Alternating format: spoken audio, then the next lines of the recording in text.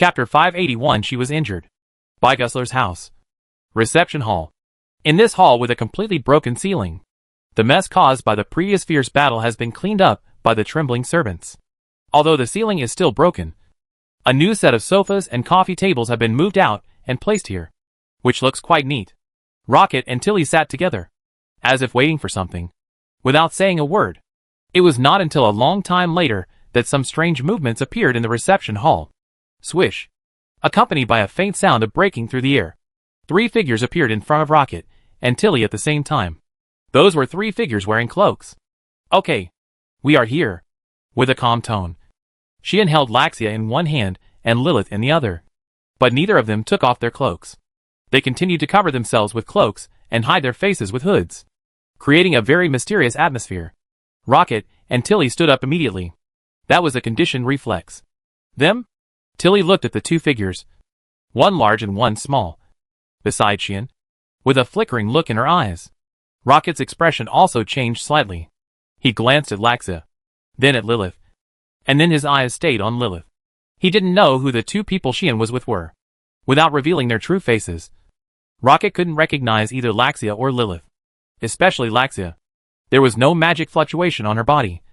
And her breath was also very strange. Which made Rocket confirm that he had never seen this person before. On the contrary, it was Lilith. Rocket pursed his lips, and could not help but bend down and bow in her direction. Father? Tilly was very surprised. Obviously, the scene of Rocket respectfully bowing to a little girl, who looked like a small girl, scared her. Such a Tilly had no idea what the little girl accompanying Xian meant to someone who had dealt with Xian before. Although Rocket had not recognized Lilith's identity, since she was the little girl brought by Xian. Then this little girl was either the terrible dragon demon or the terrifying evil god. And the sad thing is that no matter which one it was, he would never dare to offend or even be rude. Therefore, Rocket had to do this courtesy, both emotionally and rationally. Tilly was naturally surprised because she didn't know the reason behind this. But seeing that Rocket had saluted Lilith respectfully, Tilly hurriedly followed suit and then looked at Lilith with a hidden gaze, as if she wanted to see through Lilith's identity and know why she could make her father so respectful. Of course, Lilith would not care about these, whether Rocket and Tilly saluted or not. It had nothing to do with her. She just acted innocent as always. And while being led by Xian, she began to look around curiously and observe the surrounding environment. As for Laxia, she could not say anything, nor could she do anything. Like a real puppet, she followed Xian closely and moved along with Xian's actions. Xian came in front of Rocket and sat down openly. Lilith immediately threw herself into Xian's arms and was held in his arms. Laxia silently took out a tray with several hot cups of tea on it and placed them in front of Xian, Rocket and Tilly respectively, and then stood behind Xian, fully showing what a qualified maid is. This made Rocket and Tilly couldn't help but look at her. In this case, speak, while Xian handed the tea to Lilith, asked her to blow it with her mouth and drink it in small sips, and casually said to Rocket, "How did you fall to this point?" Xian's words made Rocket's face darken. Then, the strongest knight in the Empire sighed. In fact, it's very simple. Rocket said lightly, "The princess attacked us." Having said that, Rocket explained the whole process to Xian. It turned out that when Havis took Rocket to the kingdom to find helpers who could help him usurp the throne, the princess was not idle either. While Havis and Rocket were away, she spread rumors in the Empire that were very unfavorable to them. The rumor was that Havis and Rocket were suspected of treason and had already colluded with the kingdom. This was a very stupid rumor, because Harvest and Rocket already have a good status. One is a prince favored by the people, and the most ideal heir to the throne in people's hearts. And the other is the strongest knight in the Empire. He has always been the role model and idol of the imperial people. These 2 people have power and fame. And they also have enough popularity and prestige in the Empire. People will not believe that they will collude with the enemy and betray the country. Mainly, there is no reason. Right? Isn't it easy to be a prince with the first right of succession? Isn't it good to be the leader of the Imperial Knights? This is a position that can almost be called one person and 10,000 people in the Empire. The future Empire can be said to belong to these 2 people. In this case, what is the need for these 2 people to betray the country, surrender to the enemy country, and be dogs for others? Especially Harvest. As a direct descendant of the Imperial royal family, he has a long-standing grudge with the royal family of the kingdom. Both of them are descendants of brave men. What reason do they have to surrender to others? It's completely unnecessary. Right? What's the purpose? No. In addition, it is well known in the Empire that Rocket has always regarded Aridia as his rival. So people think that anyone can be a traitor. But these two people are impossible. However, those who are interested do not want to confirm the guilt of the two. As long as someone suspects Havis and someone suspects Rocket, rumors will form in the Imperial capital, affecting the reputation of Havis and Rocket, and spreading some rumors. That's enough. In this way, no matter whether the matter is true or false, someone in the Empire will definitely take action against this matter, such as investigating Havis and interrogating Rocket, and making these two people obey their orders. Then their goal will be achieved, because they can take this opportunity to gradually attack the reputation of Havis and Rocket around them and in the Imperial capital. For example, people initially believed that Havis could not be a traitor to the country. But if the nobles in the palace kept admonishing him, creating an atmosphere that he had indeed done something wrong, would the suspicious nobles around Havis, who supported him, still trust him so firmly? And would the people still believe that he was fine? Another example is Rocket. If someone came to interrogate and investigate the Bygusler family every now and then, creating a tense atmosphere that there was something wrong with this family, would others doubt it? Just like a person who is often visited by the police and invited to have tea. The neighbors will first doubt whether he has committed a crime. Havis and Rocket fell into the enemy's trap and were gradually questioned. By the time the two came to their senses, rumors about their treason were all over the Imperial capital, making the Imperial capital restless all day long. Because of this, the two of them were beaten by the enemy. One was confined and could not step out of the palace, and the other had his family taken away and detained by the Empire. It was called an investigation, but in fact it was constantly weakening the combat power around them. As you can see, except for some servants and maids who cannot fight, there are only two of us in my family, father and daughter. So the Renitra family took the opportunity to force the palace and tried to create a fait accomplice. It is said that His Highness is not in a good situation in the palace now. The nobles who originally chose to support him were either coerced and induced to surrender to the enemy, or were labeled as accomplices and detained in the name of interrogation. Rocket spoke coldly. Now, His Highness and I are both isolated and helpless, and I am not even allowed to enter the palace to see His Highness. If this continues, the two will definitely be completely nailed to the increasingly serious rumors and eventually become isolated. By then, the enemy will be able to attack them unscrupulously and make them sit on the charge of treason. This situation is really a bit uncomfortable for Rocket. I wanted to break into the palace several times and rescue His Highness, but I finally restrained my impulse. Rocket actually has such a plan. Sheen rolled his eyes. Fortunately, you didn't do that, Sheen said unhappily. Otherwise, people could say that you two are fleeing for fear of crime, and your identity as traitors will be completely confirmed.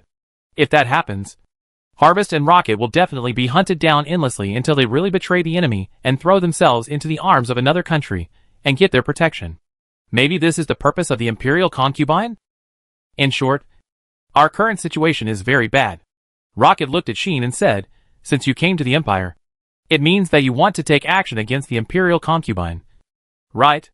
As soon as these words came out, Sheen hadn't reacted yet, and Tilly on the side changed color. So, this mysterious strongman came for the poisonous concubine? Sheen did not answer this question.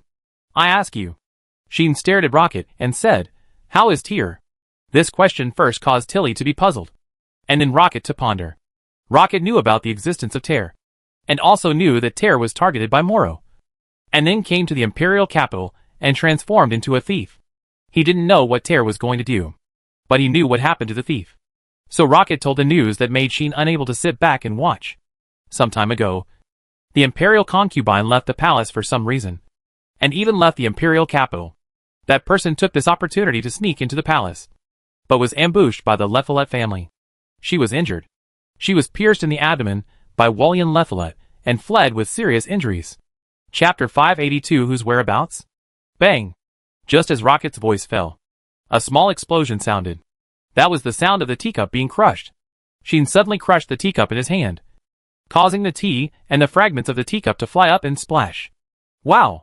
Lilith, who was sitting in Sheen's arms, immediately flicked her hand, and the evil energy in her palm surged, blowing away the tea and the fragments of the teacup. However, The terrifying pressure that suddenly emerged from Sheen's body could not be blown away, no matter what. Sheen froze there. However, the pressure that emerged from his body became more and more terrifying, causing Rocket's pupils to shrink. And Tilly was even more horrified. Such terrifying pressure came quickly, and went away quickly. In a blink of an eye, the pressure dissipated, as if it had never appeared, and everything returned to calm.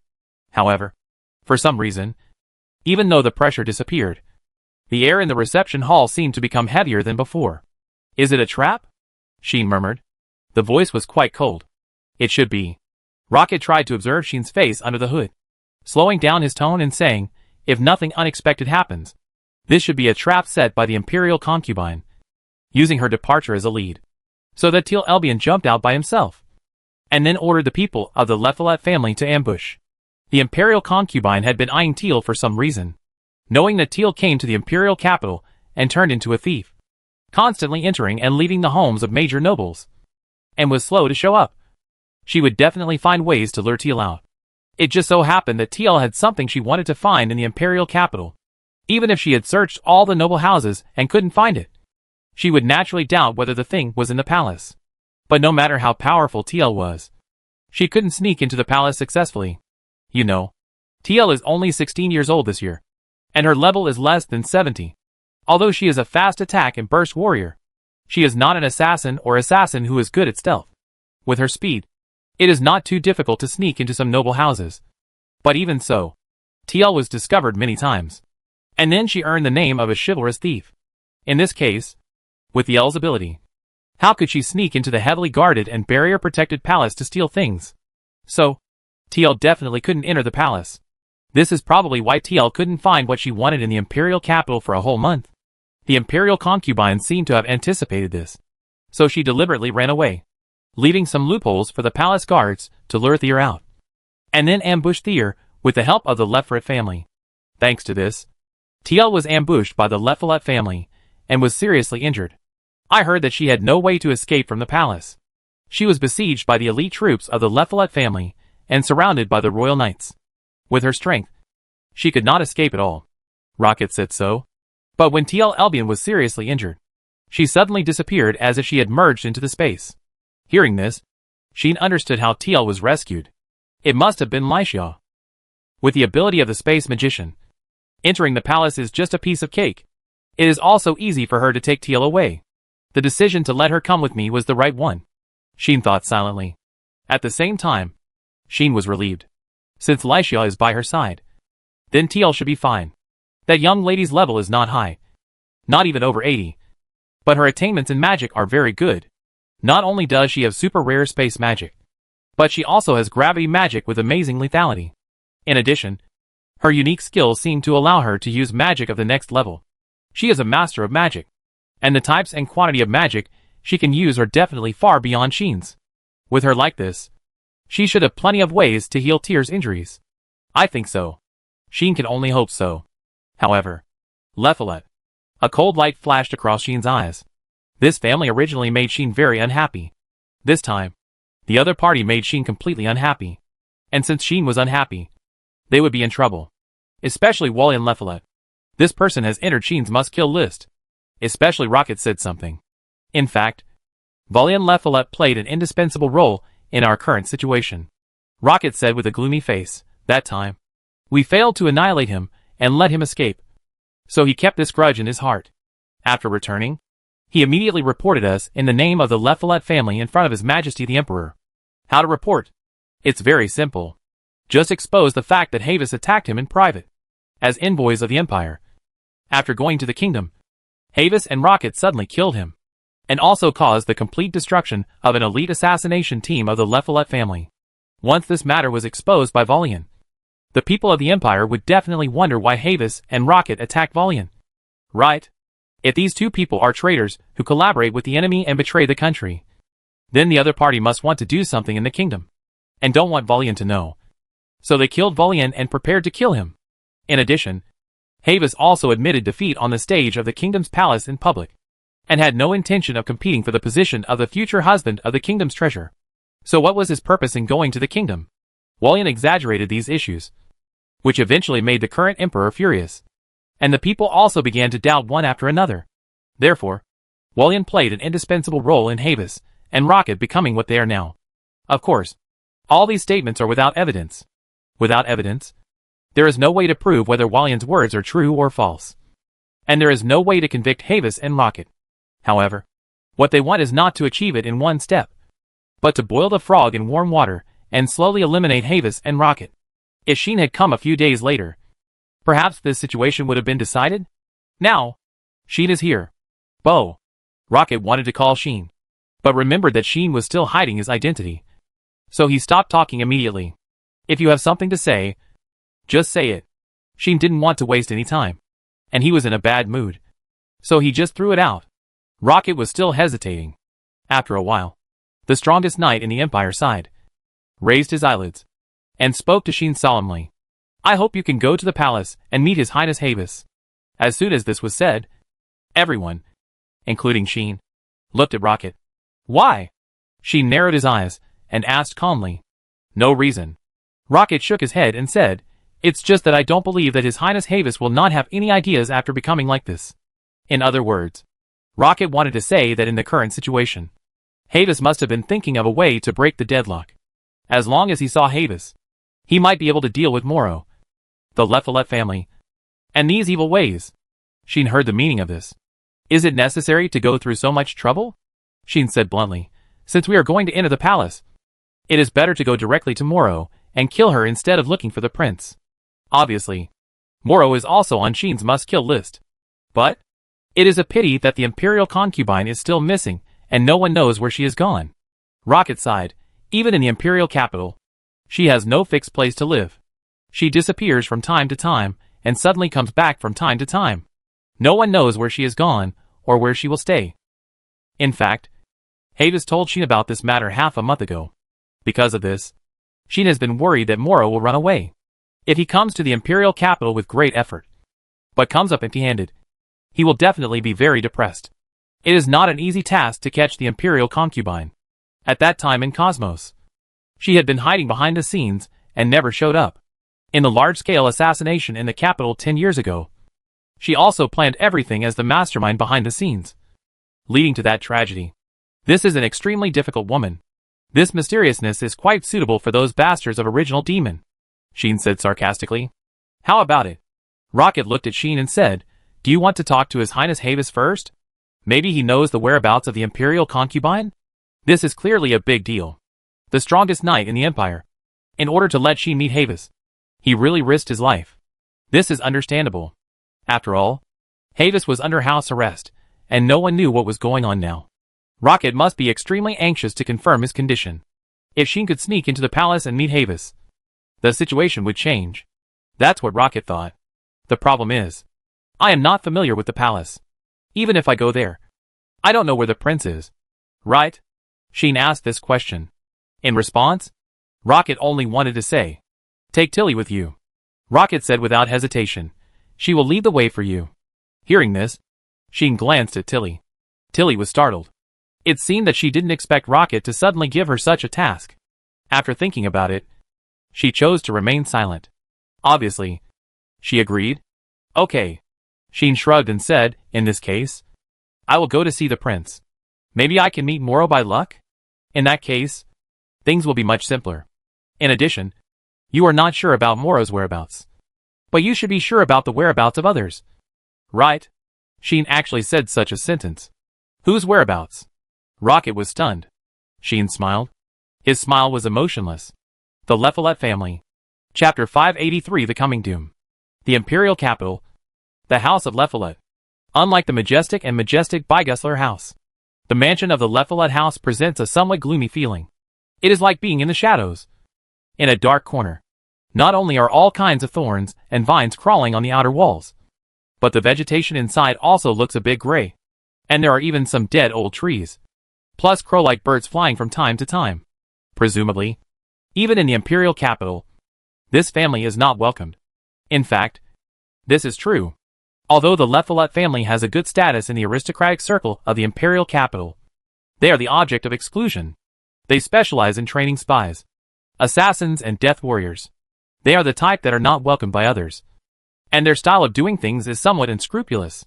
For the Marshall Empire, of course, they are the guys who are not welcome, who can't stand the light, and can only use some insidious little tricks. Such a LaFollette family.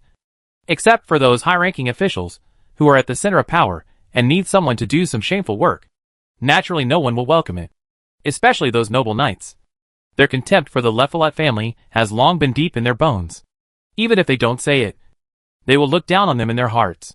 But it must be said that the LaFollette family is indeed very popular among the high-ranking officials of the empire. After all, they really need someone to do some dirty work.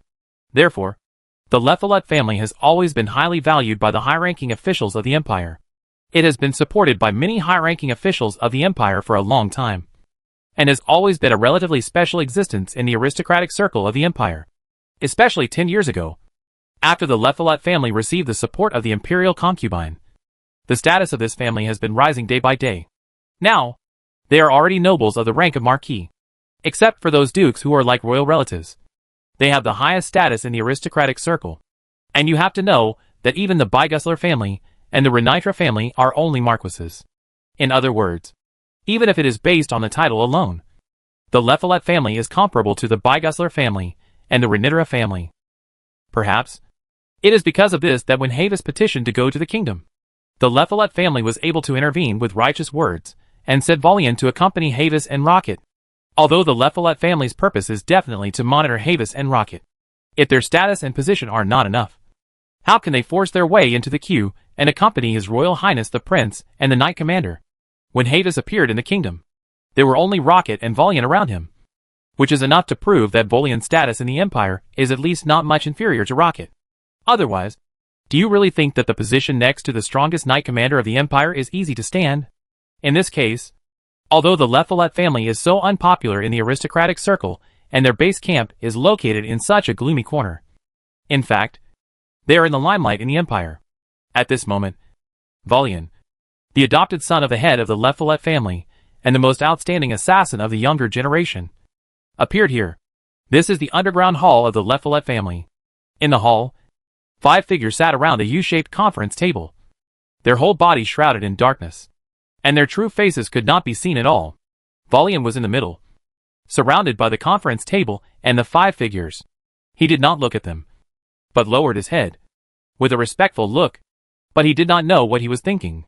His eyes flickered slightly. The next second, the 5 figures spoke one after another. Haven't you found Thierry Elbian yet? The one who spoke was the black shadow in the middle. Volian could not see his appearance, but knew his identity. I'm sorry, Father, Volian said respectfully. That woman is too cunning. We have used all the tracking methods we can, but she escaped every time. And we were even tricked by her and stepped into the trap she set, losing a lot of manpower. Hearing this, the other 4 shadows immediately became agitated. It's been so long, and we haven't caught him yet? He is just a 16-year-old kid, and his level is less than 70. Shouldn't it be easy to catch such a person? LaFollette has trained you for so many years, spending countless resources and efforts. But in the end, you can't even complete such a small task. And you have lost manpower? If the imperial concubine comes back and blames you, can you bear it?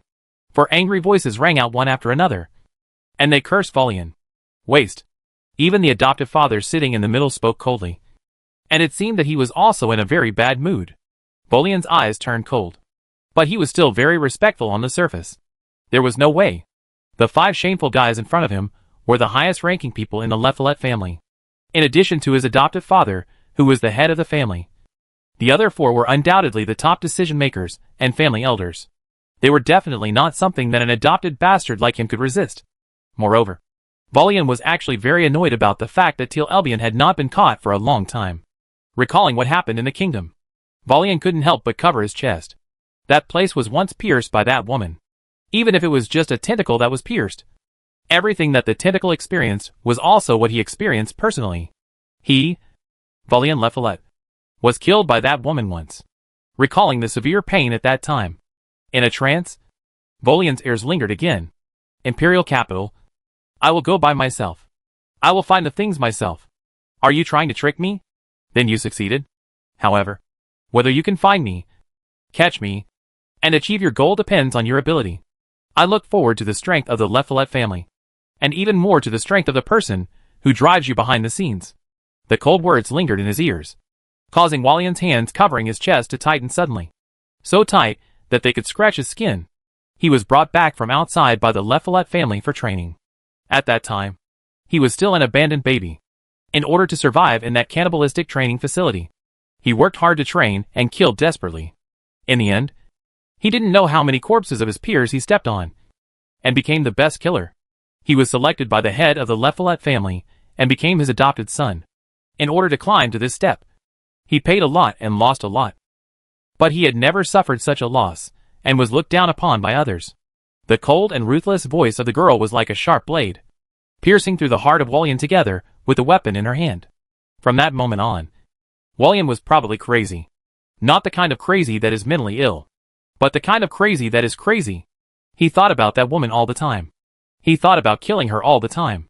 He wanted to pierce the heart of that woman like that time, and let her fall in a pool of blood and scream in despair. But at the same time, he had a fiery emotion for that woman, and he wanted to occupy her and make her his own. There is a saying in the world that love turns to hate. Wallian is different. He may have loved because of hate.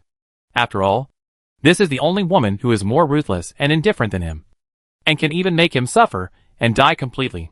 In addition, Wallian had looked down on TL before, and went to the kingdom to kill and deceive TL. But he was killed and deceived by TL. All the hatred was intertwined, and a twisted obsession was formed. He wanted revenge. He also wanted to take this woman for himself. Therefore, when the Le Follette family was preparing to ambush TL, he, as the leader, had been hiding in the darkest corner until the other party showed a flaw. And then he suddenly attacked and pierced TL's abdomen. If it was not for forcing the woman to a desperate situation and then taking her for himself, Wallian might not have pierced the abdomen, but the heart. Unfortunately, in the end, TL escaped. This put the Le Follette family, who accepted the order of the princess and had to kill TL no matter what, into a dilemma. Just like what one of the family elders said, if they can't catch her, they will have a hard time explaining themselves to the imperial concubine. This is a deception plan drawn up by the imperial concubine herself. If the Le Follette family fails to execute it properly and is blamed, their fate will definitely not be good. However, Wallian was helpless. I suspect that there is a person with very high magical attainments who is secretly supporting Teal Elbian. Wallian reported truthfully with his head down. Whether it was the time in the palace or the pursuit these days, whenever Teal Elbian was forced into a desperate situation, there were always some inexplicable things happening, such as people suddenly disappearing, or the clues that were halfway tracked suddenly disconnected. And sometimes there was an inexplicable reduction in personnel, which showed that Teal Elbian was not fighting alone. Wallian discovered this. Unfortunately, they don't care. No matter what the reason is, the mission cannot be completed, and you cannot escape the blame. The head of the Le Follette family spoke indifferently. I will give you 2 more days. Before the princess comes back, you must bring the person back to me no matter what method you use. I want to see the person alive or the body dead. If you can't finish it, you know the consequences. These words made Wallian close his eyes. Then, he responded, yes. This unknown meeting ended here. At this moment. Boom. Suddenly, a strong vibration appeared. What? This vibration is. What happened? Ah! A group of family elders exclaimed in succession. The head of the Le Follette family also stood up. Wallian also raised his head suddenly. A tremor like an earthquake suddenly appeared, causing the entire underground hall to shake. It was as if the sky was falling and the earth was collapsing. Chapter 584. Are you looking for me? Above the Le Follette house. At this moment, a figure was suspended there, as if standing against the wind. The cloak covering him fluttered in the wind. The magic power surging around him fluctuated. He looked down at the cold mansion below, ignoring the movement caused by the terrifying magic power surging from his body, and began to chant the spell. With the vast magic power, the aurora from the sky is drawn. That is the language of calling the stars. The tears of the sky, the rain of stars, the bright and numerous sky, can now shine on the earth. The chanting of the spell echoed, not covered by the wind, but like thunder, resounding throughout the sky. Accept the call. Accommodate the dispatch. Use the sword of glory to punish the world. With these spells, the night sky of the imperial capital is bright. Meteors gradually appeared, and their number increased, covering the entire night sky. Such a strange phenomenon naturally could not be unknown.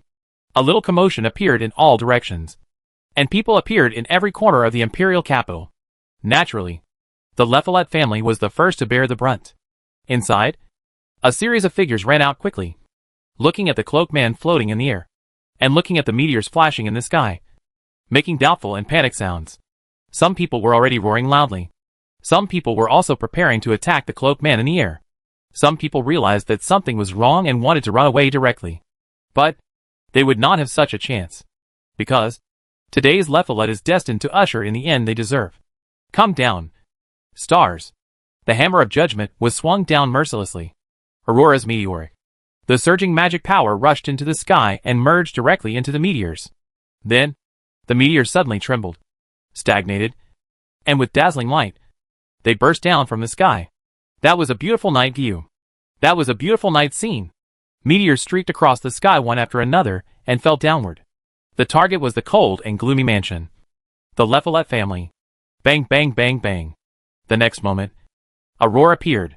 Meteors fell on the Lephalet family one after another, showing unparalleled destructive power. After all, the body of the meteor is a meteorite, although it was not a real meteorite, but a star rock formed by magic power. And in order not to harm innocent people, the user had restrained the power to the greatest extent and limited the range to the location of the Lepharet family. But those meteorites that turned into meteors still ravaged the entire Lepharet. Bang! The house was smashed. Bang! The ground was crushed. Bang! The garden was knocked down. Bang! The vegetation was blown away. The roar continued to sound from this territory, playing a melody of death.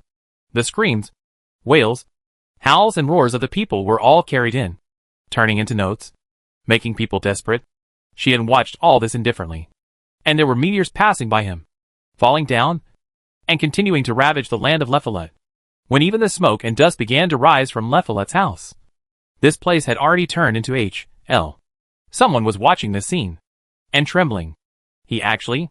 Tilly appeared on the top of a building, and witnessed all this with her own eyes. Looking at the beautiful and cruel scene, her face was pale. She still remembered that when she was about to take the mysterious strong man to the palace. The other party said in a very calm tone, as if he was going out to buy something, "Wait here for me. I will be back soon." Then, the other party disappeared in an instant, and appeared above the Lephalet family. At that time, Tilly had never thought that he would do such a thing. She didn't expect that when she thought the other party was a warrior stronger than her father, the other party would show such a terrifying magic. Tilly was shocked and terrified. But the real good show is just about to begin. Swish! Xian's figure disappeared again, and rushed into the Lephalet family. Around, meteorites were still ravaging the earth, causing bursts of roars. Some people were running away frantically. Some people cried in despair. But in the end, the meteorites that fell from the sky still hit them, turning them into nutrients underground. There was not even a complete corpse. Only pools of blood blooming on the ground, which looked extremely dazzling. Xian strolled in it. That figure was actually a bit evil. Someone noticed him like this.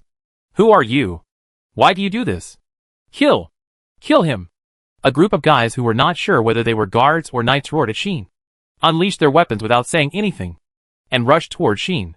In response, Xian still walked forward slowly like a stroll, but stretched out one hand and pulled out the holy sword at his waist. Oh oh oh! A knight rushed to Xian first, roaring and slashing at Xian's head mercilessly. Xian's footsteps did not stop. Only the holy sword in his hand was raised, and instantly turned into a sword light. Clang! A broken blade flew into the air amid the sound of metal clashing. Puff! The knight and his weapon were cut in half by the sword light that cut through the air, and blood splattered on the spot. Go to H.L. Another knight roared and rushed over. However, this time, he didn't even have time to make a swing, and a fatal flash suddenly appeared in front of him. Puff! The knight didn't even have time to react, and his head was chopped off with a tearing sound and flew into the air. As for his body, it naturally twitched and fell down in the gushing blood. Xian was just like this, walking silently in the H.L. of falling meteors. His steps were not fast. His body was not chaotic, and every flash of the holy sword in his hand could take away a living life, making the guards and knights who rushed over fall on his road one by one, paving a bloody road. If someone saw the scene, they would definitely think that this was the death harvesting souls and lives. Devil. He is a devil. Run! Help! Finally, People collapsed.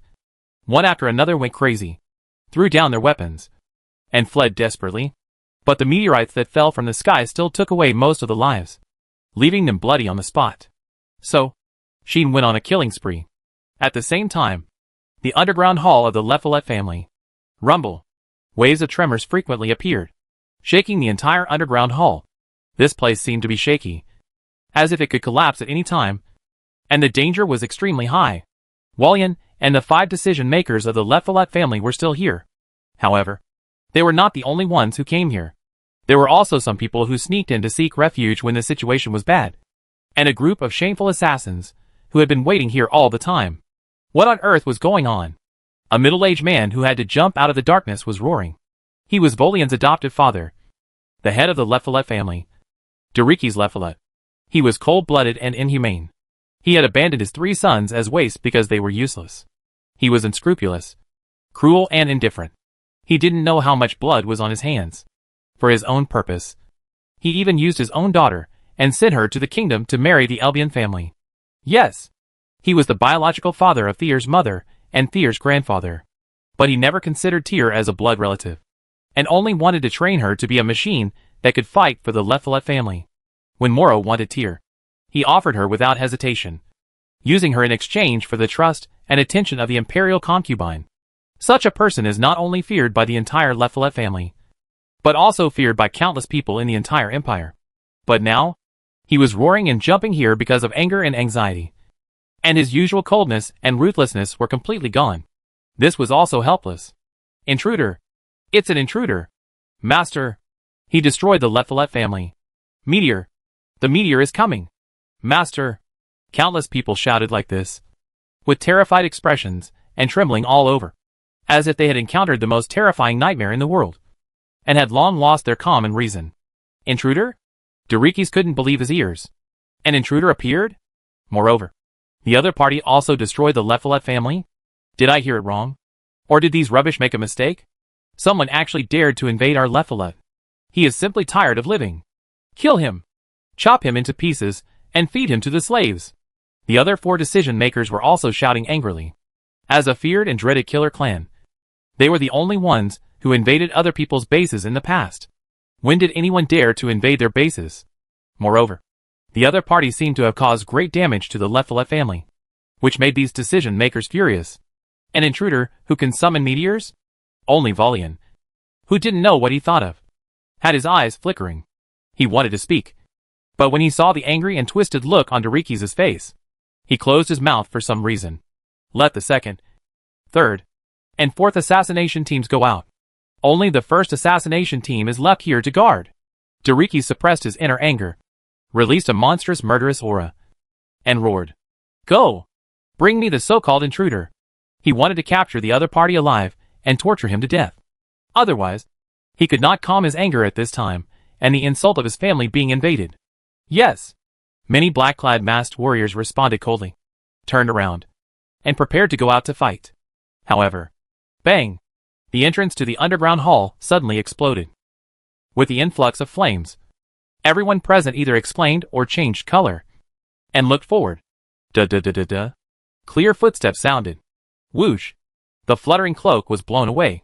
Xian's figure slowly appeared at the entrance. "Are you looking for me?" The half-smiley voice reached everyone's ears. It made people angry. Chapter 585. That would be too easy for you. Boom! At this moment, in the underground hall of the Lephelet family, countless warriors and knights could not help but release their magic power, mixed with their own murderous aura, and suppress Sheen together. There are about a dozen knights here. Not many. Probably all of them are outside, buried under the meteor shower. After all, they are all knights, and it is unlikely that they will appear in such a basement that cannot see the light. But here, there are many warriors trained by the Lephelet family. They are all people who have passed the Lish Devil training of the Lephelet family. Each of them is the elite among the elites, the masters among the masters, not to mention the existence of level 70. Even there are a few of level 80. Their number added up is not small. All added up, it is estimated that it can be equivalent to 1/3 of the kingdom's guard knights. Such a group of people all released their own magic power and exuded amazing murderous aura. It is conceivable that if they suppressed one person together, It would cause a terrifying oppression. However, facing such oppression, Sheen did not retreat a step, but took a step forward with a sneer. Boom! The raging magic power suddenly surged out of Sheen's body, carrying an unmatched power of heaven, covering the whole scene. The amazing oppression released by the dead soldiers of the Leffelet family collided with the oncoming power. Puff! Puff!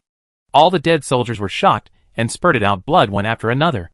The terrifying magic power released by Sheen crushed the magic power released by all the dead soldiers of the Leffelet family, like a big explosion, bursting and blasting away those dead soldiers. One by one, the dead soldiers fell to the ground as if they were knocked away, groaning. What? Impossible. The decision makers and the people related to the Leffelet family were all speechless in disbelief when they saw the scene. Delikis' face also changed, and his expression became extremely ugly. On the other hand, Sheen walked slowly into the underground hall, as if nothing had happened. I didn't expect that there was such an underground space here. Sheen sat at a corner of the U-shaped table, looking around as if he was visiting, ignoring everyone around him, muttering to himself. No wonder there are still so many people here after the Aurora meteor shower washed the floor. If I had known earlier, I would have increased the power and smashed the entire Leffelet family's floor. Saying that, Sheen shook his head again. However, it doesn't seem good to let you get rid of it like this. Sheen turned his head, looked at Delikis, and said with a smile, after all, that would be too easy for you, wouldn't it? As soon as these words came out, Delikis' face became even uglier. Who are you?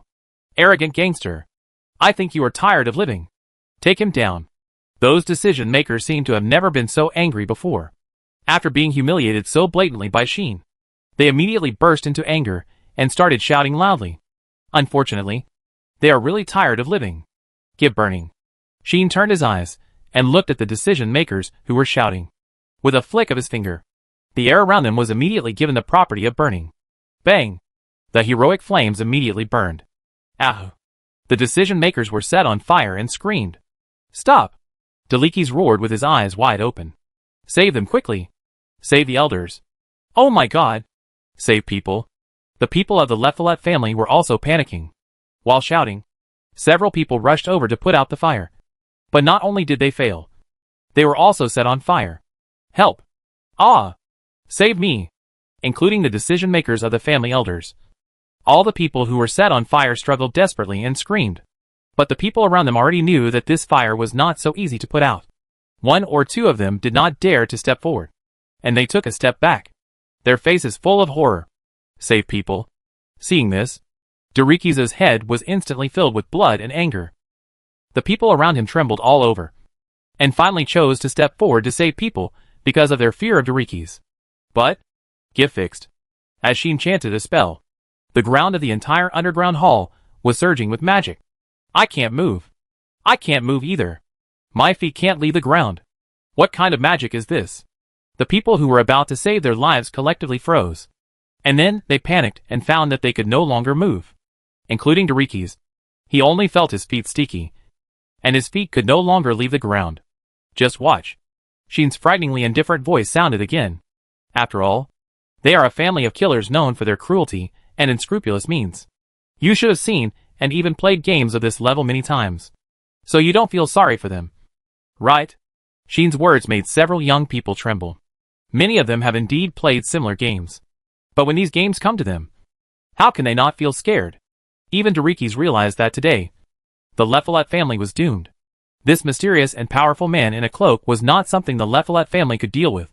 Those shameless family elders were role models. Help! Save me! Do you all want to die? You dare to watch us die without saving us. You deserve to die. You deserve to die. A group of decision makers who used to turn their hands to make clouds and rain and play with the lives of others at will just let out a painful howl, shaking the hearts of everyone present. Not long after, their voices began to weaken and finally disappeared. Several decision makers and the unlucky Leffelet family members who came forward to put out the fire turned into charred corpses. The smell of burning kept rising from their bodies, drilling into the noses of everyone present, making them look pale. Delikis witnessed all this with his own eyes. His chest kept rising and falling. Anger, humiliation, and a slight sense of uneasiness lingered in his heart, making him no longer cold in the past. Who are you? Dorikis could only suppress all the emotions in his heart and stared at Sheen. Sheen raised his head slightly, making the hood on his head shake. But he did not take off the hood. That's not important. Sheen seemed to laugh at Dorikis and said, "The important thing is that your Lephilet family has done too many unpleasant things. Don't you think it's time to get some retribution?" Hearing this, Dorikis was silent for a while. Then, the head of the Lephilet family actually sneered. "Do you want to say that you are here to enforce justice?" Obviously, Dorikis didn't believe it at all. They did a lot of things that hurt the world. Especially Dorikis, the head of the family, did the most things that were despised by others. But, because of this, he had to work hard to climb up and achieve his goals by any means, so that the Lephilet family would become the best. Only in this way can they be strong enough. Only in this way can they avoid being retaliated and destroyed by others. As for enforcing justice for the heaven, forget it. Do you think you are a brave man? And you can save the world without hesitation when you see it in crisis? Dorikis satirized all this. Little did he know that a brave man did appear in front of him. But this brave man was not here to enforce justice for the heaven. "Well, I don't seem to be so kind. Because you did some things that hurt the world and came to enforce justice for the heaven." She narrowed his eyes and smiled. The smile was very indifferent. The next second, swish, Sheen suddenly appeared in front of the Likes, stretched out his hand, and put his arm around his neck. Dorikis' pupil shrank suddenly, and his heart was even more shocked.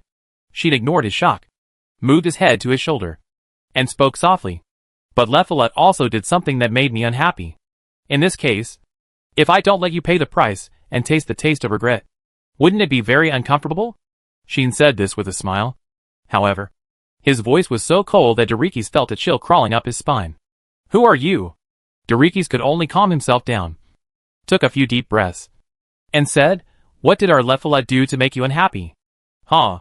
While Sheen continued to laugh, his hand around Dorikis' neck began to tighten, as if he wanted to strangle Dorikis' throat, while he was suffocating. He said, "What do you want to do after knowing it? We can talk." Dorikis resisted the feeling of suffocation and said with difficulty, "As long as you retreat today, we will definitely pay you a satisfactory reward." "Yes." Dorikis was ready to settle the matter. There was no way. This person was too powerful and too strong. Not only did he destroy the entire Lephilet family, but he even used magic to injure the assassination troops that the Lephilet family had cultivated with countless resources in a head-on confrontation. He also used terrible magic to control the whole scene. Although his voice was very young, Dorikis was sure that this was definitely a top legendary strongman. Looking at his strong magic power and high magic attainments, he should be a very terrible magician. Right? The Lephilet family could not afford to offend such a magician, even though the losses were heavy and several family elders were killed. In order not to be completely wiped out, Dorikis could only choose to settle the matter. At least, get through this level first.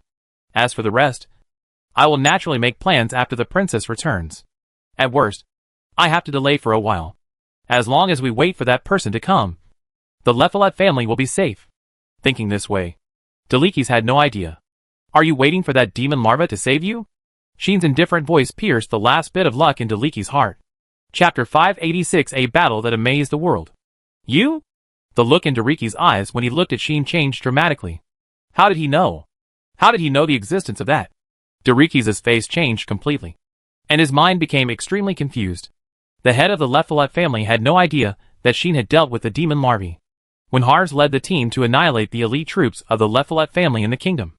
Valian summoned the demon larvae to help him escape. From that time on, Sheen knew that there were demon larvae in the Lephilet family. It is very likely that it was given to the Lephilet family by the imperial concubine Moro, who has a close relationship with the old demon clan. So, Sheen just smiled at Dorikis. If that is the last reliance of Lephilet, then unfortunately, you probably have to lose this last hope. As Sheen said this, the ground in the underground hall suddenly shook violently. Sheen's outer awareness successfully captured the familiar magic. That evil, chaotic and oppressive magic. Bang! The ground suddenly exploded, raising countless rubble. Gah! In the smoke and dust that spread all over the sky, the monster's roar resounded, turning into a sound wave, blowing away everything in the underground hall. A huge figure just drilled out from the ground, appeared in front of everyone, and came to this underground hall. Dragon wings, centipede body, half-human body. It was the demon larva. Holy beast! The holy beast given to us by the imperial concubine has appeared. Great! We are saved. When the people of the Lephilet family, who were originally terrified, saw this scene, their eyes lit up one after another, and they shouted in surprise, as if what appeared before them was not a hideous monster, but a divine creature that could save them. Some people even had fanaticism and worship in their eyes.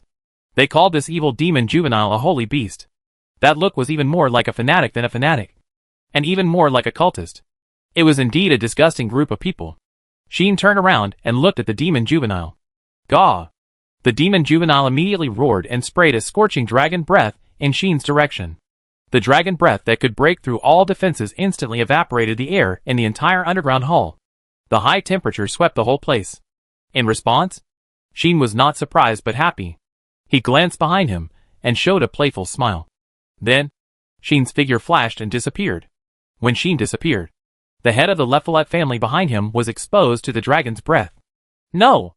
Looking at the scorching dragon's breath coming towards him, Dorikis opened his eyes wide and screamed in horror. The next second, Dorikis was ruthlessly enveloped by the dragon's breath. Without even having time to scream, the arrogant head of the Lephilet family was instantly evaporated by the scorching dragon's breath. Boom! The roar sounded. The dragon's breath of the demon larva smashed the entire underground hall, causing the underground hall to collapse and collapse while being covered in flames with a bang. Sheen appeared in the air, and then moved instantly without stopping, disappearing in the collapsed underground hall. Gaw! The young demon howled immediately, not caring that his dragon breath had killed the head of the Lephilet family. With a swing of his centipede tail, his huge body suddenly rose up, smashed the ceiling of the underground hall, and drilled in. Only a group of Lephilet family members and dead soldiers were left, shouting in fear and despair in the collapsed underground hall. No! Save us! Great holy beast! Don't abandon us! No! No! Amid such desperate wails, the underground hall collapsed completely. Countless people were buried here and could never see the sky outside again. At this time, the meteors falling towards the Lephilet family had stopped. However, the Lephilet family was also completely razed to the ground and turned into ruins. And the people of the Lephilet family had been annihilated without any suspense. Such a terrible thing and such a shocking movement naturally attracted the attention of many people. And many figures began to gather here. Some of them were private troops of various noble families, who were sent to investigate the situation. And some were knights of the empire. After discovering the movement, they hurried over to investigate. And they all saw the Lephilet family razed to the ground and completely destroyed. This shocked and panicked them. Tilly was also among them, looking at the Lephilet family turned into ruins. And her face still had lingering fear. After all, unlike others, she witnessed the whole process of the destruction of the Lephilet family with her own eyes, and even knew who was the culprit of all this. However, including Tilly, everyone present had no spare energy to think about other unnecessary things, because the abnormality that happened here has not yet been declared over. Swish! Under the eyes of the crowd, a cloaked figure suddenly appeared in the air, standing against the wind. Bang! Before anyone who saw this could react, the ground of the ruined Lephilet house suddenly exploded, allowing a huge figure to emerge from it. Gaw! The roar of the monster finally resounded throughout the imperial capital, echoing in everyone's ears. What is that? Everyone who saw this scene was shocked. Under such circumstances, a fierce battle that was enough to shock everyone present suddenly unfolded. Boom! The scorching dragon breath was like erupting magma, sweeping towards the mysterious man suspended in the air. Facing this scorching dragon breath that instantly raised the temperature of the entire world, the mysterious strong man in the cloak did not dodge, but only pulled out an ordinary sword. Buzz! Amid the trembling sound of the air, a dazzling light shone from the sword. That light made everyone who saw the scene lose their minds. The mysterious strongman held such a golden sword and suddenly slashed at the incoming scorching dragon breath. Puff! Like cutting off a torrent and splitting a sea of fire, the mysterious strongman cut the incoming dragon breath in two, turning them into two burning streams, flowing through both sides of his body. The cloak was blown up and down by the burning stream. The atmosphere was turbulent due to the high temperature. The mysterious strongman in the cloak just split the dragon breath with a sword, and then suddenly swooped down, turning into a stream of light, rushing towards the half-human, half-centipede monster. Gaw! The monster roared like crazy and kept spewing dragon breath at the mysterious strongman. The dragon's breath that could break through all defenses and was unstoppable was constantly cut off by the mysterious strongman who swooped down, exploding into dazzling fireworks. The monster seemed to be aware of the danger, and that its dragon breath had no effect on the mysterious strongman. It shook its head, and its centipede-like lower body turned into a huge black-tail whip, which fiercely slammed into the mysterious strongman in the air. That blow shook the atmosphere and set off a violent wind, with a terrifying momentum. Unfortunately, a dazzling sword light appeared in the air like cold moonlight, facing the violent tail whip. Puff! With a sound like a tearing cloth, the centipede-like giant tail was cut in half by the dazzling sword light, and fell to the ground with spilled blood. Gaw! The half-human, half-centipede monster wailed in pain. But its vitality was also extremely tenacious. Not only did it not fall down, but like a mirage, its entire giant body swayed and became illusory. The next second, the centipede-like tail was reattached to the monster's body, restoring it to its original state. The monster seemed to be immortal. Even with such serious injuries, it could recover instantly, making all the unfavorable conditions disappear. If such a monster really wreaked havoc in the Imperial capital, I'm afraid that even the Imperial Knights might not be able to do anything about it. Right? It is undoubtedly a legendary level, with a level of at least 95. With the dragon breath that can break through all defenses, and the immortal body that can switch between reality and illusion. As long as there is no way to target these two abilities, then no matter what opponent it faces, it will sooner or later be able to destroy the opponent. At the beginning, near the royal capital, facing the same monster, two brave warriors holding holy swords also experienced a hard battle. But today, this monster is no longer a threat to the mysterious strongman. Clang! The extremely dazzling and bright light once again bloomed from the seemingly ordinary sword. That light was undoubtedly much more dazzling than the previous time. The mysterious strongman was like a holy spirit descending from the sky, holding the magic sword, and rushed in front of the half-human, half-centipede monster. Choke! The sword light, like a crescent moon, appeared on the earth. Puff! The ultimate slash fell on the half-human, half-centipede monster, cutting it in half. The piercing roar stopped abruptly. The half-human, half-centipede monster just stayed there, never moving again. Everyone present held their breath, their faces constantly changing. Not long after, a white line appeared on the monster's body. The white line completely divided it into two halves, starting from the top of the monster's head and extending to the bottom of its tail. Then, along this white line, the monster was split into two halves, one on the left and one on the right. Falling down, bang, the heavy sound of hitting the ground spread, echoing to the night sky, and also into the hearts of everyone present. Smoke and dust rose from the fallen monster. The mysterious warrior leaped back into the air, and the golden sword in his hand began to dim until the light completely disappeared. Swish! The next moment, the mysterious warrior in the cloak disappeared without a warning. Only a group of people in the Empire were left, looking at the fallen monster corpse, recalling the amazing battle just now, and lost their minds for a long time. Chapter 587, Is It Your Business? The old site of the Lephalet family. It didn't take long for this place to be surrounded by a large number of people. The heavy knights of the Imperial Knights had all arrived here and completely blocked it off. The knights searched inside, trying to find out why this place had become like this. The unrelated people were stopped outside and were not allowed to enter. But there were still people rushing over, looking at the raised Lephalet family. They looked at each other in bewilderment and were terrified, causing all kinds of whispers to appear. No one knew what happened here. No one knew who caused all this. People only came to one conclusion. Lephalet was finished. That's what happened. This arrogant killer family disappeared today. The Imperial Knights found many incomplete bodies from the raised house of Lephalet, and also dug out many dead bodies buried alive from the ground. After verification, they were confirmed to be from the Lephalet family, especially the charred bodies, whose appearances could not be seen clearly. After magic examination, some of them were confirmed to be the elders of the Lephalet family. However, Dorikes, the head of the family, disappeared completely. Some people think that he has been killed. Some people think that he escaped by luck. But in any case, Lephalet has disappeared in the Imperial capital, which is an indisputable fact. Perhaps, there are still some fish that have slipped through the net in the Lephalet family. After all, not all the people in the Lephalet family happen to be at home tonight. But the Lephalet family has been exterminated, and the remaining fish that have slipped through the net, I am afraid they can't make any big waves. Right? Therefore, Lephalet is finished. This is the fact. After understanding this, people's performances are different. Some people are noisy and can't believe it. Some people are gloating and sneering. Some people are surprised. Some are suspicious. And some are palpitating. In any case, the Lephalet family is a marquee family. A noble family with a very high status in the empire. And now it has been destroyed overnight. Which is really too sad and terrifying. People are speculating who has done such a terrible thing, and who has the Lephalet family offended. Who is the mysterious strong man in the cloak?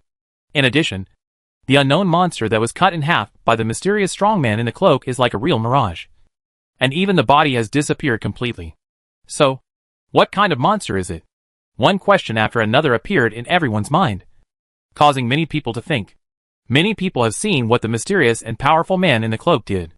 He can call for meteor showers, and wash the ground with meteorites. He can cut off demons with a sword and defeat unknown monsters. With his own strength, he seems to have wiped out the entire Lephalet family. Such a powerful man is now active in the imperial capital. It is conceivable what kind of discussion and commotion it will cause.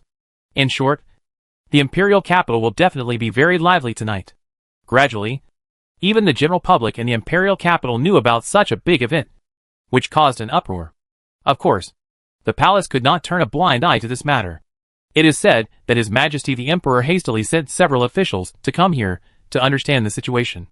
It can be imagined that in the next period of time, the rumors in the imperial capital will definitely change. At this time, Sheen, the instigator, appeared in an unknown alley. Here, Tilly was quietly waiting for Sheen to come back. Okay, let's go. As if he had done something insignificant. Sheen said this in a calm tone. This made Tilly feel very complicated. Looking at the culprit who destroyed the entire Lephalet family, Tilly couldn't help it in the end. You are too reckless. Tilly said in a deep voice, if you destroy the Lephalet family like this, it will definitely cause a lot of trouble in the future. Isn't it? Originally, because of a strange thief, the imperial capital was already a little nervous. If Sheen destroyed such a large noble family overnight, it can be imagined how lively and chaotic the imperial capital will become starting tomorrow. The palace knew that the Lephalet family had been destroyed by a mysterious strongman, so they would definitely make various responses. They would either send a large number of people to search and find the culprit of all this, or strengthen vigilance and prevention and launch comprehensive defense measures in the imperial capital. Under such circumstances, it would be very difficult for Sheen to hide in the imperial capital, or even to act in the imperial capital. If something goes wrong, not only will Sheen be unlucky, but it may also cause trouble to the Bygusler family. What? Sheen glanced at Tilly and said lightly, are you worried that the head of the Renitera family will report you? No wonder Sheen said that. You know, today, Sheen appeared in the Bygusler family as a mysterious strongman in a cloak and repelled Soliro. In this way, once the incident with the Lephalet family came out, Soliro would definitely think that the person who attacked the Lephalet family was the mysterious strongman who appeared in the Bygusler family today. And the Renitera family is the Imperial Concubines faction, and they are on the same front as the Lephalet family. Then, how could Soliro not report this matter? The people of the Imperial Concubines faction will definitely take this opportunity to make trouble. Right? Tilly said with a sad face, especially Soliro Renitla. He will definitely want to take this opportunity to accuse the Bygusler family. Take the opportunity to throw dirty water, and force us into a desperate situation. Not to mention, this time, it is not considered throwing dirty water. Sheen did appear in the Bygusler family, and he did have contact with the Bygusler family. He also did take action against the Lephalet family. These are all real charges. It is conceivable how difficult it will be for the Bygusler family next. Tilly was a little resentful about this. Obviously, she was blaming Sheen for taking action against the Lephalet family. But, Sheen wanted to say to her, what I want to do. Is it your business? Sheen's impolite remarks made Tilly's face sank. As the daughter of the Bygusler family, and a leader among the younger generation of the imperial capital, a heroine pursued by countless people, how could she have been criticized like this by others? You harmed us. Can I say a few words? Tilly hit back at Sheen directly, even though she knew that the person in front of her was a stronger person than her father. She did not show weakness. Of course, Sheen sneered at this attitude. I say, young lady, you must have lived a good life in the first half of your life. And you were praised very highly by others. You didn't suffer much at all. Right? Sheen said this with a smile. What do you mean by this? Tilly heard a little contempt in Sheen's tone, and her heart immediately rose with anger. It's a pity. It means literally. Sheen curled his lips and said, if it weren't so, how could you be so naive? Then, Sheen threw the female knight away and walked forward on his own. Wait! Tilly immediately reached out and grabbed Sheen's arm, saying loudly, explain it to me. How am I naive? Sheen immediately turned his head and looked at Tilly. That look made Tilly's heart tighten, and the hand holding Sheen's arm began to relax. Sheen spoke at this time. Aren't you naive? Sheen said calmly, since you are not naive, please tell me, if it weren't for me, could your Bygusler family survive today? This sentence made Tilly speechless. But Sheen's words were not over yet. Do you think that without the Leffelet family, your Bygusler family would not be targeted by the palace, and would not be targeted by the people of the Imperial Concubines faction? Sheen sneered. Whether I destroyed the Leffelet family or not, the situation that the Bygusler family had to face would not change at all. As a result, you actually said that I harmed you. This is really the funniest joke I have ever heard. As he said this, Sheen broke free of Tilly's hand that was holding his arm. Do you think your great father doesn't know that I'm going to deal with the Leffelet family? When I asked him where the Leffelet family was, he knew that I would take action against them. But he didn't say a word. Do you know why? Because he knew very well that no matter whether I dealt with the Leffelet family or not, the dilemma that the Bygusler family had to face would remain the same. Instead of this, it would be better for me to take action and eliminate the Leffelet family. That would also weaken the Imperial Concubines faction. The Bygusler family might face a lot of difficulties, but the enemies would be reduced. In addition, whether it is your Bygusler family or the Prince Havis, you may have to rely on me to get out of the predicament and fight for a glimmer of hope. Knowing this clearly, your great father dared not say anything about what I was going to do. At least, he dared not question me and accuse me in front of me like you did, because he couldn't afford to offend me. Do you understand? Naive young lady. Every word from Sheen left Tilly speechless. It was not until then that she remembered what Rocket said to her. You can't afford to offend him. Nor can I. And even the entire human race can't afford to offend him. This sentence reverberated in Tilly's mind. Tilly was completely speechless. She naturally wouldn't care about this stubborn young lady. Originally, whether he wanted to deal with the Leffelet family had nothing to do with Bygusler. Just as he said, if it weren't for him, the Bygusler family couldn't even get past Soliro. And they wanted to restrict his actions in turn? Go home and eat yourself. Gone. Seeing Tilly speechless, Sheen also spoke in boredom. Take me to the palace. After saying that, Sheen turned and left. Tilly gritted her teeth, and finally sighed and followed. Whether she was convinced in her heart, only she knew. Chapter 588. Another way to use teleportation? Imperial capital. The palace. Unlike the palace located on the island in the middle of the lake, the Imperial Palace is located directly in the center of the city. Although it is surrounded by luxurious buildings where nobles live, the palace is still surrounded by a vast square. Like a pyramid, it stands alone on it, and looks like a towering mountain. As for the appearance, the Imperial Palace is different from the Royal Palace in the Royal Capital. The Royal Palace in the Royal Capital is a traditional chalk castle, full of medieval Western European style, which makes people feel that they have come to a fantasy adventure world. On the other hand, the Imperial Palace in the Imperial Capital is a bit similar to the Imperial City in Sheen's cognition. It is magnificent, and the outer wall also has a strong sense of heaviness, which makes people feel its historical weight. That being said, there is only one entrance to the palace. That is the entrance to the main gate, an extremely spacious tunnel corridor. If you want to enter the palace, you can only go through this tunnel corridor. There is no other way. This aspect is different from the palace in the capital. Although the palace in the capital also has only one main gate, there is also a square inside for people riding flying monsters to land. Sheen rode Yulin directly into the palace from the air more than once and landed in the monster square. The palace did not take this into consideration, except for the tunnel corridor in front. All directions were protected by the highest level of barrier, unless riding a dragon from mid-air to attack head-on and use dragon breath to destroy the barrier before entering. Otherwise, the barrier will definitely stop all visitors from high altitude, so that they can only enter through the main gate honestly. Thanks to this, the main gate of the palace is often the busiest place in this square. From time to time, there are carriages and knights coming in and out in groups. The gatekeepers are a large group of the Imperial Knights. A total of 10,000 heavily equipped knights in heavy armor and war horses. No strangers or suspicious people can enter. To be honest, when he saw the situation here, Sheen still doubted how the girl TL had sneaked into the palace before. It was undoubtedly that the enemy deliberately exposed the flaws and let her in. Sheen was finally sure. There was no way. The palace was really heavily guarded. Not only were there 10,000 heavily equipped knights of the Imperial Knights taking turns to serve as gatekeepers, but the tunnel corridors at the entrance seemed to be not simple. It seemed that magic props with various effects were set up to detect disguises, stealth, magical obstacles, and various magic powers, making it impossible for people to hide. If the palace of the capital of the Mitrok Kingdom relies on the constant protection of the Knights of the Guard, then the palace of the capital of the Ragnar Empire eliminates all evil intentions from the source. If you want to enter the palace to do something shameful, you must pass the heavy inspection.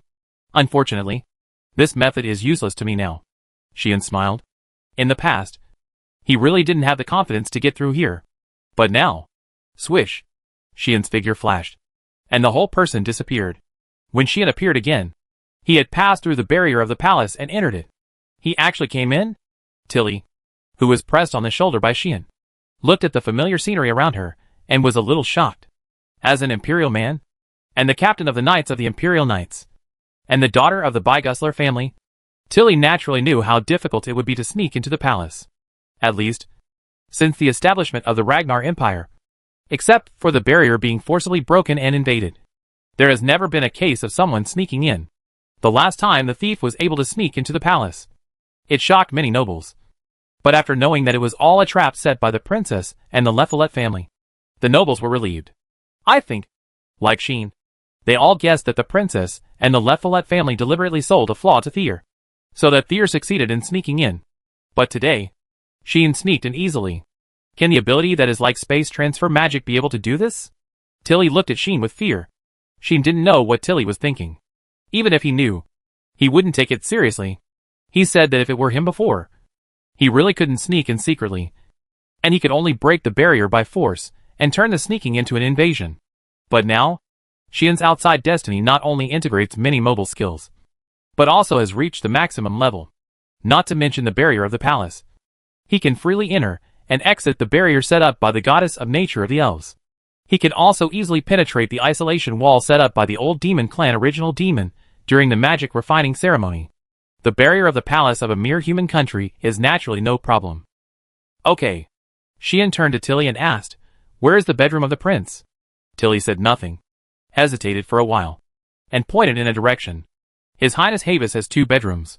One is not far from the bedroom of His Majesty the Emperor and the former imperial concubine. But since the former imperial concubine was dismissed by His Majesty the Emperor and the Empress Moro took the throne, His Highness Havis no longer lived there and moved to another bedroom. That palace was far away from the palaces of His Majesty the Emperor and the current imperial concubine, and was even located in a remote area of the palace. But His Highness Havis insisted on living there. Now, His Highness Havis should be in that palace, not in the previous one. Tilly was not quite sure what she said. This is understandable. Unlike Rocket, although Tilly is the daughter of the Bygusler family, she is only a knight captain in the Imperial Knights. She usually stays in the knight camp next to the city wall. She rarely comes to the palace. Even if she comes, she will not go to the prince's bedroom. Compared with Prince Havis, Tilly has some friendship with the second Princess Capelin, who is a Valkyrie, but is not familiar with Havis at all. Therefore, she has been to Capelin's bedroom several times, but not to Havis's bedroom even once. So she is not sure. Sheen was not very satisfied, but he could only nod. In this case, let's go and take a look. While Sheen said indifferently, he asked Tilly, "Do you want to come together?" Hearing this, Tilly really wanted to say that she didn't want to go. During the time she was with Sheen, Tilly felt a lot of pressure. After being scolded by Sheen once, she really didn't want to stay any longer. She now felt that being with the Emperor was like being with a tiger. She didn't know if this mysterious and powerful man, Sheen, would suddenly do something bad to her heart. So, if possible, Tilly really wanted to run away. But there was no way. She didn't come in through the regular channels, but was brought back by Sheen. After pointing the way, she was completely useless. If she was left alone and walked around the palace, she would be discovered by the patrolling knights, and she would have no way to defend herself. So, Tilly could only speak reluctantly. I'll go with you. Tilly said this quite reluctantly. It makes me seem like I really want you to come with me. Sheen raised his eyebrows and muttered. What? Tilly's face froze. And then she bit her lip, looking very angry. Let's go! As if Sheen didn't see all this, he walked forward on his own. Seeing this, Tilly moved her steps to catch up, cursing. What's so great about it? Isn't it just a little more mysterious? A little stronger? A little younger? A little more terrifying? And a little more scary? Is it great to defeat Soliro? Is it great to destroy the Lefrit family? I will become so strong sooner or later. Damn it. Tilly was whining there, like a college student beaten by society. And the whole person exuded a kind of resentment. Sheen's keen hearing can naturally catch these cursing sounds. At that moment, Sheen stopped, suddenly turned around, and faced Tilly. What are you doing? Tilly stopped in her tracks and looked at the scene, feeling a little scared. However, Sheen stared at the young lady intently. Tilly gradually felt uneasy. After a while, Sheen suddenly spoke. Do you know? Actually, my teleportation can be used like this? As he said that, Sheen's hand suddenly shot out like lightning and touched Tilly's body heavily. Ah! Tilly screamed, hugged her chest, and jumped away. You are shameless. Tilly finally couldn't help but curse out loud. Huh? Sheen sneered. In fact, Sheen didn't touch anything with that claw just now, because Tilly was wearing armor. Sheen's claw touched it, but just touched the cold steel. If it weren't for this, Tilly might not just curse out loud, but would directly draw her sword and chop. However, Sheen's purpose was not to satisfy his desire to do it. Come! Feel it carefully. Sheen smiled kindly and said, Have you noticed that something is missing? You feel cold all over? These words made Tilly startled at first. And then she seemed to feel something, and her face quickly heated up at a speed visible to the naked eye. You. Tilly covered her chest with one hand and pointed at Sheen with the other hand, as if she couldn't believe what was happening to her. Her face flushed and full of disbelief. Sheen was very satisfied with the girl's performance. How about it? Isn't my alternative use of teleportation great? Sheen smiled widely and said, You can just wander around here first. Anyway, with that set of armor, you don't have to worry about wandering too much and being seen by others. Leaving these words, Sheen turned around and disappeared. Only Tilly was left, holding her chest, roaring with shame and anger. Not long after, someone came following the sound, but found nothing. There was only a young girl in the shadows, holding her chest and running away in a panic. Her whereabouts unknown. Chapter 589. A woman full of mysteries. The sky gradually became darker and darker, as the full moon hung high in the sky. The late night, when everyone fell asleep, also quietly arrived. Although the Imperial City will be very lively tonight, and officials and knights in the palace are constantly rushing out, as if they were alarmed by some earth-shattering event. But Havis is quiet here, even lonely. After all, those guys outside will not allow anyone to visit me. A prince suspected of treason. Havis stood in front of the window, looking at the knights who were heavily guarded outside the bedroom, with a self-mockery on his face. A closer look showed that although Havis looked normal, and did not seem to have been abused, he was wearing a pair of handcuffs on his hands. The handcuffs were buckled on the wrists of Havis's hands, one on the left and one on the right. They were not connected by chains, like ordinary handcuffs, so that Havis's hands could still move freely. But on the handcuffs, mysterious magic runes were flashing from time to time. Obviously, this is a pair of magic handcuffs. Harvey was handcuffed by such a pair of magic handcuffs, feeling the magic power suppressed in his body, and sighed, With my current condition, it is impossible for me to escape from here. Right? Even if I can escape from here, I can't escape from the palace with barriers and heavy guards. Therefore, Harvey's freedom is no longer a thing. It's really ironic. The most powerful prince of the empire, the next heir to the throne in everyone's eyes, has fallen into this field. Which is really ironic. It's just that. It's not like your style to be so self-pitying. Your Highness. A voice suddenly sounded from behind Harvey and reached Harvey's ears, causing Harvey to tremble all over. Turn around suddenly, and look over. The next second, Harvest saw the cloaked man who appeared here silently. You? Harvest opened his eyes wide, his face full of surprise. What? Sheen curled his lips and smiled playfully. Don't recognize me. Hearing this, Harvest was silent. After a while, Harvest relaxed his body and laughed bitterly. You are finally here, Lord Bastutu. Harvest didn't know whether he saw hope or felt ashamed, and smiled bitterly again and again, saying, sorry, let you see my insignificant side. Harvest's tone was full of helplessness, and also full of unprecedented relief. Sheen shrugged. I didn't expect that after coming here as agreed. I would see you in this situation.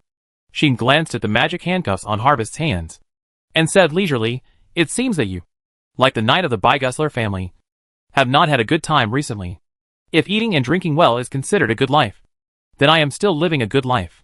Harvest said helplessly, I can only say that I was in trouble this time and underestimated that poisonous concubine. It should be said that Havis was careless.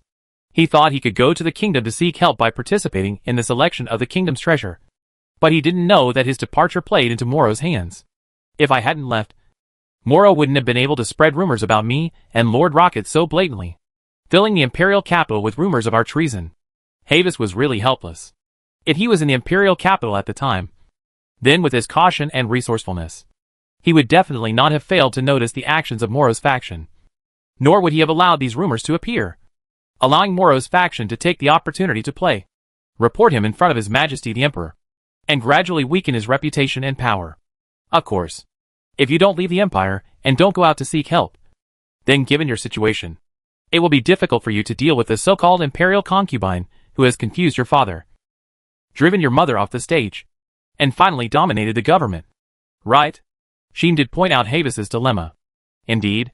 Harvey nodded in agreement, muttering, if I don't leave the Empire and stay in such a predicament for too long, I will be eliminated by the poisonous concubine Moro sooner or later. In this way, the current situation is not a bad thing. After all, it is better to take a gamble and find an opportunity to break the deadlock than to die slowly. Harvey felt much better when he thought about it, especially with the arrival of Sheen. Harvey saw the hope of getting out of the current predicament. Thinking of this, Harvey spoke very directly. You should have met Lord Rocket. Right? Lord Boztut? According to the previous agreement, after arriving in the imperial capital, Sheen should go to find Rocket first. Then, you should have roughly understood the current situation from Lord Rocket. Right? Harvey regained his former calmness and composure. That's right. Sheen didn't beat around the bush and said, I know your current situation. And I also know that although Tyr has suffered some setbacks, his life is not in danger at present. Thanks to this, Sheen came to Havis first. Otherwise, he would have started looking for Tyr all over the imperial capital. Havis naturally knew that Sheen valued Tyr. So, Havis said so. If you want to solve Tyr Elbion's dilemma first, you have to start with the Leffelet family. Havis was about to say such a thing. However, Havis didn't know. The Leffelet family is gone. Sheen interrupted him. Huh? Havis was stunned. I said, the Leffelet family is gone. Sheen looked directly at Havis and said with a smile, What? Is there any problem? Havis was speechless. Is there a problem? Of course not. You have solved the Leffelet family. So what else can be a problem? However, Havis couldn't help but say it. Really gone? No wonder Havis was so surprised. You know, the Leffelet family is not a small force. Although it is a killer family that is despised by others in the aristocratic circle of the imperial capital, the Leffelets have been rooted in the empire for a long time and have a good status. In addition, they have married princesses from the imperial family several times in history. In fact, they can barely be called descendants of heroes. Is such a big family, a deep-rooted aristocratic family, really gone? Havis did not doubt that Sheen had the ability to do this, but it still felt unreal. But the facts are the facts. Anyway, I razed the gloomy abandoned house of the Leffelet family to the ground. Sheen said nonchalantly, of course. There should still be some fish that slip through the net, which is inevitable. Hearing Sheen's understated description of the destruction of the Leffelet family, Havis felt extremely complicated. There was no way. At the beginning, in the kingdom, in order to obtain Sheen's help, the prince personally promised to help Sheen deal with the Leffelet family. As a result, he failed to encircle and annihilate Valiant, and was implicated by the Leffelet family, and fell into such a situation. The Leffelet family was destroyed by Sheen alone, leaving him with no place to use his skills. This made Havis's next words difficult to say, because he knew that if he could not show his full value, then the next step would most likely be to part ways with Sheen. Cooperation. Cooperation. Both sides can be considered cooperation only when they are useful. If I am not even of any use, and Sheen has to solve everything by himself, then what qualifications do I have to cooperate with him, and let him help me defeat Moro, and usurp the throne? Even if Sheen's purpose is to deal with Moro, even if he will fight against Moro for Teal Elbian, I can just sit back and enjoy the fruits of his labor. But if that happens, I will take such a big advantage. Can I still raise my head in front of this foreign noble, who is favored by the dragon demon and the evil god? I am afraid that he will be regarded as an ungrateful guy and put on the blacklist directly. In that case, the loss will be great. Havis does not think that Sheen's advantage is so easy to take. And he does not think that he can show off in front of this person after he obtains the throne. To be honest, an emperor is nothing in front of this person, who is protected by the dragon demon and the strongest evil god. If I took advantage of him and offended him for the throne, then even if I became the emperor in the future, I'm afraid it wouldn't be easy. Right? Thinking of this, Havis's mind turned rapidly, and he finally made a decision. Lord Bastutu. Havis looked directly at Sheen and said, since you have dealt with the Lefolet family, will you deal with the Moro faction next? Sheen gave a positive answer to this question. I will deal with Moro. Sheen said lightly, she is my enemy, not my friend. If possible, I really hope to sneak into her bedroom now, and get rid of her. That way everything will be fine. But things are not that simple. Moro's whereabouts have always been a mystery. Sometimes he would suddenly appear in the palace. And sometimes he would leave the imperial capital at some point. Or even leave the empire, and go to other places to make trouble. Havis shook his head, and told Sheen that this was not realistic. In these years, some events that happened in major countries in the human world actually have her shadow. Whether it was the incident that happened in the royal capital 10 years ago, or the Cosmos incident a while ago, Moro was like this. Often with a mystery whereabouts, appearing everywhere. By the time someone noticed her existence, she had already stirred up a lot of waves and created many events as the mastermind behind the scenes. From this, we can see how difficult this person is. Her origin is a mystery. Her identity is a mystery. And even her purpose is a mystery. She is a vicious woman made up of mysteries. When Havis mentioned Moro, his tone was full of hatred and fear. After dealing with her for so many years, I still couldn't see anything from her. I only know that the poisonous concubine seems to hate the hero very much, and even hates everything related to the hero. Havis's words made Sheen frown. Hate the hero very much? What's the reason? It seems that this mysterious woman has many secrets. Chapter 592 Secrets of Moro. Of course, Sheen didn't know about Moro. This was helpless. After all, strictly speaking, Sheen had never even met the imperial concubine named Moro, and didn't even know what she looked like. He only knew that she existed from a series of intelligence brought by Harvey's, and he didn't know anything else. This was also one of the reasons why Sheen wanted to cooperate with Harvey's. The one who really dealt with Moro was the prince, not himself.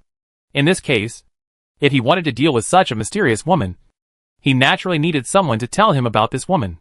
Harvey's thought that he had almost no value to Sheen, but he didn't know that what Sheen wanted had actually been obtained from him bit by bit. In any case, Sheen would definitely meet the imperial concubine Moro. Therefore, Sheen looked at Harvey's. So, Your Highness, what do you think? Sheen asked Harvey's for advice. If you want to deal with Moro, or to lure her out, you have to go through Harvey. Harvey has been fighting with Moro for more than 10 years. In this case, he must have some plans. This is also the reason why Rocket asked Sheen to find Harvey in the imperial capital. If you want to say who knows Moro best, who wants to deal with Moro the most, and who has dealt with Moro a lot, then Harvey is definitely the first choice. This is also the fact. I have observed Moro for a long time. Although I have not investigated her origin and identity clearly, I know 2 of her secrets. Harvey said so. Secret? Sheen raised his eyebrows. Yes. Harvey said seriously, these 2 secrets. One is something I discovered by accident, and the other is something I discovered when I secretly investigated her. As he said, Harvey came to a painting in his room. Open. Whispering, Harvey chanted a short magic spell. Click. With a slight sound, the painting in front of Harvey suddenly slid open like a small safe door. From Sheen's perspective, behind the painting was a small cabinet. There were many small items in the cabinet, including crystal props for recording images, a small knife inlaid with gems, a potion of unknown effect, and some letters, documents, and parchment-like documents. which were rolled into scrolls and placed in it. Harvey took out a scroll from the pile and took out a crystal prop for recording images. First, please take a look at this. Harvey handed the scroll to Sheen. Sheen took the scroll and opened it without hesitation. When he opened it, Sheen found that there was a map on the scroll. It was a hand-drawn map, which seemed to be drawn by Harves himself based on various intelligence and memories. There were many thick lines and traces of modification on it, which showed the artist's intentions for the map. What is this? Sheen frowned, not knowing why. Harves did not keep it a secret. This is a map that I have been observing Morrow's movements for 10 years, and finally selected from various true and false intelligence and inferences, and successfully drew. Harves said very seriously, if my efforts in the past 10 years have not been in vain, then this map will eventually point to a secret place that has a great relationship with Morrow. Secret place? Sheen was refreshed and asked, in other words, Morrow often appears here? If that's the case, then Sheen wouldn't mind being a hunter waiting for Morrow to fall into the trap. Unfortunately, not necessarily. Harves poured cold water on him and said, I can only be sure that this place is inextricably linked to Morrow, and she doesn't appear there very often. Is that so? Sheen was somewhat disappointed, but he didn't lose interest. Looking at the map in his hand, he said thoughtfully, since this place is inextricably linked to Morrow, haven't you seen it? I haven't myself. Harves sighed and said, however, I once sent people to explore there, and the result was.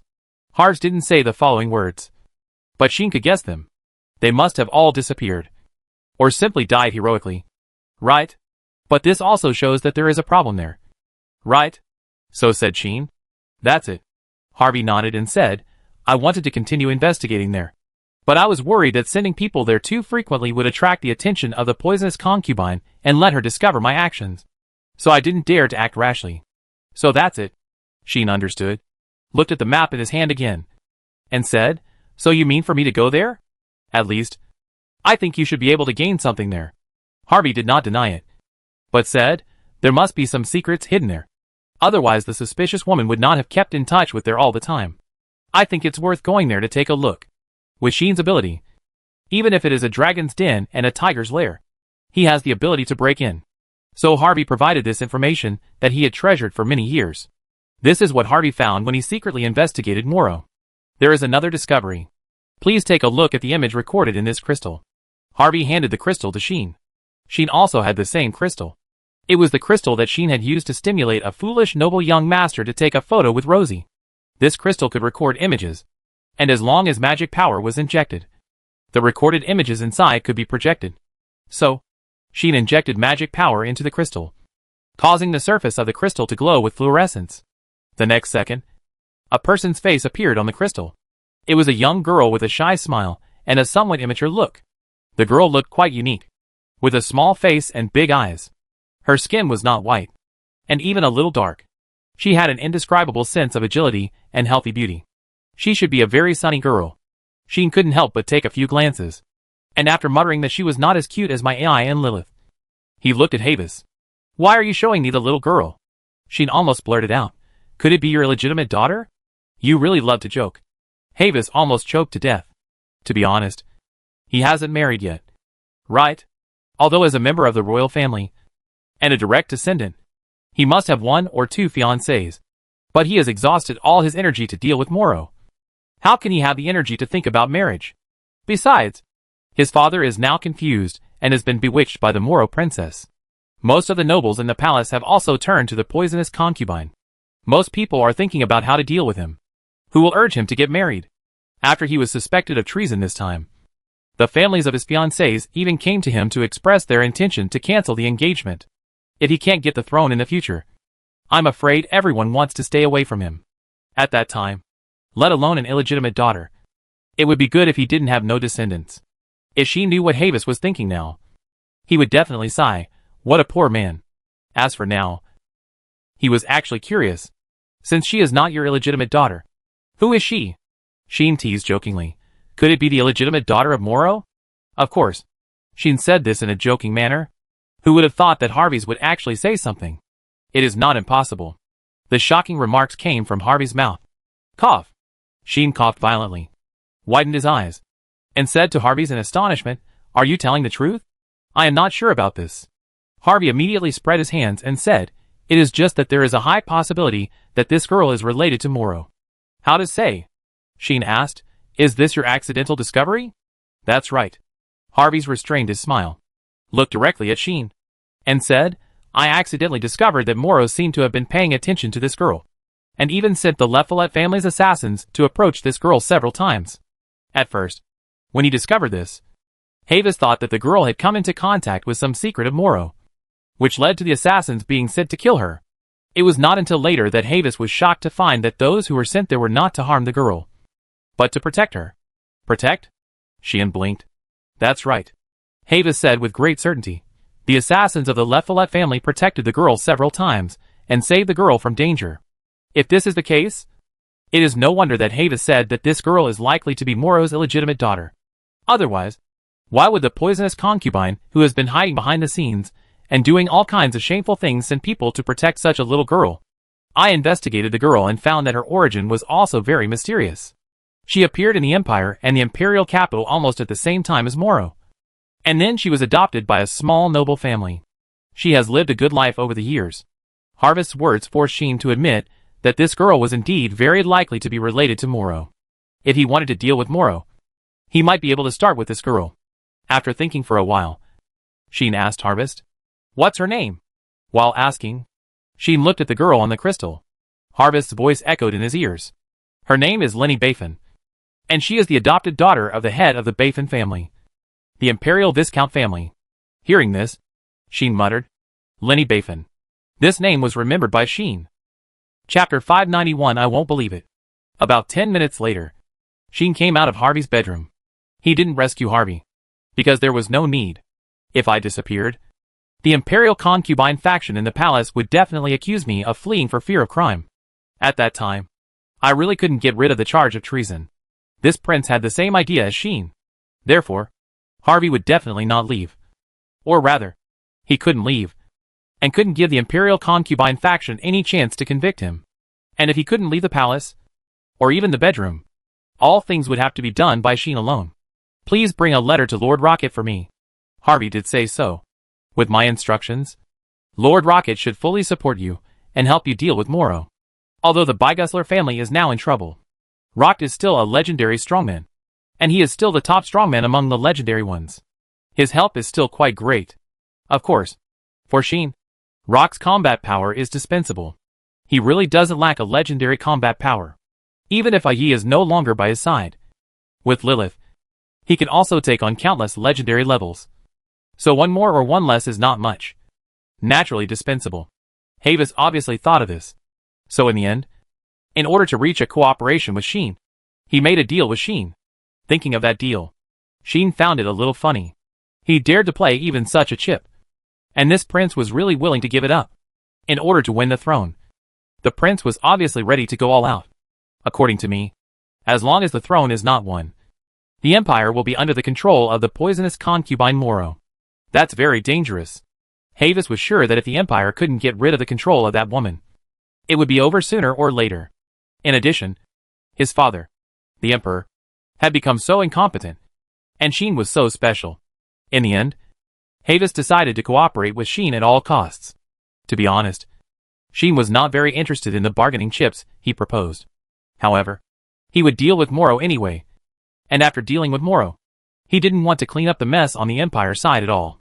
In the end, it would fall into Havis's hands, allowing Havis to pick up the bargaining chips and ascend to the throne he wanted.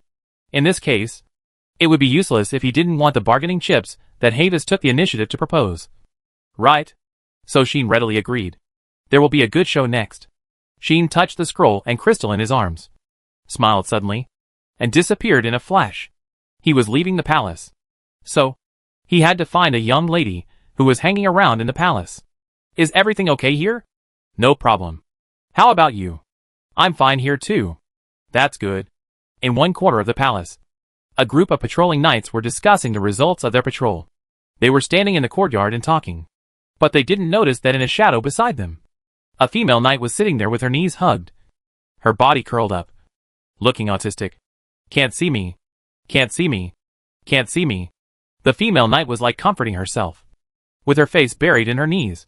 feeling like she wanted to cry but couldn't. There was no way. The patrols in the palace tonight were too frequent. Right? Tilly's mentality was a little broken. Originally, she was brought into the palace by Sheen, which was considered illegal infiltration. In this case, Tilly had to hide and not be discovered by anyone. But after what happened to Teal, the defense of the palace was much tighter than before. Coupled with the major events that happened in the Noble District today, the palace was in a state of panic.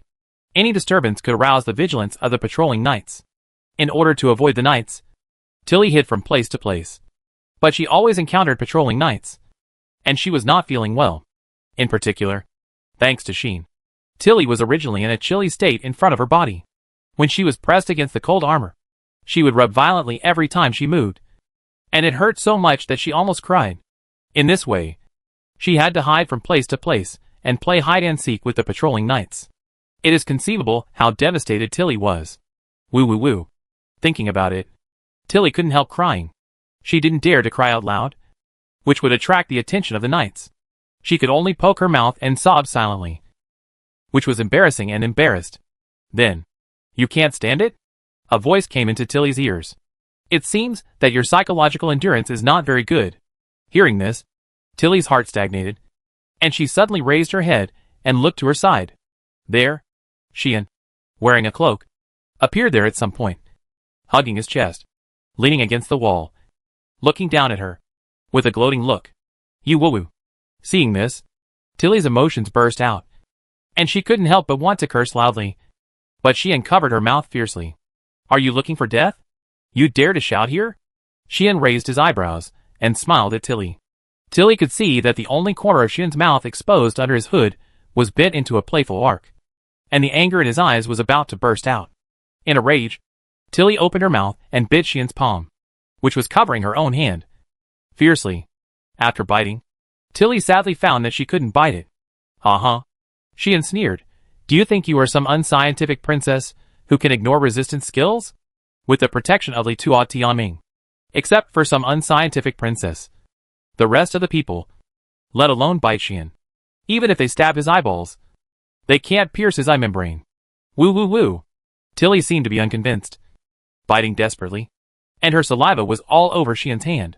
Sheen's face was full of disgust. "You are a girl. Can't you have some manners?" Sheen said with pity. "Why don't you be a good person?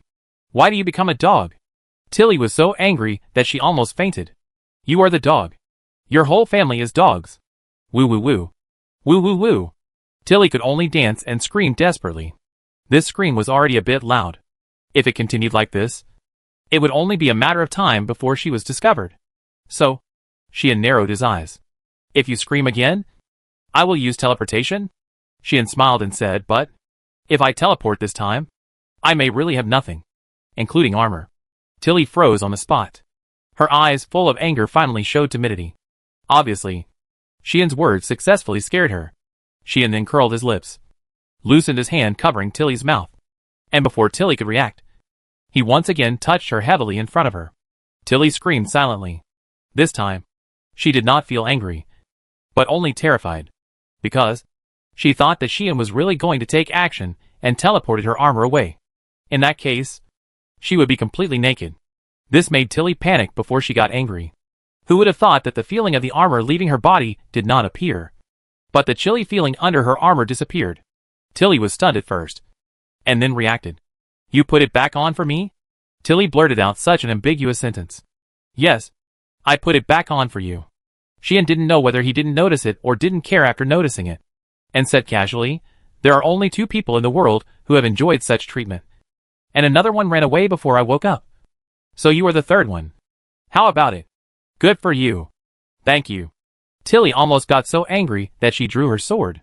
If she wasn't afraid that Sheen would dare to do anything and teleport away her armor and everything, Tilly would definitely draw her sword.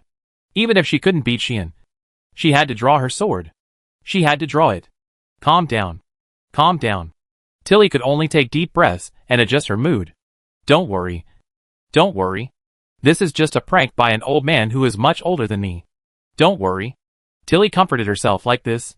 But these words were heard by Sheen. "Old man?"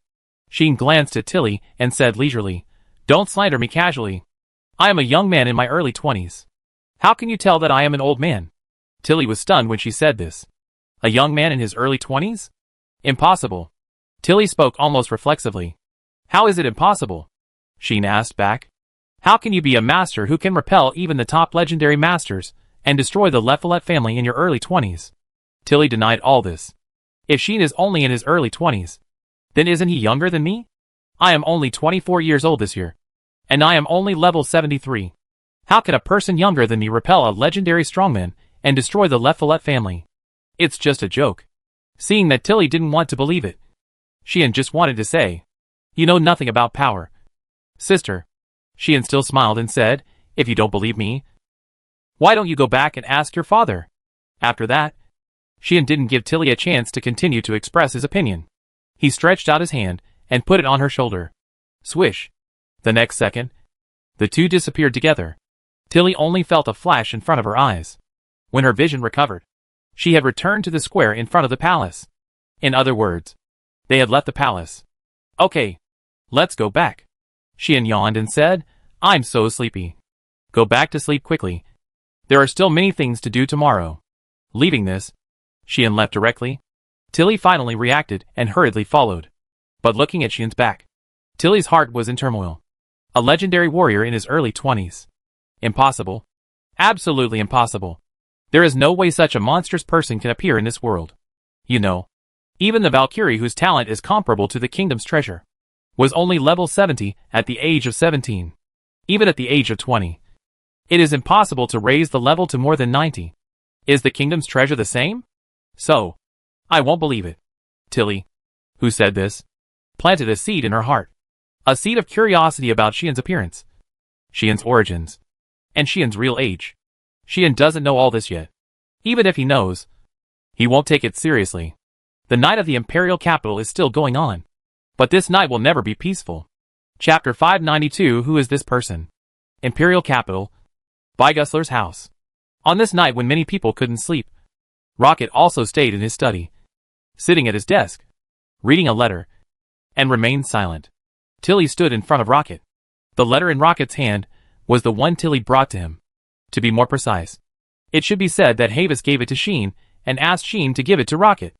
After Sheen came back, he was too bothered and went back to his room with Lilith to sleep.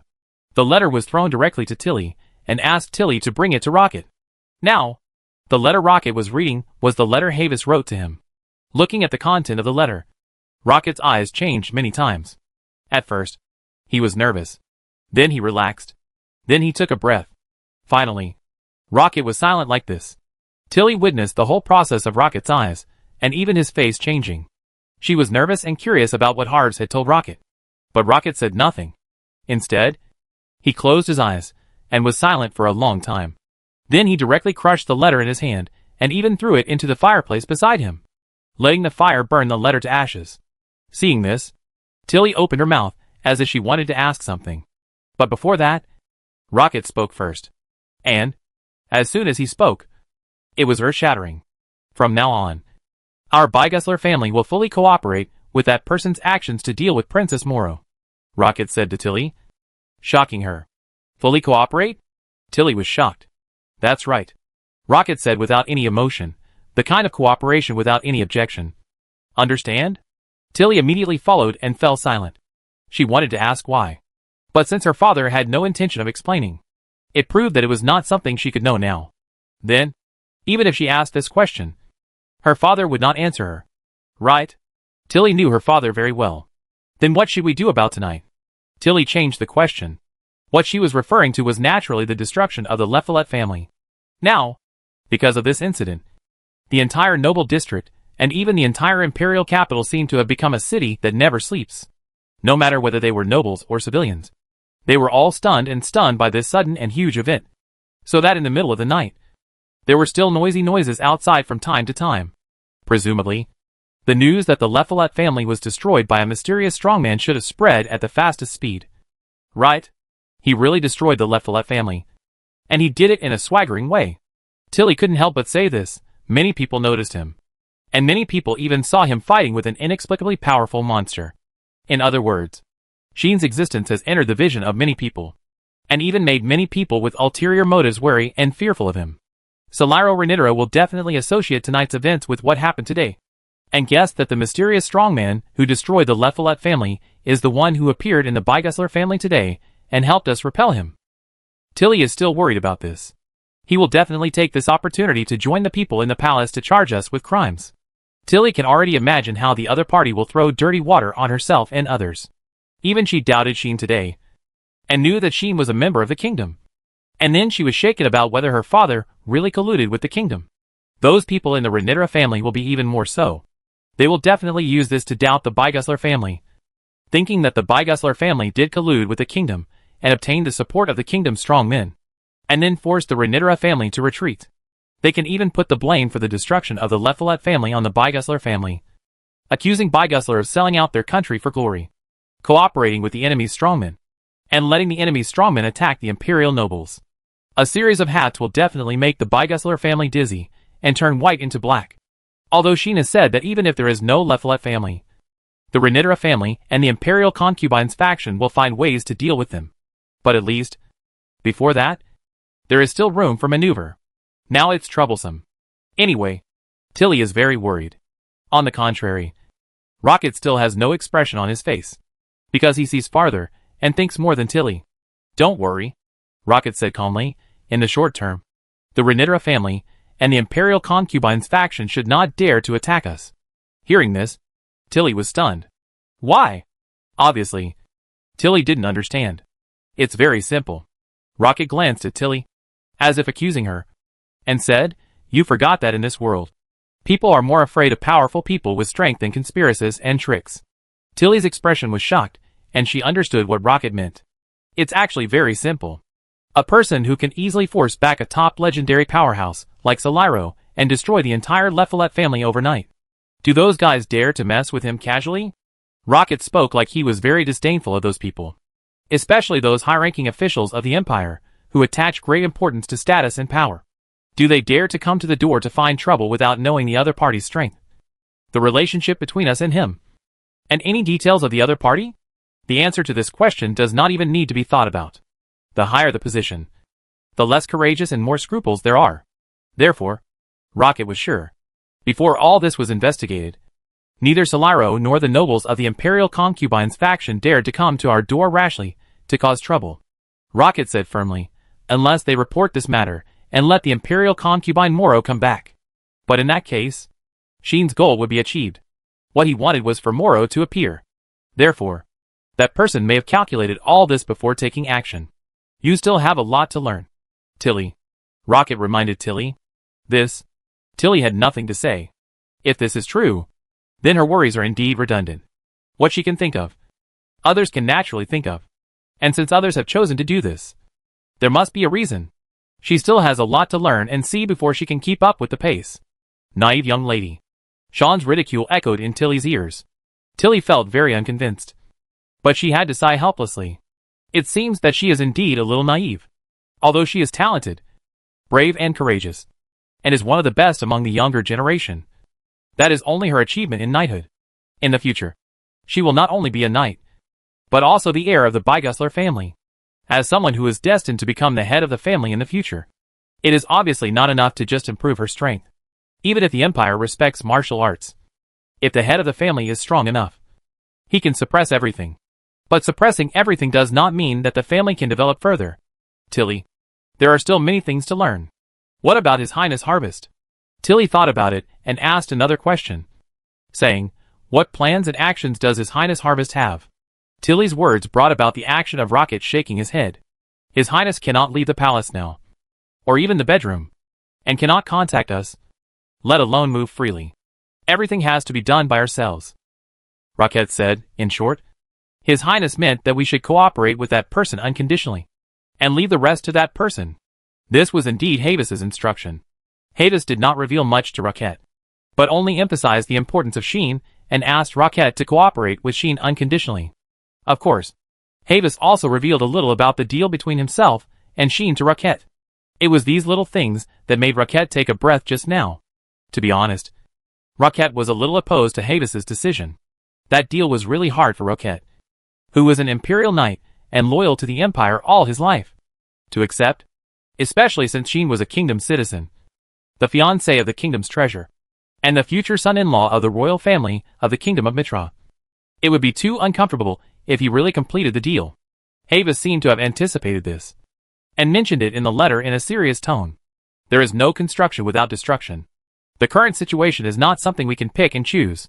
He and I also have an agreement that this matter will not be exposed, nor will it have a big impact on the future of the empire. Moreover, strictly speaking, although he is a member of the kingdom, he has a close relationship with the demons and the gods, and those two are standing behind him. It is not a bad thing for the empire to reach this deal. I hope you will focus on the big things. After seeing these words, Rock made the decision to cooperate after a long silence, mainly because he was persuaded by Havis. Sheen is indeed a special identity, and cannot be simply regarded as a member of the kingdom. Considering this, Rock agreed. Tilly naturally didn't know all this, but when she heard Rock asking her to cooperate with Sheen unconditionally, Tilly hesitated for a while, and finally asked a question. "Father," Tilly said cautiously, "is he really only in his early 20s? As soon as this was said, Rocket looked at Tilly, seeing the hesitation, suspicion, inquiry and curiosity in Tilly's eyes. Rocket was silent again. Then, Rocket spoke and uttered a word. Yes. It was just this one word that completely stunned Tilly. Tilly lost her mind. A 20-year-old legendary strongman. She knew very well how amazing this was. But this was a fact. He? Who is he? Tilly was shocked, confused and doubtful. After this incident, Sheen's position in Tilly's heart completely changed, became more mysterious and more incredible.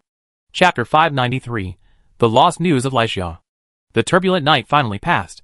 The next day, the entire imperial capital was full of hot discussions. A meteor shower destroyed the entire Lephilet family. Lephilet was completely destroyed overnight, and its glory was gone. A mysterious strongman descended in Lephilet and fought against the terrifying monster. The imperial knights were dispatched. The royal knights were dispatched, and the nobles rushed to take action to thoroughly investigate the Lephilet incident. The emperor was furious and furious.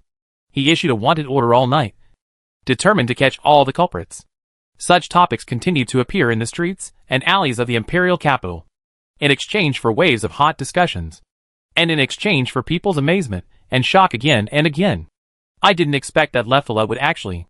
Although I don't like that Marquis family. They are so terrible. How could they be destroyed overnight? Who is that mysterious strongman? How could he be so powerful, being able to summon meteor showers? He must be a very powerful legendary magician. But I don't know what magic he used. But I heard that he used a sword when fighting the mysterious monster.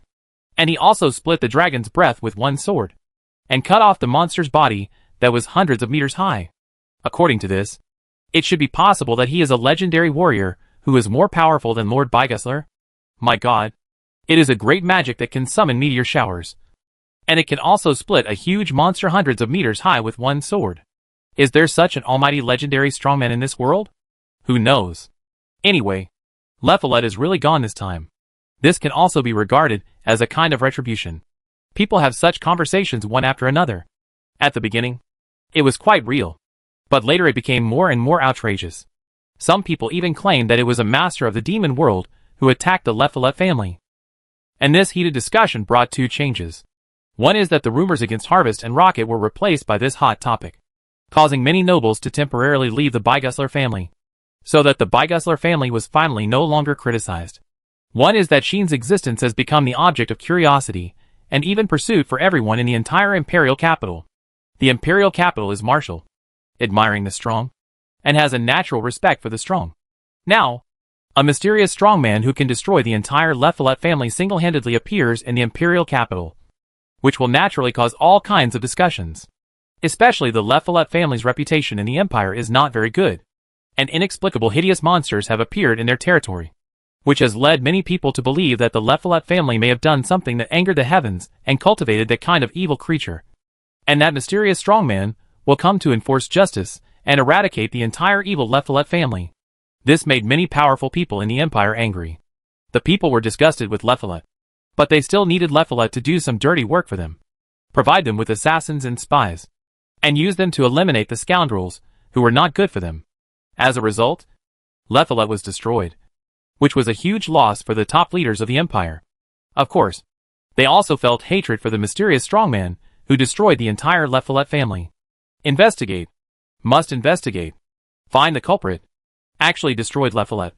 Damn it. How to solve the Empire's work that cannot be brought to the surface in the future. Damn it. These top leaders of the Empire were very angry. In this case, as Sheen and others expected, Solaro suddenly thought of the mysterious strongman who forced him to retreat at Bygusler's house yesterday. Both of them were wearing cloaks. And on the night they appeared, Le Follette was destroyed. So even a fool would connect the two together. So, Solaro immediately reported the matter, making the high-ranking officials of the Empire even more angry. Good you. Rot. It turns out that it is your Bygusler family who is colluding with the enemy and treason. Send troops to surround the Bygusler family immediately. They must be taught a lesson. Many high-ranking officials shouted like this. But, as Rock said, after the excitement, these people calmed down. If Rock really colluded with the mysterious strongman, then this matter would be troublesome. With Rock, we can still use Solaro to contain him, and he dare not really take action against the Empire, as long as we dispatch the Imperial Knights and threaten him with the detained Bygusler family members. We are not afraid of him making any trouble. But that mysterious strongman is different. He dared to attack Le Follette in the Imperial capital and successfully destroyed him overnight. He could use the magic of summoning meteor showers and cut off huge monsters hundreds of meters high with one sword. If he really attacked, and Rocket would not stop him, then even if we could deal with him, we would suffer heavy losses. Right? The senior officials hesitated. Even Solaro did not dare to comment on this. There was no way. Rocket had suppressed him for 20 years. Now he had to deal with Rocket and the mysterious and terrifying strongman. He would be stupid to think he could do it. However, among the crowd, the one who wanted to take action the most was Solaro. Originally, he had suppressed Rocket and was about to win. Now such a mysterious strongman suddenly appeared. And it seemed that he was connected to Rocket. If he let them go, who knows what would happen next? Will it be their Renitra family that will be destroyed tonight? When he thought of this, Solaro felt uneasy. So, he really wanted to take action and eliminate this uneasy factor as soon as possible. The problem is that neither he nor these Imperial high-level officials dared to really take action. They were afraid. They were afraid that this action would not only alarm the other party and kill all the people sent over, but also cause the other party to hold a grudge and attack the family they belonged to. They didn't want to become the second Le Follette. They didn't think that their family was much stronger than the Le Follette family. When the Le Follette family was destroyed, their family could withstand the other party's attack. A strong man who could easily destroy the Le Follette family. No one wanted to offend him to death, or even bring him over. In this case, a group of Imperial high-level officials could only choose to stay put for the time being. Let's wait for the Imperial concubine to come back. Such a big thing happened to Le Follette. The Imperial concubine will definitely not fail to receive the news. Wait until the Imperial concubine comes back, and then make a long-term plan. For now, send people out to continue to spread rumors, saying that the mysterious strongman who destroyed Le Follette is from the kingdom, colluding with Bygusler. And because Le Follette had offended Bygusler before, he was instructed to destroy Le Follette. This will at least continue to hit Bygusler's reputation and allow the people to change their impression. You're right. They actually worship such a hateful guy as a hero.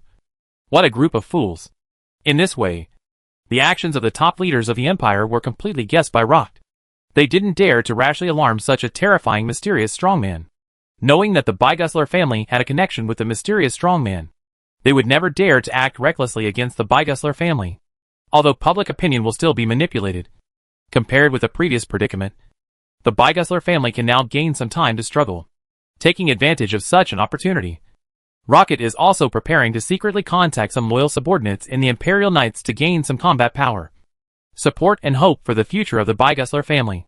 Tilly also contacted those nobles who supported Havis under Rocket's instructions. If they knew that the mysterious strongman was the support invited by Havis, they would also start to fight back. Then those nobles should be morale boosted and start to act again.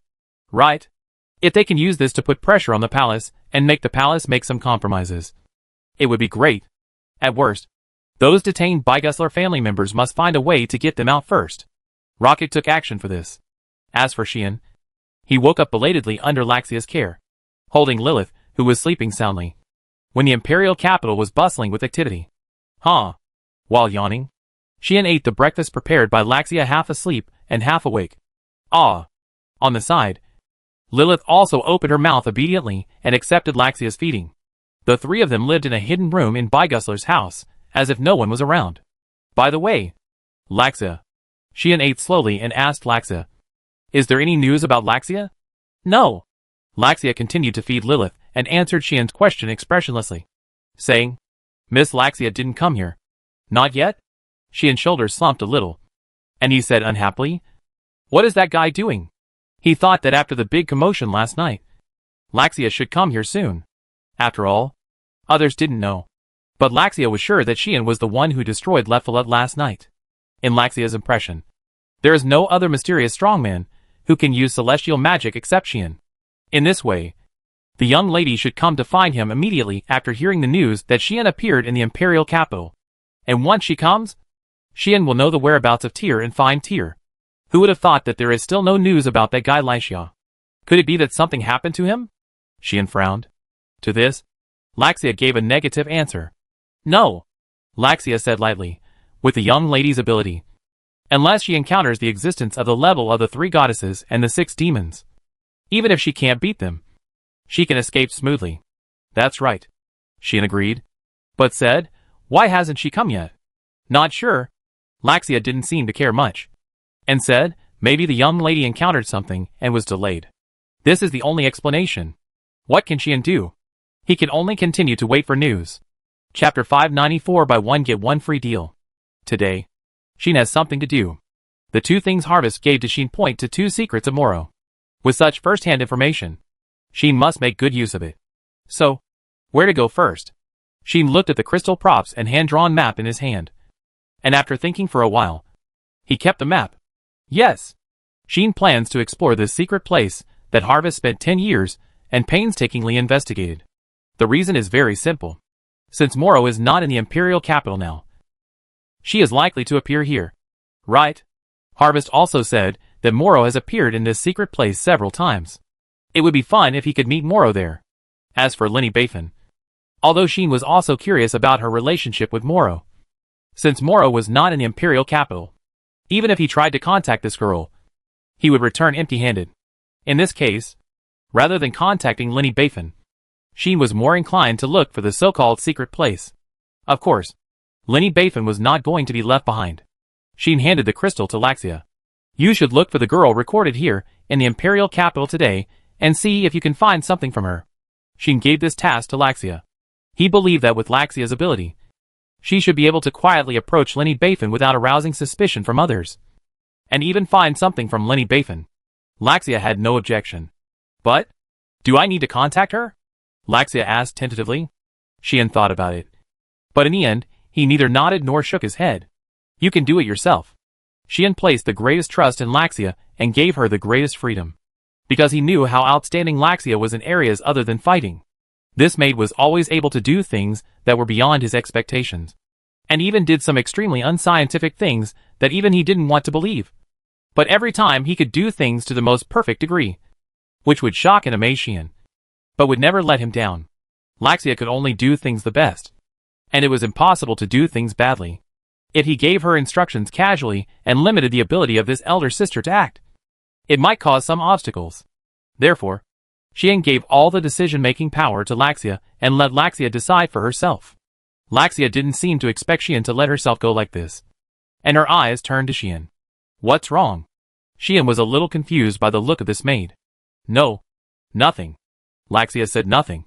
Still speaking in a calm tone, as a maid, I will naturally try my best to complete the master's orders. And I will certainly not let you down. But I have to remind you that even if I encounter a battle, I will not be of any use.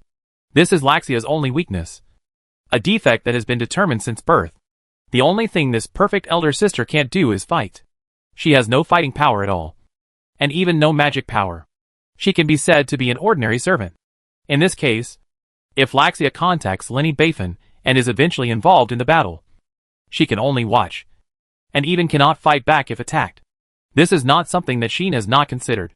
Let Lilith go with you. This is what Xian planned. Anyway, he will not bring Lilith with him today. Since he is going to explore a secret place, it is naturally more convenient for him to act alone.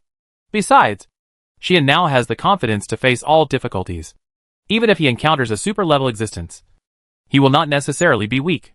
In this way, it is undoubtedly a good choice to let Lilith follow Laxia and protect Laxia nearby.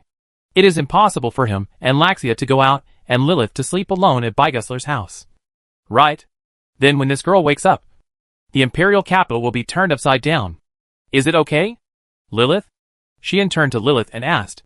Yes. Lilith nodded immediately, indicating that there is no problem at all. She is now used to Xian going out to do things alone. Although she is still very attached to Xian.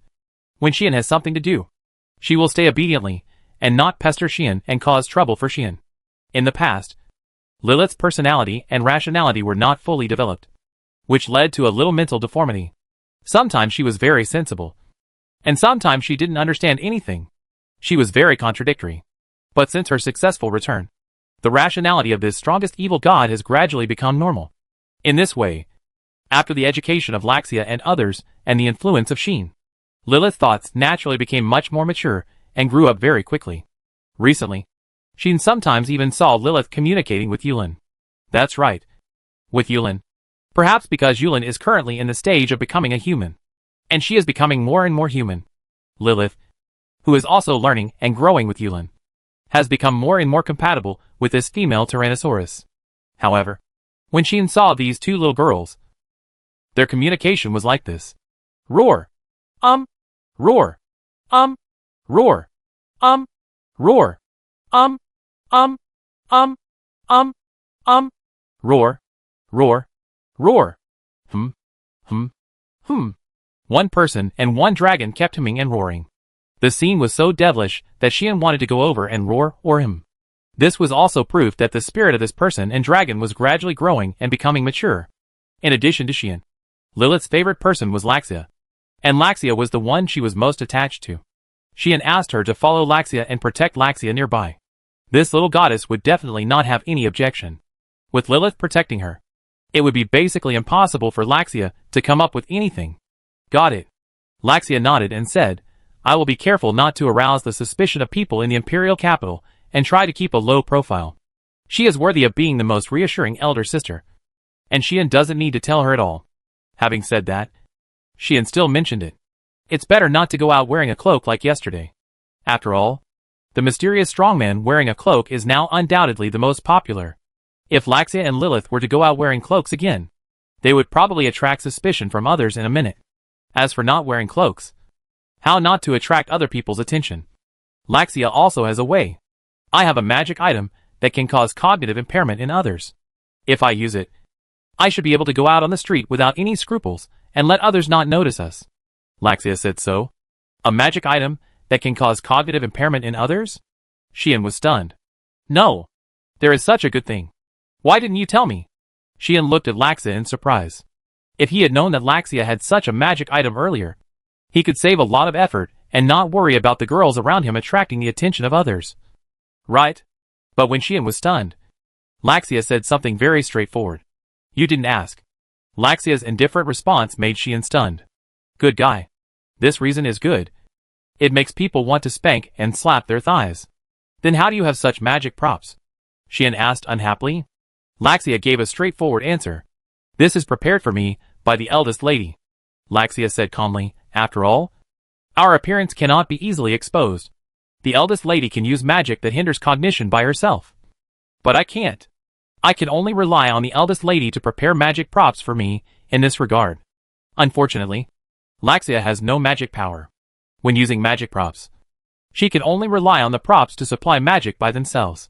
Every time she uses it, she has to waste an expensive magic crystal.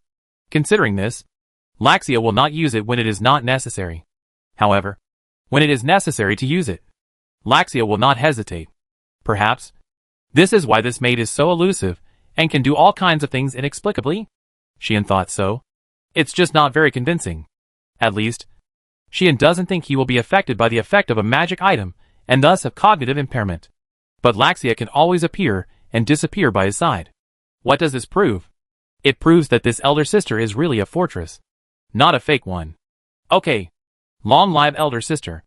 After making the decision, Xian didn't waste time and prepared to set off directly. Then I'll go first. You guys be careful. Xian kissed Lilith's little face, making the little girl laugh happily. and then quickly touched Laxia's delicate face before leaving. Lilith laughed foolishly. Laxia watched Xian leave. And then she couldn't help but touch her face. She could feel that Xian had been getting more and more presumptuous towards her recently, and had been taking advantage of her more and more blatantly, even showing a little possessiveness from time to time, which was completely a performance that he didn't want to let her leave. This was not a problem. It's not that Laxia had never met people who saw her ability and wanted to poach her and let her serve them. It's better to say that there are many such people. Laxia didn't know how many she had met when she was in the land of elves.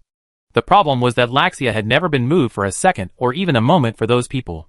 But for Xian, she had an inexplicable hesitation. Was she moved?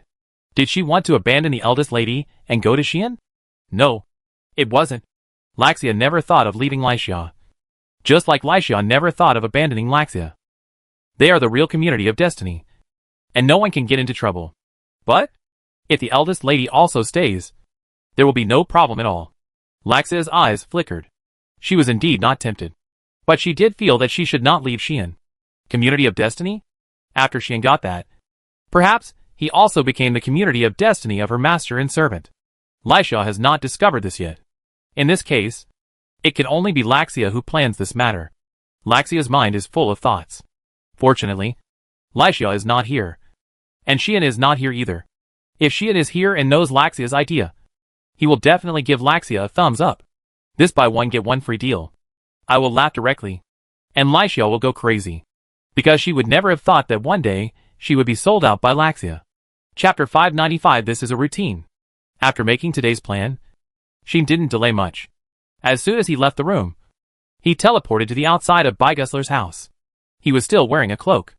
Although the image of a mysterious man wearing a cloak would definitely be very sensitive and suspicious in the current imperial capital, Xian didn't plan to move around in the imperial capital.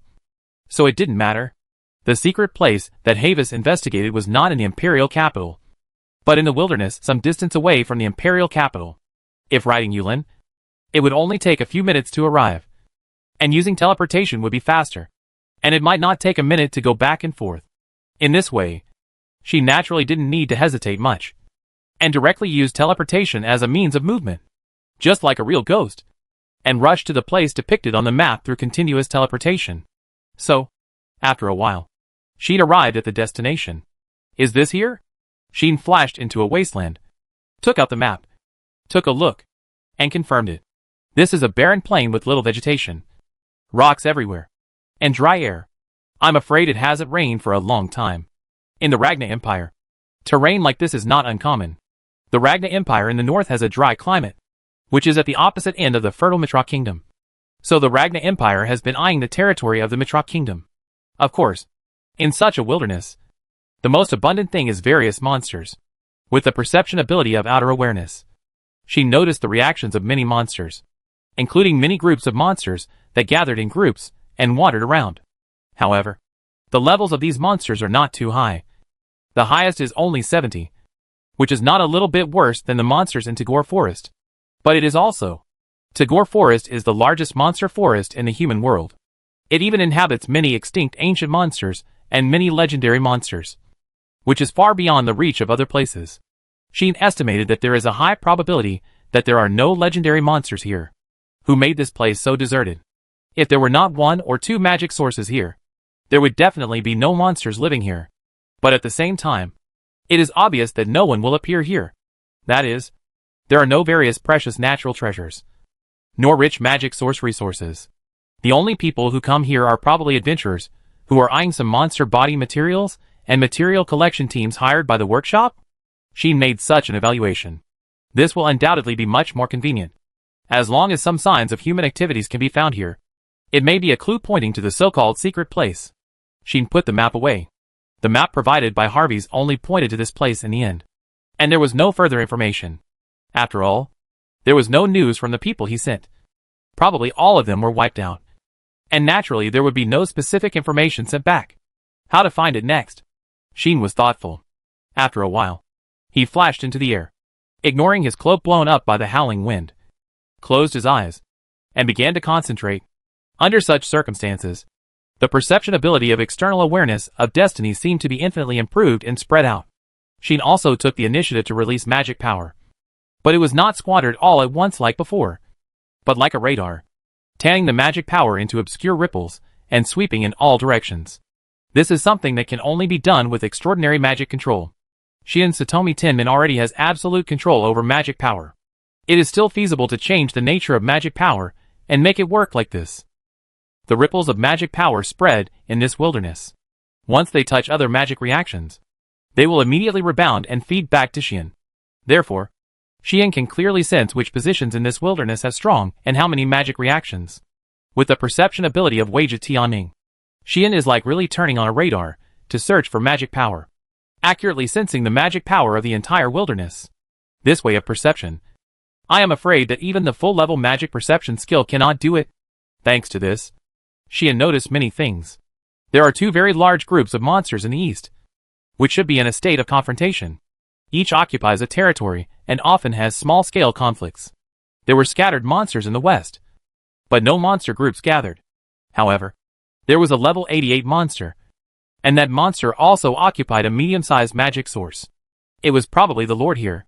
There was only one monster group in the north, and this monster group seemed to be hunting. As for the south, Shion frowned. Why are there so few monsters in the south? Shion noticed something unusual. Logically speaking, the terrain and environment in the south are better than the other three directions in this wilderness. And there is also a magic source. Although it is small, there should not be so few monsters. Monsters can increase their strength and grow by directly absorbing magic. In this case, the existence of a magic source is a crucial issue for monsters. Like that level 88 monster, it directly occupied a medium-sized magic source in order to occupy those magics and continuously improve itself. And since there is also a source of magic power in the south, even if it is a small one, it should be able to attract many monsters to fight for it. Unless there is a problem there? As this thought flashed through Shion's mind, he concentrated all the magic power and perception that radiated in all directions to the south. Suddenly, the magic reaction in the south and the feedback of various situations became clearer. Roar. Awe.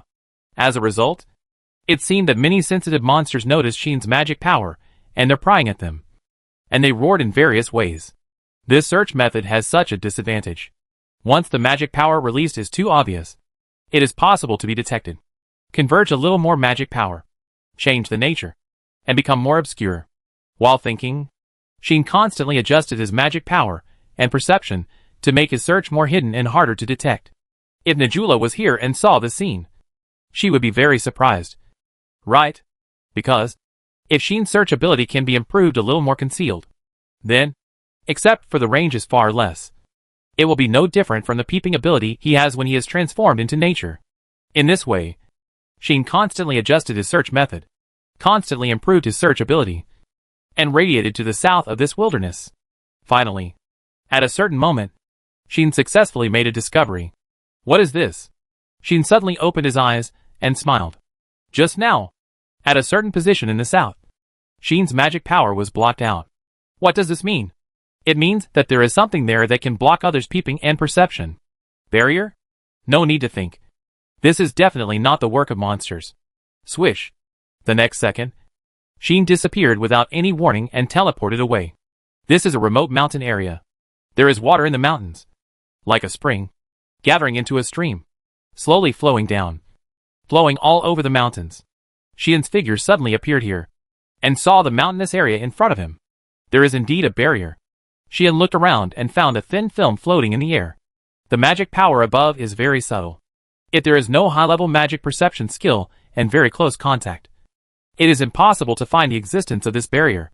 The function of the barrier is also very simple. It hinders perception, blocks peeping, and has effects such as confusion and exploration. Shion easily saw the function of this barrier. There is no isolation and defense effect. It seems that people who accidentally pass by this area don't want to find the abnormality here. If someone comes here and is inexplicably blocked and cannot move forward, then there is a barrier here. And what things are not allowed to see, the light will be revealed. The only people who come here are usually adventurers who come to hunt monsters.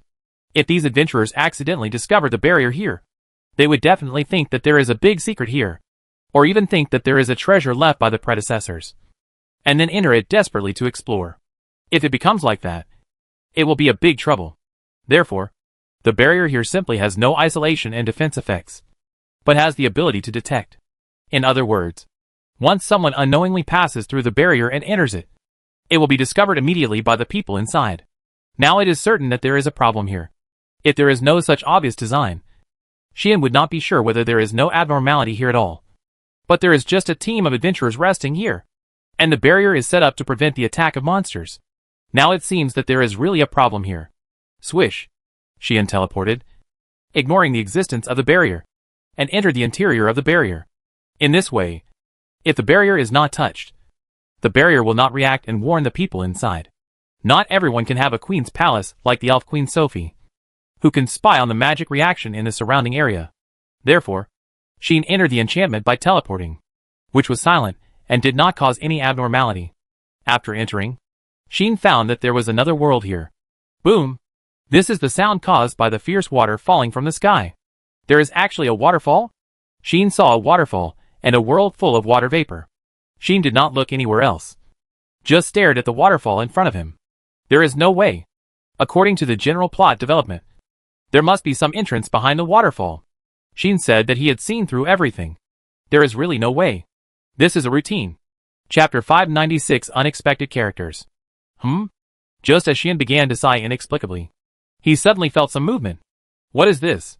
Xian raised his eyebrows, and then he flashed without hesitation and disappeared on the spot. He did not leave this area, but flashed into a shadow corner on the side, where he peeked in the direction of the waterfall. The next second, Xian saw it buzz, accompanied by a buzzing sound. The rumbling waterfall suddenly began to separate from the middle.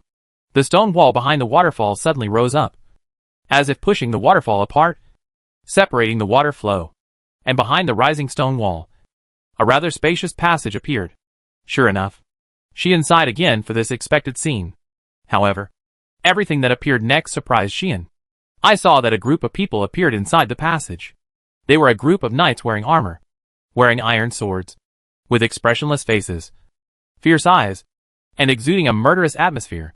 The armor worn by the knights was not the heavy armor commonly seen in the Empire, but the full-body armor of the kingdom style. Yes, that was the armor of the kingdom. This group of knights were not knights of the Empire, but knights of the kingdom. At the front of this group of kingdom knights, there was a person who Xian was very familiar with. He was handsome, with blonde hair and blue eyes. The armor on his body was not the standard armor of ordinary knights, but a very exquisite guard knight armor. The other party was a guard knight. A guard knight that Xian had dealt with many times. But he was not a good friend at all. Linzhou. Xian couldn't help but mutter the other party's name. The guard knight was the eldest son of the String family. The guard knight Linzhou String, who disappeared with the first knights of the Duke of String. At this time, the young master who coveted Roxy and had always wanted to steal Xian's girl appeared in this place with a group of knights, who seemed to be from the first knights of the Duke of String. A closer look showed that the young master's eyes became much colder than before, and his expression was no longer full of pretentious kindness as before, but seemed to be cold and fierce, as if his true colors were revealed. The atmosphere around him also changed, becoming much more dangerous, and the magic power he exuded was actually a little uncomfortable. He led a group of knights out of the passage behind the waterfall. Go. Search the surroundings carefully, Linzhou ordered in a cold voice. Yes. A group of knights took the order and scattered around without hesitation, starting the search. Linzhou himself was the same, standing in place, his eyes sweeping around like a falcon. It looked as if he had confirmed that there were any intruders around, and was about to dig deep to search. This made Xian narrow his eyes. Am I exposed? Xian was thinking. While he was thinking, several knights came to search. Unfortunately, they couldn't find Xian. Under the concealment of Li Ju Tianming, it was impossible to find Xian with only a few knights whose level was less than 70. Even if the other party came to Xian's position and passed in front of him, they could only see in the dark and find nothing. The concealment provided by Li Ju Tianming not only has the effect of eliminating breath and smell, but also can be invisible. Therefore, unless the other party directly touches Xian, otherwise, Xian is not afraid of being discovered by the other party. Besides, if he was really encountered, Xian could just teleport and leave temporarily. Being able to teleport freely is so bullying. When he first acquired this ability, Xian sighed. No wonder that guy Lexia dared to run around so recklessly.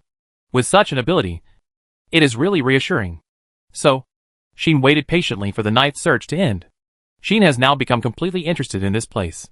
He wants to know what is inside, why Limjo is here, and why he is with the people of the First Knights, acting as if he is guarding this place. Therefore, Sheen did not suddenly attack and knock down everyone here, but prepared to sneak in and investigate without alerting the enemy. Not long after, the search of the First Knights ended. Report: there is nothing unusual in the east. Report: there is nothing unusual in the west. Nothing was found in the south. Here, too, nothing was found. One by one, the knights began to return to Limjo to report. Limjo frowned. No discovery, Limjo said coldly. Impossible. The high priest did notice that some strange magic entered the interior of the barrier, and for some reason, the barrier's warning effect was not triggered. There must be something fishy. Upon hearing this, a knight couldn't help but speak up. Maybe the high priest's feeling was wrong? The knight questioned. Obviously, he was not guarding this place so loyally. Sheen made such a judgment. However, the next moment, Limjo's action surprised him. Puff! This was the sound caused by the sword cutting through the flesh. Facing the knight's question, Limjo drew his sword without hesitation and cut off the knight's head. Blood immediately turned into a fountain, gushing out from the broken neck of the knight. The knights around him changed their expressions and couldn't help but take a step back. The headless body twitched twice and fell to the ground. As for his head, it had already fallen not far away, staining the gravel red. Silence. Deathly silence. The knights witnessed all this with their own eyes. Their faces began to turn pale, and fear also appeared in their eyes. Only Limjo, holding the bloody sword, swept his eyes coldly at everyone. The rules here. Have you all forgotten? Limjo put the sword on the neck of the knight closest to him and said, Tell me, what are the rules here? The knight began to tremble. He was very scared and terrified. He looked at the person he was supposed to be loyal to with eyes, like he was looking at a stranger. Then, he spoke with a trembling voice. You are not allowed to question any order, and you are not allowed to disobey any order. This is not a very strict rule. There are similar rules in many knight orders and even private troops. However, the degree here is obviously different, because, whether it is questioning or disobeying, the violator has only one end. Limjo raised his sword and pointed at the headless body on the ground. Death. This is the rule here. The knight just violated this rule. So, he died. Don't think you are still in the dukedom of Strimmer. And don't think you are still proud knights. Limjo said with a cold face. You are just a dog raised by the princess in private now. Do you understand? The knights nodded tremblingly. Then keep searching. Limjo shouted. We didn't find anything. You won't have any food tonight. Go! The knights immediately scattered around. Although they were terrified and pale, they searched more seriously than before. It can be seen that their pride has been wiped out. Even the brave men seem to no longer exist.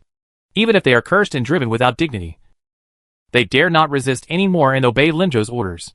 Sheen watched all this quietly. Especially his eyes became sharper when he looked at Limjo. Limjo, who was standing there, wiping his sword expressionlessly, seemed to feel something, turned his head, and looked in the direction of Sheen. Sheen's eyes flickered, but he did not retract his gaze, and continued to look.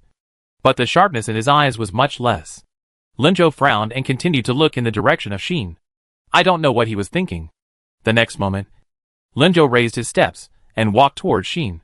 Da-da-da-da-da. The sound of the knight's boots landing on the ground was clear, bringing a sense of tension. Limjo walked straight towards Sheen. Sheen looked at this scene, his expression unchanged, calm and unhurried, as if he was not afraid of being discovered at all. Limjo came in front of Sheen, less than a meter away from him, staring at him closely. After many days, the two faced each other again.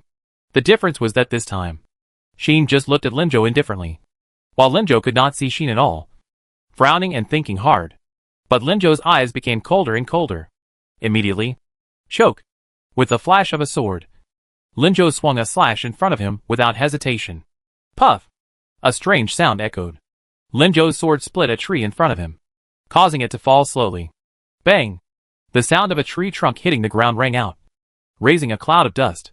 Limjo stepped back, looking at the fallen tree and the empty front, and his frown relaxed. Illusion? With this conclusion, Limjo turned and left. Although the other knights were alarmed, they still searched honestly. In the end, they really didn't get anything. So they gathered around Linzhou again and reported. Of course, they still didn't find anything. Linzhou didn't seem very satisfied with this. However, since they didn't find anything unusual, they could only do nothing.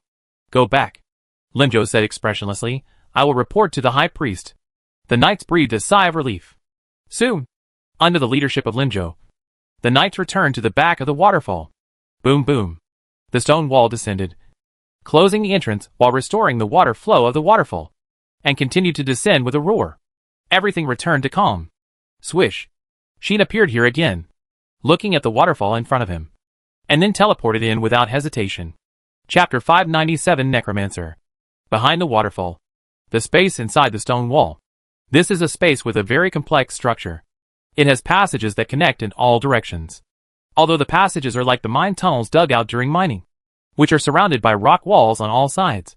There are magic lights installed on the ceiling, illuminating the entire space. Swish. With a faint sound of breaking through the air, Sheen teleported into this place, and came to this space. So this is what it is like inside. Sheen first quickly glanced around. Then with a thought in his mind, he sneaked into the shadows and hid his body. Clang clang clang clang. Just in front of Sheen, the knights led by Rinzhou were walking forward in an orderly manner.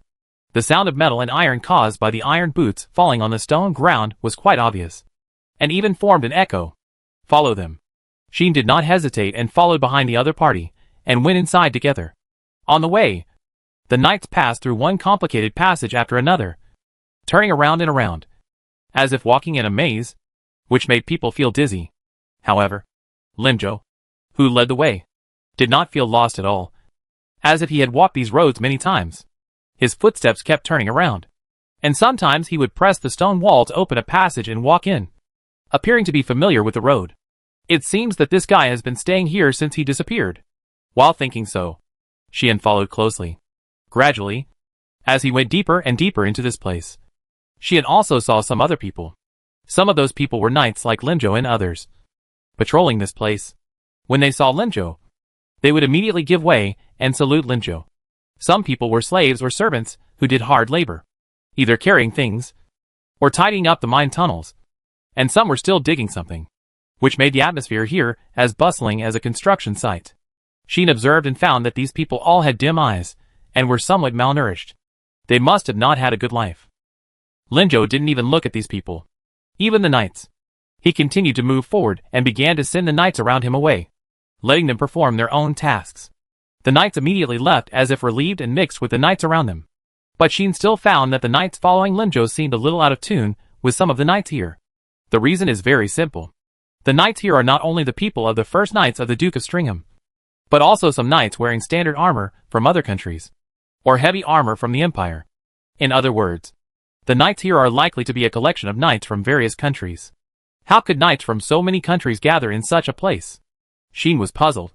Mainly, he didn't understand what this place was used for. Linzhou didn't know that his rival had sneaked in here. After dispersing the knights around him, he immediately went in another direction. Sheen thought about it, and finally followed.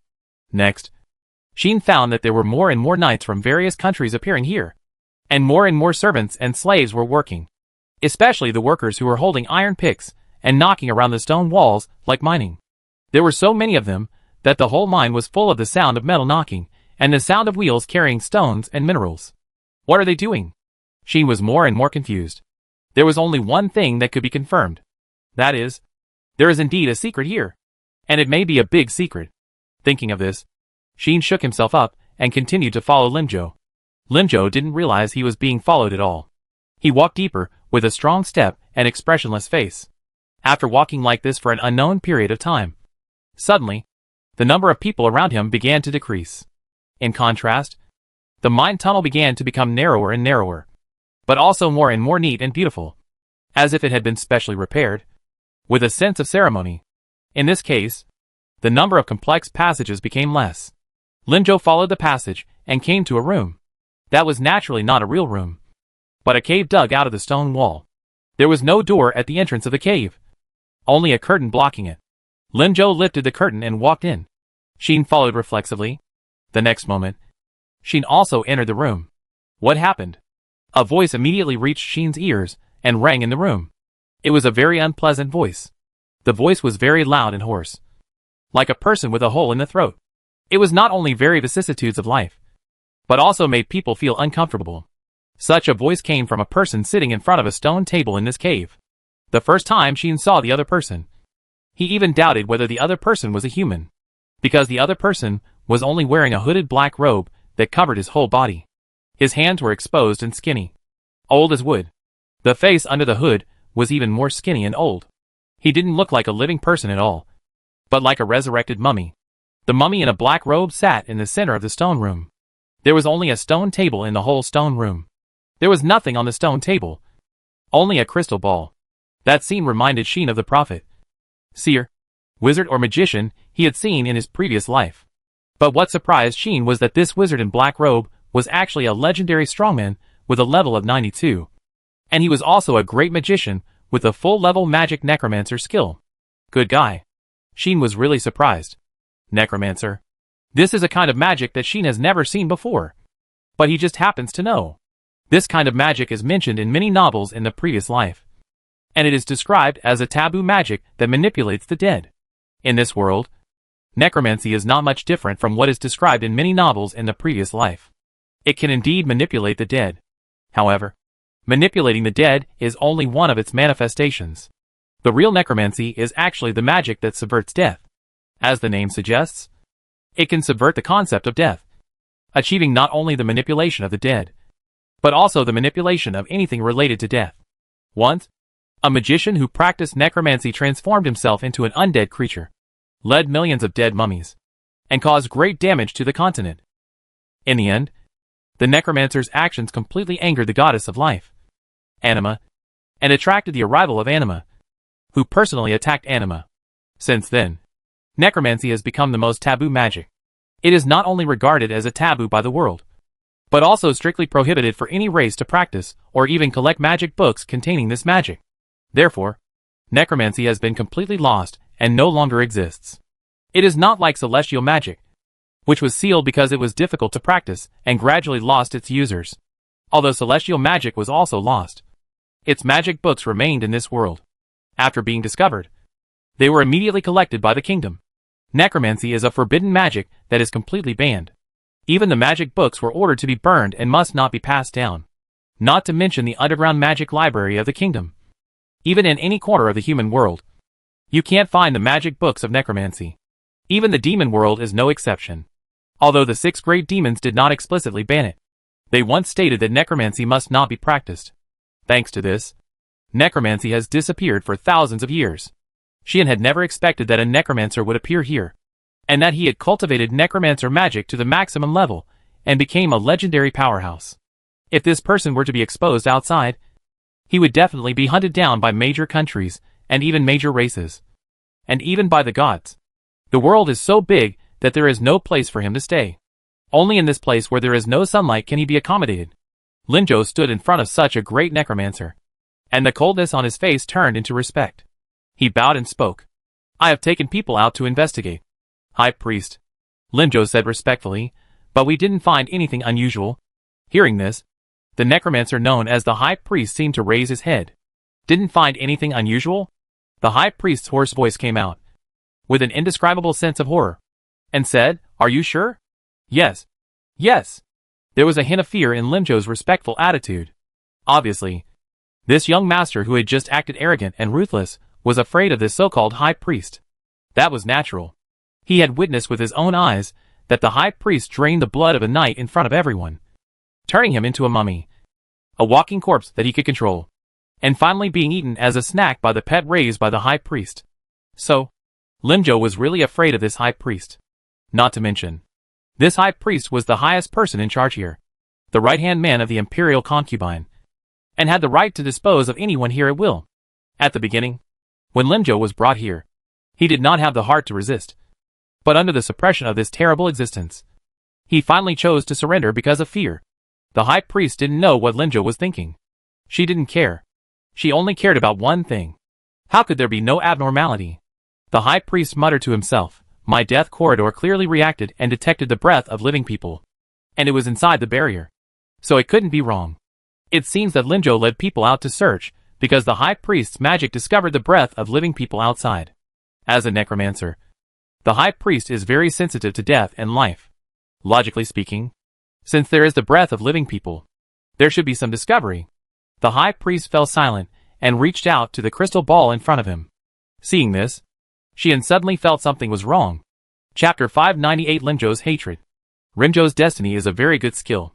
Once Xian enters the state of hiding, lurking, ambushing, etc., it can not only conceal the smell, breathing, footsteps and breath, but also weaken the sense of existence to a certain extent, and even work on the surrounding environment and individuals. Among all the concealment skills, this skill is undoubtedly the strongest.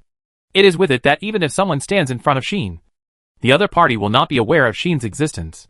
With such a foul skill, it is conceivable that if Xian suddenly attacks in this state and assassinates someone close at hand, how terrible it would be. Relying on this destiny skill, Xian is confident that if he does not actively expose himself, the possibility of people here wanting to discover him will never exceed 1 in 10,000. However, if the necromancer in front of him is using the method of peeping into life to conduct reconnaissance, then Xian will be a little unsure. After all, Renju Tianming does not have the effect of covering up even the vitality of people. That is the breath that will be emitted by any life. And the goddess of life Anima has a pair of eyes that can peek into this kind of vitality. Therefore, Iris, the fox saint, can track down Xian and find Xian's whereabouts even if she is thousands of miles away, by borrowing the power of the goddess of life. If this necromancer can use the magic of detecting vitality to detect the breath of living people in the surrounding area, then Xian may be exposed. Thinking of this, Xian couldn't help but look cold, stretched out his hand, and grasped the holy sword at his waist. If the other party really discovered him, then Xian would not mind being an assassin. And before the other party could react, he would attack and kill him. The other party is a necromancer, a forbidden and filthy existence, and staying in such a place must have a very deep relationship with Moru. Xian does not need to be scrupulous, and will not feel uncomfortable at all to kill him. It just so happens that his Li Ju Tianming also has the effect of increasing the success rate of assassination. When in hiding, lurking, ambushing, etc., the attack power will be greatly improved. When in hiding, lurking, ambushing, etc., the accuracy of the attack will be greatly improved. With these two effects, even if the opponent is a legendary necromancer, Xian is confident that he can kill him with one blow. Xian was ready. Such Xian completely ignored the last effect of Li Ju Tianming, which automatically avoids magic detection when hiding, lurking, ambushing, etc. In other words, detection, exploration, and reconnaissance magic are ineffective against Xian, who is in a lurking state. Clang! The high priest's bony hand pressed on the crystal ball, making the crystal ball emit a pale green glow. In the brilliance, scenes emerged on the crystal ball, reflecting the breath of living people in the surrounding area. Suddenly, places with living people appeared on the crystal ball one after another, like images being played, flashing one after another. There are pictures of slaves and servants working. There are pictures of knights from various countries patrolling. There are pictures of people moving in the mine tunnel. There are also pictures of places such as basements, prison rooms, torture rooms, interrogation rooms, etc., showing places where living people exist one by one, including this stone room. It also appeared on the crystal ball. However, there was only the reaction of Linzhou's living people on it, and there was no reaction from the high priest, let alone Xian. Seeing this, Xian couldn't help but breathe a sigh of relief. Instead, the high priest seemed to frown, and his pair of bone-like hands kept waving, repeatedly looking at the pictures presented on the crystal ball, as if he was carefully investigating. Linzhou didn't dare to disturb them, and stood there trembling, not daring to breathe. After a while, the high priest confirmed everything and fell silent. It seems that there was probably some malfunction in the death corridor before. The high priest admitted this reluctantly. She was actually not very willing to admit it. But since there was no abnormality, the necromancer could only admit it first. However, being careful is not a big mistake. You give orders to raise the level of security by 1 level, and also let the knights check the workers and servants to see if there are any strangers. The high priest spoke very cautiously and said, "The princess's plan is about to come to an end, and no mistakes are allowed at this time. Understand?" "Yes," Linzhou quickly agreed, but did not retreat immediately. Instead, he looked at the high priest cautiously, with fear in his eyes, but also a little expectation and desire. Glancing at Linjo, the high priest waved his hand calmly, causing a pale green light to appear on the crystal ball in front of him. The light circled around the crystal ball, then suddenly swept out and came to Linjo. Linjo was overjoyed, and quickly stretched out his hand, grabbed the light in his hand, and stuffed it into his mouth. Yes! Linjo swallowed the pale green light. After swallowing it, Linjo's face showed an unhealthy green, and the breath on his body became even colder than before. However, while becoming cold, Linjo's breath actually showed a slight increase. This, Xian was slightly startled, and then remembered something, using the peeping ability of external awareness of destiny to look at Linjo's current level. This look surprised Xian. Level 84? Has the level of this Linjo increased to more than 80? That's not right. I still remember that when I met Linjo in Cosmos, his level was only more than 70, and there was still a long way to go before reaching level 80. Now, in just 2 months, his level has increased to more than 80. There is definitely something wrong. Moreover, the problem lies with this necromancer. Or rather, with the green light that Linjo swallowed. Go down. The high priest said to Linjo, as long as you work for us loyally, I will not hesitate to give you more spirit essence as a tonic to increase your strength. As he said this, the high priest's voice became full of temptation. Do you remember the wish you told us at the beginning? Hearing this, Linjo's eyes turned cold and his face became a little ferocious. At the beginning, after being brought here, Linjo did express his wish. I want to defeat Xian Boztut and get Rosie Lusty Mitra. This is Linjo's obsession. Or madness. Unfortunately, with your strength, you are definitely not the opponent of that person. The high priest said mercilessly, he can single-handedly defeat the old demon clan like the Slayer faction, and can also destroy half of the kingdom's knights. Even dragons have been tamed by him, and the strongest evil gods also bowed down to him. There are even dragon demons around him. How can you, a young master of the Duke's family, deal with it? Linjo's expression suddenly became more ferocious. But the high priest did not stop. You should have known that he killed your father, caused the Stringham family to fall apart, and successfully won the heart of the kingdom's treasure and became her fiancé. The high priest seemed to be talking to himself, perhaps. In a short time, the princess you have been thinking about will climb into someone else's bed and become someone else's forbidden lover. Linjo's breathing began to quicken, and the breath on his body became extremely disordered and extremely evil. Faintly, Linjo's eyes turned green. Not that kind of emerald green, but a very creepy, miserable green. This scene made the high priest smile. A very satisfied smile. Looking closely, the high priest looked at Linjo as if he was looking at a carefully crafted work of art. You are indeed very qualified. Much better than your useless uncle. The high priest smiled sinisterly. Don't worry. As long as I am here, there will be enough spirit essence for you to use. And in a little while, you will become a legendary strongman. At that time, you will have the ability to resist Xian Boztut. Work hard. Come on. I, however, have high hopes for you. Hearing the words of the high priest, Rinjo raised his head, and the ferocious look on his face began to disappear. But the green glow in his eyes did not dim. Yes. Linjo bowed his head respectfully and said, I will not disappoint your expectations. That's good. The high priest nodded with satisfaction and said, go down. Except for me. Everything here must obey you. You also have the highest power. You can kill whoever you want and play with whichever woman you want. The only thing you are not allowed to go to is the basement. That is the place where the Imperial concubine plays. Even I can't go down there. Remember? Yes. Linjo agreed. However, there was still some regret on his face, because he knew that the goods in the basement were the best. But that was the exclusive playground of the Imperial concubine.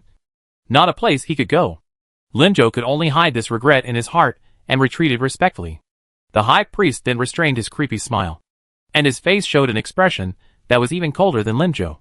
Royal concubine. Moro. Humph. As if he was unhappy about something. The high priest snorted coldly, and then closed his eyes. The motionless, lifeless appearance looked like a dead body. Having watched everything, Xian withdrew from the stone room. He did not touch the high priest, nor did he touch Linjo. Even though Linjo had just made him want to do it, Xian still held back. There were still some places he wanted to take a good look at, so he couldn't alert the enemy so quickly. Basement? Xian muttered, then turned his head and looked in one direction. There seemed to be a path deeper into this space. Chapter 599 The Cell in the Basement. In the dark passage, Xian was moving forward slowly and unnoticed, heading towards the deepest part of this space. This time, no one led the way for him, and he could not use the previous search method to confirm the location and terrain of others. Here, if Xian released magic so blatantly, he would definitely be noticed by the High Priest. Therefore, Xian could only rely on the information perceived by the perception of outer awareness of destiny to find his destination. The direction of the airflow, the texture of the magic, the vibration formed by various movements, subtle strange sounds. Such existence became the basis for Xian to collect intelligence in this space at this moment, allowing him to think while maintaining the hidden state under inner awareness of destiny. Following the passage, moving forward all the way, even if the pace was slow, but moving forward unwaveringly. Along the way, Xian did not encounter any patrolling knights. Perhaps because this area is a relatively important area and outsiders are not allowed to approach. Xian did not find any traces of patrols. But the fact that there is no patrol does not mean that there is no other existence guarding here. Xian stopped at the end of a passage, looking at the scene in front of him, speechless for several seconds. A rather terrifying pressure permeated here. The source of the pressure was a huge monster lying on the ground. Xian was quite familiar with the monster, because he also had one at home. Is that a dragon? The huge monster lying at the end of the passage was a dragon. No, to be more precise, it was not a living dragon, but a dead dragon. It had a pair of tattered dragon wings. The membrane on the dragon wings was in tatters, and a lot of flesh and blood had disappeared, exposing the bones to the air, which was very obvious. Its entire body had rotted. At least more than half of it had rotted. Not only could no intact part of it be seen, but even its internal organs had disappeared without a trace. Only a very large magic crystal was embedded in its chest, as if it was replacing its heart, emitting a magical glow while spinning. This couldn't be called a dragon at all. It could only be said to be a dragon corpse. But this dragon corpse had obviously been transformed, emitting a very strong aura of death. At this moment, it was lying there like it was taking a nap. In its eye sockets, which had lost its eyeballs, there were pale green spots of light flashing instead of pupils, telling Xian that this corpse dragon was able to move. There was no doubt that this was a dragon that was resurrected and controlled by the High Priest's necromancy magic. Right? Its level was as high as 91, and it actually had legendary combat power. A small secret base, where two legendary beings appeared one after another. When did legendary beings become so worthless? Of course, the corpse dragon in front of him was the follower of the necromancer. Strictly speaking, it was a magical product and could not be considered a complete legendary being. But even so, the opponent's legendary combat power was unquestionable. It was indeed the legendary necromancy, a forbidden power that had created millions of undead armies. The magic that could manipulate the dead and subvert death was indeed amazing. However, compared to this corpse dragon, Xian was more concerned about the scene behind the opponent. That was an entrance and exit with steps extending downward. In other words, was that the basement they just mentioned? Xian confirmed this. It seemed that it was indeed a place that was not allowed to be entered casually. The legendary corpse dragon was guarding this entrance, and even lying in front of the entrance, completely blocking the entrance. In this situation, unless the other party gets up and moves, no one can get in. Fortunately, this is still useless to me. After estimating the direction and distance, Xian teleported directly to the entrance. He just passed the legendary gate guarding corpse dragon and entered here. Let's go down. After entering, Xian did not hesitate. He glanced at the corpse dragon that was still dozing behind him and walked down the stairs. Presumably, no one would believe that someone could sneak into this place so silently without attracting anyone's attention. Even if the highest level assassin came, I'm afraid he couldn't do this.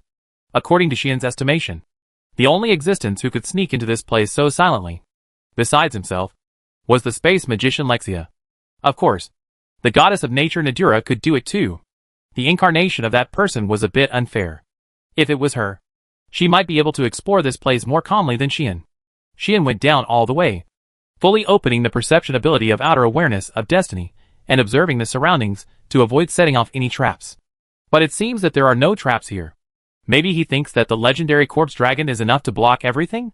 Xian thought so. When Xian walked down the stairs and finally entered the basement, he realized that his previous idea was too naive. Although there are no traps here, it is definitely not guarded by only a corpse dragon. Ho! Ho! I saw that in the dim basement. A roar like the roar of a beast was rising and falling. Figures were slowly wandering around here. Like zombies. Very scary. But it was not wrong to say that they were zombies. The figures wandering here were not people at all, but mummies. They were the dead. They were undead. Just like the corpse dragons outside. The corpses were rotting all over. With green eyes, ragged clothes, and hideous faces wandering here. Am I in the zombie world? She'd only felt a physical discomfort. Now, he understood a little why Anima was so angry that she came directly to annihilate the domineering necromancer. Not only because the other party was doing something that was against the will of heaven and earth, but also because the act of using the corpses of the dead was too blasphemous to life, which would make the goddess of life angry. Which was understandable. Sheen even saw two familiar figures among them. Could it be the two from the first nights of the Dukedom of Sturm? Sheen stared at one direction closely. There, two figures staggered and walked, and caught Sheen's eyes. Sheen recognized the two. At the time of Cosmos, before the evil spirit broke out and was about to enter the Dark Temple, Sheen had seen them once. Yuri Sturm. He is the chief knight of the Dukedom of Sturm. Barry's younger brother. Limjo's uncle. A strong man with a level of 88. Not far from the legendary level. In the Cosmos incident, he disappeared with Limjo. Unexpectedly, when I saw him again, he had turned into a corpse ghost and became one of the many dead. Wandering here, next to him, the leader of the First Knights, who had been quite against Sheen, was also there. Remember, his name is Sona? The leader of the First Knights is Yuri's brother-in-law, and his level is also 80. But now, he has also become one of the many ghouls, and one of the watchdogs of this basement. It is obvious that Rimjo is still outside, and even holds great power. But the two masters of the String family, who disappeared with him, have fallen into this situation. Even Sheen feels a little sympathetic. At the beginning, I advised you not to enter the evil land. But unfortunately you didn't listen. So you can't blame others. Sheen shook his head, put the matter of these two people behind his mind, and observed the surroundings. After this observation, Sheen discovered that there were many cells in this basement. The iron fence separated the stone caves and the space outside, so that the outside of the cell was full of wandering ghouls, and the inside of the cell was imprisoned with people who were guarded. Sheen frowned, and finally stepped forward helplessly, and mixed in with the many ghouls. There was no other way. Otherwise, he couldn't get close to those cells. While Sheen was careful not to touch the corpse ghost, he observed the inside of the cell. As a result, Sheen found that there were female knights imprisoned in the cell. Some of them sat on the straw pile with their knees hugged, shivering. Some were sobbing and shedding tears, and some had dull eyes, not knowing what they were thinking. But without exception, they were all stripped naked. This scene did not make Sheen feel full of eyes, because it only made Sheen feel that these female knights were raised like livestock. There were iron handcuffs on their necks, handcuffs and leg cuffs on their hands and feet, and scars on their bodies. Obviously they were tortured. Of course, this is not the most important thing. The most important thing is that Sheen recognized the identities of these female knights. Are they the female knights of the Broken Blade Knights? That's right. These female knights were the personal guards of the second princess of the Ragnar Empire, the princess known as the Valkyrie. Sheen had dealt with them in Cosmos, so he recognized them. So, Sheen seemed to have thought of something, narrowed his eyes, and no longer observed slowly, but jumped deeper into the basement. Ho! Ho! Several corpses that passed by Sheen seemed to have noticed something, and they stopped and growled. Sheen ignored them and rushed forward. Not long after, Sheen came to the deepest part of the basement and saw the largest and darkest cell. Inside, a figure caught Sheen's eyes. Sure enough, Sheen stopped, stared at the other party for a long time, and finally called out the other party's name. Capellan Ragnar. It was the princess. Chapter 600. Don't you want to cry? Woo. In the dim cell, a groan with a little pain echoed and was clearly audible. Sheen moved instantly and entered the cell directly, looking at Capellan in front of him. His brows knitted tightly. At this moment, Capellan was chained to the wall by 4 chains, and even had a collar around her neck, tightly bound. There were magic words on these chains and collars, and they were of the same type as the handcuffs worn by Havis. Their effect was to imprison the magic power of the bound person, making it impossible for the bound person to mobilize magic power and use any magic-related abilities. In this case, unless it was those high-level orcs and demons with outstanding physical abilities, no one should be able to break free from these chains. Right? Obviously, Capellan was taken special care of, and was not allowed to have the ability to move at all.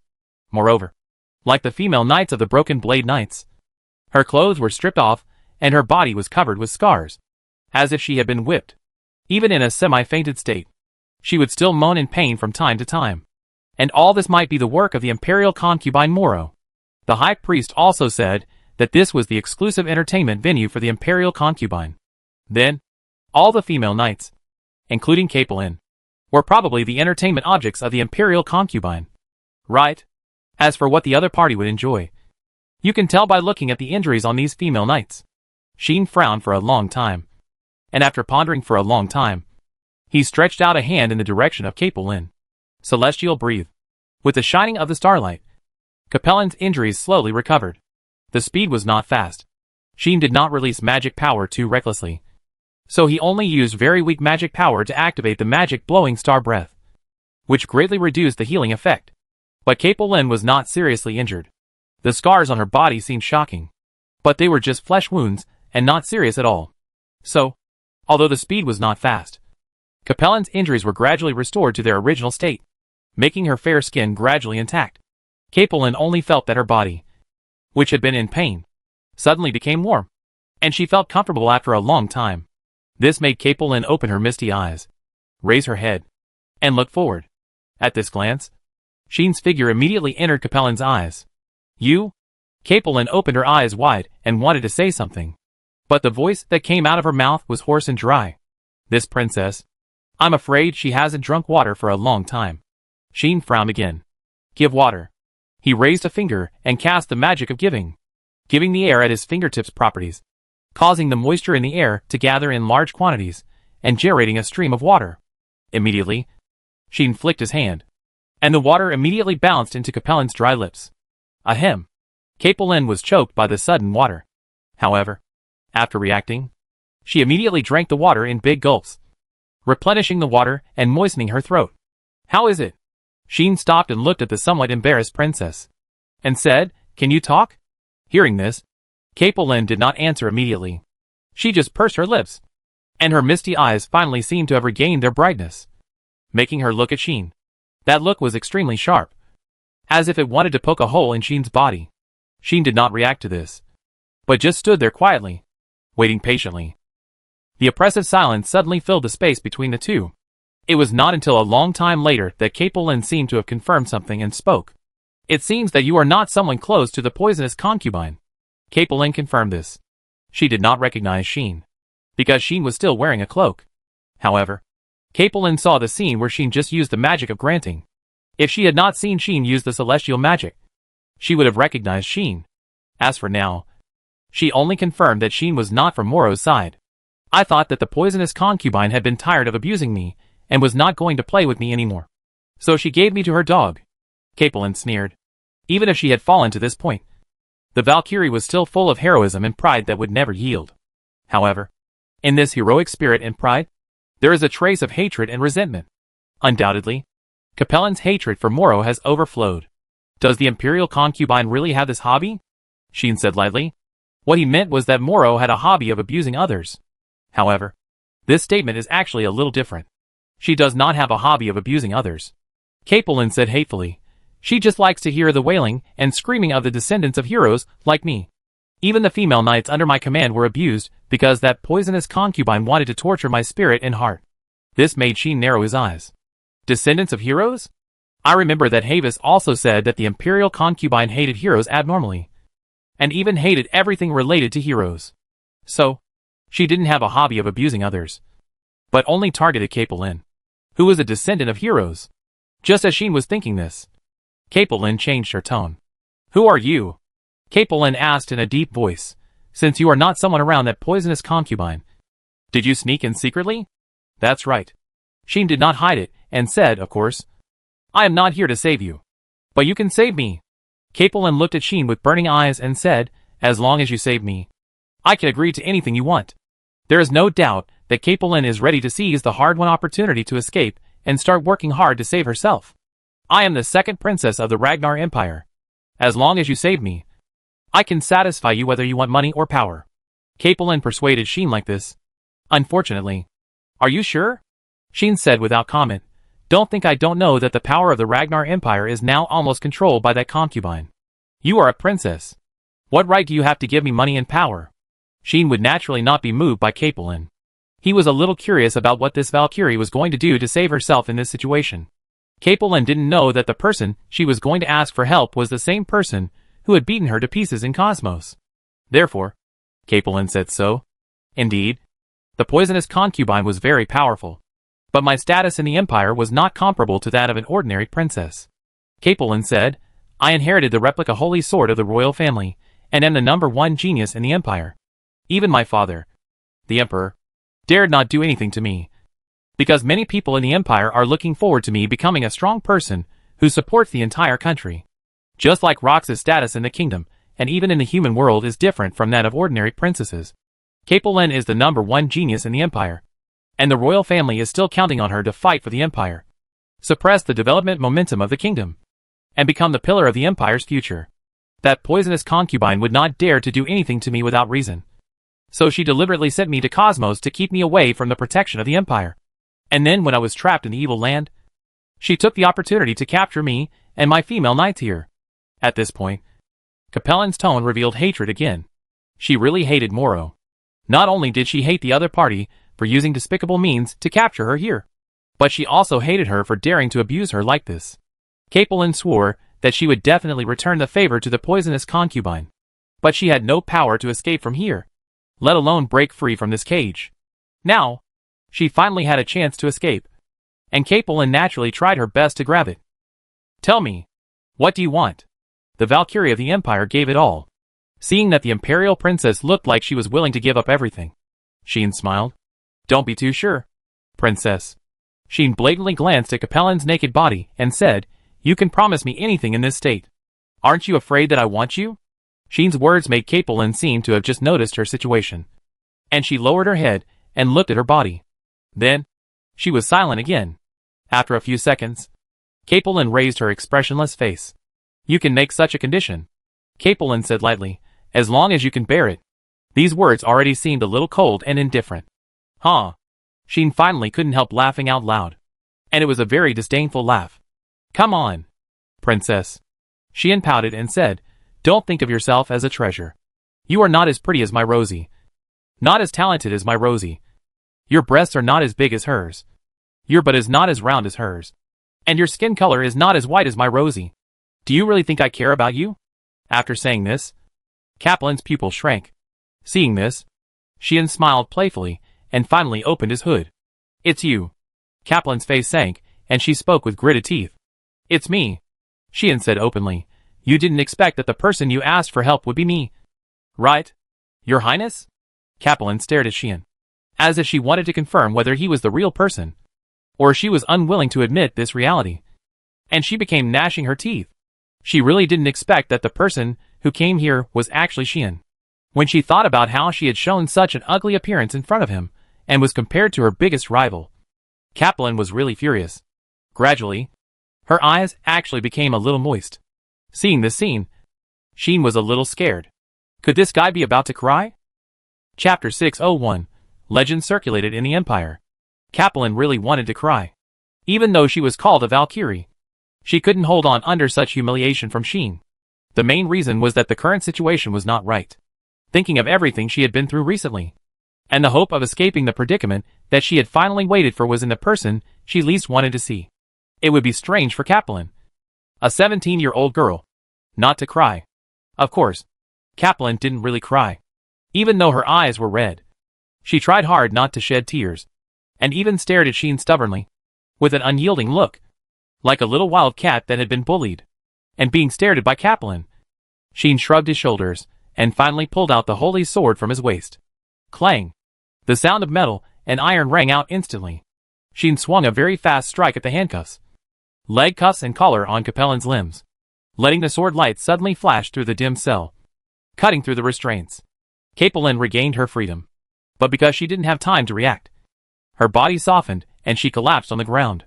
Seeing the white-haired princess collapse in front of him like a weakling, Sheen shook his head with a smile, and finally pulled off the cloak on his body and threw it on Capelin. Capelin immediately reached out and grabbed the cloak to cover her naked body. Obviously, This princess is not without shame. What kind of place is this? Sheen asked Capelin. Is it just a cell for imprisoning people? That doesn't look like it at all. You know, in addition to this basement, there are many patrolling knights and working slave servants outside. They seem to be digging something. Do you know what they are going to do? Sheen began to collect the information he wanted. Capelin raised her eyes and looked at Sheen, who was staring at her. After a moment of silence, she spoke. I don't know where this place is, let alone what it is used for. I only know that after waking up, I and my female knights were imprisoned here and tortured by the poisonous concubine, Capelin said in a low voice. During this time here, except for the poisonous concubine, I have not seen another person come to find us until today. In other words, Capelin didn't know anything about this place. Sheen was a little disappointed. However, he didn't say anything. Anyway, he came here, and he didn't think he would achieve his goal easily. While no one has noticed the movement here, he plans to investigate this place again to see what secrets are hidden here. As for Capelin, Sheen will still rescue her for the time being. After all, he had already entered into a state of cooperation with Havis, and the information about this place was also provided to him by Havis. In this case, taking his sister out would be the most righteous thing to do. But just when Sheen was thinking about this, Capelin suddenly murmured something, not knowing what she thought of.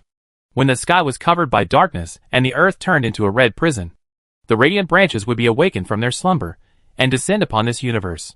This is a poem. A poem that sounds very pleasant and makes people feel a little mysterious. Capelin suddenly sang such a poem, which made Sheen stunned there. Seeing this, Capelin did not wait for Sheen to react and explain directly. This is a legend circulating in the Ragnar Empire. Capelin said, it is said that under the land of the Ragnar Empire, there is a treasure called the Radiant Branches sleeping. Treasure? Sheen raised his eyebrows and asked in surprise, under the land of the Empire? That's right. Capelin nodded and said, I also heard my mother mention it before I knew there was such a legend. According to Capelin, this legend has been circulating in this land for a long time. So long that not many people know it now. The royal family of the Empire has studied this legend, because there are rumors that the brave who founded the Ragnar Empire came to this land just to find the treasure called the Branch of Radiance. The brave spent several years looking for the treasure here, but he never succeeded. So, he just established a country on this land and lived here for a long time, hoping to find the treasure one day in the future. But he spent his whole life and finally failed. Then, the brave warrior who was the founding emperor was targeted by the demons because he lived here for a long time and did not change his position. He finally died in the hands of the dragon demon. Mother once said that at that time, this legend was still very famous. Capelin recalled and told the story as if searching for her own memory. The reason why the empire at that time was persecuted by countries and races from all over the world after the death of the founding warrior was said to be because of this legend at the beginning. Knowing that there was a treasure that the brave warriors were willing to spend so many years searching for on this land, other countries and races would naturally feel eager to move. With this as the source, the Ragnar Empire, which lost its founding warrior, was gradually persecuted by outsiders and experienced rise and fall in its long history until today. In the long-term confrontation and struggle, the original purpose was gradually replaced by various other reasons and political issues, and became unknown. As a result, the legend has become unknown. Today, I am afraid that not many people in the imperial family will study it. Capelin remembered this because she accidentally heard her mother, who was driven out of power, mention it. Mother also heard about it from the former emperor, my grandfather. Capelin mentioned such a thing. Sheen found the highlight. You said that the former emperor was your grandfather? Sheen asked reflexively. That's right. Capelin was slightly startled, but she didn't mean to hide it and admitted it directly. In other words, the former emperor was your mother's biological father? Sheen said with a strange look on his face. Your mother is the orthodox descendant of the brave? Yes. Capelin seemed to understand what Sheen was surprised about. After a moment of silence, she said calmly, the current emperor was the elder brother of the head of the Leffelet family. After a political marriage with my mother, he was married into the royal family. With my mother's unwillingness to be a regent, he took the throne and became the emperor. Well, Sheen finally understood the truth of some things. Why is the current emperor so cruel that he dares to persecute even his own offspring? Why would the Leffelet family obey Moro's orders and become her running dogs? Feelings. It's all because the emperor was bewitched by Moro. Just now, under Moro's instructions, he attacked the descendants of the hero, and also made the Lephalet family Moro's running dogs. If not, the bloodline heir of the dignified hero would have to consider the idea of leaving some direct bloodline to the imperial royal family, and defend Havis and Capelin in front of Moro. Right? But the emperor did not do so.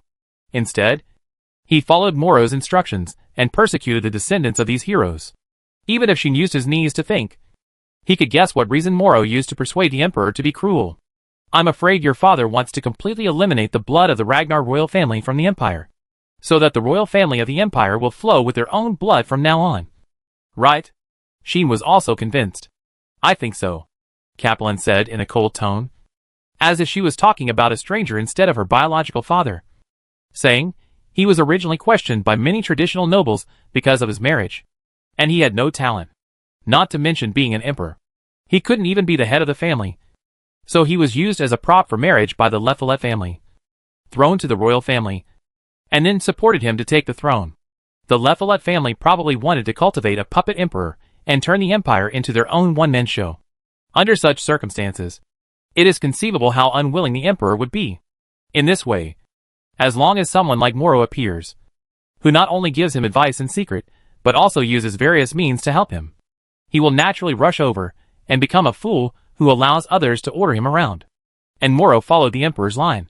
Firstly, he drove the imperial concubine off the stage and avenged the lineage of the brave. And secondly, he suppressed the Lephalet family and subdued the Lephalet family that controlled the emperor. In addition, the emperor obeyed his orders, so his power in the empire naturally became greater and greater, and finally dominated the court. What should I say? Sheen spread his hands and said indifferently, no wonder your prince brother wants to usurp the throne so much. Brother Havis? Capelin was slightly stunned, and then understood, and said to Sheen, could it be that you are the helper invited by the elder brother? What? Sheen said with some surprise. Do you know about this? Almost. Capelin relaxed her body and whispered, Brother Havis has always wanted to go to the kingdom for help. When I disappeared, he also warned me that it would be better not to have too much conflict with the kingdom, which would be detrimental to the subsequent treatment of the poisonous concubine. But Capelin obviously didn't listen. Otherwise, when she was in Cosmos, she would not have targeted Sheen so much, nor would she have been in a state of confrontation with the Stringer family. Her Royal Highness has always regarded the kingdom as an opponent, and the princess of that kingdom as her lifelong enemy. When she heard that Havis was ready to cooperate with the kingdom and ask for help from the kingdom, she naturally would not be willing. Sheen could imagine how many conflicts the brother and sister had over this matter, and looking at the current situation, it is clear that Havis is the one with foresight. Chapter 602. Well, I made a profit. While Sheen was sighing, Capelin was also looking at him with a complicated expression. Thinking back to the beginning, she was indeed against Havis asking the kingdom for help and asking the people of the kingdom to save her country. Although the kingdom is powerful, it is still the rival of the empire. If he exposes the internal situation of his country to the rival country and then asks them for help, who knows if he will invite the wolf into the house and cause the empire to be invaded by the kingdom. Moreover, as an imperial, he already has a more or less hostile consciousness towards the kingdom. So, this matter, to put it nicely, is called asking for help. And to put it bluntly, it is treason. If it is not handled well, it is very likely to be boycotted by the entire empire. The fact that Havis has fallen to this point this time is also closely related to his going to the kingdom. From this, it can be seen that as an imperial, it would be a ridiculous thing to ask for help from the kingdom. But Havis seemed to think that this matter was too ridiculous. After all, in this way, the poisonous concubine would never think that we would make such a move. This is what Havis values, and he wants to catch Moro off guard. But Capelin still didn't agree. There is no other reason. Just because she really doesn't want to ask for help from the country where the woman is. Obviously, they are lifelong opponents, but they run to the other party to ask for help. With Capelin's stubbornness and arrogance, how could she agree to this? Therefore, Capelin has never been able to reach a consensus with Havis, her brother, on this matter. As a result, during the period when she was imprisoned, her brother had found a partner and successfully asked the other party to support the empire, and even came here and appeared in front of her. How could Capelin not feel complicated? At the moment, Capelin almost subconsciously asked a question in a hurried tone. Is Roxalusti Mitra here too? This is what Capelin cares about the most. If even that woman comes, Then this time, her ugly appearance will really be seen by the person she least wants to see. If it becomes like that, Capelin may not want to leave here, and would rather continue to be tortured by Moro here. Sheen seems to see through Capelin's thoughts under her uncertain face. So, you think too much. Luo, she will not come to the Empire, Sheen said bluntly. Who knows if she will fall into any trap when she comes here. The implication is that even if the kingdom will take some actions for the Empire's request for help, it will definitely not be completely believed. Who knows if this is a conspiracy to lure Luo Shi to the Empire to be killed. So, let alone Luo Shi didn't know about this. Even if she knew, she would not come easily. In fact, Sheen had invited Rosie to come to the Empire. But Rosie refused. The princess knew that her identity was extremely sensitive in the Empire. And once she appeared, it would inevitably cause an uproar. That would be the real chaos. In view of this, Rosie would not come. Both emotionally and rationally. Is that so? Capelin couldn't help but breathe a sigh of relief. But for some reason, she looked a little regretful. Do you want her to come or not? Sheen was speechless. Sure enough, a woman's heart is like a needle in the sea. You think it's just not easy to pick it up. But in fact, she has no intention of coming out at all. What if that needle is a golden hoop that can stabilize the sea? Then, you can only go to the sea to understand women. Otherwise, why do so many men want to be the king of the sea? Let's get back to the topic. Sheen said, you just mentioned the treasure of the Empire land. Do you mean that the purpose of the people here is to find it? Sheen thought of the slave workers, who were constantly digging here. Capelin also thought of this. You just said that they seem to be digging something. Right? Capelin said, then the only legend I can think of is this. This is obviously a guess without any basis. But Sheen always felt that this unfounded guess might not be completely useless. In the final analysis, why did Moro appear in the Empire, and stir up trouble in the Empire? Because she hated the hero, and everything related to the hero. So she wanted to mess up the country established by the hero? Then why didn't she go to the kingdom, but came to the Empire? The kingdom was also founded by a hero. And the royal family was also the legitimate descendant of a hero. There was even a person like Rosie, who was called the heir of Mitra. Logically speaking, if Moro only hated the hero, she would definitely want to overthrow the kingdom more than the Empire. But she chose to come to the Empire, and take control of the Empire's political power. She only secretly tripped up the kingdom. For example, the large-scale assassination in the capital 10 years ago was planned by this poisonous concubine. What does this show? It shows that there is something in the Empire that attracts her. The Radiant Branch? Sheen looked at Capelin and asked, do you know what treasure it is? I don't know. Capelin frowned, thought about it, and finally shook her head, saying, I only know that it seems to be a treasure that even the 3 goddesses and the 6 demons have only heard of. It is very likely related to one of the supreme gods or the demon king.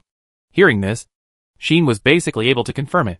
That Radiant Branch, even if it is not Moro's target, is still a very important and precious thing. Is it possible that a treasure related to one of the supreme god and the demon king is not important or precious? No wonder even the founding hero of the Ragnar Empire wants to find this treasure. It is definitely an extraordinary thing. How does that poem go? Sheen asked Capelin. Capelin turned her eyes and looked at Sheen. And then she opened her red lips. When the sky is covered by darkness and the earth turns into a red prison, the radiant branches will be awakened from their slumber and descend on this universe. Capelin sang this song. Sheen silently memorized it. What are you going to do next? Sheen asked. If it were before, Capelin would have said without hesitation that she wanted to leave here. But now, when she thought that she had to rely on Sheen's power to leave here, Capelin was unwilling. But, no matter how unwilling she was, in the current situation, it was just unnecessary hypocrisy. Take me out. Capelin took a deep breath and said in a deep voice, the same words. Save me. I can give you whatever you want. Capelin said this sentence before with great momentum and confidence. She believed that if the other party was a normal person, she would be moved by her status. However, the appearance of Sheen broke Capelin's confidence. Even if she was slow, Capelin found that Sheen didn't care about the conditions she offered. Even if the price was himself. Sheen showed a look of disgust. This made Capelin angry and lost her temper. On the other hand, Sheen was straightforward this time. Okay. Sheen snapped his fingers and said, for your brother's sake, I will take you out for the time being. As he said that, Sheen reached out his hand and pressed Capelin's shoulder before she could react. Swish. The next second, The two disappeared from the cell at the same time and appeared outside. Who? Who? The surrounding ghouls seemed to have noticed some movement and started to stir slightly. Capelin only felt her eyes blurred. And when she reappeared, she was already outside the cell. What is this? Capelin's face changed slightly. Teleport? When did he have this ability? No. When he was in Cosmos. He did show a teleportation-like ability. But at that time, couldn't he only activate this ability when he was attacked? Could it be that he was hiding his weakness at that time? This thought immediately flashed through Capelin's mind. At this time, Sheen spoke up. Don't leave my side, Sheen warned Capelin, saying, my skills can make me and the objects I touch enter a hidden state, or even an invisible state, so that I will not be discovered by the army of the dead here. Once you leave the place I touch casually, it will immediately cause the dead here to kill. I know. Capelin lowered her eyes, as if she had no choice. Then let's go. Sheen planned to take Capelin away.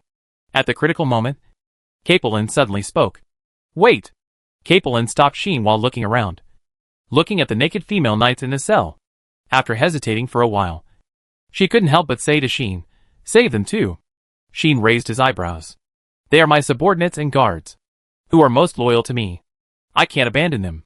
Capelin hurriedly explained. Sheen stared at Capelin for a long time, and only when Capelin felt uncomfortable did he curl his lips. You owe me a big favor. After leaving these words, Sheen took Capelin, who was showing joy, and teleported to the cages one by one to rescue the female knights. When the female knights saw Sheen appear at first, they almost screamed in panic. They covered their bodies in panic and fear. It was not until they saw Capelin wearing a cloak that they were surprised and happy, and even cried with joy. Sheen teleported all the female knights out of the cages, and asked them to touch themselves one by one, and not to run around, so as not to be covered by the effect of inner feeling destiny, and be discovered by the dead. The female knights were still shy at first, but in the end, they had no choice but to blush one after another and come to Sheen's side. Now, Sheen is happy. Well, I earned it. Chapter 603 Don't. Boom! Outside the unknown secret base, the water of the waterfall was still roaring down, creating huge waves of water, as if nothing had happened. Even the headless body of the knight whose head was chopped off by Rimjo's sword was gone, and the blood was cleaned up. It was obvious that someone had done this work. Until a certain moment, with a faint sound of breaking through the air, a series of white figures appeared outside the waterfall. These white figures were naturally the female knights brought out of the dungeon by Sheen. Ah! Ah! The beautiful female knights only felt a flash before their eyes. And then, they saw the light of day again and came outside. And then screamed one after another. Your Highness Cockaparen. We. Wild W. Some of them squatted down with their arms around their bodies, and some huddled together trembling. Their shame was completely overwhelming. There was nothing they could do about it. Just now, in the dark basement, these female knights could still comfort themselves, using the darkness to hide their normal state, and they were eager to escape, so they could barely suppress their shame. But now, suddenly seeing the light of day again, under the sun, with sufficient light, the shame of the female knights could not help but explode. Ahem. Sheen coughed dryly, turned his head, looked at the horizon, and looked like he saw nothing. There was nothing here. And he was a gentleman. A gentleman. Capelin, wearing a cloak, glared at Sheen immediately, and then quickly covered the female knights under her command in the bushes next to her.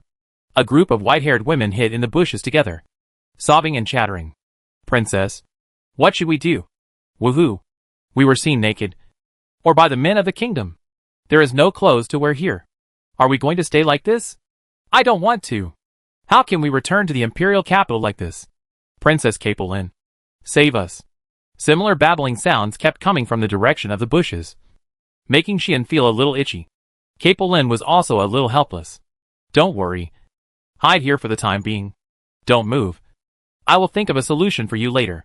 You should count each other first to see if there is anyone left alone and not coming out. Calm down. We finally got out of trouble. We can't be caught again. Reduce the noise. It is estimated that we are not completely out of danger now. Do you understand? After Capelin's serious and even harsh admonition, the female knights calmed down a little and stopped making noise.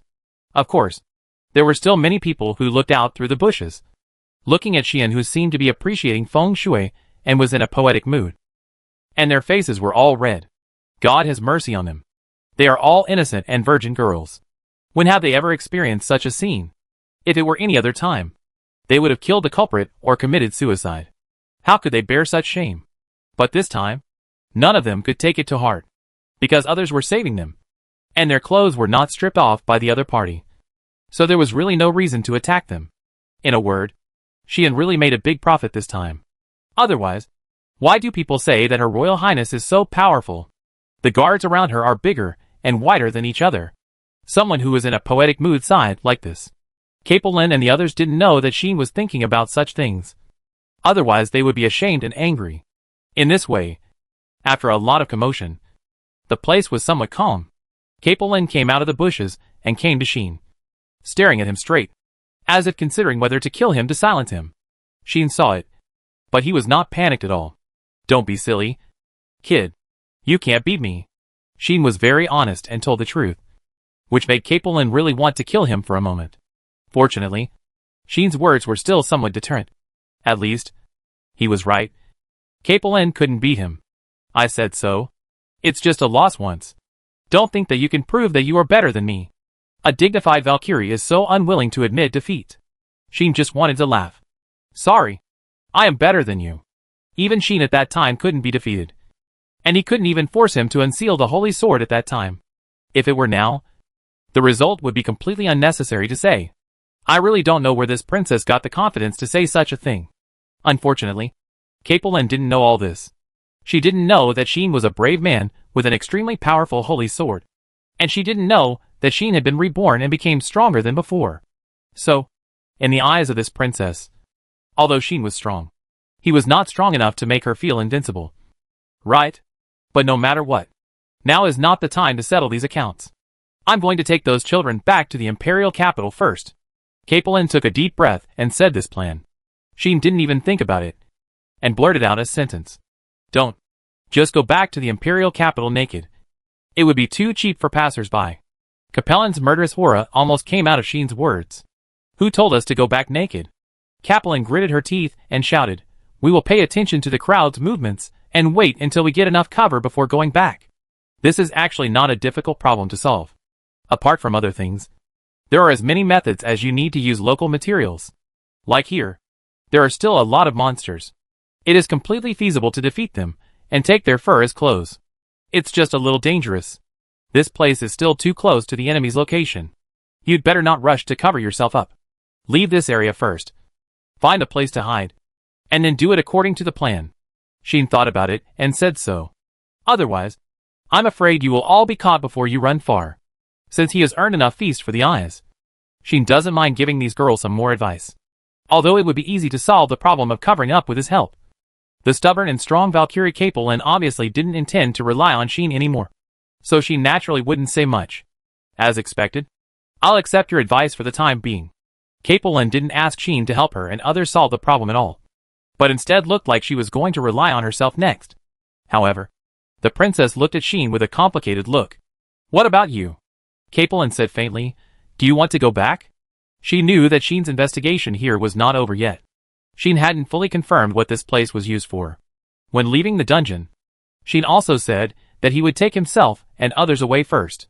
Since he took himself and others away first, there must be follow-up plans. This is indeed the case. Now that you are here, if you don't meet the old and new friends inside, wouldn't it be a waste of time? Sheen grinned.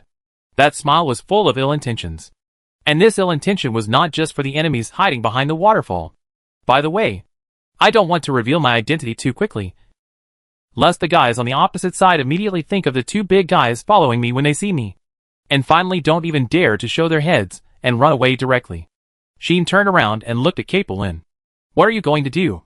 Capelin immediately took a step back subconsciously and pulled her cloak tighter. What do you think? Sheen's smile suddenly looked even more ill-intentioned.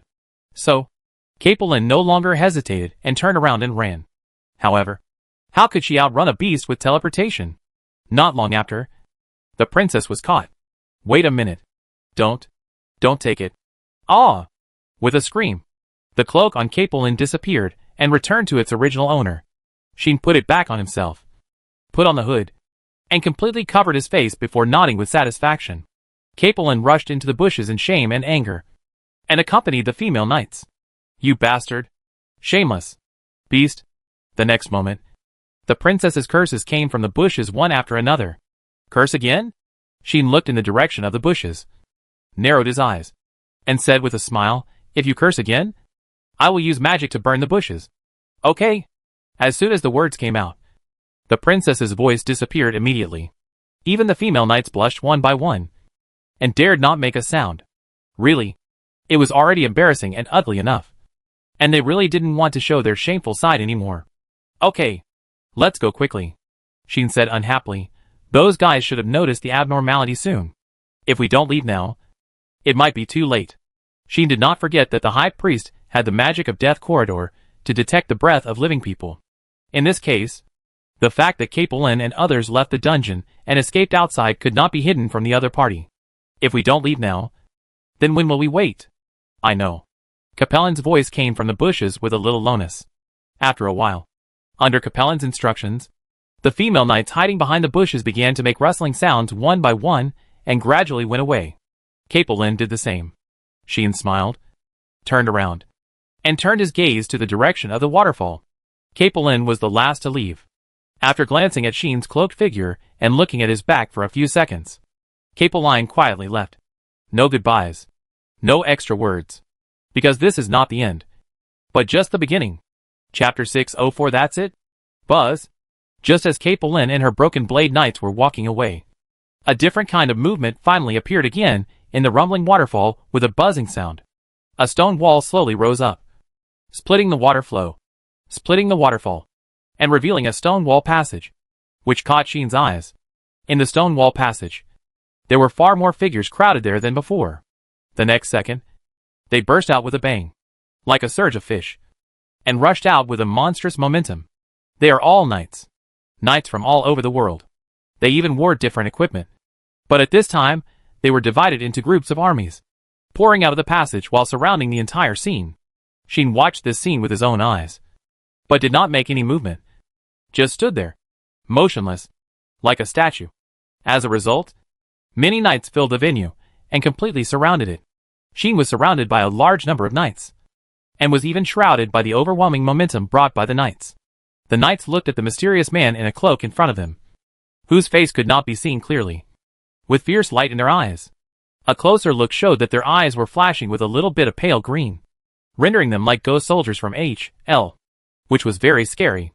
Among them, the most terrifying, the most fierce, and the one with the most pale green in his eyes was Linjo. Linjo was the leader of this army, standing in front of many knights, facing Sheen from a distance, with a very cold face. The atmosphere was condensing. The air pressure was dropping sharply. The heavy pressure permeated the whole venue at this moment, causing a heart-wrenching silence to spread. Is that you? Linjo spoke. Are you the rat who sneaked into our sanctuary? Linjo looked at Sheen coldly, and a trace of doubt rose in his heart for a moment. Why does this person seem a little familiar? Linjo had such an idea, but this idea was soon replaced by murderous intent and anger. There was no way. Linjo was really angry, and he really had the urge to cut the mysterious man in front of him into pieces. You know, at the beginning, Linjo was sent outside by the high priest to search for strange intruders. As a result, Linjo found nothing. After returning to report, something happened in the base not long after, and it was a big thing. Just now, the high priest called Linjo back and scolded him with murderous intent, telling him that someone had sneaked into the base and took away all the entertainment props of the imperial concubine in the basement silently. This made Linjo unbelievable, because he had indeed searched the area thoroughly, and the base was already secretive, and the high priest's death corridor was on guard all the time. Logically speaking, it should be impossible for any saint to break in silently and bring people out silently, especially with so many female knights in the basement. They were all brought out of the base silently, which was incredible. This is something that is unlikely to be accomplished. But no matter what, the fact is the fact. The basement is indeed empty. Although Linjo has never been to the basement, even the high priest has never been there, and no one has ever been there except the imperial concubine. The high priest's death corridor can no longer find any breath of living people in the basement, proving that there is no one left there except a group of dead people. And this is the high priest's dereliction of duty. And it is also Linjo's dereliction of duty. The high priest was furious and took out his anger on Linjo, So Limjo could only take out his anger on Sheen. The culprit. Say it. Limjo released a huge murderous aura and magic power with anger on his face. And even shook Sheen with some cold breath. How did you do it? This was the only thing Limjo cared about. He suspected that there might be something wrong inside the base, which might have caused someone to sneak in silently and take away so many people. Maybe there was an insider. Or maybe there was a secret passage. No matter which one it was, he had to figure it out. Otherwise, the poisonous concubine was not a vegetarian. Once the blame was placed on her, not only herself, but also the high priest would have to bear the consequences. Unfortunately, Clang. Xian said nothing, but just curled up the corners of his mouth, as if mocking something, and pulled out the holy sword from his waist. That posture, that look, what it means, there is no need to say more. Very good. Limjo's eyes turned cold, and the murderous and violent aura in his heart suddenly became heavier.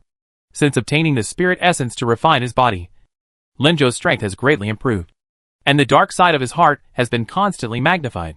This led to Limjo no longer hiding his inner heart, and he became completely unrestrained. Here, he can kill whoever he wants, even his former subordinates. Here, he can have sex with whoever he wants. And he has completely lost his arrogance in the past that looked down on everyone except Luoshi. If Moro had not forbade anyone to enter the basement and attack those female knights, those female knights might not only be whipped by Moro and used to stimulate Capelin, but would have been humiliated by people like Rinjo to the point of complete collapse, unable to even feel despair, and thus turned into broken dolls. Even Capelin could be harmed by Rinjo, let alone being as lively as she is now. She might just commit suicide directly. It is impossible for her to live in shame. Right? This kind of Rinjo is no longer the Rinjo of the past, but a devil who has fallen into the abyss. The reason why his uncle Yuri and Yuri's brother-in-law Sona became ghouls is because the high priest promised Rinjo that as long as he killed those two people for the sake of justice, he could get everything. From that time on, the past Rinjo might have died. The current Rinjo is just a humanoid monster occupied by the dark side and desires in his heart. And the murderous aura and strength in his heart almost instantly climbed to the top. Kill him. At that moment, Rinjo gave orders to the knights around him without hesitation. Suddenly, the green light in the knights' eyes flashed. The next moment, all the knights rushed to Sheen. The weapons in their hands became pure weapons, and they stabbed them one by one, covering the direction where Sheen was. Sheen's figure was instantly submerged by countless knights. However, boom! With a roar, an extremely huge amount of magic swept out from the center of the knights, who submerged Sheen. Bang! The knights who submerged Sheen were all blown away by the sweeping magic. Ah! Accompanied by screams. The knights who were blown away were thrown around like garbage one after another. Some fell to the ground. Some fell into the bushes and trees. And some were blown into the sky and disappeared directly, causing a wail. What? Limjo was shocked. The remaining knights stopped charging. The green light in their eyes disappeared, and was replaced by a burst of fear. Sheen still stood there. The magic power on his body rose up like a tornado, straight into the sky, and made the atmosphere chaotic. The trapped turtle in the jar suddenly became a god who shocked the whole audience. The god tilted his head, pulled the corner of his mouth, and uttered two words as if he was puzzled. That's it? The two clear words fell into Limjo's ears, but it was the biggest insult. But before Limjo could react, Xian's figure suddenly disappeared. Limjo suddenly felt a great sense of crisis. He was a genius, and as the son of the Duke's family, he also had the blood of a brave man in his body. Although it was very thin, and could not be compared with the royal family, he was more gifted than ordinary people. When Rinjo took office as the Night Guard, he was already regarded by countless people as a promising new generation, and was even considered a talent who could take over from Arida Elbian. Even though he was only in his 20s, and his level was less than 80. He still possessed extremely high combat qualities. Now, with the addition of spiritual essence to refine his body, Rimjo, who has raised his level to 84, is definitely not an ordinary knight. So, Rimjo drew his sword without thinking and slashed forward. Swish! There, with a faint sound of breaking through the air, a cloaked figure suddenly appeared without any warning and just entered Rimjo's attack range. Who? Under the opponent's hood, a slightly unexpected sound came out, proving that the opponent did not expect Rimjo to be so sharp and decisive. However, ding! With a loud knocking sound, the sword that Rimjo had split was bounced away. He used his empty hand to swat it away directly. Just like slapping a fly. Impossible. Rimjo's heart was shocked. But this is the gap between him and Sheen. Level 84? The son of the Duke with the blood of a brave man? It's a pity. Such an opponent is no longer a match for Sheen now. Bang! Sheen did not swing his sword, but kicked Limjo's chest hard, knocking him to the ground. Gwa! Limjo only felt a sharp pain in his chest, and the whole person was kicked over, screaming. At this time, Sheen had already raised one foot towards Limjo, who was falling to the ground, and landed heavily on his chest. Bang! At the same time as the muffled sound rang out, Sheen's foot stomped on Limjo's body. Puff! Limjo couldn't help but spit out a mouthful of blood. That's it? The same evaluation came out of Sheen's mouth again. Immediately, Sheen kicked Limjo's chest one by one. Bang! Bang! Bang! Bang! Bang! The muffled sound continued to ring out, causing Rimjo's muffled groans and wails to ring out continuously. For a long time. Chapter 605 Death Spirit. It must be said that Sheen was undoubtedly holding a great personal grudge against Limjo this time. Didn't Sheen really know that the eldest son of the String family had been targeting him? Before he and Rosie had established their relationship, this guy and his father, the Duke, had tried to move him behind his back more than once. Did he really think that Sheen didn't remember all this? Especially Limjo, the hypocrite, who hated him to death in his heart, but pretended to be kind and close in front of him, as if he wanted to be a good brother to him. If Sheen hadn't had the power he has now at that time, and hadn't had a good excuse to take action, he would have kicked this hypocrite away long ago. Now, this guy had eaten something that made him look like a ghost. And he also joined Moro, showing off his power and prestige in this place. He also threatened to deal with him, and take away his wife in front of the high priest. Sheen had endured it very hard for not to attack him at that time. Now, with all the new and old hatreds added together, Sheen finally couldn't bear it anymore. He kicked him mercilessly with all his emotions towards this hypocrite. Puff! Limjo had been bleeding for the nth time, under Sheen's kicks, which were more and more fierce. He felt that all the bones in his chest were broken. The severe pain spread throughout his body, causing Limjo to howl miserably. But it was useless. He wanted to struggle, fight back, and even fight to the death. But under the fierce kick from Sheen, he couldn't even stand up, and couldn't resist. He was like a humble weakling, being wantonly ravaged. This made Limjo feel terrified and filled with humiliation. Who is he? Why is he so strong? I can't even resist properly? Why am I so weak? I've become stronger. I've become stronger. Rimjo protected his last breath, raised his magic power, struggled hard, and roared in his heart. At this moment, he thought of the princess, the kingdom's treasure, who was so beautiful that everyone in the world was fascinated by her. After being brought here, he had heard that the man and Sheen had officially gotten married, and with the blessings of everyone in the world, they had made an engagement with each other in the midst of the celebrations of the country. At that time, he was crazy and possessed, and his mind was full of the news that the princess was engaged. Why was it him? Why was it him? Why not me? Why not me? Under these questions, Rimjo went completely crazy. As the saying goes, the more obsessed he was in the past, the crazier he is now. In the past, Rimjo was devoted to Roxy, and he only had Roxy in his heart. He didn't even want to look at other women, thinking that they were not worthy of him, and were not the ones he should touch. He originally joined the Knights of the Guard just to obey the arrangement of his family. In fact, he didn't have any desire to achieve success. Like an indifferent machine, he carried out the family mission without emotion. Apart from that, he didn't care about anything else. But when he saw the princess, Rimjo was crazy, drunk, and fell. From that time on, Rimjo had a goal. That was to get the princess. For this reason, he worked hard and trained in the Knights of the Guard for 2 years, winning countless praises. For this reason, he also actively cooperated with the family, and also intended to use the power of the family to get close to Her Royal Highness the Princess. He was not in a hurry, and in order to achieve his wish one day, he was moving forward step by step. Everything was going according to plan, without any mistakes, until that man appeared. He was unknown, just an adventurer in a remote country town, but he was able to meet the princess and get the princess's recognition. He was rebellious and did not play by the rules at all. Even in front of so many nobles in the kingdom, he dared to confront his father, rejected the king, and disdained fame and fortune. Many people could not see through him, and many people could not stand him.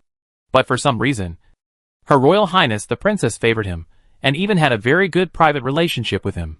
This situation made many young nobles jealous. And Linzhou was even more so, and was completely caught off guard. So, in order to eliminate this destined strong enemy, Linzhou did not hesitate to greet him with a smile. At that time, Cosmos was also constantly thinking about how to eliminate this annoying love rival and make him disappear. It can be said that for the sake of the princess, Linzhou went from a family tool to a lover who would do anything to achieve his goal. Under such circumstances, Luo Shi was engaged to Xian and became Xian's fiancé. How could Linzhou not be crazy? It was from that time that Linzhou chose to fall. He was moved by the future described by the high priest, and took the olive branch he threw out. He did not hesitate to kill his uncle and his uncle's brother-in-law with his own hands, and even countless people who wanted to resist in the first nights, and became the high priest's subordinates. He also did not hesitate to swallow spirit essence to improve his strength, even if there were some side effects. He did not hesitate. He had only one wish. That is to completely defeat that man and make the princess his own. She is mine. Mine. Something in Linzhou's heart exploded at this moment. Boom! Suddenly, a magical power burst out from the sky and earth, causing waves. Xian's foot, which was about to fall, suddenly stopped, and his eyes under the hood suddenly condensed. And he was surprised. The source of the magical power that burst out was from Linzhou. At this moment, an astonishing magical power burst out from Linzhou's body like a flood that had been opened. That magical power may not be as strong as Xian's, but it is extremely cold and sticky. Linzhou opened his eyes. In his eyes, except for the pupils that completely turned into a pale green color, the parts outside the pupils turned into a dark color. That is not all eyes of a stranger. Ah! Linzhou roared wildly, letting out the extremely cold magic power, shaking in all directions. Bang! With a muffled sound, Xian was blown away by the sudden explosion of magic power. He retreated all the way like a kite with a broken string. After retreating a very long distance, he touched the ground with his toes, moved a few times, and relieved all the strength to stabilize his body. Good guy. Xian patted the dust on his cloak, raised his head, and looked in the direction of Linzhou. Under Xian's gaze, Linzhou's body stood up shakily and gradually changed. First, his brilliant golden hair turned white little by little from the roots, turning into a head of vicissitudes of white hair. Then, his nails kept growing longer and longer until they became as sharp as a knife. And then, they stopped. Then, he also grew fangs, and the black blood vessels on his cheeks seemed to be undulating, gradually becoming more conspicuous. The young master of a noble family, the majestic knight, at this moment, turned into a demon-like existence like this. Xian's external awareness was activated almost as a conditioned reflex. Peeking at Linzhou, under the peeping of external awareness, Xian witnessed Linzhou's level and skills change. His level skyrocketed wildly, climbing from 84 all the way up to 90. All his original skills disappeared, replaced by a skill called Death Great Spirit. And this skill is not an ordinary skill, but a special skill, which surprised Xian very much. In the past, although Xian's identification skill could also see through a person's level and skills, it could not see through a person's unique skills and special skills. It was not until the birth of external destiny that Xian was able to glimpse the existence of special skills. But he still could not see the unique skills. Therefore, Xian could see the birth of Linzhou's special skill Death Spirit. But he could also see that at the moment of the birth of this skill, not only did Linzhou's original skills disappear, but also the blessing of God, which was also a special skill, disappeared directly. What does this mean? It means that Linzhou no longer has the blessing of the gods. Generally speaking, the blessing of God will only disappear under 3 circumstances. One is to swear an oath to the blessing, like Havis in the past. Once the oath is not completed, the blessing will disappear. One is that the god who casts the blessing dies, in which case, the blessing he casts will also disappear. Another is that the person holding the blessing commits a heinous crime that is hated by both humans and gods, and is then abandoned by the blessing.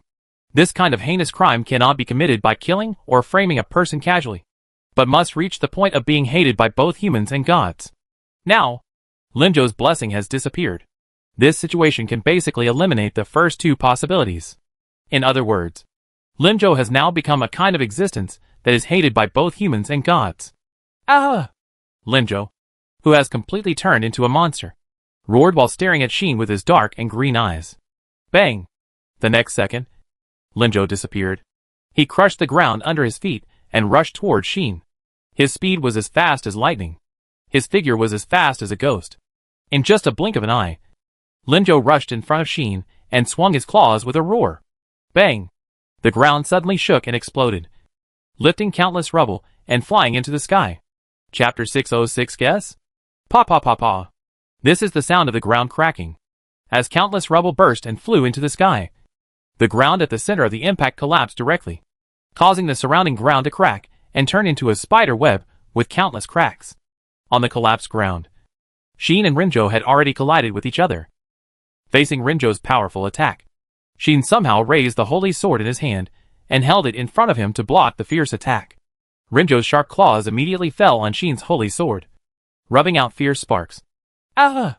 As if Rinzhou was angry about this result, he let out a roar that shook the atmosphere, and the claws on both hands turned into countless claw lights, madly cutting toward Xin.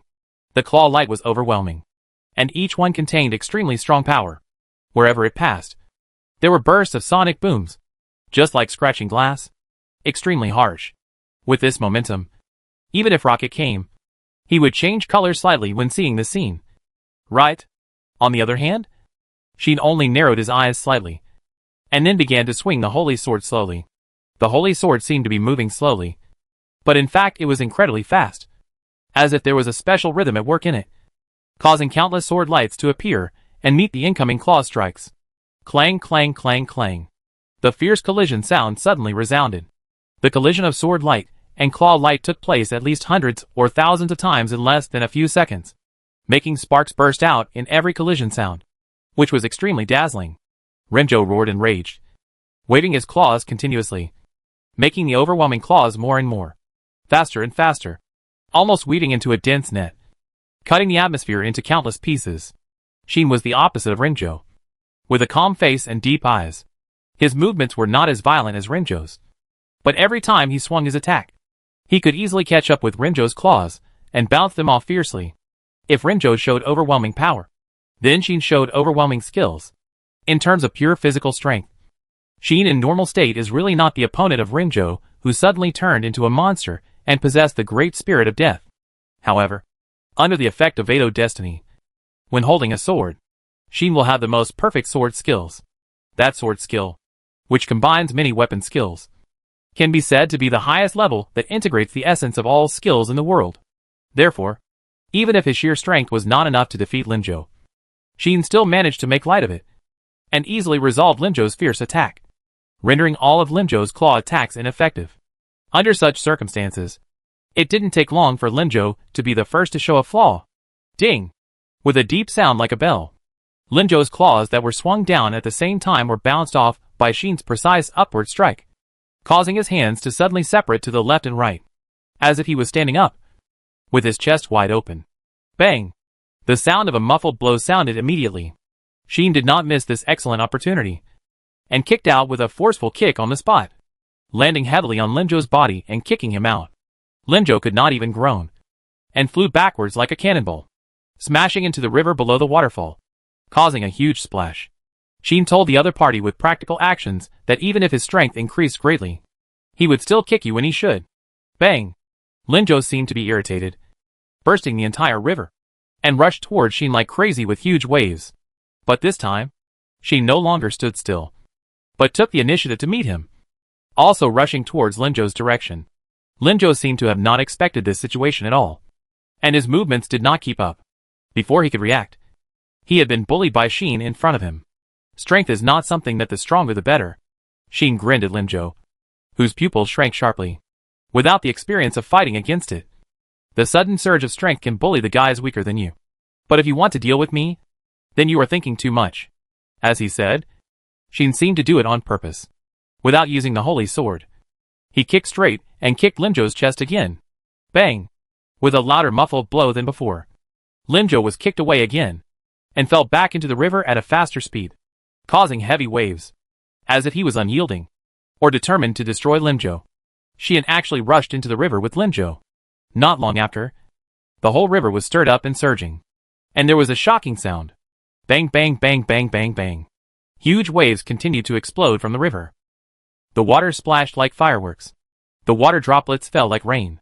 This side of the river was turned upside down, as if two prehistoric beasts were fighting fiercely in it. And the movement was so loud that it was horrifying. It was not until a long time later that the figure of Limjo appeared from the biggest wave that exploded. Ah! A howl of pain finally rang out from his mouth. The young master who turned into a demon fell out of the huge waves and flew into the air. A closer look revealed a slight depression in Rimjo's chest. Obviously, it was the wound caused by being kicked one by one. Swish! With a faint sound of breaking through the air, Sheen instantly moved above Limjo, who was flying in the air, and mercilessly slammed his feet down on Limjo below. Bang!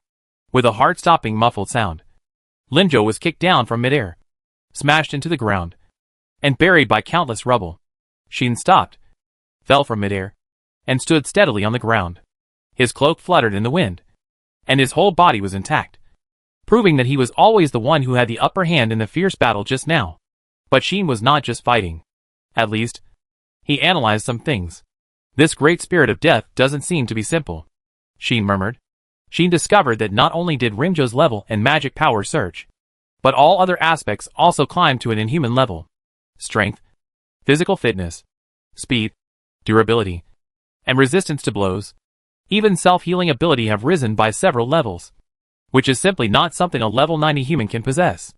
Even Salilo, who possesses the dragon power, does not have such physical ability. What happened to Rimjo to become like this? Ahem. While Sheen was pondering over this, Rimjo coughed a few times, pushing away the huge rubble covering him with his clawed hands, and struggling out of the ground. He kept vomiting blood, and blood was flowing from the corners of his eyes and nose. It can be imagined what a fierce blow he had just experienced. Ah! Rimjo roared. The cold magic power on his body continued to surge, as if there was no end. Sheen found that Limjo's level actually jumped again and improved, although it was only from level 90 to level 91. Limjo's strength was indeed still increasing, and now it was stronger than before.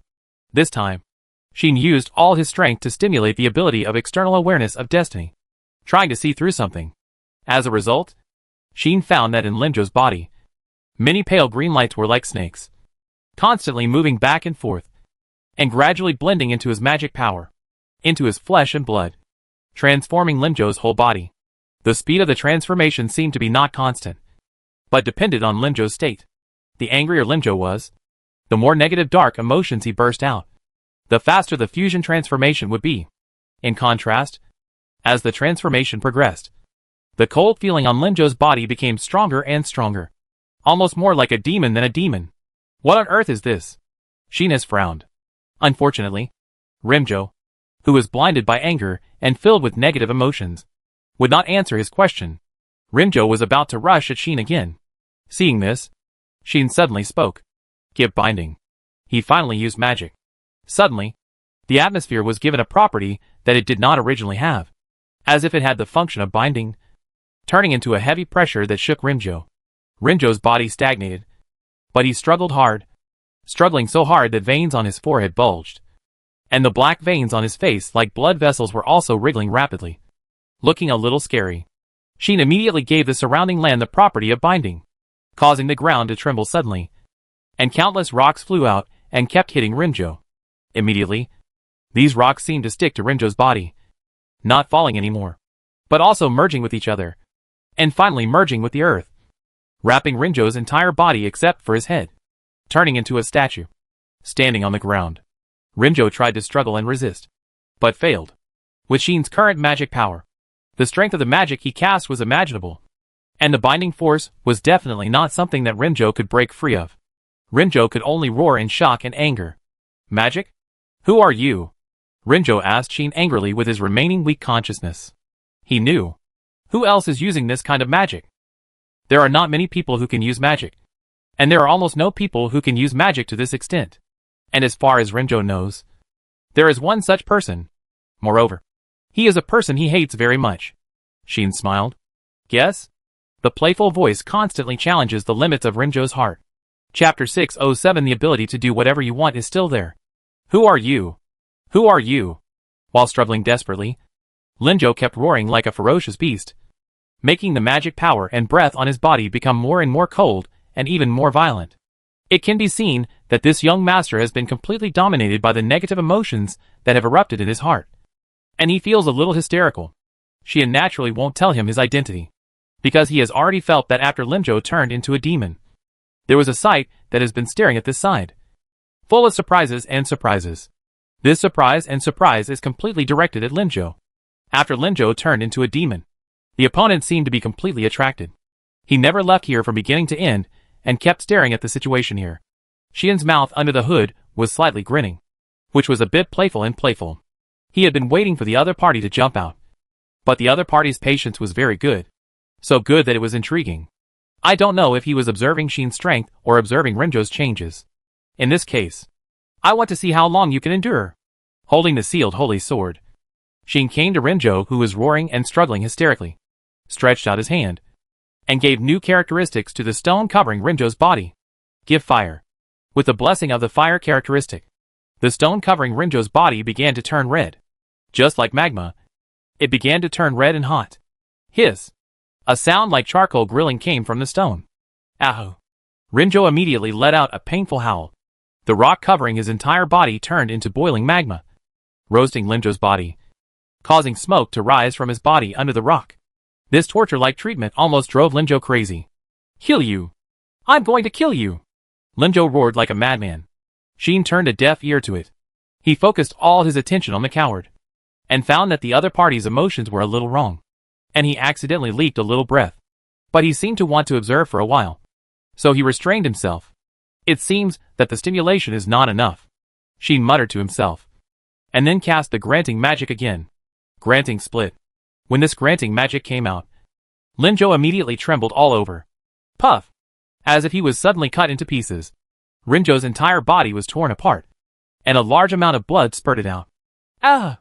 This time, Rinzhou's howl of pain turned into a scream. Obviously, the damage this time was much higher than before. Anyway, Xian didn't show much mercy. The magic power he used to cast the magic of granting was much more than the one he used to blast those demons. If it were an ordinary person, even a legendary dragon, it would have been torn into pieces and died. In this case, not only did the breath of the man who was secretly watching become disordered, but even Xian was a little surprised. I didn't expect that I couldn't split you into pieces. The magic resistance is quite high. This should be thanks to the special skill of the Death Great Spirit that has high magic resistance. Right? Xian didn't feel frustrated. After all, can you still resist this time? Xian smiled and stretched out his hand. In that hand, there was a much richer magic power than before. If all this huge magic power is used to cast the split magic just now, then it is conceivable that Linzhou's fate will definitely not be lucky. Go find your father and uncle, young master. Leaving these words, Xian pressed his hand on the hot rock without hesitation. At this moment, the breath that was secretly watching finally broke out. A start. As a hoarse and piercing voice sounded, the air in this world changed. It became full of death and despair. Boom! A dark death aura like dragon breath was like a demon composed of countless resentful spirits, while a human face full of painful expressions appeared. It exuded a corrosive breath and rushed towards Xian. Swish! Xian did not hesitate, and disappeared on the spot in an instant. The deathly aura with a human face that kept fluctuating just blasted in front of Linzhou, spreading like poison gas. Then, a horrifying scene appeared. The ground was suddenly dyed black, as if it had been deprived of all its vitality. At a speed visible to the naked eye, it first became dry and cracked, then scattered into gravel, turned into a desert, and finally disappeared completely, leaving behind a shocking huge pit. Good guy. Xian flashed out in the distance, and watching this scene, he couldn't help but feel stunned. On the other hand, Linzhou, as if he saw a savior, shouted out in ecstasy. Save me! Save me! High Priest! Linzhou has completely abandoned his past image. The hoarse and harsh voice immediately responded to him. Considering that you have successfully transformed into a great spirit, this time, I will not pursue your misconduct and save your life. As he said this, a dark shadow came from the direction of the waterfall like a ghost. A black robe was suspended in the air like the god of death. The skinny hand like a withered bone was raised, holding a crystal ball. The existence called the High Priest finally arrived late. The rich death energy on his body was fluctuating, corroding the atmosphere. Bang! The stone rock on Linzhou's body was broken. The high priest just released a death energy in his direction. And that death energy made the stone rock like the ground just now, dry and cracked at a speed visible to the naked eye. And then under Linzhou's struggle, it broke into gravel on the ground. Linzhou fell to the ground. His body was bloody and miserable. However, his flesh and blood were also growing and recovering rapidly at a speed visible to the naked eye. And the speed was extremely strange. Not bad. The high priest looked at this scene, and his hoarse voice became happy and relieved. The efficiency of transformation is very high, although there is still a gap from the failed product. It is not in vain to create a large spiritual body after 1,000 years. The spirit essence I have collected for many years is not in vain. Hearing this, regardless of Xin's reaction, Linzhou understood the reason for the change in himself. He knew that he had become stronger and suddenly had power that he could not imagine in the past. But he did not know why. Now it seems that it is inseparable from the spirit essence he swallowed. Take it. The high priest was in a very good mood. He raised the crystal ball in his hand, and a few more pale green lights emerged from the crystal ball, like a wandering venomous snake. The high priest grabbed it with his skinny hand and threw it to Linzhou. Linzhou was overjoyed and grabbed the snake-like green lights without hesitation. Like a ferocious beast, he swallowed them all up like a wolf. The high priest turned around and faced Xin. Under his hood, his skinny eye sockets stared at him, like a real H.L. god of death, and spoke coldly to Xin. Although I don't know who you are, you dared to break into my territory, take away the toys we detained, and almost destroyed my hard-earned work. How do you want to compensate me? As soon as these words came out, the death energy surging in the high priest's body became more intense, and painful human faces emerged again inside, which looked very scary. Xin looked at the high priest, glanced at Linzhou, who was still wolfing down the pale green light, and smiled faintly while thinking about the conversation just now. Want to claim compensation? Isn't that simple? Xin said with a smile. I just don't know if you can take it away. In one sentence, the atmosphere on the scene instantly dropped to the freezing point. The high priest did not get angry, but his eyes became colder and colder. You are very courageous, the high priest said coldly. It has been so many years since anyone dared to speak to me like you. Is that so? Xian was unmoved, and even said sarcastically, isn't it because you hide and dare not see people? You really dare to say that? The high priest laughed instead of getting angry, and his laugh was very scary. And he said, do you really think that you can show off in front of me if you have some skills? Who knows? Xian just wanted to show that he had never been afraid of anyone in terms of talking nonsense. So he said without disguising, I don't know if I can show off, but I still have the ability to do whatever I want. Interesting. The high priest said lightly, in this case, I would like to see how you can do whatever you want here. As he said that, the high priest raised the crystal ball in his hand high. Clang! A pale green light suddenly bloomed from the crystal ball, illuminating the whole place. At this moment, the sky and the earth changed color. Rumble. The dark cloud suddenly roared out, covering the sky. Woo woo woo. The dark wind suddenly roared and rolled towards the whole place. All the light disappeared, leaving only the pale green light illuminating the dark world. Come on, the high priest called. Heed the call and eliminate the hateful enemy in front of you. My pet? As soon as the voice fell, a figure flashed out from the stone wall mine tunnel space in the direction of the waterfall. It was an extremely huge figure. Rotting bone wings, rotting dragon body, rotting breath, pale green eyes. It was the dragon that Xin saw at the entrance of the basement. The corpse dragon. Roar! The terrifying roar resounded from the corpse dragon's mouth, shaking the atmosphere and the earth. Xin bathed in the dragon's roar, and his cloak echoed violently. Come! Play with my pet first. The high priest chuckled, and his laughter was like the devil's low hum. Xian also laughed. Send the corpse dragon to deal with me? Xian sarcastically said, Old man, you have no martial ethics. The high priest naturally couldn't reply to these words, but she would not fail to hear the sarcasm in Xian's words. So the high priest stopped talking nonsense. Eat him. The high priest gave an order in a cold voice. Roar! The corpse dragon immediately roared, and the dragon wings shook, swooping down in the direction of Xian. In an instant, the thick death aura echoed, causing the dark wind to roll around the corpse dragon. As the corpse dragon swooped down, the dragon opened its mouth, and a breath of dragon breath full of decay was spewed out, covering the direction of Xian. The dragon's breath gave Xian a different feeling from the breath of ordinary dragons. There was no sense of oppression that could break through all defenses. Only a strong smell of decay. Presumably, when the dragon turned into a dead spirit, the dragon's breath had become different from before. Right? Interesting. Xian was not surprised, but curled his lips, seeing that the rotten dragon breath was about to fall on him. Xian moved. Give and dispel. Xian chanted the giving magic that could dispel magic and even magic power, turning the magic power into invisible ripples, spreading out, and facing the incoming dragon breath. The rotten dragon breath suddenly stagnated, and then it gradually shrank like the first snow melted by the morning sun, and disappeared without a trace. Such a powerful giving magic. The high priest naturally saw the scene, and his green eyes flickered. Roar! The corpse dragon was angry, and spewed out the rotten dragon breath at Xian again. But this time, Xian didn't even bother to use magic to deal with it. He raised his sword and slashed it. The oncoming dragon breath was split into two by the holy sword flashing with dazzling golden light. It was cut on the spot and turned into two turbulent air currents, rushing around him. That scene was incredible. He actually split the dragon breath? Rimjo, who was eating voraciously, was shocked. That sword and that light.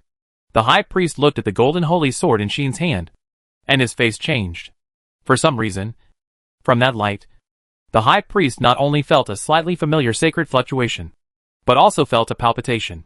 His intuition told the high priest that the power was a great threat to him. This was indeed the case.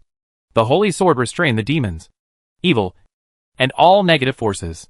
The high priest's necromancy is precisely the most restraining power of the holy sword. Once it touches the holy sword, it will be destroyed.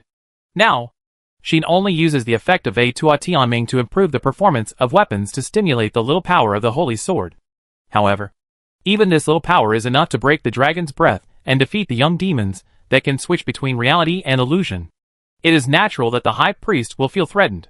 The high priest's thoughts turned rapidly. It seems that this person is not an ordinary character and should be of great origin.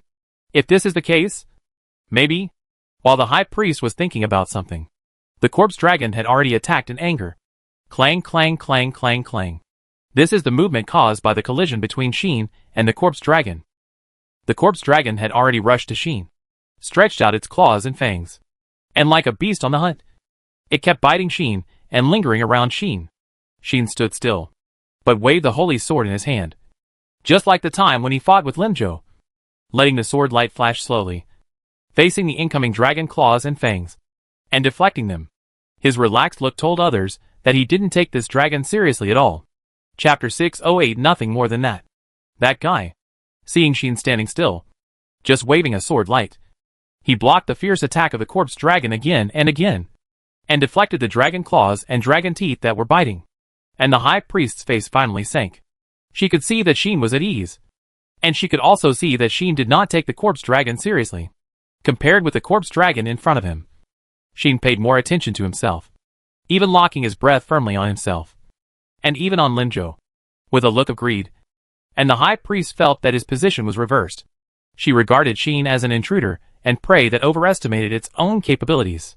However, the high priest now found that not only did she regard Xian as prey, but Xian also seemed to regard herself and even Limjo as prey.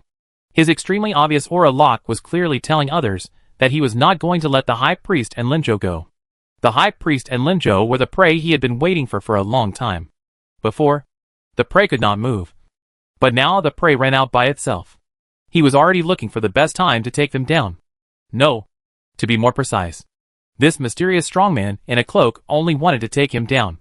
But the aura he locked on Limjo was full of murderous intent. He wanted to kill Limjo. He had kept Limjo before just to lure him out. Now that he had come out by himself, he had no reason to keep Limjo. But the high priest was furious.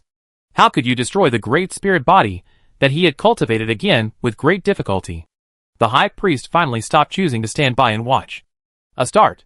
This is a high-level necromancy magic that can manipulate dead air and death. Through this magic, the high priest can forcibly corrode all living things, deprive them of their vitality, extract dead air, and gradually increase the power of this magic. This magic cannot be separated from dead air. Without dead air, this magic is useless. Therefore, when this magic was first used, its power was weaker than that of primary magic. Only when the dead air accumulated to a sufficient amount, it could become more and more terrifying as the dead air reserve increased. The High Priest has been alive for thousands of years, since she upgraded magic death to level 7 and was able to use higher level dead magic. She has been frequently using horror prints to squeeze the vitality of all things, collect dead air, and use it to enhance the power of her own dead magic. Over thousands of years, the High Priest has accumulated a huge amount of dead air, making the power of horror prints extremely terrifying. Once used, it can even turn a piece of heaven and earth into a gathering place for dead air. The sky here is covered by dark clouds because the High Priest has released the death energy that he has collected for thousands of years. And the whistling black wind is the manifestation of the death energy. So, the whistling black wind in this world suddenly turned into countless painful human faces, forming a dead energy like a vengeful spirit, and rushed towards the direction where Sheen was. Who? Sheen raised his eyebrows and chopped a heavy blow without any hesitation. With a clang, he forced back the corpse dragon that was biting him, and at the same time slashed at the incoming death energy storm. Puff! The vengeful spirit-like death energy storm was not only split into two as fragile as paper under the slash of the holy sword, but also purified by the shining golden light on the holy sword, and disappeared without a trace in an instant. That sword is indeed strange. The High Priest's face sank again. Sheen looked at the High Priest. Isn't it enough to just play with your pet? High Priest? As Sheen said this, his voice was full of carelessness. I have changed my mind. The High Priest snorted coldly and said, I will train you into my corpse slave and make you a member of my undead army. As he spoke, a more intense and surging death aura surged out of the High Priest's body.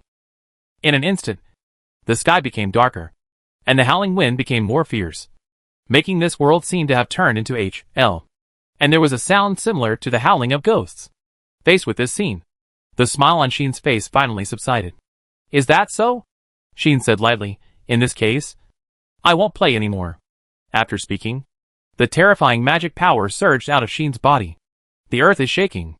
The atmosphere is shaking.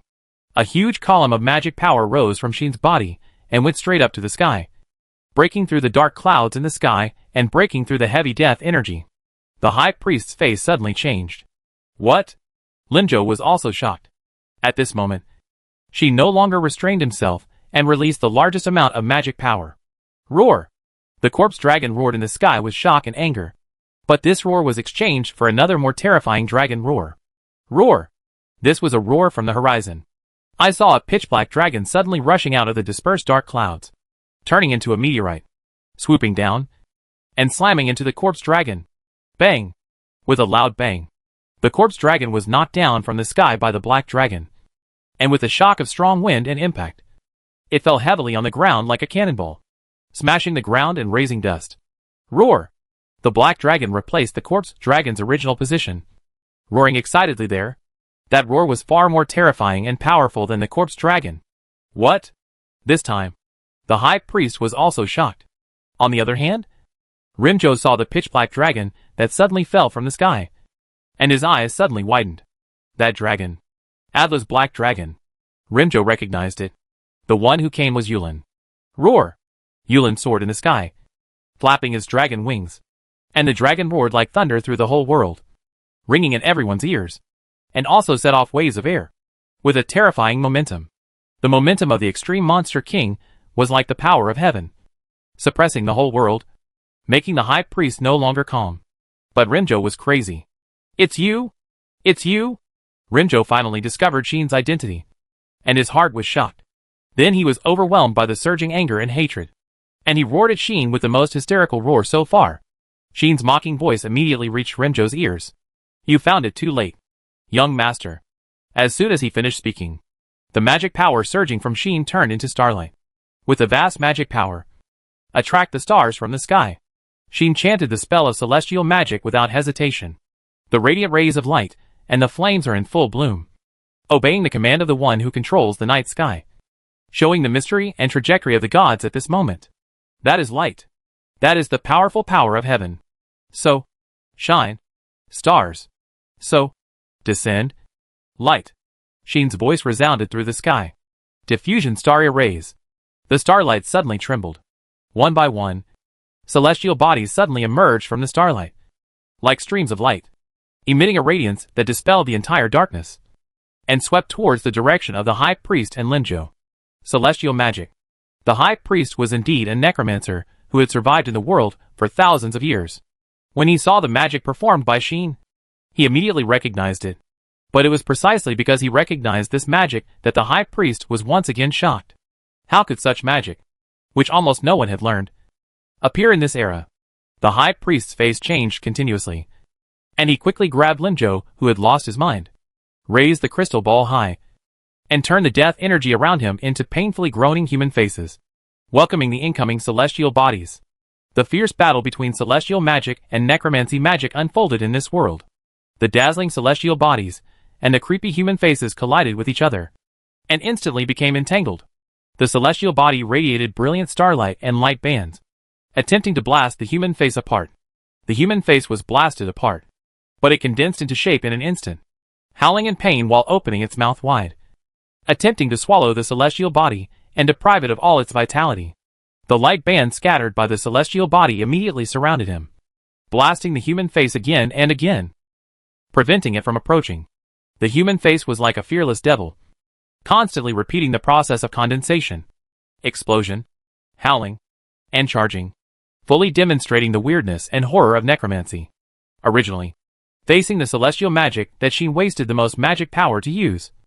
Even the most advanced magic would collapse at the touch of a button and would not last long. However, the High Priest's Horror Prince is an extremely special magic. The more dead energy there is, the greater the power. Under the High Priest's extremely distressed squandering, the endless dead energy accumulated for thousands of years was released, making the power of this magic climb to an astonishing level. For a while, it was actually deadlocked with Sheen's diffusion star array. Sheen was lucky. Although he was a little surprised, he did not lose his sense of proportion. But the High Priest could not accept this result. Horror Prince was actually unable to suppress that celestial magic. The High Priest looked very unhappy. She found it hard to accept that her thousands of years of accumulation could not defeat a modern magician who used lost magic. With an unbalanced mentality, the High Priest wanted to drive the corpse dragon and let the corpse dragon use its dragon breath to disperse the celestial magic. Although, after death, the dragon's dragon breath no longer has the power to break through all defenses. But after its dragon breath is transformed into the breath of death, if it joins the battle, it will definitely bring a great increase to the Terror Prince and suppress the celestial magic. However, the High Priest is destined to fail. Yulin had already been entangled with the corpse dragon, and even crushed it unilaterally. Boom! In midair, the hot breath of the pitch-black dragon easily broke through the breath of death and hit the corpse dragon, burning the whole body of the corpse dragon and howling in pain. Roar! Yulin became more and more excited as he fought, seeing the corpse dragon's eyes full of disgust and ferocity. He swooped down again with a tremor of his dragon wings, knocking the corpse dragon down with one claw, causing the smoking corpse dragon to fall to the ground. Roar! Yulin stepped on the corpse dragon's rotten body, as if treating a dirty creature. While roaring, he blew out dragon breath, burning the corpse dragon under his feet. Poor legendary undead dragon, being ravaged like this. Damn it! A trace of distortion appeared on the High Priest's skinny face. Just then, swish! A figure suddenly appeared in front of the High Priest, causing his pupils to shrink. That's all. After a faint mockery, the golden sword light suddenly appeared. Puff! The tearing sound resounded throughout the venue. An arm flew into the sky and was chopped off by the shining holy sword. Chapter 609 Understand? Snap! The skinny arm fell to the ground, causing a very clear sound. Facing the sudden and rapid slash, the High Priest could only raise one hand in a hurry, sacrificing it to block the blow. If it weren't for this hand, the High Priest's head would have been chopped off, because this sword was aimed at the High Priest's neck. TSK! The High Priest uttered an anxious sound. Although one hand was chopped off, for some reason, the High Priest did not feel any pain at all, and it seemed that there was no effect at all. Not even a drop of blood was shed. He just held the crystal ball with the remaining hand, releasing a strong aura of death. Sheen, who had teleported to the High Priest and chopped off one of his arms when he was not prepared, was startled when he saw this scene. Then he swung his sword again without hesitation, letting the sword light splash wildly, and slashed at the High Priest. Puff! Another tearing sound was heard. However, this time, it was not the High Priest's arm that was chopped off, but the death energy that surged from his body. The death energy rushed towards Sheen like poison gas, but was cut off by Shin's sword and dissipated in the air. Taking advantage of this opportunity, the high priest grabbed Linjo, who was in a frenzy and couldn't extricate himself, and retreated violently to the back. She was very fast. Not like a human at all, but like a real death god. As her black robe fluttered, she had already rushed a long distance like a ghost.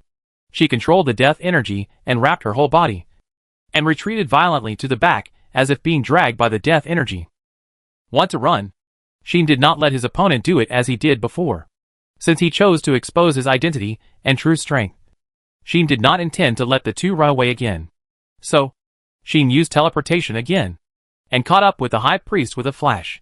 At this time, Linjo, who was in a frenzy, suddenly made an unexpected move. Let me go! Linjo broke free from the high priest's hand, with red eyes and a ferocious face, and rushed toward Shin. Idiot! The high priest who was caught off guard could not help but shout in anger. Shin was happy. Shin Boztut. Seeing Shin teleporting, Linjo ignited the hatred in his heart and roared to meet him. His eyes became even more miserable green. The spirit essence in his body wandered wildly and merged into his body at a faster speed than any previous time. Rinjo was mad and roaring, and the cold magic power on his body was rising step by step, causing his level to rise rapidly. LV.92, LV.93, LV.94. Soon, Linjo's level climbed to 95, enough to shock the world. Obviously, the hatred and resentment for Shin made Linjo break through his own limit. Coupled with the spiritual essence that the high priest had just fed him, Linjo's strength rose rapidly, shocking the high priest. Unfortunately, bang! In the heavy collision like thunder, Linjo, whose strength increased greatly, was hit in the chest by Shin's kick again. Ah! Linjo went completely crazy, ignoring the foot hitting his chest, facing the enemy in front of him. His hands turned into the sharpest weapons, with claws and lights, and blasted towards Shin. That was simply to die together, exchanging injuries for injuries. Linjo didn't mind exchanging injuries for injuries. First, his great death spirit has high defense, strong resistance to blows, and self-healing ability. Even if he is injured, he can recover at the fastest speed. Second, his pure attack power is higher than that of Shin, even if he summons one move at a time. As long as he does not hit the vital point, he will win. Third, Linjo doesn't care. Seeing Shin again, and being ravaged and played by him before, the new hatred and old hatreds are added together. If it were the Linjo of the past, he might habitually choose to endure. But now, Linjo, who is overwhelmed by negative emotions, can't continue to endure.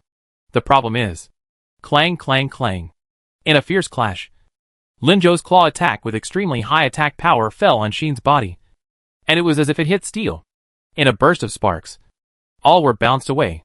How is it possible? Linjo opened his eyes wide, unable to believe what he saw. He had no idea that with Lito's destiny protecting him, Shin's ability to resist injury was definitely stronger than the defense of his great spirit of death.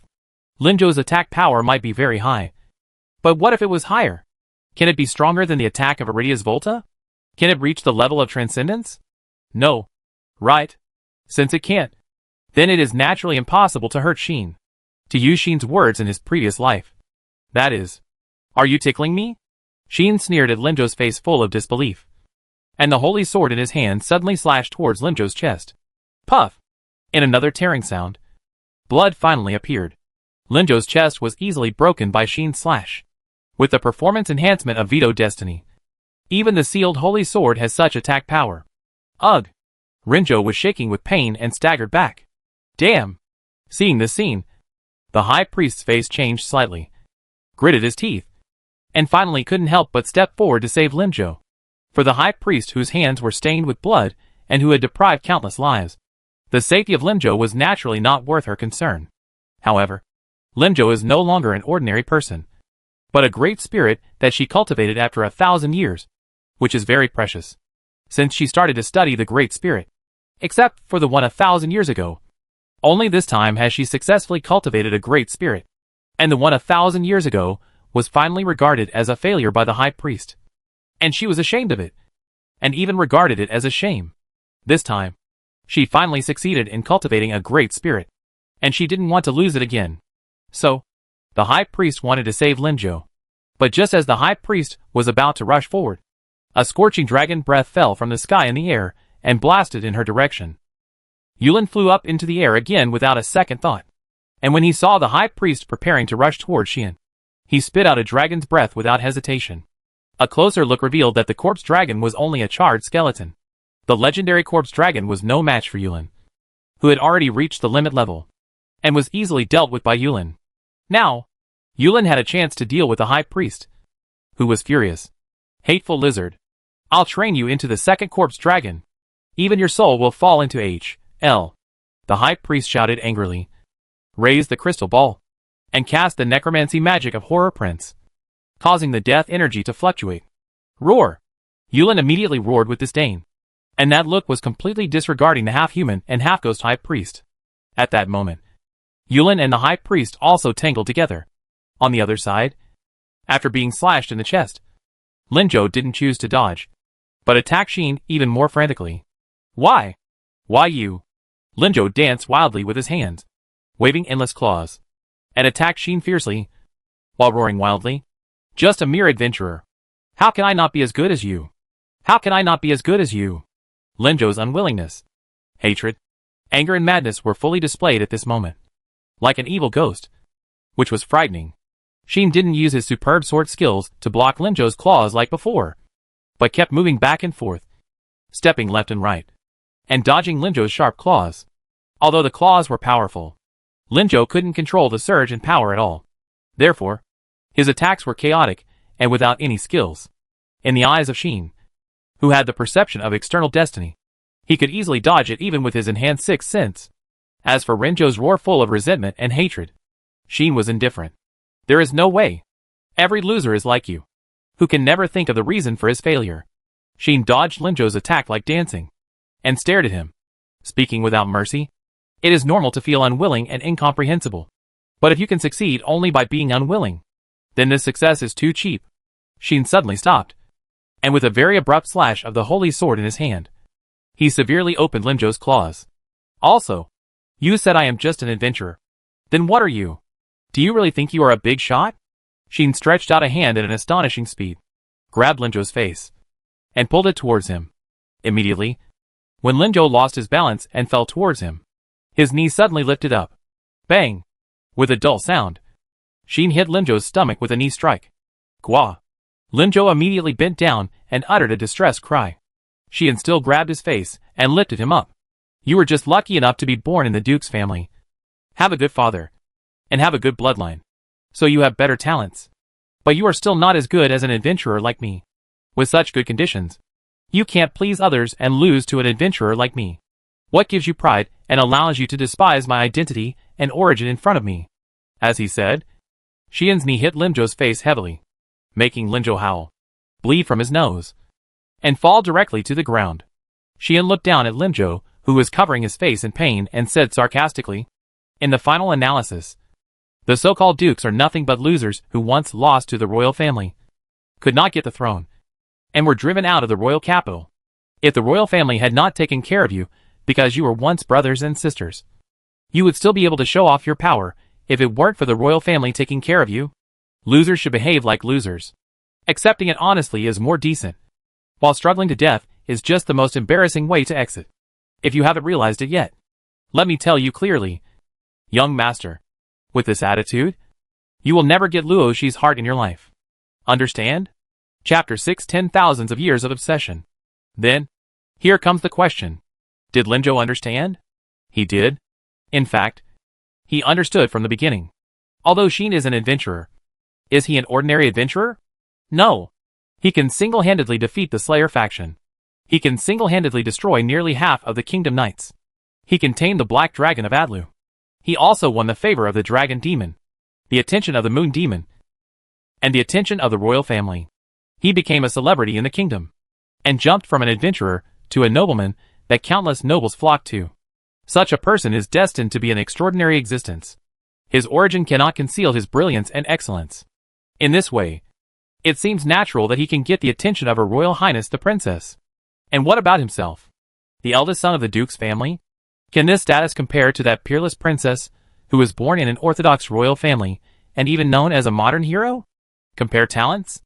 I was only in my 20s when I reached level 70. How can I compare with that princess, who was already level 70 at the age of 17? Compare strength? Perhaps. My level is higher than that of Her Royal Highness. But the level only represents that the basic ability is better. And there is even a gap in growth. The growth I get by upgrading a few levels may not be as good as the growth that Her Royal Highness gets by upgrading one level. Therefore, my basic ability is likely not as good as that of Her Royal Highness. Right? In addition, the other party also has a holy sword. And the extremely terrifying unique skill mentioned in the rumors. Plus the skill points she gets when she upgrades are also more than me. Resulting in not only more skills than me, but also higher levels of skills than me. This combined, I have no chance of being stronger than that princess. I am not as good as the princess in every aspect. But I want to get the kingdom's treasure.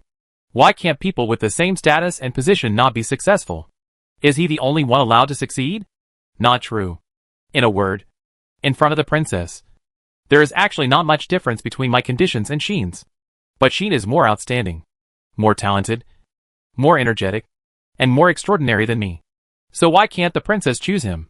I have a better background and better conditions than Sheen. But I still lost to Sheen. What qualifications do I have to despise him? Loser. This statement was deeply engraved in Renjo's heart, leaving an extremely hideous wound on it. Of course, compared to this title, another sentence from Sheen made Renjo unacceptable. If you are like this, you will never get Luo Shi's heart in your life. This is the most real hurt. Renjo exploded. I don't accept it. I don't accept it. The cold and dead magic power suddenly burst out during Renjo's roar, turning into a terrible storm that swept the whole place. Xian looked down at him from the place closest to Renjo, and the hood on his head was finally blown down by the cold magic power, revealing Xian's face that Renjo was familiar with and hated. However, that face was full of calmness that Renjo had never seen before. That kind of calmness was more excessive than irony and ridicule. Because that is the calmness that comes when you feel bored and uninteresting. Impotent rage? Well, it can be regarded as a standard villain mode. Xian spoke very boringly. Unfortunately, you should leave, young master. After saying that, Xian did not give Renjo any time to react or respond, and stretched out a hand in Renjo's direction. Empowerment destruction. This is the most lethal and highest level characteristic of empowerment magic. Only when magic empowerment is upgraded to level 9 can this characteristic be used to cast this empowerment magic. Naturally, there is only one result for things endowed with this characteristic. That is, as the name says, destruction. Stop! The high priest, who was fighting with Yulin, noticed this scene, and couldn't help but shout out. But unfortunately, it was of no use at all. Boom! A ball of magic power like light enveloped Renjo's body, and hit his whole body. Renjo's roar came to an abrupt end in this situation. He disappeared. As if he had never appeared. He disappeared without a trace. Of course, his disappearance does not only refer to his whereabouts, but also to his existence being wiped out from this world. The eldest son of the Stringer family, who had been hypocritical in front of Sheen and secretly plotted to deal with Sheen, but could never do anything to Sheen and could only endure it again and again, was finally abducted to such a place and degenerated into a monster that was neither human nor ghost. Finally got the retribution he deserved. Bastard. Witnessing all this with his own eyes, the anger in the heart of the high priest rose completely. The next moment, the world changed. Boom! All the dead air in this world suddenly became extremely violent and gathered in the direction of the high priest. The high priest held up the crystal ball and gathered all the dead air around him. Then, you have ruined my years of hard work. No matter who you are, I want you to die. The high priest's hoarse and unpleasant voice became extremely sharp. Then, the ground began to tremble. Bang! A hand broke out from the ground and stretched out. Bang! Bang! Bang! Bang! Bang!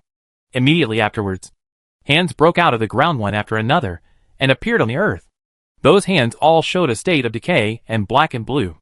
Not like human hands, but like ghost hands. Actually, it was almost the same. As the earth trembled, those hands broke through the ground one after another, dug up the soil and rocks, raised dust and sand, dug out the soil, and let the owners of the hands drill out from the ground one after another and appear here. Those were dead people.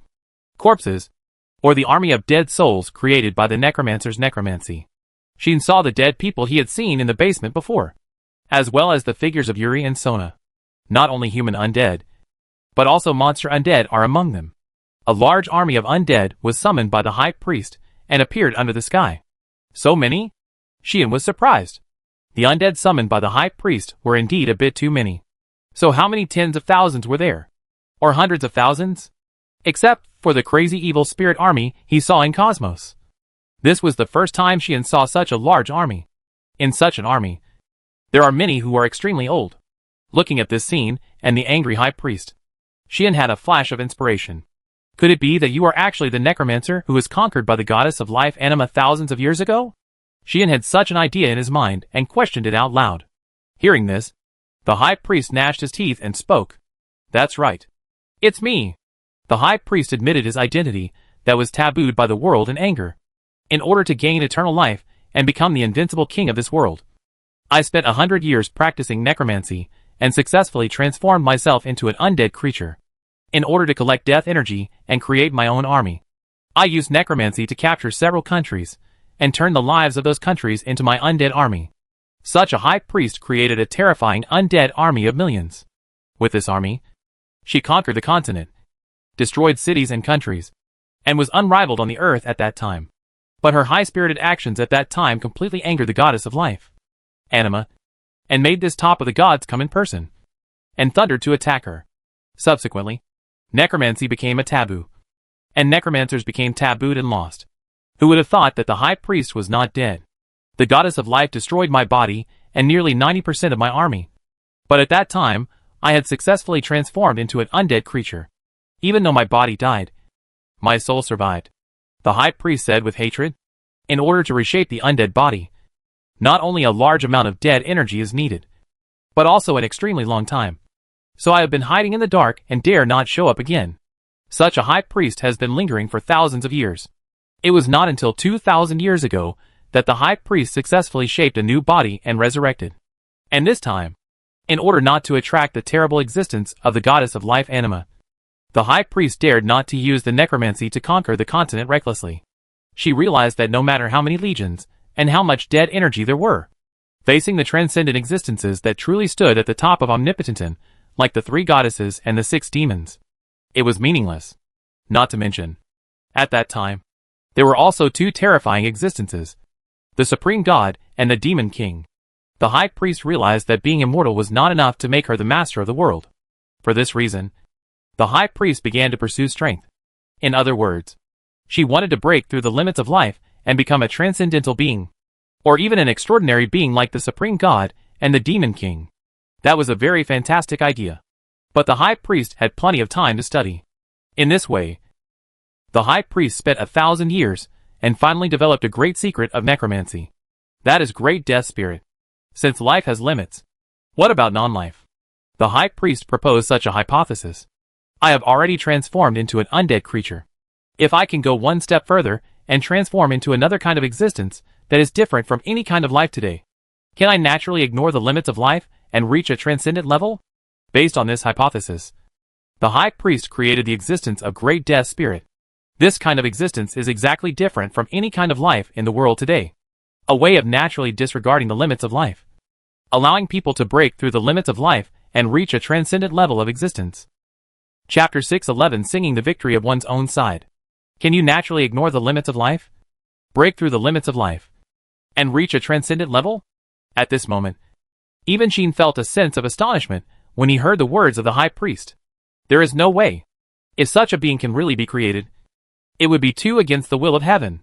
You know, so far, except for the limited number of people standing at the top of the gods and demons, only the brave men of all generations have successfully broken through the limits of life and entered the transcendent level. In the countless years of history of Omnipotentin, there are only a dozen people who can be regarded as transcendental beings. Among these dozen people, the 3 goddesses, the 6 demons, and beings such as the goddess of justice and the strongest evil god are all born transcendent. Only a very limited number of brave men, relying on their own efforts and their own growth, finally successfully broke through the limits of life and entered the transcendent level. Under such circumstances, if there is a kind of existence that can naturally ignore the limits of life, break through the limits of life, and reach the transcendent level, then that kind of existence is undoubtedly a natural miracle comparable to the 3 goddesses and the 6 demons. This kind of existence has never been born in the countless years of history of omnipotence, and the necromancer in front of him actually wants to create it. Sheen was really a little surprised. However, it is also known that hypotheses are only hypotheses. Whether such a heaven-defying existence can be created is still an unknown. Apart from other things, the conditions for forming a large spirit body are undoubtedly harsh. First of all, it requires a very large amount of materials. This so-called material refers to a collection of huge dead air and huge magic power spirit essence. Spirit essence is the root for giving birth to a large spirit body. If you want to create a large spirit body, you must consume a lot of this material. And each spirit essence requires extremely huge dead air and magic power to be smelted before it can be formed. To express it in specific numbers, if you want to refine a spirit essence, you probably need to squeeze out the dead air extracted from the life of at least 100 people, as well as all the magic power in a small source of magic power. In this case, the smelting may fail, and the success rate is only about half. Then, if you want to cultivate a large spiritual body, you need at least tens of thousands of spirit essence. What does this mean? It means that the high priest needs to squeeze out at least millions of lives, extract extremely large amounts of dead air, and then find tens of thousands of magic power comparable to a small source of magic power, in order to meet the most basic requirements for cultivating a large spiritual body. This does not count the failure of smelting spirit essence. So, it is clear how demanding it is. In addition, the high priest can no longer recklessly squeeze out the dead air of life. Otherwise it will attract the pursuit of the goddess of life Anima in the future. She can only do this work quietly in the dark. And the difficulty is even higher. And just preparing the materials is already so troublesome. Not to mention the other conditions. For example, even if you prepare enough spirit essence as materials, you still need a carrier to cultivate a great spirit body. A carrier that can withstand the transformation of spirit essence and become the basis of the great spirit body. In other words, the high priest needs a person. This person must be able to withstand the transformation of spirit essence. So there are also strict requirements. First, the carrier cannot be a demon or a god, because the compatibility of demons and gods with spirit essence is very bad. Only the human race, which is artificially created like the great spirit body, has a better compatibility. Therefore, even the elves born from nature have to be excluded.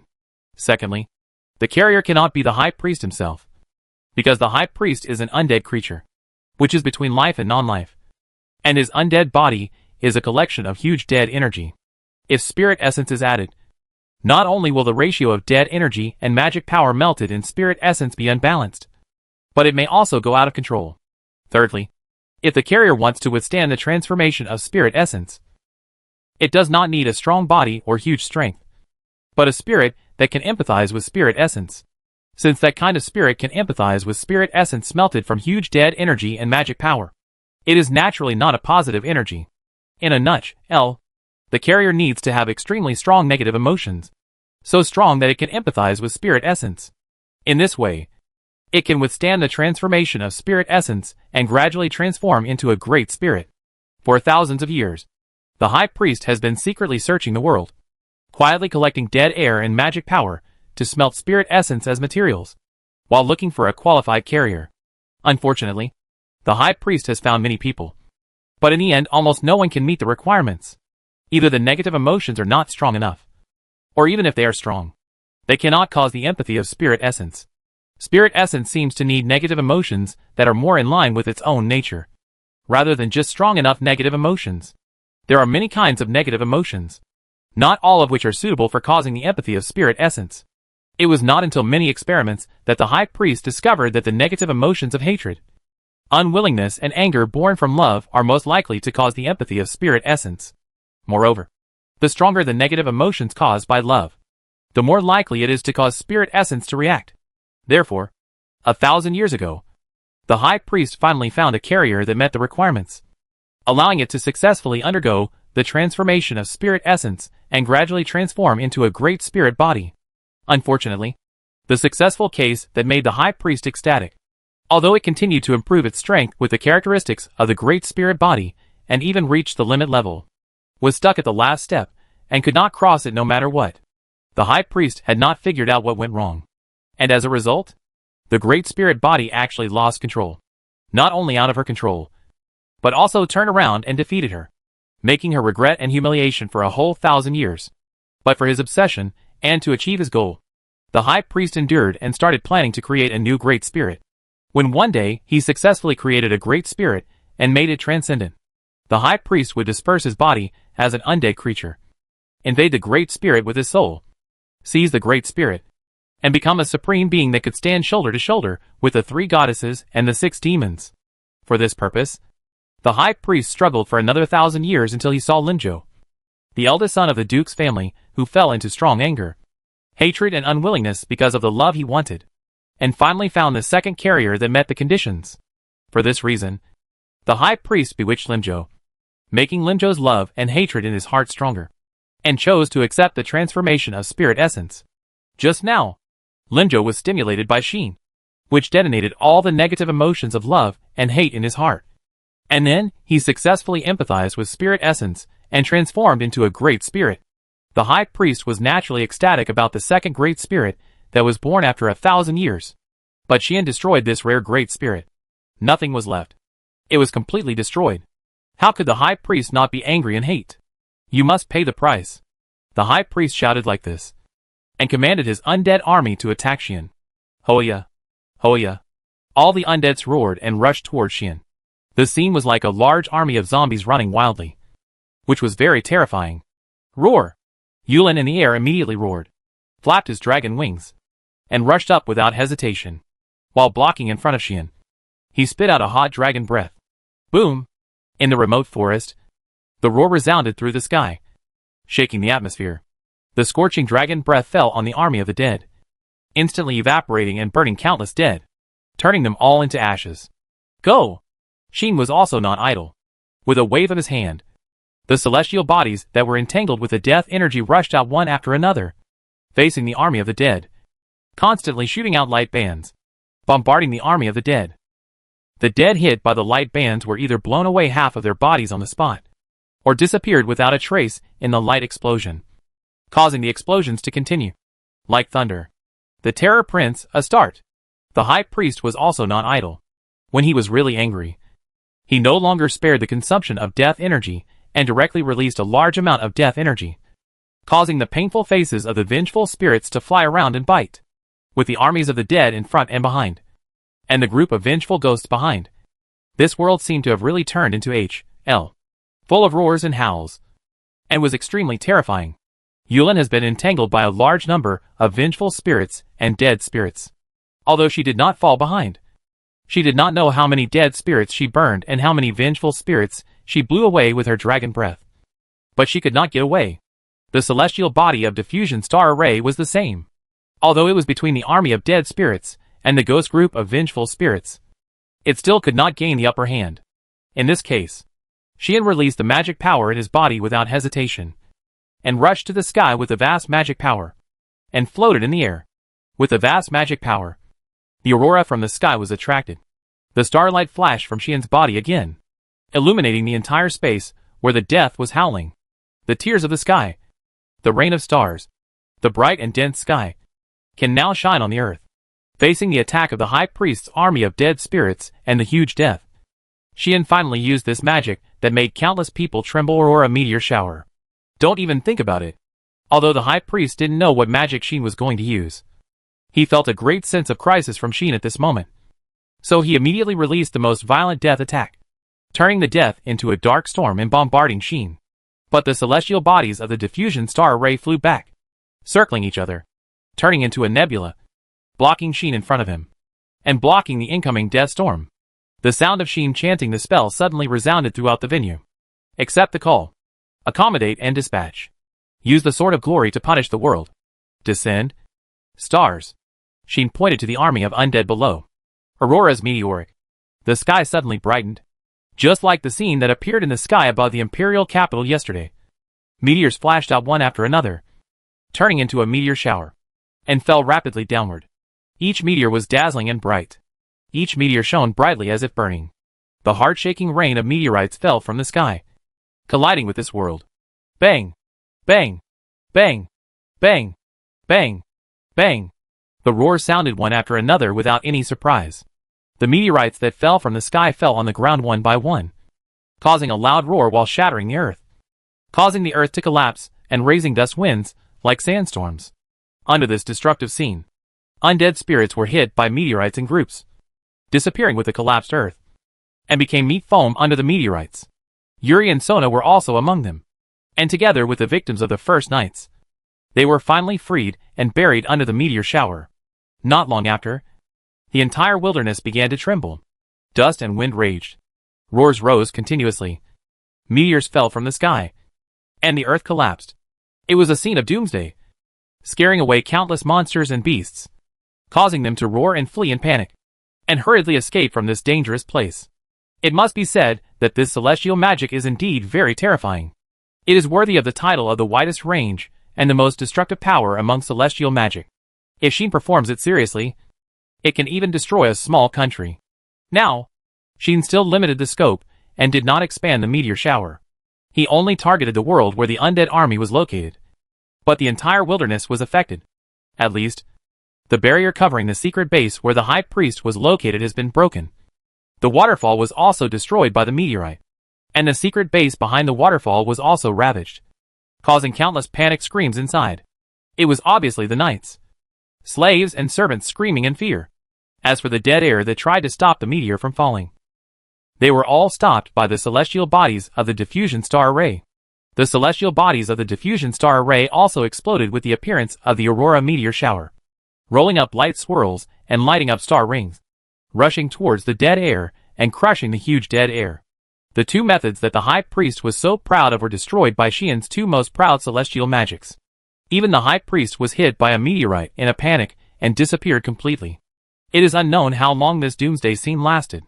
It was not until a long time later that the meteor shower from the sky gradually stopped and the meteor stopped falling. Xian teleported to Yulin's head, rode Yulin, and flew in the air from a high position. Roar! Yulin let out a dragon roar that shook the entire doomsday scene. It was as if she was singing her victory. Chapter 612 UR. Today, many people who were close to the wilderness where Xian was saw a dazzling meteor shower.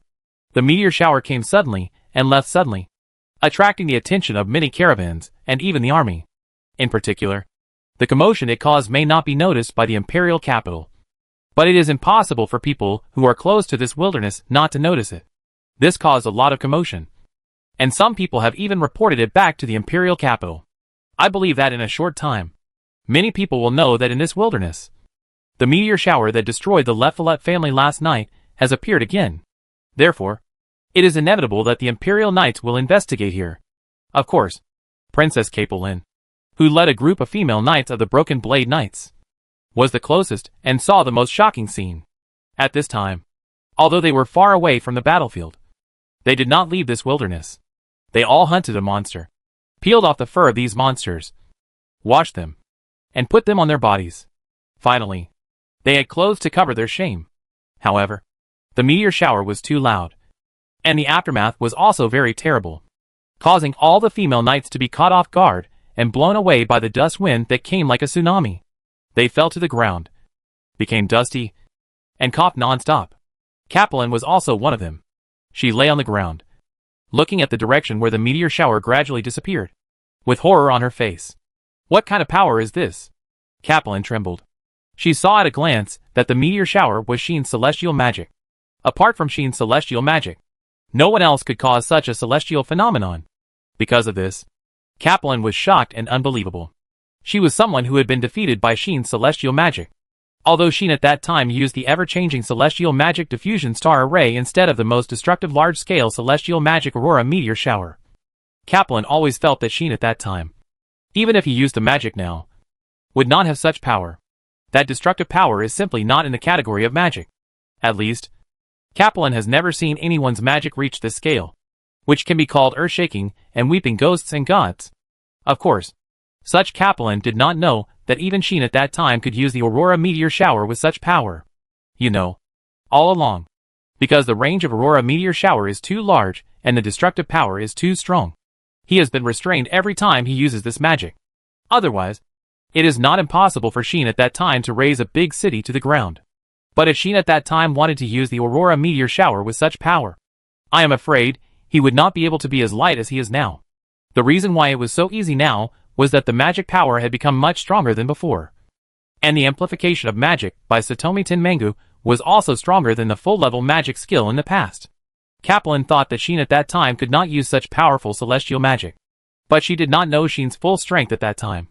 It was undoubtedly impossible to use AoE magic such as Aurora Meteor Shower in a battle against people. If the High Priest had not called out the Undead Legion, Sheen would not have used such a powerful weapon. Kaplan, who did not know all this, could only realize one thing in shock. That is, he has become much stronger than that time. Kaplan lost his mind. At the same time, the battlefield on Sheen's side calmed down. Above the dusty ruins, Yulin gently flapped the dragon's wings and flew, allowing Sheen, who was riding on his head, to easily see the panoramic view below. The meteorites that fell from the sky have gradually turned into the residue of magic and disappeared. The earth is full of pits, and at first glance it looks like the surface of the moon. The army of the dead has been buried under the meteorites, either lying on the ground or not even complete, and some have even been buried in the ground with rubble, turning this battlefield into a horrifying scene of corpses everywhere.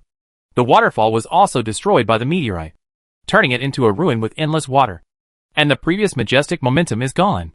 The stone wall space behind the waterfall has been completely exposed. Sheen glanced at the stone wall space, then retracted his gaze and looked back at the ruins below.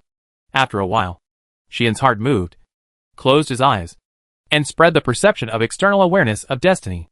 Not long after, Sheen's mouth curled up, and he moved instantly, disappeared above Yulin's head, and came to a shadow. Grant imprisonment. After arriving here, Sheen stretched out his hand and cast a spell without saying a word. Sheen had used this magic several times, but it was not used often, which did not mean it was useless. If it was cast on magic power, it could even imprison magic power, making a magician become an ordinary person, unable to use his own magic power to perform magic. But this time, Sheen was not targeting magic power, but a kind of existence that had never been seen before: the soul. Because the necromancer said that even if the body was destroyed, her soul was still alive. Sure enough. Ah! With a piercing scream, a crystal ball suddenly appeared from the shadows, with a green light ball attached to it, as if the crystal ball was possessed by something, causing the green light to struggle in it. Unfortunately, the green light seemed to be imprisoned by Sheen.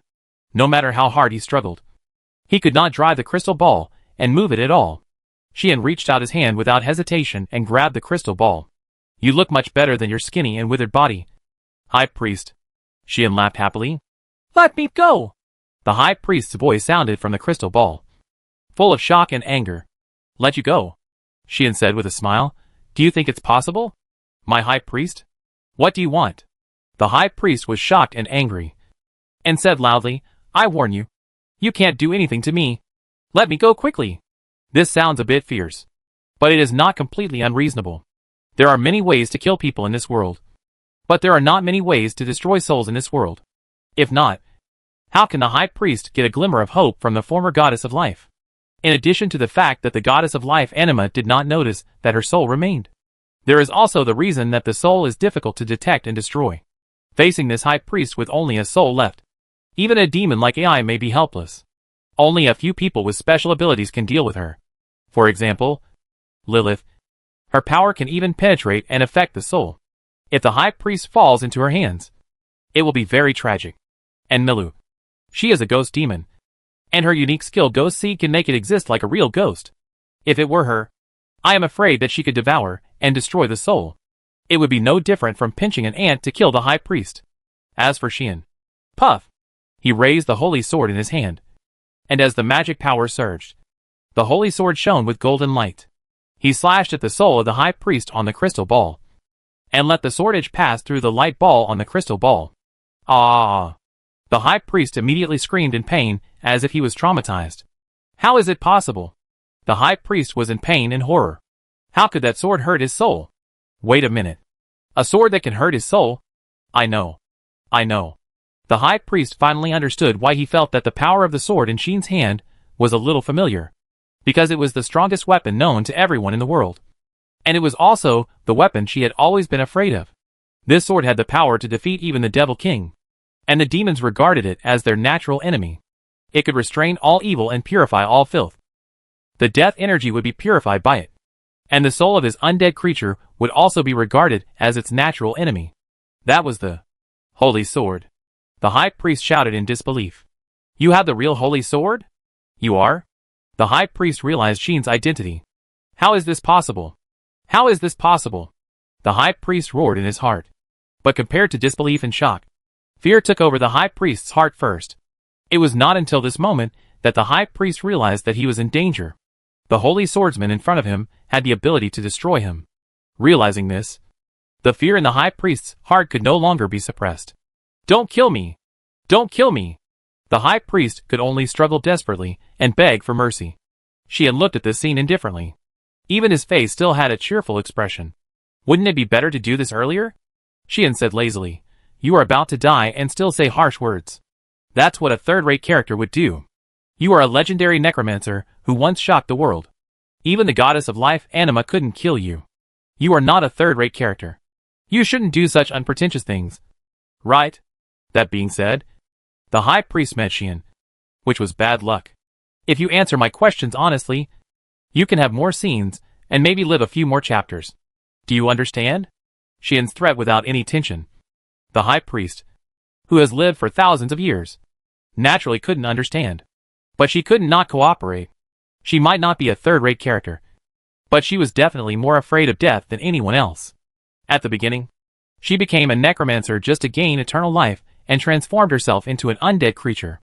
After being conquered by the goddess of life, Anima, she also survived for thousands of years and didn't dare to show up at all.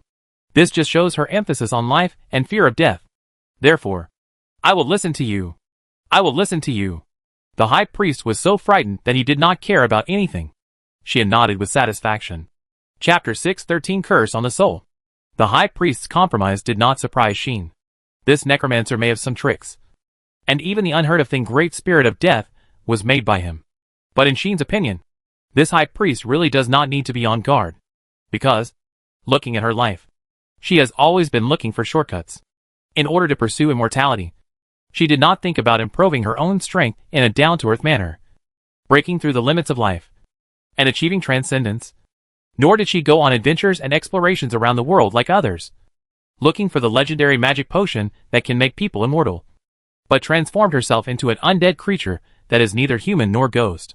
In order to conquer the world, she did not think about developing power, recruiting soldiers, conquering others with her own strength, and working hard to strengthen herself. But she did not hesitate to directly transform millions of lives into her own undead army and ravage everything with inhuman violence.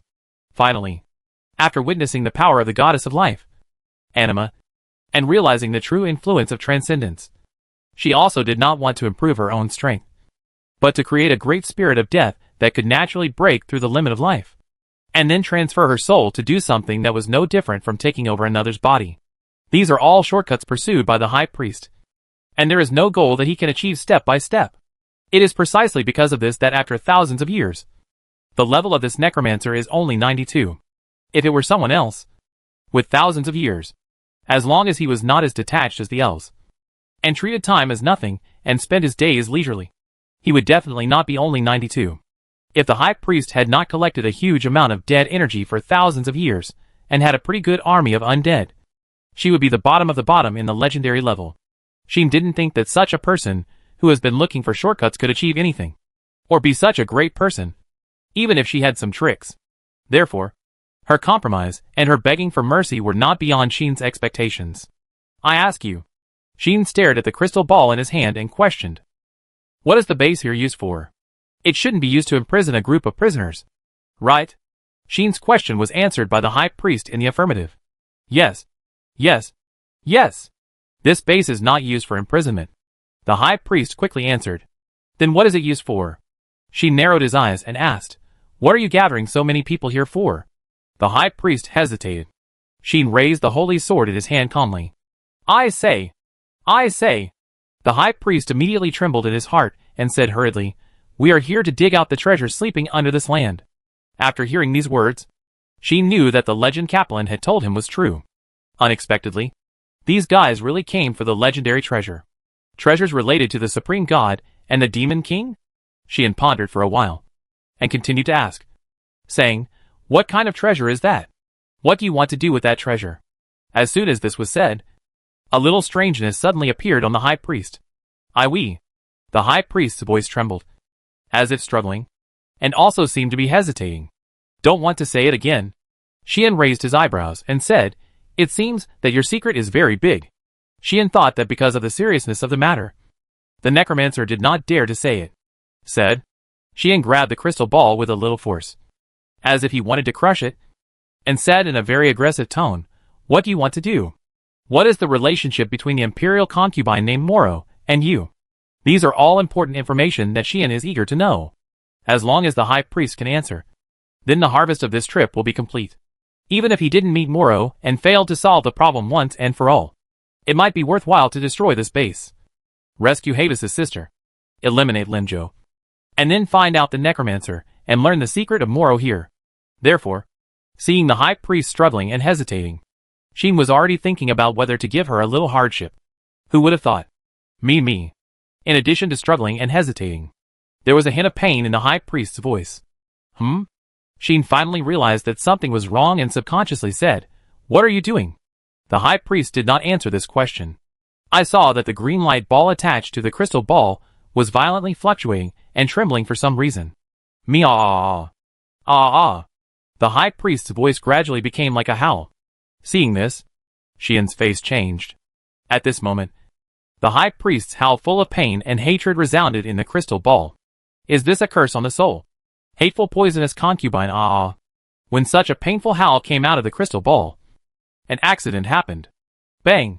The green light ball attached to the crystal ball exploded in the most intense ups and downs and tremors, turning into countless light points and dissipating in the air. The high priest's voice stopped abruptly. The crystal ball also returned to its original state. All the movements disappeared. Xian looked at all this, and his face gradually sank. Bang! The next second, Xian's hand holding the crystal ball suddenly exerted force and crushed the crystal ball. A large amount of death energy immediately rushed out of the broken crystal ball, mixed with the green light that swam like a snake. That is the dead energy that the high priest has collected over thousands of years, and the spirit essence that he has cultivated with great difficulty. Puff! With a flash of golden sword light, all the dead air and spiritual essence that erupted were cut on the spot by the holy sword, and were quickly purified and dispelled by the golden light above. At this point, everything that the high priest left in this world was finally gone. Xian stood on the ruins with a sword in his hand, but he was in a very bad mood. He could still see what happened. Did the poisonous concubine do something to the high priest? Xian finally couldn't help but call Moro the poisonous concubine. There was no way. As expected of a villain, he likes to kill people to prevent others from betraying him.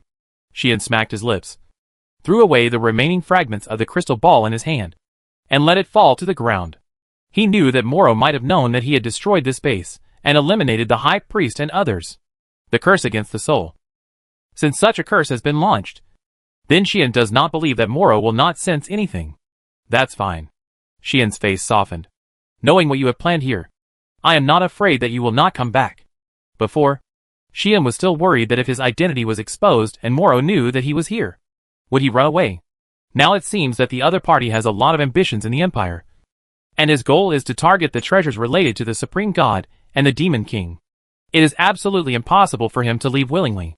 Not only will he not leave, but knowing that this place has been destroyed by Xian and the Lefolet family has also been destroyed, Moro will definitely come back.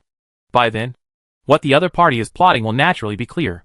Thinking of this, Xian stopped thinking about the high priest, looked around, and then turned his eyes to the direction of the stone wall space.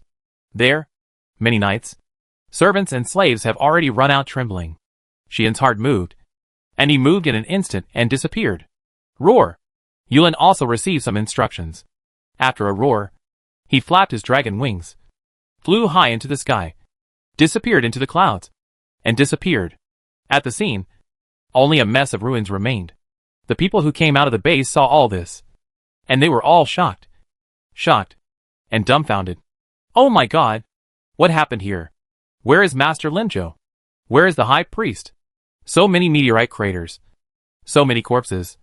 So scary. God. All the knights, slaves, and servants were stunned and trembling.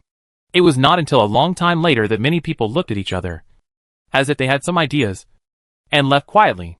Of course, They did not return to the base, but started to run outside without saying a word. Seeing this, the rest of the people also reacted. Run! Take this opportunity to escape from here. I finally have a chance to escape from this H.L. I don't want to stay here anymore. I don't want to stay here anymore. Everyone seemed to see some hope, screaming madly and running away desperately, including the slaves and servants. They are all like this. They were all captured to this place and used as coolies without human rights, digging underground for Morua and the high priest. Even the knights are like this. Those who are a little capable will be used as patrol guards and people who supervise coolies, and those who are incompetent will be used as slaves and servants, without human rights at all.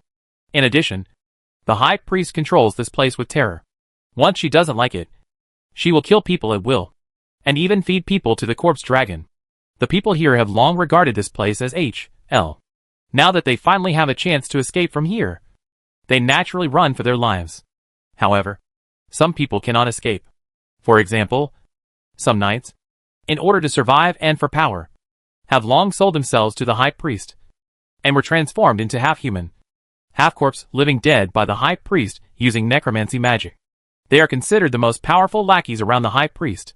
Now that the high priest is dead, these half-human, half-corpse living dead have all fallen down and never stood up again. In this way, this unknown secret base was completely deserted. Sheen turned around in it, but still found nothing. However, in one of the stone chamber warehouses, Sheen found a lot of gold, silver, treasures and various magic props collected by the high priest personally. Well, it's better than nothing. Sheen returned to the imperial capital with these things. The ruins were left alone, and there was no life anymore.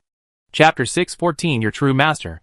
As Sheen had expected, when the situation here was reported back to the imperial capital, the imperial capital immediately thought of the destruction of the Lephalet family last night and the mysterious strongman in a cloak, and immediately sent a 10,000-man brigade of the imperial knights to investigate. Unfortunately, when the imperial knights arrived at the scene, they saw only a ruin similar to the old site of the Lephalet family last night, except that it was larger, with a wider range and degree of damage. Then, they found the dead buried under the meteor shower, and also found Moro's secret base. They didn't know what happened. They only knew that something incredible seemed to have happened. So, the Imperial Knights hurriedly reported back to the Imperial capital again, and let the high-level officials of the Imperial capital make a decision. Of course, this is a later story. Now, all this has not happened yet. The Knights of the Imperial Knights had war horses to ride, but in terms of speed, they could not compare with Sheen, who was teleporting. So, if they wanted to deal with things here, they had to go through some trouble. However, as Sheen expected, when the unknown curse on the high priest was activated, the initiator, who was far away, knew everything immediately. Has it been exposed? In a deep forest somewhere, a ghost-like woman in white clothes and barefoot suddenly raised her head and looked in the direction of the imperial capital, with an inexplicable light flashing in her eyes. In front of him, Donas was still there, playing with a stone that exuded a mysterious and evil atmosphere in his hand, with a few magic fighters. After seeing Moro's actions, he seemed to understand something and laughed. It seems that someone on your side has disrupted the situation. Donna seemed to know Moro's layout very well. It's okay, Moro said indifferently. I didn't place any hope on that old immortal. If I could solve her, I would have solved her long ago. Is that so? Donas didn't know whether to believe it or not. Shrugged and said, but without that old immortal, you should have a headache in the future. Right? As long as this plan can succeed, the influence will be completely wiped out, and I won't need that old immortal. Moro smiled suddenly and said, if it weren't for this, I wouldn't have secretly cast a curse on her. It was precisely because Moro almost didn't need the high priest anymore that she cursed the high priest to prevent her from doing bad things. Really ruthless. Donas said this, but his face didn't care much. An old immortal who has lived for thousands of years and is still so afraid of death. He really looked down on the other party. If the other party hadn't really made an amazing death spirit, Donas wouldn't even pay attention to her. In view of this, he really didn't care whether the high priest was dead or alive. What Donas really cares about is another thing. Lephalet was destroyed by a meteor shower, and your secret base was also destroyed by a meteor shower. It seems that the man did go to the Empire. Just as you expected, Donas played with the mysterious stone in his hand, and said with interest, I have some recent intelligence that the dragon demon has returned to the demon world, and the kingdom's treasure has also returned to the kingdom. There should be only one evil god left by his side. But even if there is only that evil god, the threat is big enough. At least, Moro will definitely not be able to resist it. Not to mention the evil god. Even if it is to deal with the brave man, Moro is in trouble. Do you still want to go back?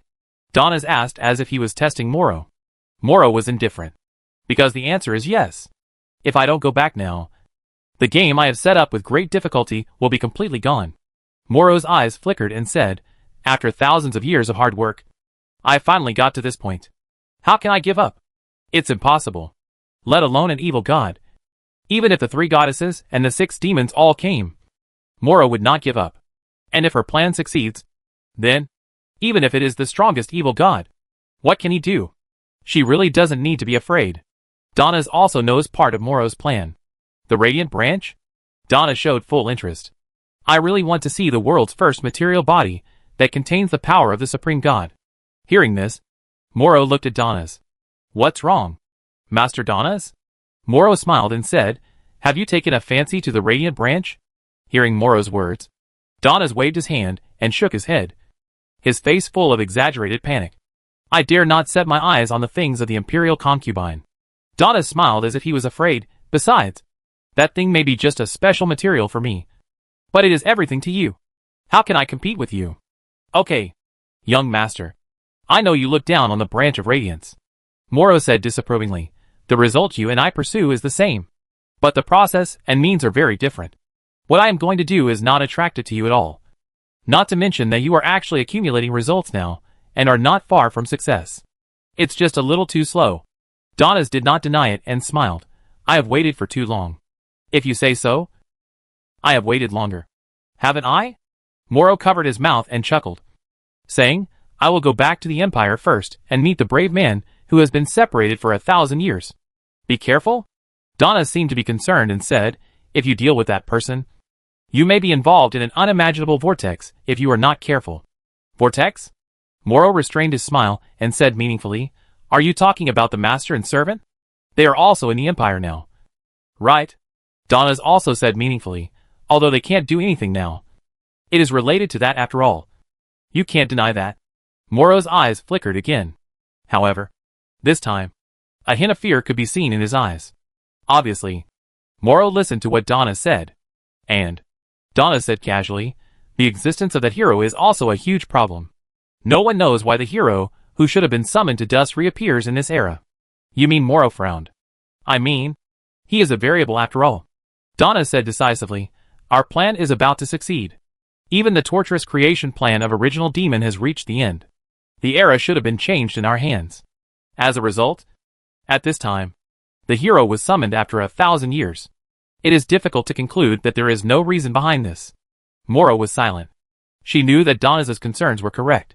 What we should really be wary of is not the strongest evil god, nor the 3 goddesses and the 6 demons, but the hero. Donas also said so. For countless years, the heroes have always been at the center of the world. They are visitors from another world. A miracle from heaven. Even though it took countless years, they finally succeeded in defeating the Demon King, which brought a huge impact to the world. Humans were created by imitating them. The Kingdom of Mitra and the Empire of Ragnar are also their legacy. The descendants of the heroes have a great status in this world. After all, they are as famous as the Supreme God and the Demon King, and are truly uncontrollable factors. Donas looked at Moro. Perhaps, she and Boztut has not yet reached the transcendent level. With our strength, we can still deal with 1 or 2. But don't forget that the real scary thing about the heroes is that they can always cause miracles. Once in a critical moment, they can often lead to surprising developments. Don't capsize in the ditch. Okay, my ally. This is what Donas advised. Moro knew that his persuasion made sense. However, don't praise those hateful heroes so much in front of me. My allies. Moro looked extremely unhappy. What she hated most was the heroes. And what she hated most was the heroes. She wanted to degrade them to the lowest existence in the world. How could she want to hear Donas praising them so much? Donas was also helpless. His ally was good in everything. With strategy, courage, means, and ruthlessness. But he was too obsessed with heroes. Once it came to things related to heroes, this ally would always do something incredible. Like in the basement of the secret base, the princess of the empire. There was obviously a better way to use her. But she insisted on torturing and whipping her, making her suffer, which was really hard to understand. He was a little worried that after meeting Sheen, this ally would lose control and fall into the gutter. That's why he gave advice. Unfortunately, the other party didn't seem to appreciate it. But if you think about it carefully, it seems natural that the other party doesn't care. You don't take your own safety seriously at all. Donna suddenly changed his tone and said to Moro with a smile, "Are you ready to give everything to your real master?" When such a sentence came out of Donna's mouth, Moro's expression changed, became extremely cold. "You know?" Moro looked at Donna's, and a sharp murderous look appeared in his eyes. "Oh, it's terrible." Donna's quickly raised his hands and surrendered, saying, "I just want to know what my ally should do. Don't worry about it, young master." Moro was no longer smiling, but said coldly, "After everything is successful, you can do whatever you want." "Then I'm relieved." Donna smiled slightly, made a gentleman's salute to Moro, and said then, "After everything is over, I will go to the Empire to greet you." Moro did not respond. There is no need, since Donna's already knows. No matter how much she says, it will be useless. So, Moro turned around and gradually disappeared like an illusion. Donna's looked at this scene and slowly put away his smile, touching the stone in his hand. Donna's murmured, "I should speed up the progress." Chapter 615 help you to punish him. On the other side, Sheen has returned to the Imperial capital. As if nothing had happened, Sheen returned to Bygusler's house quietly, but found that Laxia and Lilith had not returned yet. Rocket had also gone out, and so had Tilly. The entire Bygusler house was empty except for the servants, which made people feel uncomfortable. This uncomfortable atmosphere may have another reason. After returning to Bygusler's house, Sheen found that far more people seemed to be eyeing this place than yesterday, secretly monitoring the mansion. Is it so lively? Sheen felt funny, but not surprised.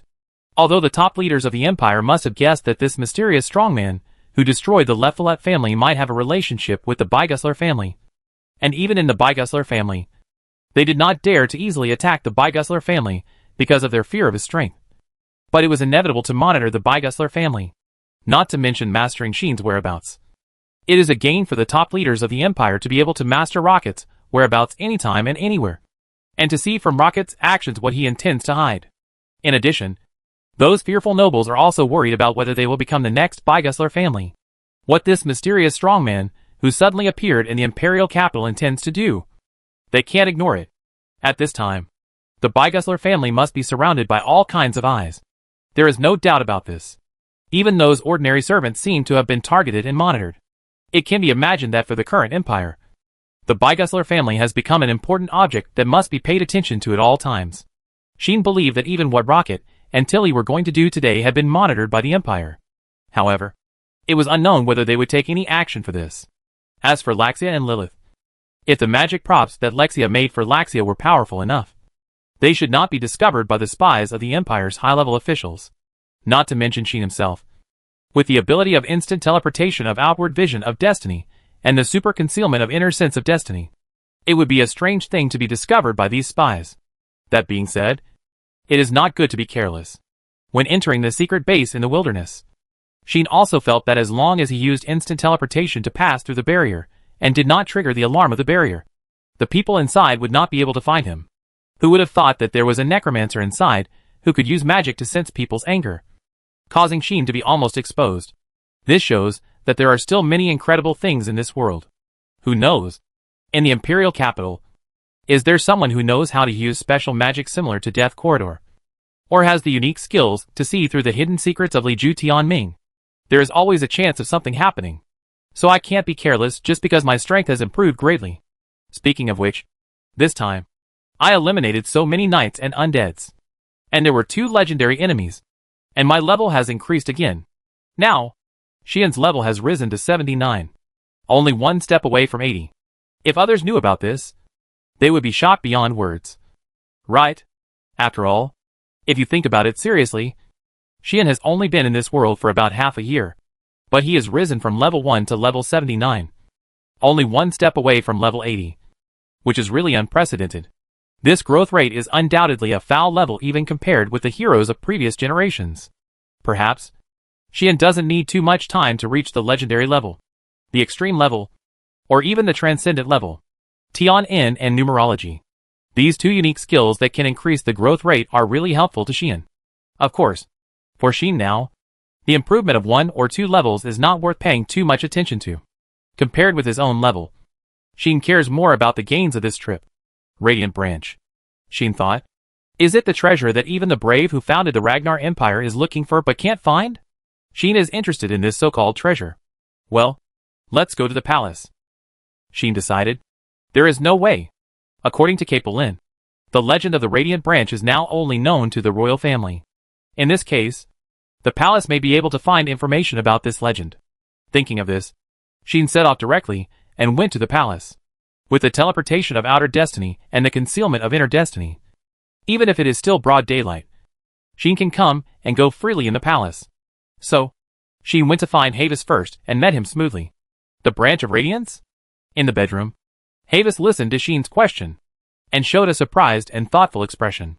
Indeed, there is such a legend circulating in the royal family. I have heard my mother tell it in the past.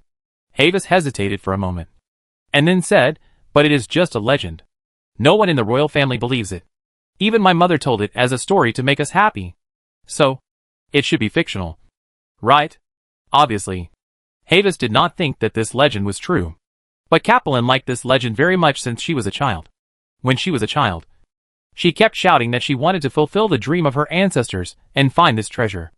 Havis simply betrayed his sister and told Sheen why the princess could so quickly associate the actions of the high priest and others with the legend of the Branch of Radiance. When the princess was young, she must have taken this legend seriously. Right? Sheen smiled in his heart. But now it seems that this legend may really exist. Sheen did not explain it specifically, and asked Havis directly, how much do you know about this legend? Sheen did not hide his desire to investigate it carefully. Havis also saw it, and guessed what the reason was. At that moment, Havis frowned and thought carefully for a long time before speaking uncertainly. I don't know much. I only remember that my mother once said that in order for the radiant branches to appear on this land, certain conditions must be met. There was also a poem for this. But unfortunately, I can't remember the content of the poem anymore. Havis racked his brains to give such information. Sheen was convinced in his heart. The princess remembers it clearly, and I'm afraid she may still think this so-called legend is true. The second princess of the empire, known as the Valkyrie, seems to be a childish middle school student with a second-year syndrome? Well, this is a lot of information. On the contrary, Havis really doesn't seem to care about this matter. His past memories are blurred. Even if he racks his brains, he can't seem to provide any useful information. After thinking about it, Sheen asked Havis, where is your mother now? Sheen wanted to meet the former imperial concubine of the empire to see if she knows anything. However, Havis's expression dimmed. My mother was under house arrest in the depths of the palace, Havis said with some hatred, and she hasn't woken up yet. Not woken up? Sheen was slightly startled. Harvest adjusted his mood and whispered, after being driven off the throne by Moro and abolished by the incompetent emperor, my mother suffered a great blow and fell in front of us. She has not woken up for 10 years. Sheen didn't know what to say for a moment. How to say it? Although I feel a little sympathetic. This imperial concubine who is directly descended from the imperial family of the empire seems a little fragile. From Harvest and Capelin's description of the former imperial concubine, Sheen can probably imagine what kind of personality she has. She should be a very gentle and virtuous person who doesn't like power struggles and is very fresh and plain. Right? Such people will push their husbands to the throne because they don't want to be in power and concentrate on educating their children. Therefore, whether it is Harvest or Capelin, when they mention this mother, they have a feeling of nostalgia and love. Unfortunately, it is also because of this that the imperial concubine was framed, betrayed by her husband, deprived of the throne, and fell into such a field. But this is a bit troublesome. You don't know the specific content of the legend, and the only former imperial concubine who might know is in a coma again. This means that the clue is broken again. Sheen was not very satisfied with this result. Fortunately, Havis seemed to remember something and told Sheen something. I suddenly remembered that when my mother told us this story, she had an ancient book in her hand. Havis said, maybe. That ancient book records this legend. Oh! Sheen's eyes lit up immediately. And he asked, what about that book? It should be in the Emperor's bedroom. Havis thought about it and said, that ancient book is a thing passed down by the royal family. So although my mother sometimes borrows it, she never takes it back to her bedroom. In this case, it is very likely that the book is left in the emperor's bedroom. That incompetent emperor was not a person who could read books. The book must have been covered in dust for many years. Right? There was inevitably some sarcasm in Havis' tone. It seems that both Havis and Capelin hate the emperor very much. Even if the other party is their biological father. They look down on him very much. Not to mention Havis. Even Sheen, a bystander, after hearing so many heroic deeds of this emperor, feels that he will sooner or later become a shame in the history of the imperial family. The highest ruler of the first military empire in the human world is such a virtue, which is also the misfortune of the Ragnar Empire, a country with a long history that has experienced various disasters, prosperity, and decline. Then I will go to the emperor's bedroom. While Sheen said this, he looked at Havis and suddenly laughed. Do you want me to help you punish him? Hearing this, Havis' eyes lit up. Chapter 616 Founded. In the palace, the emperor's bedroom is one of the most luxurious buildings besides the audience hall. It has almost all the praises that can be used for buildings. It is a palace that combines luxury, spaciousness, grandeur, extravagance and splendor. At this time, inside and outside the palace, countless knights in heavy armor stood at various posts with serious faces, performing the task of guarding the emperor's bedroom tightly. There were several noble civil servants coming in and out here, but every time they came in and out, they had to go through strict inspections by many knights. By the time they could enter the bedroom and see the emperor, it was 2 or 3 hours later. This made many civil servants involuntarily breathe a sigh of relief when they left the emperor's bedroom, and they looked at each other and whispered. He actually transferred a 10,000-man brigade of the imperial knights to his own palace to protect him. Your Majesty is too timid.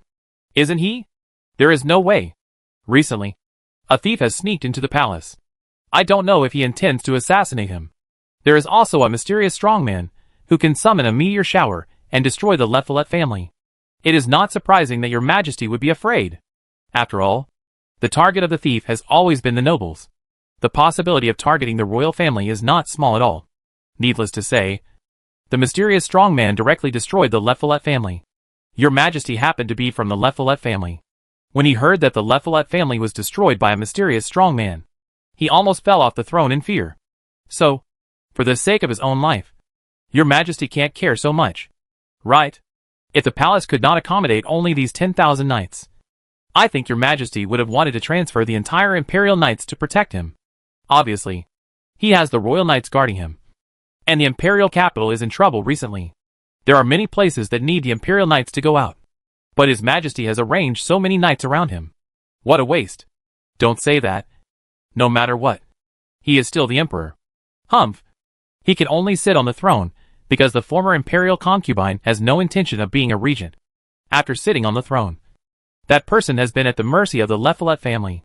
If it weren't for the appearance of the imperial concubine Moro, how could he be so arrogant with his cowardly appearance? Hush. Don't be so loud. Yes, it's okay to discuss the emperor. After all, he is indeed incompetent. But the imperial concubine is powerful in the court and the country. I don't know how many nobles support her. If you don't want to lose your head, it's better to say less. A group of civil servants whispered like this, turned their backs to the bedroom, and left with contempt. This shows how unpopular the current emperor is. This is how the empire is. It values martial arts and only respects truly capable people. If someone is incompetent, even the emperor, he will be criticized in private. If it weren't for the support of the Leffelet family in the past and the support of the imperial concubine later, this emperor would have caused a riot and been abolished long ago. Right? Under such circumstances, no one noticed that a black shadow appeared here like teleportation, and then teleported into the emperor's bedroom. None of the 10,000 imperial knights noticed his existence, allowing him to invade silently. At the same time, in a luxurious room, the current emperor was still meeting with several nobles. However, facing these nobles, the emperor was furious. Waste. All of them are waste. I saw a short and fat middle-aged man wearing luxurious clothes, who looked not majestic at all, but had a feeling of a nouveau riche, cursing at several nobles present. It's just looking for someone. The previous thief didn't catch him, and the mysterious strongman this time didn't catch him. Are you all here to eat dry food? The emperor cursed like this, spitting with saliva. Several nobles could not hide their disgust, but they had to put on an attitude of fear and trepidation. After all, the other party was the emperor. If they were too disrespectful, they would inevitably be troubled. One of the nobles spoke up. "Please give us some time." The other party whispered, "It has been less than a day since the mysterious strongman committed the crime. If there is more time, it will definitely be." Before he finished speaking, the emperor was furious again. "Give you more time? Who will give me more time?" The emperor shouted angrily. Even the Leffolet family was destroyed overnight by that damn guy. And the palace was successfully invaded by rats a while ago. If that guy comes and intends to harm me, can you bear it at that time? That's right. In the final analysis, the emperor was just worried about his own safety. The demise of the Leffolet family was a headache for many high-ranking officials in the empire. But it was a cause for gloom for the emperor, who did not have foresight. Because he was the brother of Dorikes, and he had competed with Dorikes for the position of the head of the Leffolet family. But he was not Dorikes' opponent at all, and was always played around by Dorikes. The family also regarded him as a worthless person without any talent. Even the servants had openly despised him. In the end, he was also used as a bargaining chip for political marriage by Dorikes. Thrown to the royal family, used to marry into the royal family, as a bridge between the royal family and the Leffolet family, or as a puppet prop. This made the emperor hate Dorikes and the Leffolet family. If the former imperial concubine had not been interested in the regent and was deceived by his sweet words, he would never have been able to sit on the throne of the emperor. But after becoming emperor, he had no real power at all. He was always manipulated by the Leferet family and ignored and despised by everyone in the palace. It was not until 10 years ago, when he met the current imperial concubine, that the emperor felt that he had finally stood up. Under the secret guidance of the imperial concubine, the emperor did all kinds of things that overturned his own situation. Overthrew the former imperial concubine, taught the Leffolet family and those nobles who looked down on him some lessons, and made them all choose to surrender. From that time on, the emperor felt that he had finally mastered the country. Of course, the high-spirited and complacent emperor did not realize that those nobles and even Leffolet surrendered not to him, but to the imperial concubine. The poor emperor thought that the imperial concubine helped him and finally gave him real power. In fact, these nobles who were submissive in front of him only bowed to this poor emperor for the sake of Moro. In short, the emperor did not care whether the Leffolet family would disappear. It is better to say that he was happy and relieved that the Leffolet family could disappear. But a mysterious strongman, who could summon a meteor shower and destroy the entire Leffolet family overnight, really put too much pressure on the emperor. Since the other party destroyed the Leffolet family, then, as a member of the Leffolet family, would he be targeted by the other party? Unfortunately, a thief successfully sneaked into the palace a while ago, which made the timid emperor have various concerns. Therefore, the emperor was so excited. "Go! Find it for me! Keep looking!" the emperor roared. The mysterious strongman and the previous thief must be caught as soon as possible. No one can be let go, as long as anyone can catch them. No, kill them. It will be considered the greatest merit. Those without titles can be given titles, and those with titles will also be rewarded, or even promoted, in order to eliminate the uneasiness in his heart. The emperor also made a great promise. The nobles were a little more energetic, agreed, and then retreated together. The emperor was the only one left in the room. The emperor seemed to have lost all his strength and collapsed on the chair. Where did the imperial concubine go at this time? The emperor felt very uneasy about this. In the past 10 years, he has been accustomed to following Moro's instructions, and every time he followed her instructions, he could achieve clear results, making the emperor completely dependent on Moro. This made the already useless emperor even more useless. And he would make a fuss like this once something happened. It was okay when Moro was there, and the emperor would quickly feel at ease. But when Moro was not there, the emperor felt that he was not safe anywhere, and he could not feel at ease no matter what, which made him uneasy. Such an emperor did not notice that behind him, at some point, a figure appeared. The mysterious man in a cloak stood behind the emperor, exuding a faint sense of danger, which made the emperor feel a chill on his back, and subconsciously turned his head and looked behind him. The emperor opened his eyes wide at this sight. He wanted to scream in fear, but his mouth was covered by a hand. Woo! The sound of terrified struggle came from the emperor's covered mouth, but it was completely useless. The mysterious man in black robe dragged him away easily. Not long after, A series of silent screams echoed in the room. I don't know how long it took. But in the room, the controlled screams turned into a series of faint groans. I saw that the Emperor of the Ragnar Empire was tied up and hung upside down on the beam, his head hanging down, a claw stuffed in his mouth, and his face was bruised and swollen, looking like a pig's head, with no intact part. The mysterious man in the cloak kept wandering around the room, flipping through the bookshelves one by one, looking for what he wanted. It was not until a long time later that he found an old book from a bookshelf. There was no writing on the cover of the old book, nor was there a title or signature. Only a painting with glittering branches like willows. Found it. Xian smiled suddenly. Chapter 617 The First Material Body. The first material body in the world. As the name suggests, it refers to the first material that appeared in this world called Omnipotensen. When the Supreme God created this world with supreme power, it was born. Because it is a kind of existence condensed by the remaining power of the Supreme God after he created the world. Its birth was an accident, but it is indeed the first thing to appear in this world. And it contains the remaining power used by the Supreme God to create the world. It can be said to be the crystallization created by God's great cause. The Supreme God discovered it, but did not take it away, but chose to leave it to this world. Therefore, it took root in this world, and gradually merged with the earth over a long period of time, without distinction between you and me. Those who know its existence call it the radiant branch. Its appearance is like a branch, so it got this name. Once, many people looked for it, but failed to find it successfully. The same is true for the brave man who founded the Ragnar Empire. He searched for many years on the land where it took root, but in the end, he found nothing, and could only build this country on the land where it was located. So far, no one except the Supreme God has ever seen the original material body of this world. The crystal of God left by the truly omnipotent goddess to this world. The Supreme God only left a prophecy for it.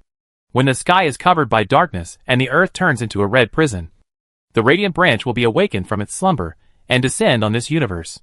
It is said that only when all the conditions mentioned in the prophecy are met, the radiant branch will break away from the land where it is rooted and appear in this world. It is said that those who get it can exercise the power of the Supreme God contained in it, and obtain the same power of nature in the process of creating this world. What is the use of that power? No one knows. Some people think that it can make people immortal. Some people think that it can create a new world or race. Some even believe that it can transform a person into a member of the gods. It is undoubtedly one of the highest level treasures in the world. However, since the birth of the world, after life appeared on the earth, no one has ever found this radiant branch. Gradually, the deeds related to the radiant branch became a legend, and were only passed down by some people. The royal family has records about this legend, but that is only because it involves their ancestors. The legendary anecdotes of the founding hero Ragnar. In addition, the founding hero has been looking for it in the rumors, and even the reason for establishing a country on this land is because of it. So it was passed down as a legend in the imperial royal family and recorded. Emperors of all dynasties have read this book. Some believed it to be true and mobilized the whole country to search for it, but still found nothing. Some regarded it as a pure story for fun. Even the former imperial concubine regarded it as a story to make her children happy, and often told it to Havis and Capelin when they were young, until the former imperial concubine stepped down and Moro took over. The only people who knew this legend were Havis and Capelin, who had heard this story when they were young. So that's what happened. She looked at everything recorded in the ancient book in his hand, and showed a look of surprise. No wonder everyone only regarded it as a legend. It seems that no one has seen this so-called radiant branch except the Supreme God? Moreover, the appearance of the radiant branch can be traced back to the time when the world was just born. At that time, let alone the human race, even the gods had not appeared, and the devil had not yet found the Supreme God and had a fight with the Supreme God. In this case, how could anyone regard it as a real deed? Well, all kinds of flags are flying. Xian couldn't help but complain. Isn't it? Generally, these so-called legends that everyone thinks are unrealistic will definitely come true in the end. Anyway, Xian felt that he had seen through it. In other words, did the high priest really build a large-scale project in such a place to find the radiant branch, and dig up the land of the empire without anyone knowing? How to say it? It feels a bit ridiculous. Hiding in a remote corner in the wilderness, threatening a group of people to dig secretly. What kind of ghost can be dug out? The radiant branch is not buried in the ground, but rooted in this land and integrated with this land. It will only appear when the conditions in the prophecy of the supreme God are met. As a result, he brought people to dig the soil quietly? Well, just dig up your own grave and sleep there forever. I believe that the high priest must be moved to tears. Right? Forget it. I won't complain anymore. Shin sighed and fell into deep thought. In fact, he also knew that the high priest's actions should have another meaning. Not just to dig out the glowing branch as Kaplan guessed. You know, the owner of that place is not the high priest, but the poisonous concubine of Moro. The poisonous concubine must know the prophecy of the glowing branch. Therefore, Moro's purpose of building that secret base was definitely not to dig out the glowing branch, but for other purposes.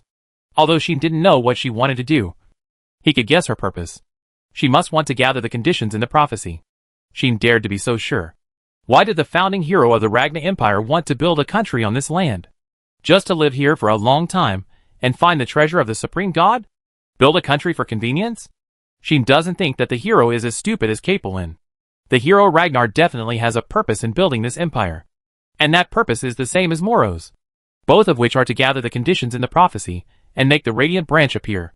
Unfortunately, the hero Ragnar has not achieved his goal. Because he is too ostentatious. He completely sets his whereabouts here. And was killed by a dragon demon who wanted to kill the hero and eliminate the natural enemy of the demons at that time. Moro came to this country only after knowing this. So why doesn't she, who hates the hero, go to the more representative Mitra kingdom to make trouble, but come to the empire to stir up trouble? Why did she come here to be a princess? And she has been a princess for 10 years? There is only one answer. That is, in this empire, Moro's goal can be achieved. She just wants the radiant branch. To do this, she needs to make arrangements in the Ragnar Empire to gather the conditions in the prophecy and make the glowing branch appear. But here comes the question. What is her purpose in targeting Tyr? This matter has always been on Xian's mind. After all, he came for Tyr. And other purposes are only secondary. It is certain that Moro has set his sights on Tyr and wants to use Tyr to do something. But, what is there in Tyr that she needs? Can this thing enable Moro to achieve his goal? That is, to gather the conditions for the glowing branch to appear? But why is the condition for the glowing branch to appear related to Tyr, who is a descendant of the kingdom's nobles and an orthodox descendant of the brave? Is it because Tyr is the bloodline of the Lephilet family outside? Then why not just find someone from the Lephilet family? I don't understand. Xian was puzzled. He knew too little about the empire, and even less about Moro. He had never even met Moro, so he really didn't know where to start. Now, the secret base of the high priest has been uncovered by me, and this line is blocked. Then, I can only start from the other direction given to me by Havis. Lenny Bafin. Laxia and Lilith should still be watching over there. Right? After leaving the palace? Go find them. After making this decision, Xian flipped through the ancient book in his hand several times, and only put it back after confirming that there was no extra information. Woo! Woo! Woo! At the same time, a cry for help finally reached Xian's ears, bringing Xian, who had been thinking before, back to his senses. Xian turned his head and looked at the source of the block, shouting. The emperor was still hanging upside down, with a bruised face and a claw stuffed in his mouth. He was struggling and twisting miserably, making his short and fat body squirm non-stop. That scene was really a bit eye-catching. Xian was silent for a while and came to the other party. The emperor seemed to have just woken up from a coma and screamed subconsciously. When he saw Xian appear, he immediately remembered his previous experience and stopped shouting and squirming. In his red and swollen eyes, fear and panic coexisted, and even carried a strong begging for mercy. There is no doubt that he recognized the cloaked intruder in front of him as the mysterious strongman who destroyed the Lephilet family. He thought Xian was here to kill him, so his heart was full of fear. To be honest, Xian really wanted to get rid of him. This kind of incompetent emperor is a disaster. However, someone told me not to kill you, because he wants you to kneel in front of his mother and repent. Xian's voice slowly reached the emperor's ears. So, I won't kill you. Hearing this, the emperor breathed a sigh of relief. However, Xian suddenly changed his tone. Although I won't kill you directly, you are really a bit of an eye-catcher. Xian stretched out a hand in the direction of the emperor. Since you force others to sleep for a long time, I will make you a madman and let others laugh at you. Don't thank me. I just want to do something good. After the words fell, Xian cast magic mercilessly regardless of the emperor's horrified and desperate eyes. Give madness. On this day, the current emperor of the Ragnar Empire went crazy. The empire thus entered a period of true chaos. Chapter 618 Another accident. About half an hour later, a group of noble civil servants, who had just entered the emperor's bedroom, ran out in panic. From their mouths, a very shocking news came out. His Majesty is crazy. His Majesty is insane. Quickly notify the priests of the temple to come over. Quickly. When such news spread throughout the palace, and even spread out of the palace, chaos immediately spread. There is no way. No matter how stupid and incompetent he is the emperor of the Ragnar Empire, the ruler of a country, and he cannot afford to make any mistakes. Now that the emperor has gone crazy, it is conceivable how much shock and impact it will bring to the imperial capital and even the empire. Therefore, many nobles hurried to the palace, or some hurriedly left the palace and went to the temple to ask the priests of the temple to diagnose the emperor and check the emperor's condition. For a moment, the whole palace was in a panic before the storm, and the tension filled every corner. Hades did not leave his bedroom, but found the commotion outside. He stood at the window, listening to the noise outside, and muttered to himself, "Is he crazy?" He knew that this must be what Sheen did. That's fine. Hades made such an evaluation very calmly, as if the one who was in trouble was not his biological father. In fact, Hades had long stopped considering the emperor as his father, from the time he was so crazy that he was instigated by Moro to attack his children. Their father-son relationship was severed. If Capellan's attitude towards the emperor is indifferent, then Hades' attitude towards the emperor is truly ruthless. As the literal meaning suggests, there is no affection anymore. But, even if you are crazy, I will make you repent in front of my mother. Hades said this to himself lightly. Immediately, the prince lowered the curtains and returned to the bedside, continuing his life of house arrest as if nothing had happened. Under such circumstances, it didn't take long for the priests of the temple to come to the palace to diagnose the crazy emperor. After seeing the emperor, the priests gave a report that shocked everyone. Your Majesty was cast into a magic that makes people crazy. That magic is very powerful, and I can't remove it with my recovery magic, unless the Pope of the Kingdom Temple, the legendary Lord Yule, takes action. Otherwise, no one in the entire human world can remove this crazy magic. These words made many people realize it. The sky of the imperial capital was about to change. Thus, the news that shocked the entire empire spread quickly, and was known to everyone in the world. An intruder appeared in the palace and successfully persecuted the emperor. At the same time, Sheen, the instigator, had returned to Bygusler's house. Sheen had no idea about the chaos that was about to happen in the imperial capital, or guessed it, but didn't care at all. He seemed to have done nothing, and returned to Bygusler's house in front of so many spies in the dark, without being discovered by anyone, including the servants. They didn't know that there was a mysterious strongman in Bygusler's house, who had turned the imperial capital upside down, and they were also told by Rocket not to approach Sheen's room anyway. In this way, Sheen came back very casually. However, after returning, Sheen found that Laxia and Lilith had returned to Bygusler's house before him. No, it's not just Laxia and Lilith. In addition to these two people, there is another person who was brought back by them. Why are you back? Sheen looked at Laxia and Lilith, who appeared in the room. His expression was stunned. At this time, Laxia and Lilith seemed to be waiting for him to come back. One stood by the bed, taking care of something, and the other threw herself into his arms the moment Sheen came back and rubbed against him. Sheen hugged Lilith, who looked happy, and looked at Laxia suspiciously. Seeing this, Laxia spoke briefly. Something happened. Mr. Sheen. Laxia, who said this, was taking care of someone. A person lying on the bed, as if unconscious, with eyes closed, sleeping soundly. She had a healthy dark skin, a unique appearance, a small face and big eyes, and seemed to be about 13 or 14 years old. She was a young and lovely girl. Sheen naturally knew who this girl was, because he had seen the girl's appearance many times on the crystal props that Harvest gave him.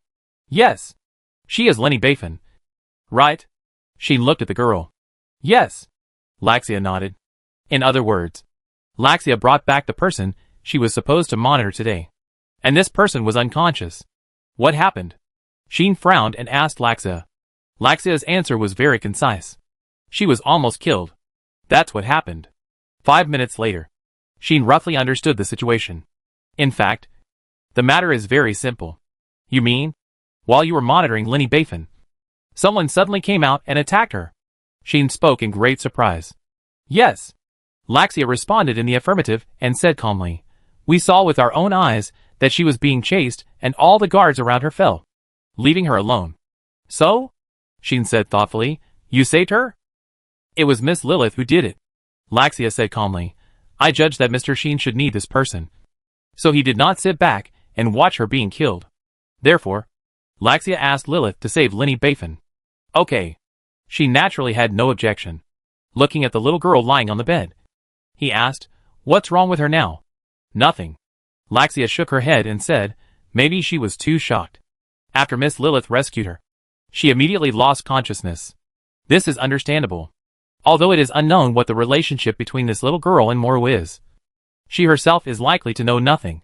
She was taken in by the Bafin family and has lived a very ordinary and happy life for 10 years.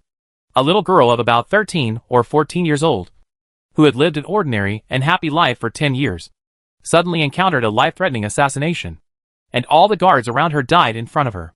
It was normal for her to be too shocked and fall into a coma. But for some reason, Sheen always felt that he could feel a trace of strange and weird magic from this little girl. What's going on? Sheen's brows frowned again. At this time, Laxia gave Sheen another shocking news. Not only was the lady of the Viscount's family assassinated, but the imperial nobles of the Bafin family were also assassinated. This sudden news stunned Sheen. The Bafin family was also assassinated, Sheen said in astonishment. Then they... Laxia looked at Sheen. Her eyes and expression were very calm. No one was spared. Laxia gave Sheen such news. Sheen fell silent. After a while, Sheen sighed. All right. Sheen didn't act too hypocritical and asked directly, where are the people who took action? Miss Lilith was not dealt with, Laxia said, but after the assassination failed, they all committed suicide very simply, and also detonated the magic props on their bodies, blowing themselves to pieces. Good guy. Ruthless to the enemy, and even more ruthless to himself. Now, if you say there is no trick, then Sheen himself doesn't believe it. Who would wipe out the entire Bafin family at this time? Sheen just felt that he might be blamed for something inexplicable. Sure enough, perhaps the hostile forces of the Bafin family took advantage of Mr. Sheen stirring up trouble in the imperial capital these 2 days. So they took advantage of the opportunity to eliminate the Bafin family, and then put the blame on Mr. Sheen. Laxia said what Sheen was thinking. Sheen was speechless. He also had a feeling that he would most likely be accused of a false crime and be suspected. Who made him do a lot of evil things in the past 2 days. Not only destroying the Leffelet family, but also attacking the Emperor? The top leaders of the Empire would definitely think that the massacre of the Bafin family was also caused by him. It was an unprovoked disaster. Sheen could only sigh like this. However, he was a little suspicious whether the massacre of the Bafin family was really done by their hostile forces. It was not that he was too sensitive, but that this period was too sensitive, and he could not help but be suspicious. The mysterious girl, who had been taken care of by the poisonous concubine in the past 10 years, encountered a massacre today and was hunted down? This must be a bit of an inside story. Sheen had a headache. It felt that things were getting more and more complicated. Just now, the matter of digging out the Radiant Branch, guessing the ultimate purpose of Moro, and even pulling out and killing the 1,000-year-old monster like the High Priest, has emerged again. The water in this imperial capital seems to be deeper than Sheen imagined. No. I have to find Tyr and Lexia back. Sheen was getting a little impatient. He didn't know what was going on over there. But judging from the current situation, there was no news from Tyr, which really made him a little uneasy. He could take his time to deal with Moro, but nothing could happen to Tyr. Therefore, Sheen wanted to find Lycia and Tyr first. And Laxia seemed to see through Sheen's concerns, and she brought him a rare piece of good news. Speaking of the young lady, I may have found her location. Laxia said something shocking. You found them? Sheen was startled at first, then delighted. Laxia nodded calmly.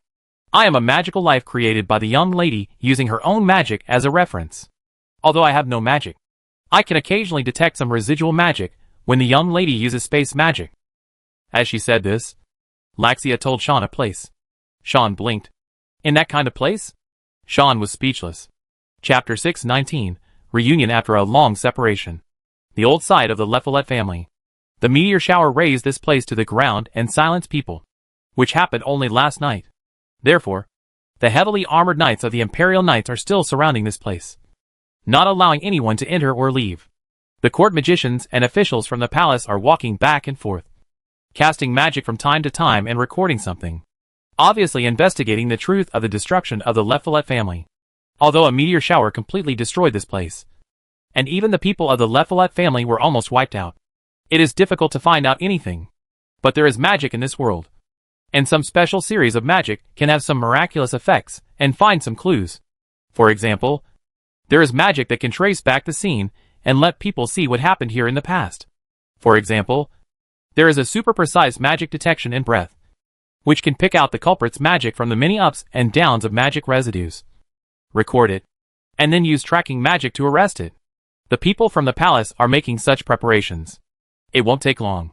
Even if they don't know the true identity of the mysterious strongman, they can still spy on his location. At least, that's what the people here think. Unfortunately, they don't know that Xian has the destiny skill like Destiny, which can avoid all types of magic detection. Therefore, even if they record Xian's magic, it is impossible to use tracking magic to find Xian's location. Moreover, although Xian left a lot of magic here last night and squandered a lot of magic, Xian is not the only one here. It is not a simple matter to find Xian's magic from the magic of so many people, even if there is a chance that the people of the Empire really find them. As Rocket said before, the Empire will never dare to easily come to trouble a top legendary strongman. Of course, these considerations have nothing to do with the people here. They only need to fulfill the tasks assigned by the upper level, and there is no need to consider so many problems. In this situation, the people here are still doing their own things, making this place quite lively. However, from time to time, some conversations can be heard from these people. Is His Majesty really crazy? Magic that makes people crazy. It's really unlucky that the powerful magic that only the Pope of the Kingdom's Temple can remove was applied to him. But this also shows that someone has sneaked into the palace again. And this time, he also shot the Emperor. Right? Who has such ability? Is it the previous thief? I think it's that mysterious strongman. The palace was invaded again and again, and it was no longer as impregnable as before. I heard that the nobles and high-ranking officials are going crazy, and the palace is in chaos. Not only do we need to deal with the Emperor's affairs, but the palace is no longer safe. I don't know if there will be another victim. This should make the nobles and high-ranking officials worry a lot. Right? It's what they deserve. They always send us to do this and that, and they have been sitting firmly in the palace, thinking that no matter what, the threat will not come to them. Now the nobles and high-ranking officials must be stupid. Right? I heard that a Viscount's family in the south was also wiped out silently. No way. What happened recently? Why are all kinds of things starting to appear in the imperial capital? I always feel that something big is going to happen recently. Where should we go? Such conversations will appear from time to time in the mouths of people here, making many people look a little uneasy and confused. Today's imperial capital is indeed in a troubled time, and chaos has already occurred, making many people feel panic and uneasy. Most of the nobles were also in a state of panic, and they were very concerned about the recent events and rumors in the imperial capital. It can only be said that the people's hearts in the empire have been a little scattered. Under such circumstances, as the initiator of everything, Xian suddenly appeared here silently. He was not discovered by anyone, nor did he do anything special. He just used the super concealment ability of Li Ju Tianming to enter the Le Fayette family and came to a dug ground. There are many magicians working here, using various magics and moving stones. Just because, according to the investigation, they found that there is a very vast underground space under the Le Fayette family. There is the place where Xian buried the people of the Le Fayette family alive. At this moment, the court magician from the palace dug it up again with magic, ready to enter it and investigate. Xian looked at this scene and closed his eyes. The perception power belonging to outer awareness spread out, and after being controlled by Xian, it penetrated directly into the underground. That's right. Xian was also investigating here. After using the perception power of outer awareness to investigate, Xian immediately made a discovery. It's really here. Xian smiled bitterly and stepped on the ground, and the man disappeared. When he appeared again, he had come to the underground of Le Fayette's house. However, Xian was not in the underground hall before, but came to an extremely hidden space. This place is located in the deepest underground of Le Fayette's house, and there are signs of barrier protection. It is obvious that it is a very important place. But at this time, All the people in Lefolet's family have passed away. No matter how important this place is, it is useless. The protection of the barrier is also useless. Even if it is touched by someone, no one will find it. Sheen did not intentionally destroy it, but used teleportation again, passing through the barrier as usual and entering the interior of the barrier. When he came in, Sheen was surprised to find that. So this is a treasure house? This place is full of various gold and silver treasures, just like the warehouse Sheen found in the secret base of the High Priest. And there are also various precious magic props in it. It is easy to imagine that this is the treasure house of the Lefolet family. Good guy, Sheen sighed. If I had known earlier, I would not have run so fast before, and I would have searched here before leaving. Fortunately, no one has arrived here yet. Otherwise, these gold and silver treasures will definitely be confiscated by the Empire. If you do something like confiscating the whole family in the future, you must be careful not to run too fast. Take a walk first, and take everything you should take. Sheen said that such good things as confiscating the family must not be missed in the future. Otherwise, how many billions would be lost? As an earl, Sheen is not as poor as before, but he is also relying on Yulin to make a fortune. In other words, his small coffers are not as full as those nobles with a long history. In terms of personal property, Sheen is undoubtedly the lowest among the earls. Even some viscounts and barons are inferior. If there is a chance to enrich his own small coffers, the more the better. Thinking of this, Sheen couldn't help but walk towards the direction of the gold and silver treasures. At this time, swish, a black shadow suddenly rushed to Sheen's back, and even jumped up, approaching from behind. In his hand, the red magic flashed on a sharp blade, bringing a sharp sense of crisis. There is no doubt that it is the magic sword skill. The sudden attacker approached with the magic sword in hand, and slashed at Sheen's neck without mercy. But just when the magic sword was about to touch Sheen's neck, Sheen suddenly turned around, stretched out a hand, and grabbed the attacker's arm. The attacker's magic sword immediately stopped in front of Sheen's neck, and Sheen grabbed his hand tightly. Unable to move, the attacker immediately raised his other hand. Above, another sharp blade appeared, and the blade also flashed with red magic. Seeing this, Sheen was not surprised but happy. Okay, girl. At that moment, Sheen said angrily, you are not really going to murder your husband, are you? When these words reached the attacker's ears, the sharp blade that was about to be chopped stopped. Even the hand that was held by Sheen relaxed, and the red magic blade that was about to touch Sheen's neck was eliminated at the fastest speed. Silence began to fall. The full appearance of the attacker also caught Sean's eyes. It was a petite girl holding a pair of sharp blades, wearing a cloak and a hood like himself. Is it you? After a long silence, a familiar cold voice came from the girl's mouth under the hood. Sean looked at her steadily. Who else could it be if not me? Sean couldn't help but speak out as if blaming. Hearing this, the girl finally relaxed her whole body. Sean let go of the other party's hand. The other party immediately put away the pair of sharp blades and took off the hood. The next second, a face wearing the upper half of the mask was exposed in front of Sean. A long purple hair was braided into a pigtail and hung behind her back, which looked extremely pleasing to the eye. It was Tyr. Tyr stared at Sean closely. Sean understood and took off his hood as well, seeing the familiar face appear in front of her. Tyr's eyes fluctuated. Soon, Tyr lowered his head. Why are you here? Tyr whispered. That look is just like a child who has done something wrong. What? Sheen said even more unhappily. If I don't come, do you really plan to stay here and be hunted down by those bastards? Tyr was speechless. This month, she really had a hard time. Even though she had already prepared herself mentally, and was not unable to bear it, she still couldn't raise her head in front of Sheen. Seeing this, Sheen sighed and spoke helplessly. Come here. Sheen opened his hand in the direction of Tyr very casually. Tyr raised his eyes and looked at this scene.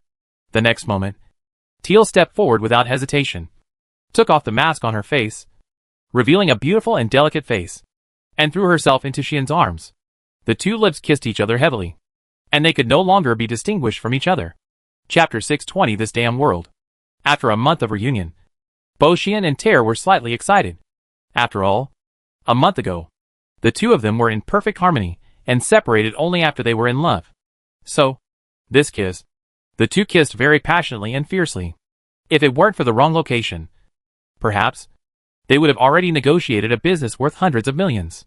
But even so, The two did not separate until a long time later, and they were almost out of breath from the kiss. Until this moment, Xian was completely relieved. "How are you?"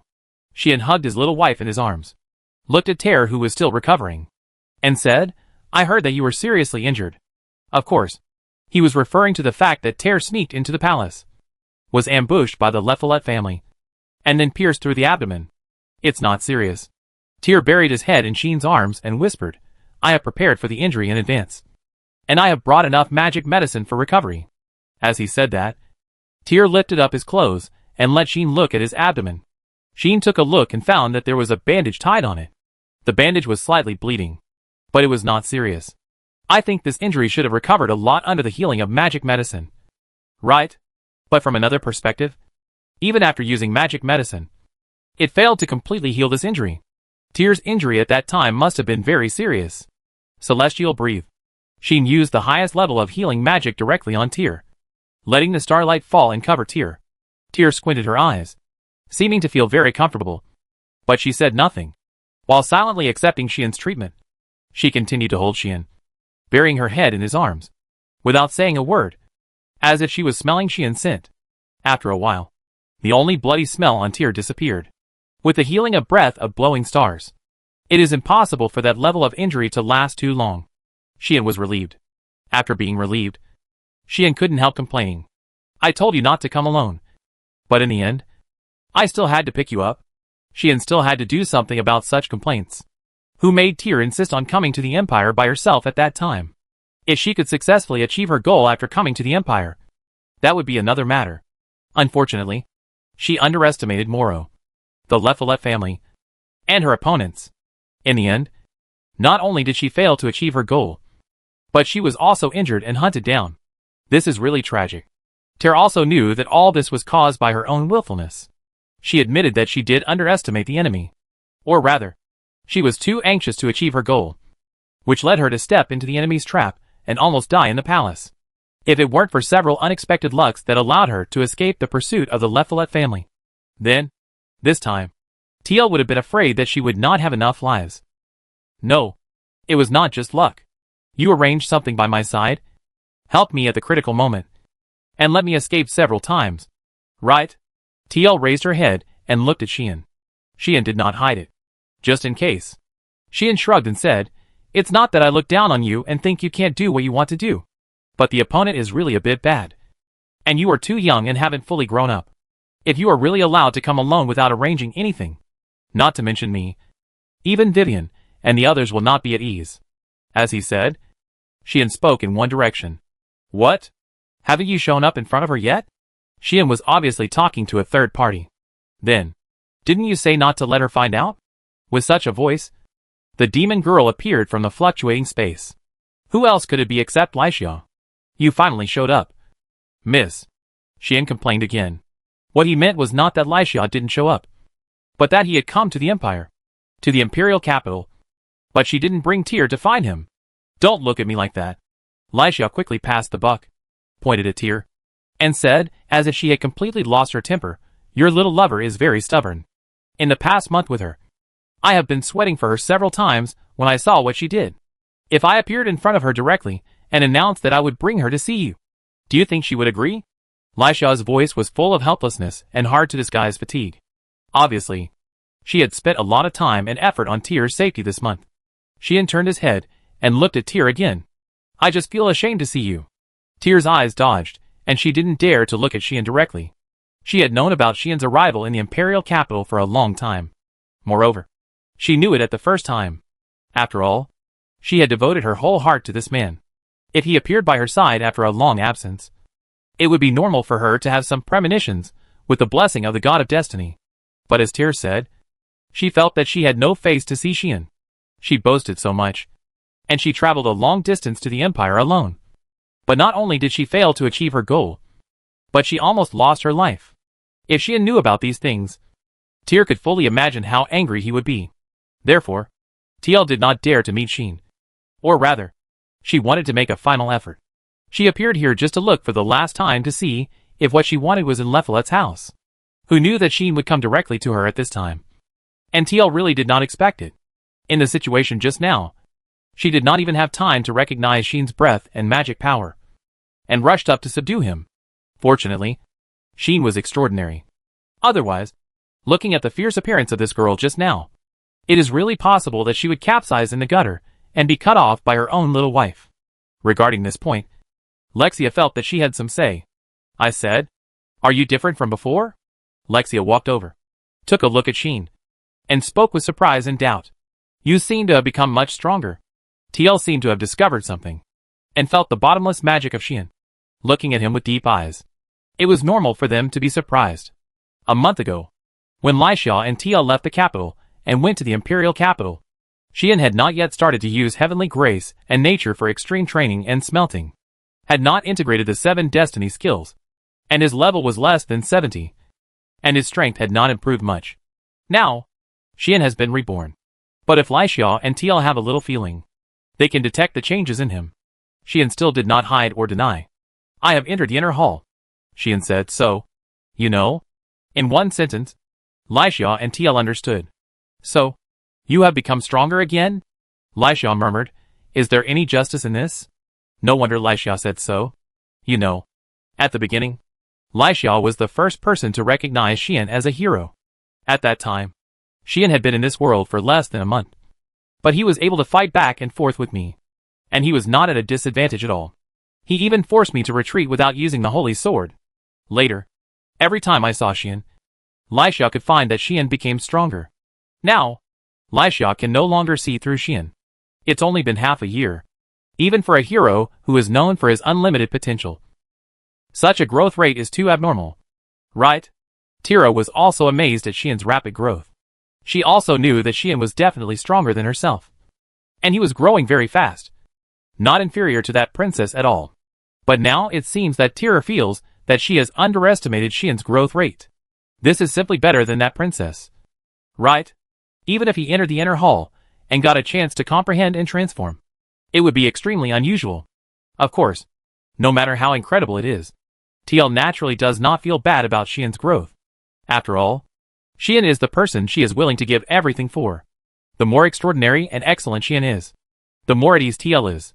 Speaking of which, in this month, after several life and death trials in the imperial capital, the L's strength has also improved by leaps and bounds. Sheen was surprised to find that this girl's level had broken through to level 70. Yes, TL has reached level 70. What does this mean?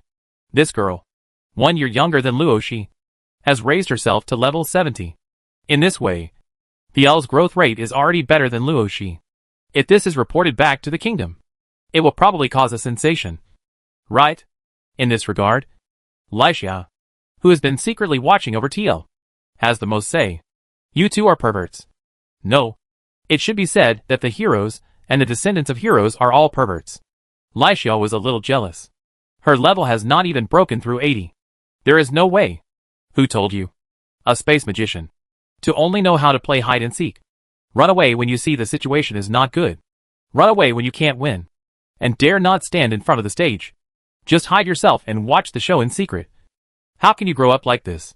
Sheen started to insult her without any hesitation. Do you think I want to? Lixia almost died of anger. If this face is not so easy to cause problems, why doesn't she want to stand in front of the stage and confront and fight with others happily? Can I blame her for this? If you want to blame someone, you can only blame this damn world. Lixia was full of resentment. But at this moment, Sheen has ignored her. Talk about it. Sheen spoke to Tyr in his arms. What did you do this month?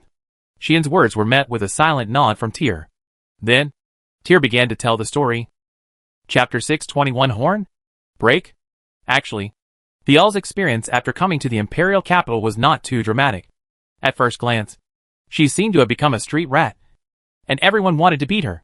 But she had already prepared for this, and had no intention of having a good time in the enemy's territory. For this reason, TL was well prepared. Not only was she equipped with magic potions as recovery items in case of emergency, but she also prepared some useful magic props, and even food. Thanks to these preparations, TL was able to live happily in the imperial capital without being caught. In this situation, TL also took various actions to achieve her goals. At this point, it is clear that TL is the thief who is talked about with relish. She sneaked into many nobles' homes with the purpose of finding what she wanted. Even sneaking into the palace was for this purpose.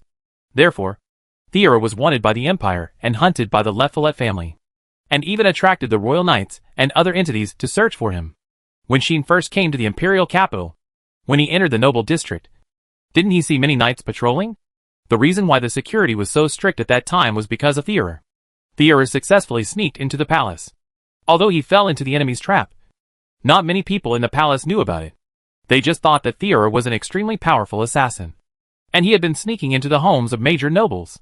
He was very skilled and a dangerous person who had to be taken seriously. Therefore, many knights were sent to stay in the noble district and be on guard in the noble district. From this, it can be seen how much discussion Theodore's actions in the imperial capital in the past month have caused.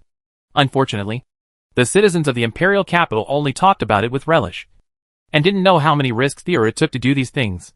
If it weren't for Lysia's secret help, Tyr might have been gone. Thinking of this, Sheen frowned and said, "You took so many risks. What exactly are you looking for?" Sheen wanted to figure out this question a long time ago. What exactly made Tyr take such a risk and want to find it by himself regardless of his own safety? Tyr was silent. Sheen could feel that Tyr didn't seem to be very willing to mention this matter. But this time, Sheen didn't choose to compromise. "Last time, I chose to respect your ideas, so you have this month of time and experience." Sheen stared at Tyr and said, "This time, if you still don't want to say it, then I will force you back to the kingdom." Don't doubt that Sheen can do such a thing. A compromise is acceptable. After all, Tyr is his little wife, and she has hands and feet, not a vase that can't do anything. If she wants to do something, Sean still wants to support and respect her. But the second time, Sheen would not choose to compromise.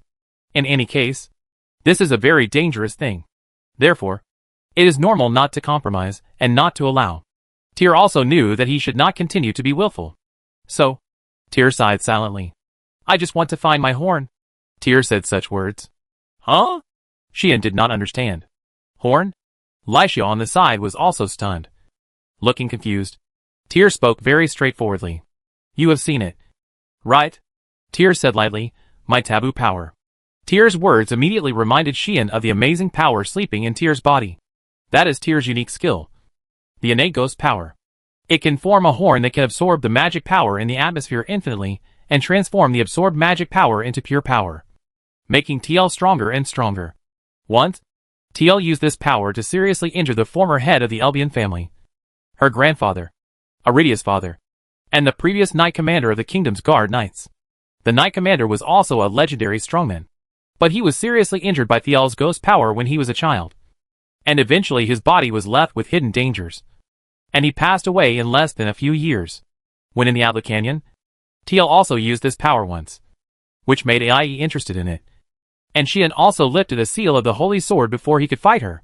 Such a powerful unique skill even made Thiel valued by the Goddess of Fate, and became the Goddess of Fate's blessing, like the amazing treasure of the kingdom. However, this power is just a curse for Thiel.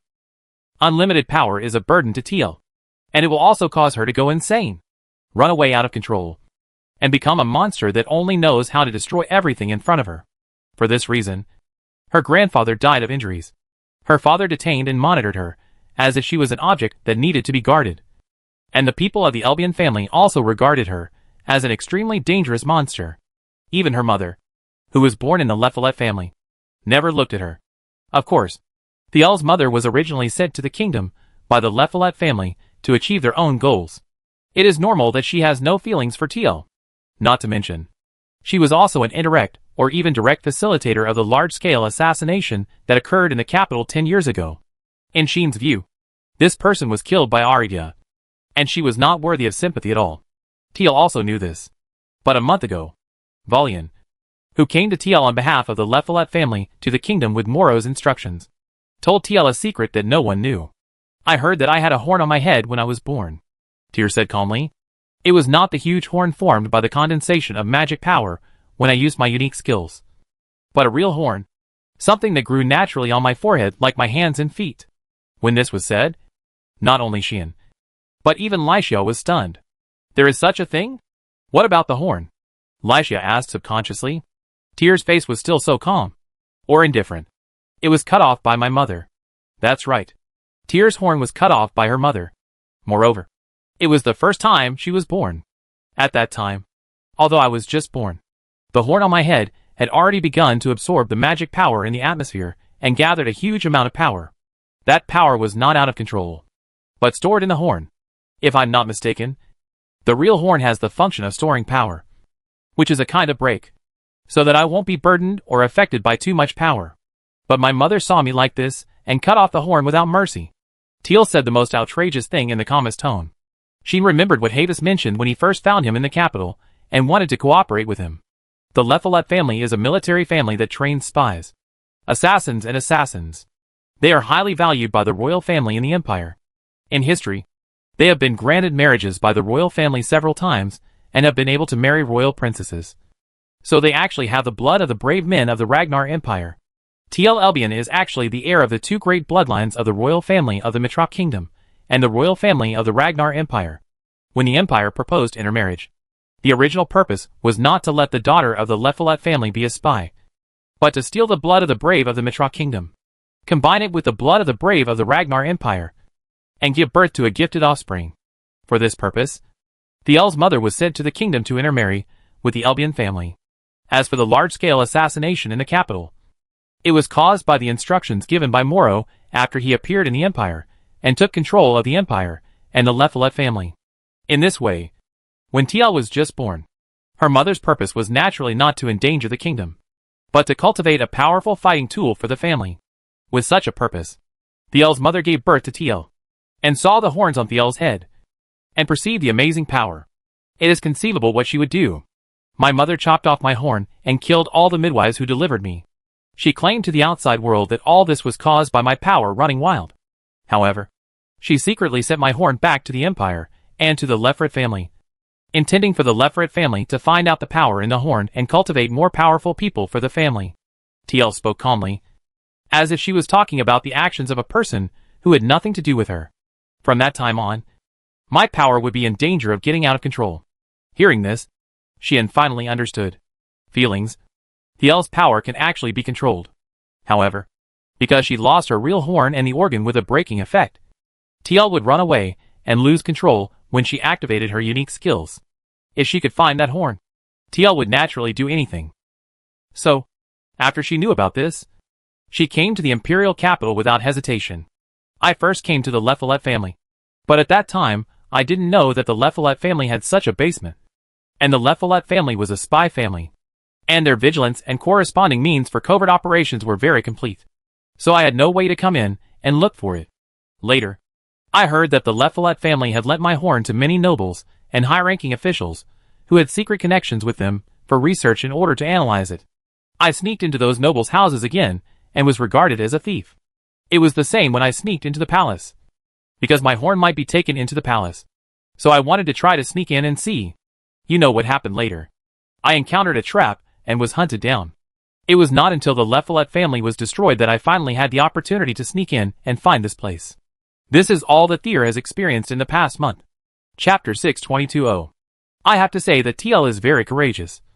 And very courageous. Knowing that the capital is the enemy's base camp. And the news about Jiao was also told to her by the enemy. And the truth has not been verified. She dared to come here alone and enter and exit the palace of the nobles, and even the royal family at will. It's like an old man eating arsenic and thinking that his life is too long. If others hear this, they should think she is reckless. Right? Xian is the same. But he can understand Thiel's behavior. First of all, Thiel has the blessing of the goddess of fate, and her sixth sense is very strong and her intuition is very sharp. If the news revealed by the enemy is false, then she must have a premonition. But she believed the news. It must be a sign given to her by the blessing. Right? Secondly, Ter's feelings towards her mother were complicated. It was not known whether it was hatred or indifference. After knowing that her mother had cut off her horns when she was born, which caused her to have the hidden danger of going berserk when she used her unique skills, she must have felt that this matter should be solved by herself. And she did not want to reveal it. Thirdly, Ter also had many concerns about the ghost in her body. It can even be said that she was regarded as a monster because of its existence in the first half of her life. Now that she finally knew there was a solution, she would definitely go to find it. In addition, Moro, the imperial concubine, had targeted her for no reason, and the Lefolet family had a connection with her. All these factors combined finally prompted her to decide to come to the Empire alone. She did not want to ask Sheen for help, or ask others for help. As she said in the past, she had always been helped by others, and she had never solved a problem by herself. In the capital, Roxy, Vivian and Laylee were all protecting her in secret. The decision to go to Limijan was also made by Vivian, who pushed her from behind and invited her there. It can be said that in Thiel's world, there are really only two types of people. One type is the people who always care about her and protect her regardless of the benefits and costs. The other type is just the opposite. The people who want to persecute her, harm her, and plot against her. This girl's life is full of ups and downs, full of all kinds of love, hatred, and grudges. This also caused Thiel somewhat lonely, independent, indifferent and unwilling to admit defeat personality, making her eager to prove herself, improve herself, and make herself capable of dealing with any danger, any hostility, and no longer needing others' free protection. Right after realizing that Sheen had come to the imperial capital, Thiel did not meet him at the first time, because she had this idea. So, she said that she felt ashamed to see Sheen, even though he had insisted on going to the Empire alone. He still had to rely on Sheen to help him. Moreover, Sheen had already secretly arranged guards for him, allowing him to escape death several times. Just imagine how complicated Thier's mood was. You? Sheen didn't know what to say. I really don't know whether to say that you are favored by God, or that you are suffering from an unfair fate. Even Lycia sighed. There is no doubt that there are many malicious intentions against Thier. But at the same time, Thier is extremely lucky. After all, there is really a group of people who have been helping her and protecting her for free, wanting her to live a better life. This situation of being favored by extreme kindness and extreme malice at the same time. Even Lycia doesn't know how to describe it. Perhaps this is the fate that Thier must bear since birth? The ghost in her body brought her too much bad luck and too much misfortune.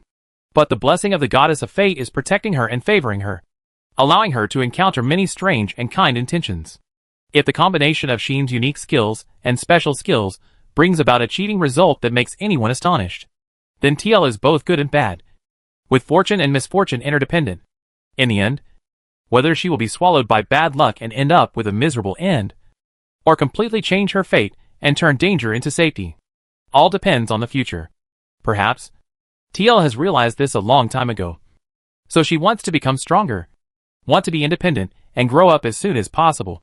And for this reason, she is unwilling to rely on the power of others. When she found out that Sheen was a brave man, she desperately wanted to gamble on him to see if she could get inspiration from him and awaken her super potential as a descendant of a brave man. I can only say that Thiel is not easy. This made Sheen not know whether to blame her, and he could only look tangled. On the other hand, Thiel was very calm from beginning to end. Don't worry. Thiel looked at Sheen and whispered, this just shows that I am not strong enough now, and I am far from being able to be independent. As he said that, Thier touched his forehead. So, I want to get that horn back no matter what. This feeling, Sheen can also understand. At the moment, Sheen simply asked this question. After getting it back, can the problem of your unique skill be solved? Sheen went straight to the core of the problem. Not sure. Thier also said directly, I just have a hunch that it will be the first step for me to become truly powerful. That's enough. Since Thier, who has the blessing of the goddess of destiny, has said so, then the horn must be taken back no matter what. Then did you find it? Sheen asked the most critical question. No. Thier shook his head, and finally sighed, and said a little tiredly, I searched all the noble families that had taken over the horn, but I didn't find it at all. What about here? Lexia looked around and said, this is the treasure house of the Lefrit family. Your horn should most likely be here. Right? I thought so too. Thier said calmly, but there is no such thing here either. Obviously, Thier had already looked for it, but could not find it. In this way, there is only one place left that might still hold Thier's horn. The palace? Lycia obviously thought of it, and murmured about it. Only in the palace could Thier's horn possibly exist. After all, even the nobles had taken it over, so the palace would definitely not have been taken over by others. And the Lethalat family had sworn allegiance to Moro, and Moro had set his sights on Thier. So the possibility that Thier's horn was in the palace, or in Moro's hands, was very high. Thier must have thought about this before. Otherwise she would not have sneaked into the palace. Unfortunately, Her action of sneaking into the palace was just induced by the situation set by Moro. And in the end, not only did she not find her horn in the palace, but she also fell into a trap and almost died. It seems that if you want to find your horn, you must face the poisonous concubine head-on. Xian realized this. Tira did not refute, and Laixia did not object. This trend is already very obvious. And what this means is that Xian and Moro have another account to settle. Let's go! Xian took Tira and said calmly, let's leave here first. Where to? Laixia immediately asked, Bygusler's house? This young lady really has been paying attention to Xian's whereabouts after coming to the imperial capital. That place is our base camp in the imperial capital. Xian did not deny it, and said, let's go back first and then make a long-term plan. Okay. Laixia sighed and muttered, I thought you came. I could watch the show and rest on the side. This is a direction that I can't rest. Right? What are you afraid of? Xian rolled his eyes and said unhappily, anyway, you are the best at hiding. And I didn't ask you to stand in the open and fight with others. You just need to do some small moves behind the scenes to support us and mess up other people's chessboards. This is indeed what Laixia is good at. But, for some reason, when it came out of Xian's mouth, Laixia always felt like being looked down upon. This is very infuriating. I am a powerful magician after all. Not only space magic, but also magic of various systems can be used. And the power is not bad. You actually treat me as a backup who can only do small moves behind the scenes? Laixia almost died of anger. But, Xian threw a word over. Otherwise, you go to the front? Xian made a kind invitation. I don't. Laixia immediately straightened his chest and raised his head, and said arrogantly, I want to watch the show. I have decided that I will not help you from now on. Don't think of treating me as free labor and ordering me around. Laixia decided to stand up. Xian had no regrets about this. Please go ahead. Xian made a gesture of invitation to Laixia, as if one more or one less of her would not make a difference, and she was just a dispensable existence. This is even more infuriating. Laixia secretly swore in her heart that if she continued to help him do free labor, she would be a dog. Is a hero amazing? Is it great to have the support of the dragon demon and the evil god? Who doesn't have a hidden identity? I am also a person of great background, and I must not be suppressed by this mere hero. Just when Laixia told herself so firmly, Xian suddenly spoke very tactfully. By the way, before leaving, remember to say goodbye to my Laixia, so that it can be regarded as a beginning and an end. You must not pretend that you didn't hear it. But Xian said it out loud. Wait. Laixia was silent for a while, then looked at Xian with a twitch in the corner of her mouth, and said, What does this mean? What do you mean by your Laixia? That's obviously my Laixia. As if he saw through what Laixia was thinking. Xian looked at her steadily. Huh. After a while, Xian smiled inexplicably, with a full of meaning, took Tira and turned away. Laixia looked at Xian blankly. In her heart, a strong sense of uneasiness broke out. Could it be? What did you do to Laixia? What did you do? Laixia rushed over, accompanied by a quarrel. The three of them left here together. And the numerous gold and silver treasures here also disappeared. No one could find this. Chapter 623. Please calm down. Both Xian and Laixia are capable of teleportation. Therefore, the three of them came and left silently, and were not discovered by anyone. However, on the way back to Bygusler's house, Laixia kept pestering Xian, constantly yelling, asking Xian if he had done anything to Laixia and why he was scolding her like that. Xian naturally ignored the young lady, letting her yell in his ears, holding Tira's hand, and went directly back to Bygusler's house. Along the way, Xian found that there were many chaos in the imperial capital. Many knights ran wildly on the streets in groups, and many carriages appeared one after another on the avenue, either heading towards the palace or heading to the night camp, and even people leaving the imperial capital, making the entire imperial capital present a tense atmosphere. The common people looked at each other and talked about it, with uneasiness written all over their faces, obviously guessing what had happened. She knew that this must be caused by the emperor's affairs, but he had already known it in his heart, and without commenting on it, he returned to the Bygusler family. It seems that there are fewer spies outside the Bygusler family, and they should have been transferred back by the major noble families. The emperor's madness must be more important than monitoring the Bygusler family. Now the major noble families must be in urgent need of manpower to do various things, which led to the scene. Under such circumstances, Xian brought Tara and Laixia, who was yelling all the way, back and met Laixia and Lilith. At this time, Laxia was still taking care of Lenny Bafin. And Lilith threw herself into Sheen's arms at the first time. Miss. Seeing Lexia coming back with Sheen, Laxia just stopped the work at hand and stood up. After a month, this pair of master and servant, who were like twins, finally reunited. However, just as Laxia stood up, Lycia rushed to her. Lycia looked serious, pressed Laxia's shoulders with both hands, and spoke anxiously. Are you okay? Laxia. Hearing this, Laxia was stunned. Before Laxia could react, Lycia asked anxiously again, Are you okay? Did that bastard do anything you shouldn't have done? Did he force you? Forced you. Right. If he forced you, just blink. Tell me quietly. Lycia shouted these words with a deafening voice. Sheen, Ter and Lilith were speechless at the same time. Laxia also fell silent, almost hanging a few question marks on her head. But seeing her eldest daughter's serious and nervous expression, Laxia might have guessed something and glanced at Sheen. Sheen quickly looked away. He didn't want to be seen through by this elder sister. And he was talking nonsense in front of her young lady. Unfortunately, the elder sister is the elder sister. Even if Sheen turned his eyes away, she seemed to see through everything and her face calmed down. Please calm down. Young lady. Laxia spoke in the same calm tone as always. No. I can't calm down. Lycia shook her head vigorously, as if she wanted to figure everything out quickly. Who would have thought that Laxia would say this? Even if you are anxious now, it will be useless. Laxia said lightly. After all, what is supposed to happen will still happen. Since it has become a reality, we can only accept it.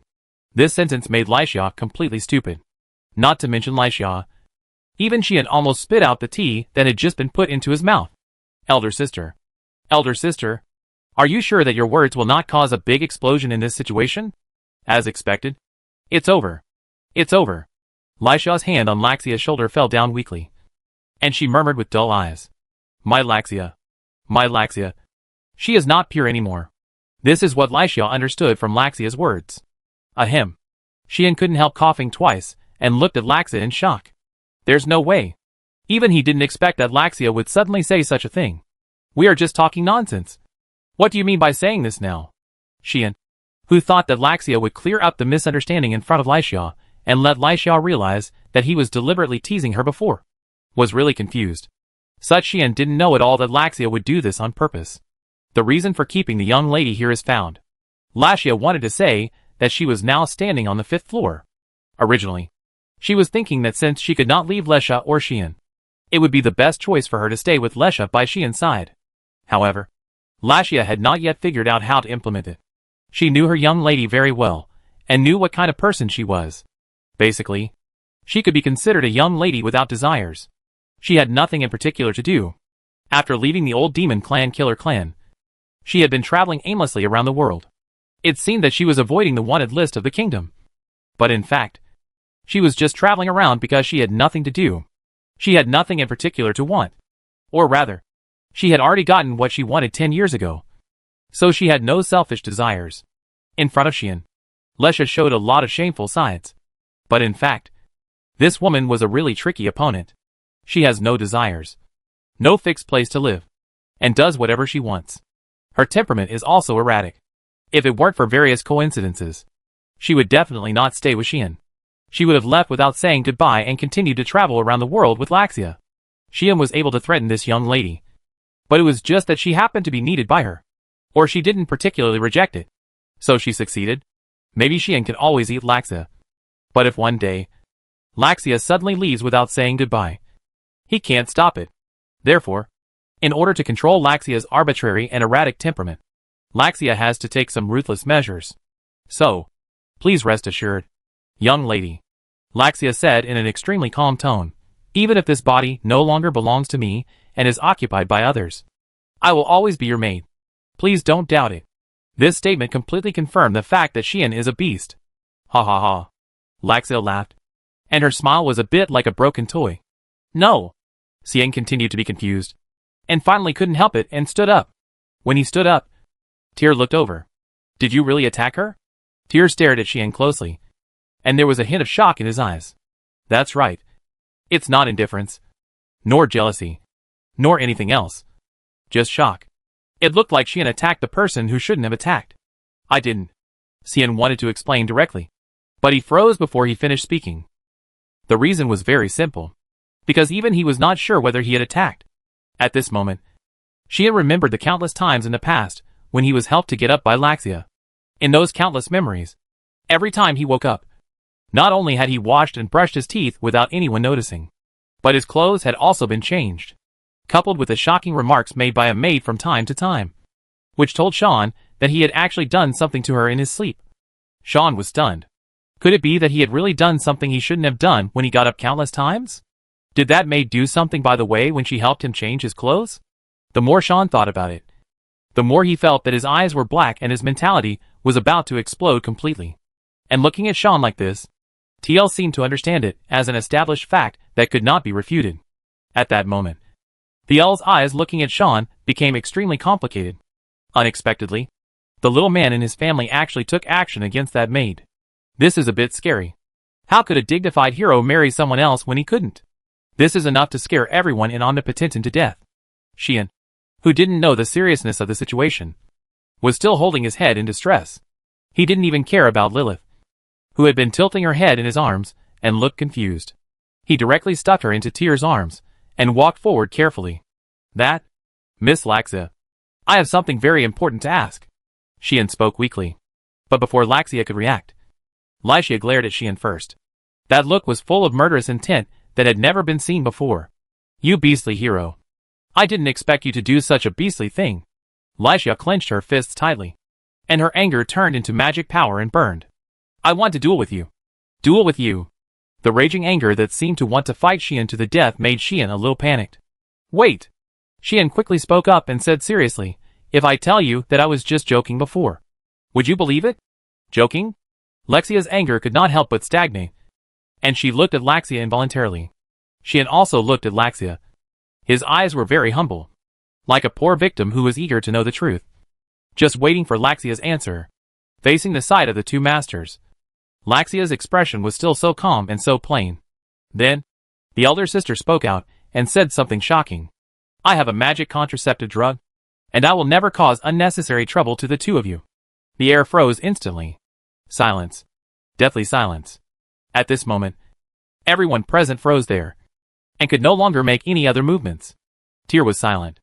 Lilith blinked. Xian's eyes twitched. Lexia turned her head silently and looked at Xian.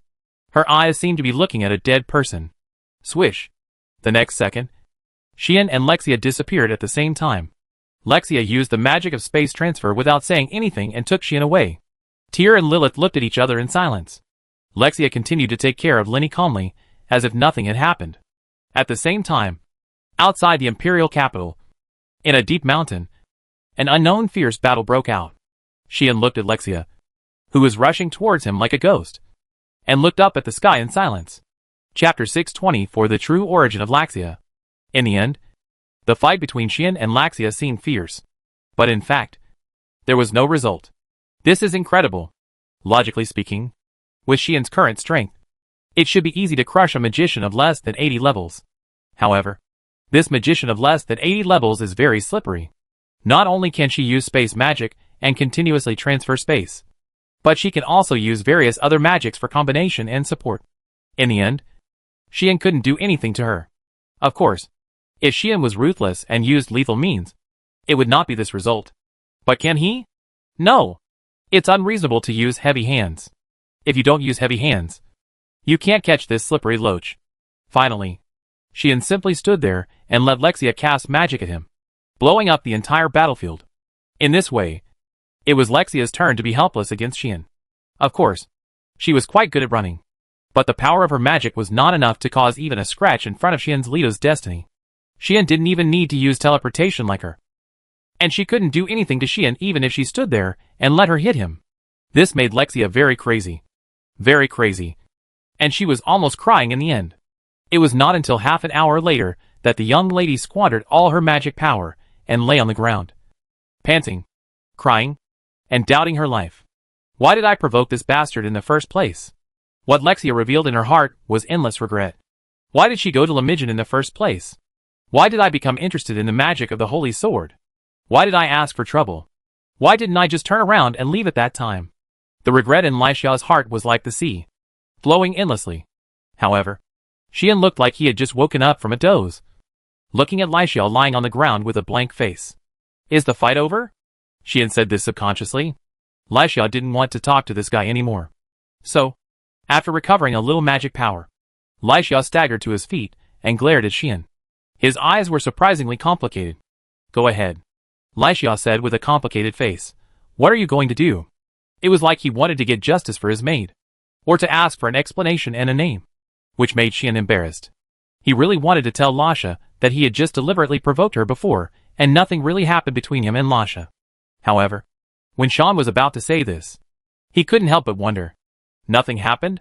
Really nothing happened? What if something really happened without his knowledge? And he denied it right away. Wouldn't he be a scumbag? After thinking about it, Xian immediately decided not to clarify the matter. Anyway, he wouldn't suffer any loss in this matter. So, why don't you just give Laxia to me? Xian directly showed the wishful thinking he had been making all along. No! Laxia rejected it without even thinking about it. Xian was not surprised. This girl. It's impossible for her to agree so readily. Then what do you say we should do? Xian immediately said very simply, anyway, I have done what I should do. And what I shouldn't do, maybe. Maybe. Or have done it. You tell me what to do. Xian's original intention was to embarrass Laxia and eventually compromise. If the other party could really give Laxia to him, he would probably wake up with a smile in his dreams. Although the protagonists of other people's houses usually want to conquer the kind of war god who can conquer the world for them and help them to hold up their status, Xian really only wants such an ordinary little maid. The reason is that this maid is too capable. Even if she has no fighting ability, she is awesome. Bringing such a beautiful maid home, the family must be peaceful and orderly, and there will be no trouble. This is the second. The most important thing is that this maid really wins Xian's heart. She can make people worry-free no matter what she does. And she is so perfect that she can completely cover up her shortcomings in combat effectiveness. If there is anything that makes people feel dissatisfied about this maid, it is that she is a little bad for the heart. But it doesn't matter. This is not good for the heart in a good sense. Not in a bad sense. Xian is naturally welcome. Therefore, Xian really intends to kidnap this little maid. Anyway, daughters will get married sooner or later. So this young lady should be able to let it go. Right? Just when Xian was thinking this, Laxia showed unprecedented distress and embarrassment, and even had an extremely strong struggle. Finally, Laxia sighed deeply. I don't know what to do either. Laxia said this in distress. It was not reluctance or unwillingness, but a manifestation of some unspeakable secret. Seeing this, Xian unconsciously restrained his playful smile. After a moment of silence, Xian spoke. Is it because Laxia has a big secret? Xian suddenly said this. You know? Laxia was also silent for a long time, and then said this faintly. Xian shook his head. I don't know the ins and outs of this. Xian said straightforwardly. I only know that Laxia is not as simple as she looks on the surface, but has a great background. Right? This is beyond doubt. So far, how many people have shown unbelievable or even unbelievable gasps after seeing Laxia? Moreover, all of them are big figures who can have a great impact on the world. Ai is like this. Lid is like this. Milu is like this. Luo Shi is like this. Even the elf queen Sophie is like this. These big figures from various tribes and countries have very strange attitudes towards Laxia, and even lost their tempers. Even Sarah is like this. And the three goddesses of the Protoss have also vaguely expressed their concern for Laxia. How can this not arouse Xian's suspicion? Xian just didn't pursue it. Not that he didn't take these abnormalities seriously. There was nothing wrong with his eyes, and his brain was not broken. He had seen so many people lose their composure in front of Laxia, and even the dumbest person could guess the reason. Xian guessed a little about Laxia's origin. I said. Mississippi. Xian looked directly at Laixia and said, could the secret of Laxia be related to the Demon King? This is the most reasonable guess. If it was not related to the Demon King, how could Yi and others behave so badly? If it was not related to the Demon King, why did Luo Shi and others look so solemn every time they mentioned Laxia? In addition, Laixia had revealed something related to the Demon King from the palace 10 years ago. Xian boldly guessed that the thing might be on Laxia. Sure enough. That's right. Laixia finally admitted it. You know, I created Laxia with the biocreation magic after I left the palace and ended the large-scale assassination. Laixia said faintly. Did Laxia tell you about this? She did. Xian nodded and said, "She said that your original intention was to create a helper who could help you fight against the old demon clan in the process of escaping. So you created her based on your own appearance. After the large-scale assassination incident 10 years ago, Lixia, as one of the participants, not only stole the things related to the Demon King in the palace, but also betrayed the old Demon Clan killer faction and fled far away. At that time, the kingdom was concerned about the Demon King's items in Lixia's hands, and did not dare to hunt her down too blatantly. But the old Demon Clan killer faction was different. It was impossible for them to ignore Lixia, who took away the Demon King's items and betrayed themselves. In order to deal with such an old demon clan, it is understandable that Lixia would want to create a fighting force. Unfortunately, in the end, the magical life she created based on herself had no fighting power. Depending on the materials used to create it, the magical life created by biocreation magic may not necessarily have combat power. Lixia is such an example. Right? She'd explained the reason. Biocreation magic. This power used to create magical life has too many unstable factors. If you want to perfectly control it and create the magical life you want, it requires both ability and skills, as well as luck. If you are not good at biocreation magic, you will not be able to create the magical life you want. If you are unlucky, you will not be able to create the magical life you want. Even the difference in the materials used for creation, a slight error in it, may lead to the creation of a magical life that is completely different from what you imagined. This is the biggest drawback of biocreation magic, which is extremely unstable. Among the people Xian has met, the one who uses this magic best is undoubtedly Donna's, the leader of Mirage, who he once met in Cosmos. He was able to practice the magic of biological creation to the maximum level, and spent countless precious materials to create 4 magic fighters above level 80, and also created the magical life of Emerald. This was simply an achievement that could be called a great feat. Xian didn't know how much effort he had made for this, nor how many precious materials he had consumed for those magic fighters. But he was sure that there was only one person in the world who could use the magic of biological creation to this level. Xian even had a feeling that this person would be an unimaginable enemy. Lixia was different. The magic she really practiced was only space magic and gravity magic, and the rest of the magic was only used because of the special skills. Lixia once mentioned Lixia's unique skills to Xian. It can eliminate all the chanting and preparation steps of magic, rely on pure imagination to complete all the conditions for releasing magic, and amplify, expand, fill and even simulate it. This is the unique skill of the eldest Lady Demon God's favor. The existence of this unique skill not only makes Lixia superb in the use of magic, but also allows her to abandon the chanting of spells, and can also enhance, amplify, and expand the power of magic. Finally, she can simulate and imitate magic that she has not learned after seeing it once, and reproduce it, so that Lixia can use all types of magic. Therefore, Lixia is a magic genius who is more exaggerated than the elves. She is a natural magician. Her magic talent and use are as amazing as the name of her unique skill. It is as if she is favored by the god of magic. It is precisely because of this that Lixia's level may not be as high as level 80, and the level of her magic skills is only level 7. But the power and effect of the magic she uses are far superior to the magic of the same level, especially the space magic, which is absolutely powerful. However, when Lixia uses magic that she has not learned, the power and effect of the magic she uses are definitely not as good as the magic she has learned. It can be seen from this that the biological creation magic used by Lixia at that time was at best intermediate, not even advanced. It is understandable that the magical life created in this way would be very different from what one imagines. Lixia should be thankful that at least Lixia did not grow up to be disabled. You know, many people who use biological creation magic may end up creating a deformed monster. Thinking this way, Xian had no idea that Lixia could not grow up to be disabled, because her appearance had been determined when Lixia decided to use the material. Do you know what material I used? Lixia asked this question. Xian also had a guess about this question. Is it the thing you stole from the palace? Xian said so. Lixia nodded and affirmed.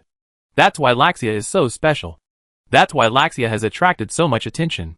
But there is another reason why she made so many big shots lose their composure.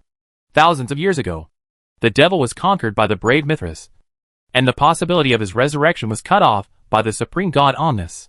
The bottomless magic power in his body dissipated, leaving only a body, which was left on the battlefield. Lixia's voice reached Xian's ears. Afterwards, the brave Mithras established the kingdom of Mithras on the battlefield of the final battle. and also established the capital on the land where he conquered the devil. The island in the middle of the lake where the palace is located, the huge lake on which the island is located, is actually the place where the brave Mithras ended the devil. That lake was actually left in that battle. The body of the devil left there was taken back to the palace by the brave Mithras and sealed in the deepest part of the palace underground, and has never left there for thousands of years. Lexia's words made Sheen's heart tremble. In his heart, an extremely astonishing thought was born. And what Lexia said next confirmed that thought.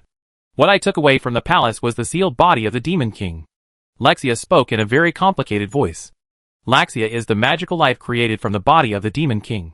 Chapter 625 The True Origin of Laxia. When Laxia's voice resounded all around, and was clearly received by Xian.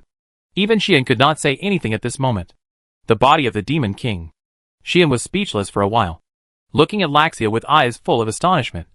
And he didn't know what to say at all. He guessed that the magical life, Laxia, must be related to the Demon King's item stolen by Laxia from the palace. He also guessed that Laxia might have used the things he stole as materials to create the magical life Laxia. In this way, the attitude of those big men towards Laxia will be explained. But even Xian did not expect that the thing related to the Demon King was actually the Demon King's body. And Laxia is a magical life created with the Demon King's body. What does this mean? The Laxia you see now is actually using the body of the Demon King. But inside is the consciousness of a magical life created by me 10 years ago. Not the Demon King himself. Laxia explained such a secret to Xian. Anyone who knows the existence of Laxia and knows that the body of the Demon King was sealed deep underground in the palace can guess this. As long as you know these two things at the same time, it is not difficult to guess the cause and effect. At least, for those well-informed powerful people of all races. It is really not difficult to guess this and see through this. Now you understand why I am so anxious. Right? Laxia smiled bitterly and said, because you have taken the Demon King. Even if it is just the body. This is simply a terrifying news that can scare everyone who knows this to death. Xian himself couldn't help but shudder. There is no way. It's really that Laxia's statement is too terrifying. That's the Demon King. The origin of the demons. The symbol of the end. The synonym of destruction. The beginning of all disasters in this world. Even the Supreme God Omnis is helpless. His power can even easily split omnipotence into three parts, turning them into the non-standard existences of the God realm, the demon realm, and the human realm. In terms of strength and combat effectiveness, this person is the strongest in this world, and no one can surpass him.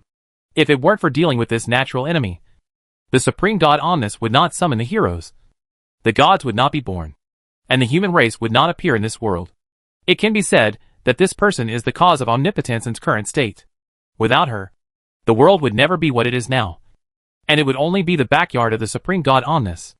As a result, this existence that even the heroes had to accumulate for countless generations until 1,000 years ago to successfully defeat was actually Laxia herself. How could she not tremble at this? But this doesn't make sense. Xian couldn't help but say, if Laxia's body is the body of the Demon King, then she shouldn't be powerless at all. Right? Even if it's 1/10,000,000th of the power. If Laxia has a little bit of the Demon King's power, she can beat most people in this world. But Laxia has no power at all, which is outrageous. In this regard, Laxia's eyes became more complicated than before. I think it's because the magic power in the Demon King's body dissipated between heaven and earth after his death. Right? Laxia said faintly, because the magic power dissipated completely. The body left by the Demon King is just an empty shell without any power. In other words, unless the Demon King's magic power is taken back. Otherwise, Laxia will not be able to have power. The Demon King's magic power, Xian murmured, suddenly realized something, and looked at Laxia fiercely. He thought of something. A terrifying thing to think about. If the body that Laxia is using now is actually the body of the Demon King, then what is going on with this demon girl who looks exactly like Laxia? Or, to put it simply, what is going on with this demon girl who looks exactly like the Demon King? Why does she have the same face as the Demon King? Why did she steal the Demon King's body from the palace? Why did she appear in the old demon faction killer faction and participated in the large-scale assassination in the capital 10 years ago with Beto and others? Combined with the statement that the Demon King's magic power has dissipated between heaven and earth, and Laxia's unique skills that are almost like the curtain of the god of magic. A more incredible guess appeared in Xian's mind. After all, Sheen vaguely remembered that in this world, the origin of magic is also the Demon King. The Demon King is the one who created magic. It is not meaningless that Lycia can use the power that is like being possessed by the god of magic. Plus her appearance is exactly the same as the Demon King. Lycia. Sheen's face changed several times. And he couldn't help asking. Could it be that you are also a magical life? A magical life that uses the magic power of the Demon King as material and takes the Demon King as its prototype. As soon as these words came out, the air around them changed completely. It became oppressive and heavy. Lycia didn't answer at the first time. But her increasingly complicated expression undoubtedly told Sheen the answer. After a long time, Lycia spoke. Do you know? Lycia said, as if talking to herself, 1,000 years ago, after the Demon King passed away, those old demons, who could not accept the surrender of the demons, tried to revive the Demon King. Sheen also had some vague memories of this matter. I remember that it seemed that it was Ai or Nian who told Sheen that the people of the old demon clan had tried to revive the Demon King, but failed. So they turned to the plan of creating a second Demon King and making the seventh demon. The Demon King cannot be resurrected. Lexia still said faintly. The possibility of her resurrection has been removed from the level of causality by the Supreme God Omnis. Unless the Supreme God himself is willing to let go. Otherwise, the Demon King will never be resurrected. Under such circumstances, the talents of the old demon clan felt desperate and wanted to pursue a new Demon King at all costs. They made many attempts, including collecting the Demon King's magic power scattered between heaven and earth, using biological creation magic to give magic power flesh, and resurrecting the magic life that hosts the Demon King's power as a Demon King, or becoming the basis of a new Demon King. As he said, Lexia became sarcastic. But the possibility of the Demon King's resurrection has been cut off, and the Demon King was conquered by the brave sword, which is his natural enemy. The sacred power of the holy sword must have purified the Demon King's power to the greatest extent. Even if the scattered magic residues are collected, how can the Demon King be resurrected or a second Demon King be created? Lexia turned around and turned his back to Sheen. Of course, some people also want to imitate a defective Demon King to use as a tool. But the power of the Demon King is the strongest power that even the power of the Supreme God cannot interfere with, even if it is forcibly given a form and a body. What good things can be created? Lexia's voice became more and more ironic. So, a failed product that can flexibly use various magics, but is definitely not very strong, and can only be used for hide and seek, or some unconventional uses was born. So, what is the fate of the failed product? Either abandoned, or abandoned. That's all. Rexia was abandoned and discarded. Of course, the oldest demon clans who wanted to revive the Demon King or create a new Demon King looked down on a mere failure. But others might not. Rexia's voice began to calm down. For example, the killer faction, who were satisfied with tools that could be used for killing, would want to use even a failure. In this way, Rexia was found by the killer faction, who restarted it from its abandoned state and put it on the battlefield. The large-scale assassination in the capital 10 years ago was the first time Rexia was truly used.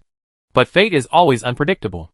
Under such circumstances, Rexia met the body of the Demon King sealed in the deepest part of the palace.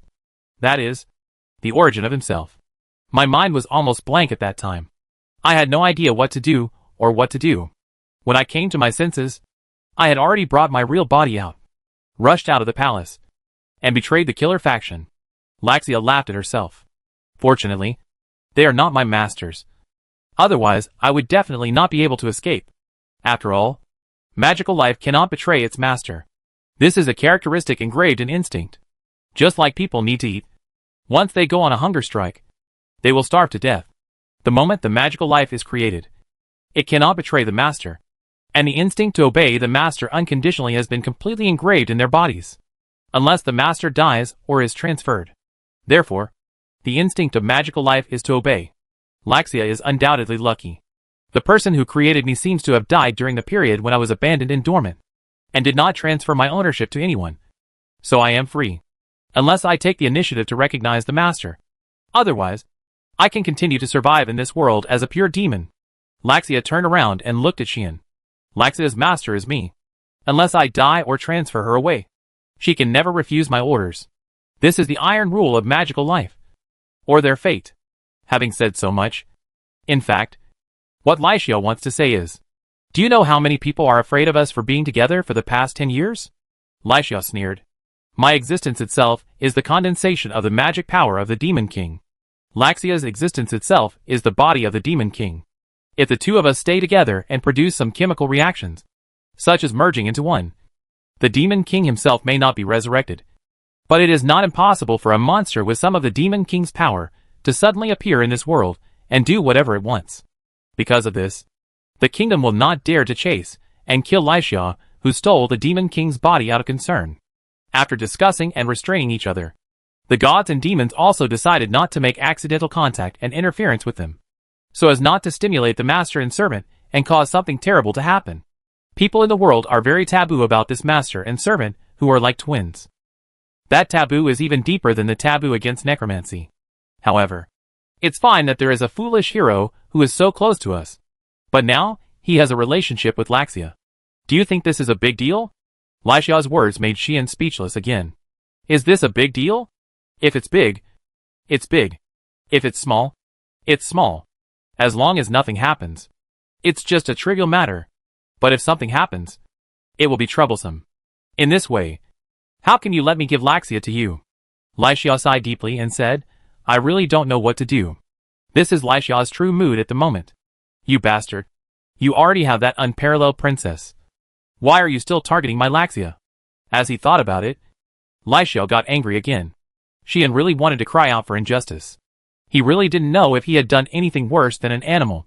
He felt like he was in a dream now. And he didn't know how to react. Suddenly knowing such a secret. Even Xian felt that he had gone too far. After thinking about it, Xian simply stopped thinking about it. Anyway, things have come to this. So let it go. Xian let it go. That's right. He gave up thinking. God has mercy on him. He was just greedy for a maid. Who knew that there would be so many incredible secrets? This pair of sister-like master and servant are actually part of the Demon King. Outrageous. Too outrageous. What's even more outrageous is that it seems that this brave man has slept with the Demon King. Or at least occupied his body. Which is even more outrageous. In such an outrageous state, Xian said that he really didn't want to think about it anymore. Otherwise, I don't know how many brain cells will die. Lysia was also in a state of confusion, not knowing how to react. At the moment, Lysia could only sigh. Weird things happen every year. Especially this year. Lysia muttered. If the goddess knew about this, and knew that the hero she had put everything on and summoned with great effort was picked by my Laxia, she would probably get angry again. Right? Xian didn't hear this sentence. It's not that his improved hearing is not good, but that his brain is already confused and refuses to receive anything with too much information. I'm going back. Xian gave up completely. And after throwing down such a sentence, he turned around and disappeared. I just don't know how long this state of giving up thinking can last. Anyway, Lysia felt that he definitely couldn't pretend not to know about this. Lysia herself also smiled bitterly. I never thought that there would be a day when I would choose to speak out these things. These are the things I hate to talk about the most. My heart is also in turmoil. Lysia raised her head, glanced at the sky, felt the magic flowing in her body, and whispered softly, Where should we go? Tell me. Claudius. These words flew away with the wind. Unfortunately, there was no response. Chapter 626 The Imperial Capital with Undercurrents. Swish. In a garden of Bygusler's house, Xian's figure appeared in a flash. Alas. Rubbing his brows, Xian digested the information he had just obtained, and felt really distressed. After learning the true origins of Lysia and Laxia, he understood why the bigwigs of the major forces paid so much attention to them, and always showed strange attitudes. No wonder Luo Shi has always been dissatisfied with my approach to the master and servant. Because the existence of this master and servant is too special and too important. If something goes wrong, it will probably cause a great sensation. Although Xian knew that the master and servant had an extraordinary origin and had a certain degree of relationship with the Demon King, he did not expect that this relationship was so deep. Of course, Xian was not afraid, but he felt as if he had really been caught in an incredible whirlpool. If I don't take good care, even I might be torn to pieces. Right? It seems that after this incident, I have to have a good talk with the master and servant. This is what Xian thought. As for now, he doesn't want to be distracted by such a complicated matter. Anyway, he has a lot of things to do. And there is still the mystery of Nian that has not been solved. If there are too many lice, I am not afraid of biting. I will slowly solve them one by one. Now, Let's solve the matter of Moro first. Sean exerted his most powerful acceptance ability to sort out the order of things without worrying too much. Then, Sean put aside all his worries and returned to the room. Seeing Sean coming back, the women's reactions were surprisingly calm. Lilith didn't understand what happened from beginning to end. She tilted her head and immediately threw herself into Sean's arms, rubbing against Sean's chest, looking carefree. Tyrell seemed to have adjusted her mentality and didn't say anything more. She just discussed the current situation with Xian. Now that Xian had found her, Tyrell was not going to act alone. She knew that if she wanted to get her horn back, she had to make a new plan. Xian was also not in a hurry. He felt that Tyrell's horn was probably in Moro's hands. And since such a big thing happened in the imperial capital, Moro must have been rushing back. In this case, as long as we are prepared, we can always wait for the return of the poisonous concubine. Then, it will be time to settle the accounts with her. Then let's wait a little longer.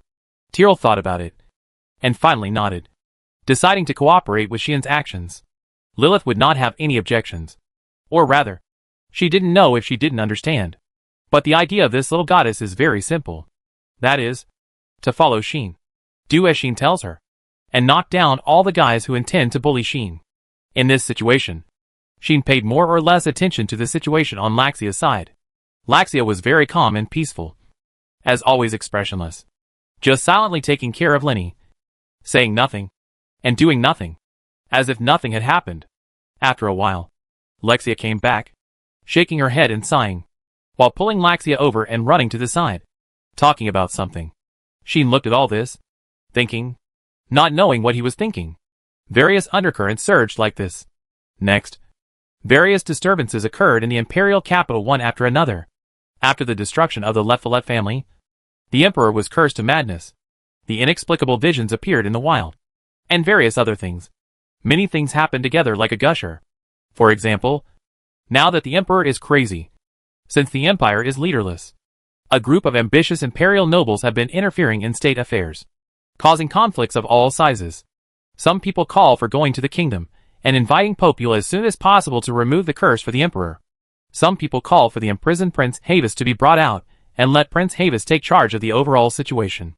Others think that a new emperor should be elected as soon as possible. It is conceivable what their wishful thinking is. In short, the emperor's madness is like adding the last piece of firewood to this country that already has the hidden danger of civil strife, igniting the entire chaos. At this time, all the nobles have their own considerations, positions, calculations, and ambitions, all intertwined together, making the palace present an unprecedented sense of tension. Taking advantage of this opportunity, Rock brought Tilly back to the Imperial Knights, and easily gained the support of a group of loyal subordinates. He finally broke into the palace and intervened in this chaos.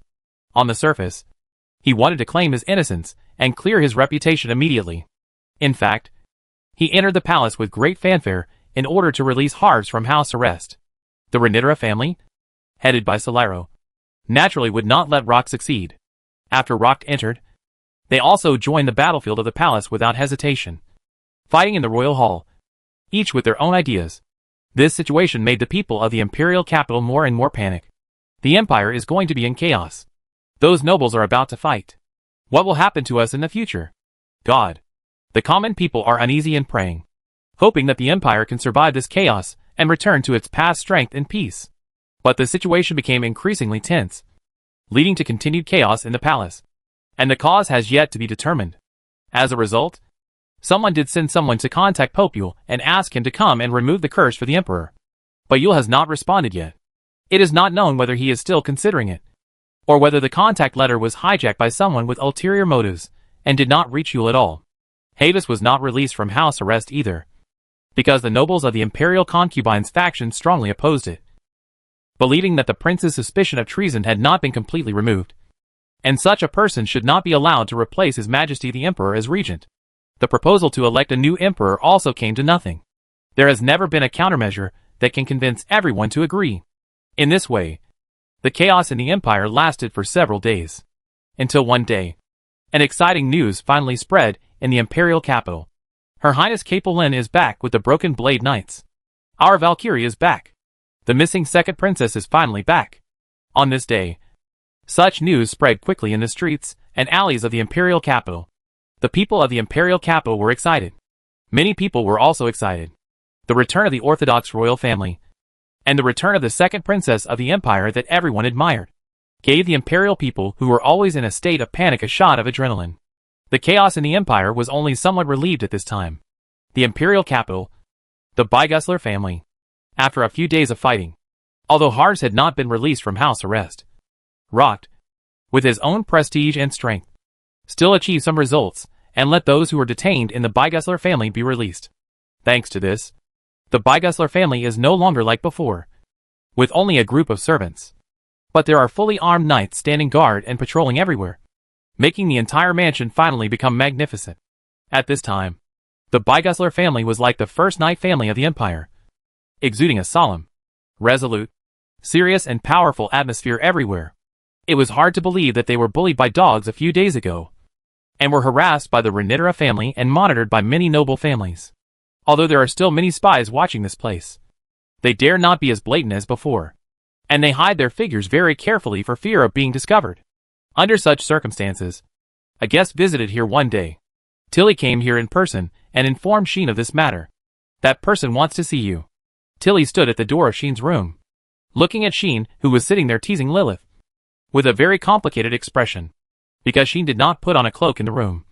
His true face was completely exposed in front of Tilly, looking at the true appearance of this mysterious and powerful man, who was only about 20 years old, younger than herself, but not only forced the Reniltra family to retreat, but also destroyed the entire Lefrit family.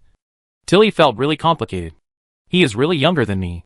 At the same time, Tilly finally knew the identity of Sheen, Count Boztith of the Kingdom of Mitra, the fiancé of the kingdom's treasure. He tamed the dragon, defeated the old demon clan, and amazed the kingdom.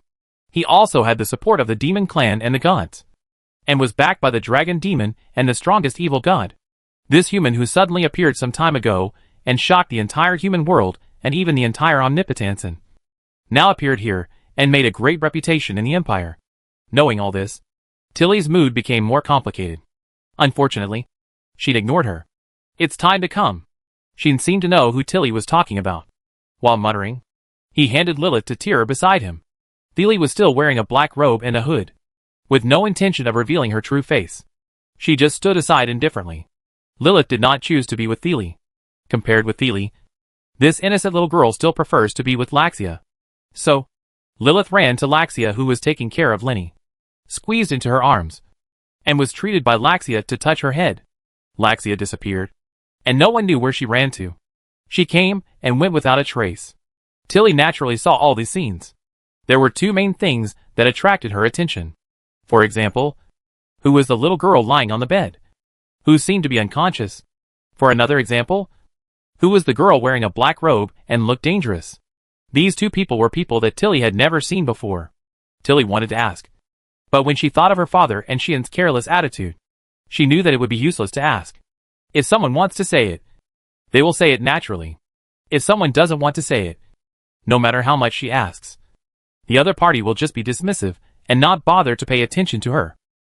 It must be said that after being beaten by Sheen, Tilly seems to have matured a lot and knows how to think about problems on her own. Now, Tilly is no longer as arrogant as before, but has lowered her posture a little. Do you want to go over, Lord Bastutu? Tilly said this with a complicated tone. Sheen nodded casually, as if he didn't notice it. Let's go and see it. Sheen turned to the direction of Tyr and asked, do you want to go with me? Tyr did not agree immediately. If you want to discuss dealing with Morwa, I will go. That's what Tyr said. Then let's go. Sheen was even more straightforward and told Tyr directly that the person he was going to meet was here to deal with Moro. Tyr stopped talking immediately, but stood up with Sheen without saying a word. As usual, I leave this to you, Laxia. Sheen glanced at Laxia and gave an order. Yes. Laxia responded indifferently. Lilith glanced at Sheen, then at Laxia, and after a moment of hesitation, she finally got out of Laxia's arms and ran to Sheen. Although Sheen didn't look like he was going to fight, and she probably wouldn't understand what they were talking about if she followed him. But Lilith still wanted to follow Sheen, even if she wasn't as clingy as before. Lilith was still the closest to Sheen. There was no doubt about that. Let's go. Sheen naturally wouldn't refuse, and he picked up the little girl again with a smile, holding Tyr's hand, and walked out of the room. Seeing this scene, Tilly couldn't help but mutter, hugging left and right again. This Earl of the Kingdom really looks like a dandy. I really don't know how he trained to reach the legendary level at this age. While muttering to himself, Tilly followed him. The group left the room and went to the reception hall of Bygusler's house. After several days of repairs, the ceiling of the reception hall that was damaged by the fierce battle between Rocket and Soliro has been repaired, restoring the place to its original state. With the help of magic, this level of minor injuries is just a damage that can be repaired in minutes. At this time, many figures appeared in this reception hall. One by one, the female knights wearing armor and wearing long swords on their waists, who looked heroic, stood in various corners, guarding the reception hall, making the reception hall look extremely guarded. Rocket sat on a sofa, lowering his head slightly to show respect to the person opposite. Opposite to Rocket sat a beautiful and heroic princess in a knight's uniform and light armor. Led by Tilly, Sheen and his party entered here. Oh! Holding Lilith and holding Tyr. Sheen looked at the princess and laughed. Finally back. Our Valkyrie. The one who came was Capelin. Chapter 627. Can the Holy Sword be lost? You're here? Seeing Sheen walk in with Tyr and Lilith, Capelin stood up almost subconsciously and looked over with an indescribable expression. Not to mention Capelin. Even the female knights around her glanced at Sheen with shyness, shame, indescribable, or bitter helplessness. In the end, they all turned their heads away in a hurry, as if they didn't dare to meet Sheen's eyes. These reactions made the rest of the people present confused. Only Sheen, looking at these well-dressed and fully armed female knights, couldn't help but recall the scene of them all naked squeezing around him a few days ago. Well, very nice. This can probably be one of the thousands of megabytes of images in Sheen's mind? In short, it's worth collecting. Thinking of this, Sheen cast his eyes on Capelin again. At this time, Capelin had completely lost the embarrassment of the previous few days, and was now as heroic as when they first met. The difference was that the other party's attitude was less self-righteous and domineering, and the eyes looking at Sheen were no longer full of scrutiny, but full of very straight and very straightforward brilliance. I think the experience during this period should have caused a lot of tempering for the princess, making her more calm. Right? Sheen felt sad about this, but did not show it. He came directly to Capelin and sat down. There was originally Rocket sitting there, but Rocket had already stood up, moved to the side, and stayed next to Capelin, as if to indicate that the next conversation should be led by Capelin, which made Sheen raise his eyebrows slightly. From this attitude, a lot of things can be seen. It seems that Lord Bygusler and Her Royal Highness the Princess are ready to cooperate. Sheen spread his hands and explained the secret. Rocket, who said some time ago that he would cooperate with Sheen unconditionally, will still stand on Capelin's side. After all, I originally supported Prince Havis and Her Royal Highness Capelin, or the faction that is opposed to the princess. Rocket said expressionlessly. Meaning, although he will cooperate with Sheen unconditionally, he will still be a minister in front of the object of his support. In other words, the object of his loyalty is not only Havis, but also Capelin. Tilly also walked to Rocket's side silently. Capelin first glanced at Tyr, who was guarding Sheen, and then cast her eyes on Lilith, her eyes flickering. After a while, Capelin bowed solemnly to Lilith. That scene was exactly the same as when Rocket first met Lilith. It seems that Capelin also knows Lilith's identity. Your Highness? Only Tilly was still kept in the dark, and was very surprised. Capelin didn't say much and sat down again. I have already met with my elder brother.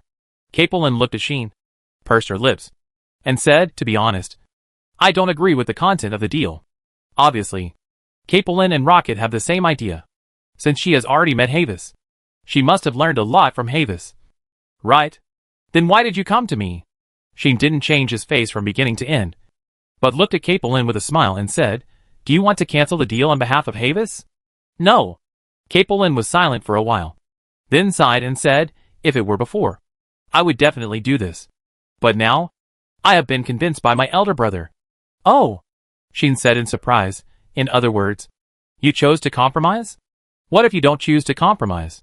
Capelin said self-deprecatingly, with our current strength, it is impossible to fight against the Imperial Concubines faction without paying a price. Is that so? Sheen denied. After all, since you are back, you should not be afraid of the Imperial Concubines faction. Right? Admittedly, there are many supporters of the Imperial Concubines faction. But since Capelin is back, The situation should change.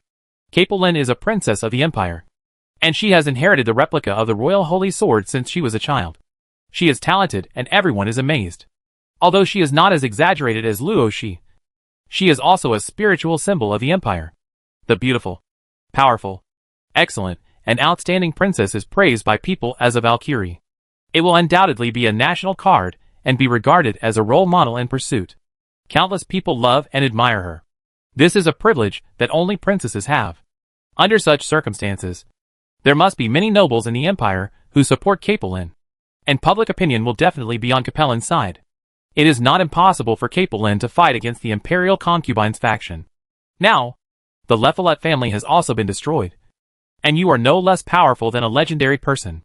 With the support of Lord Rock, even if you can't destroy the Imperial Concubines faction, you can still fight on equal terms. Right? This is Sheen's opinion. However, Capelin shook her head helplessly. Indeed, the current situation cannot be said to be completely unfavorable to us. Even if my brother is under house arrest, the nobles who choose to support us have not all turned against us. In addition, the other side has lost Lefolet, so our chances of winning do not seem to be zero. Capelin's expression was not optimistic when she said this. The reason is very simple. This is a situation where only the apparent combat power is calculated. Capelin said so. The apparent combat power? Sheen seemed to understand something and said thoughtfully, "You mean? The other party still has combat power that is not visible." Of course. Capelin mentioned this to Sheen, and said implicitly, "You should have realized this." Right? Indeed. Didn't anyone know about the existence of the High Priest before? If a legendary necromancer drove the undead army to attack, how much impact this force would have on the battlefield? You can imagine it. Now, the High Priest was solved by Sheen in advance, and the secret base was also destroyed by Sheen. But we have every reason to suspect that the old demon faction is behind the poisonous concubine. Capelin's words made Sheen narrow his eyes.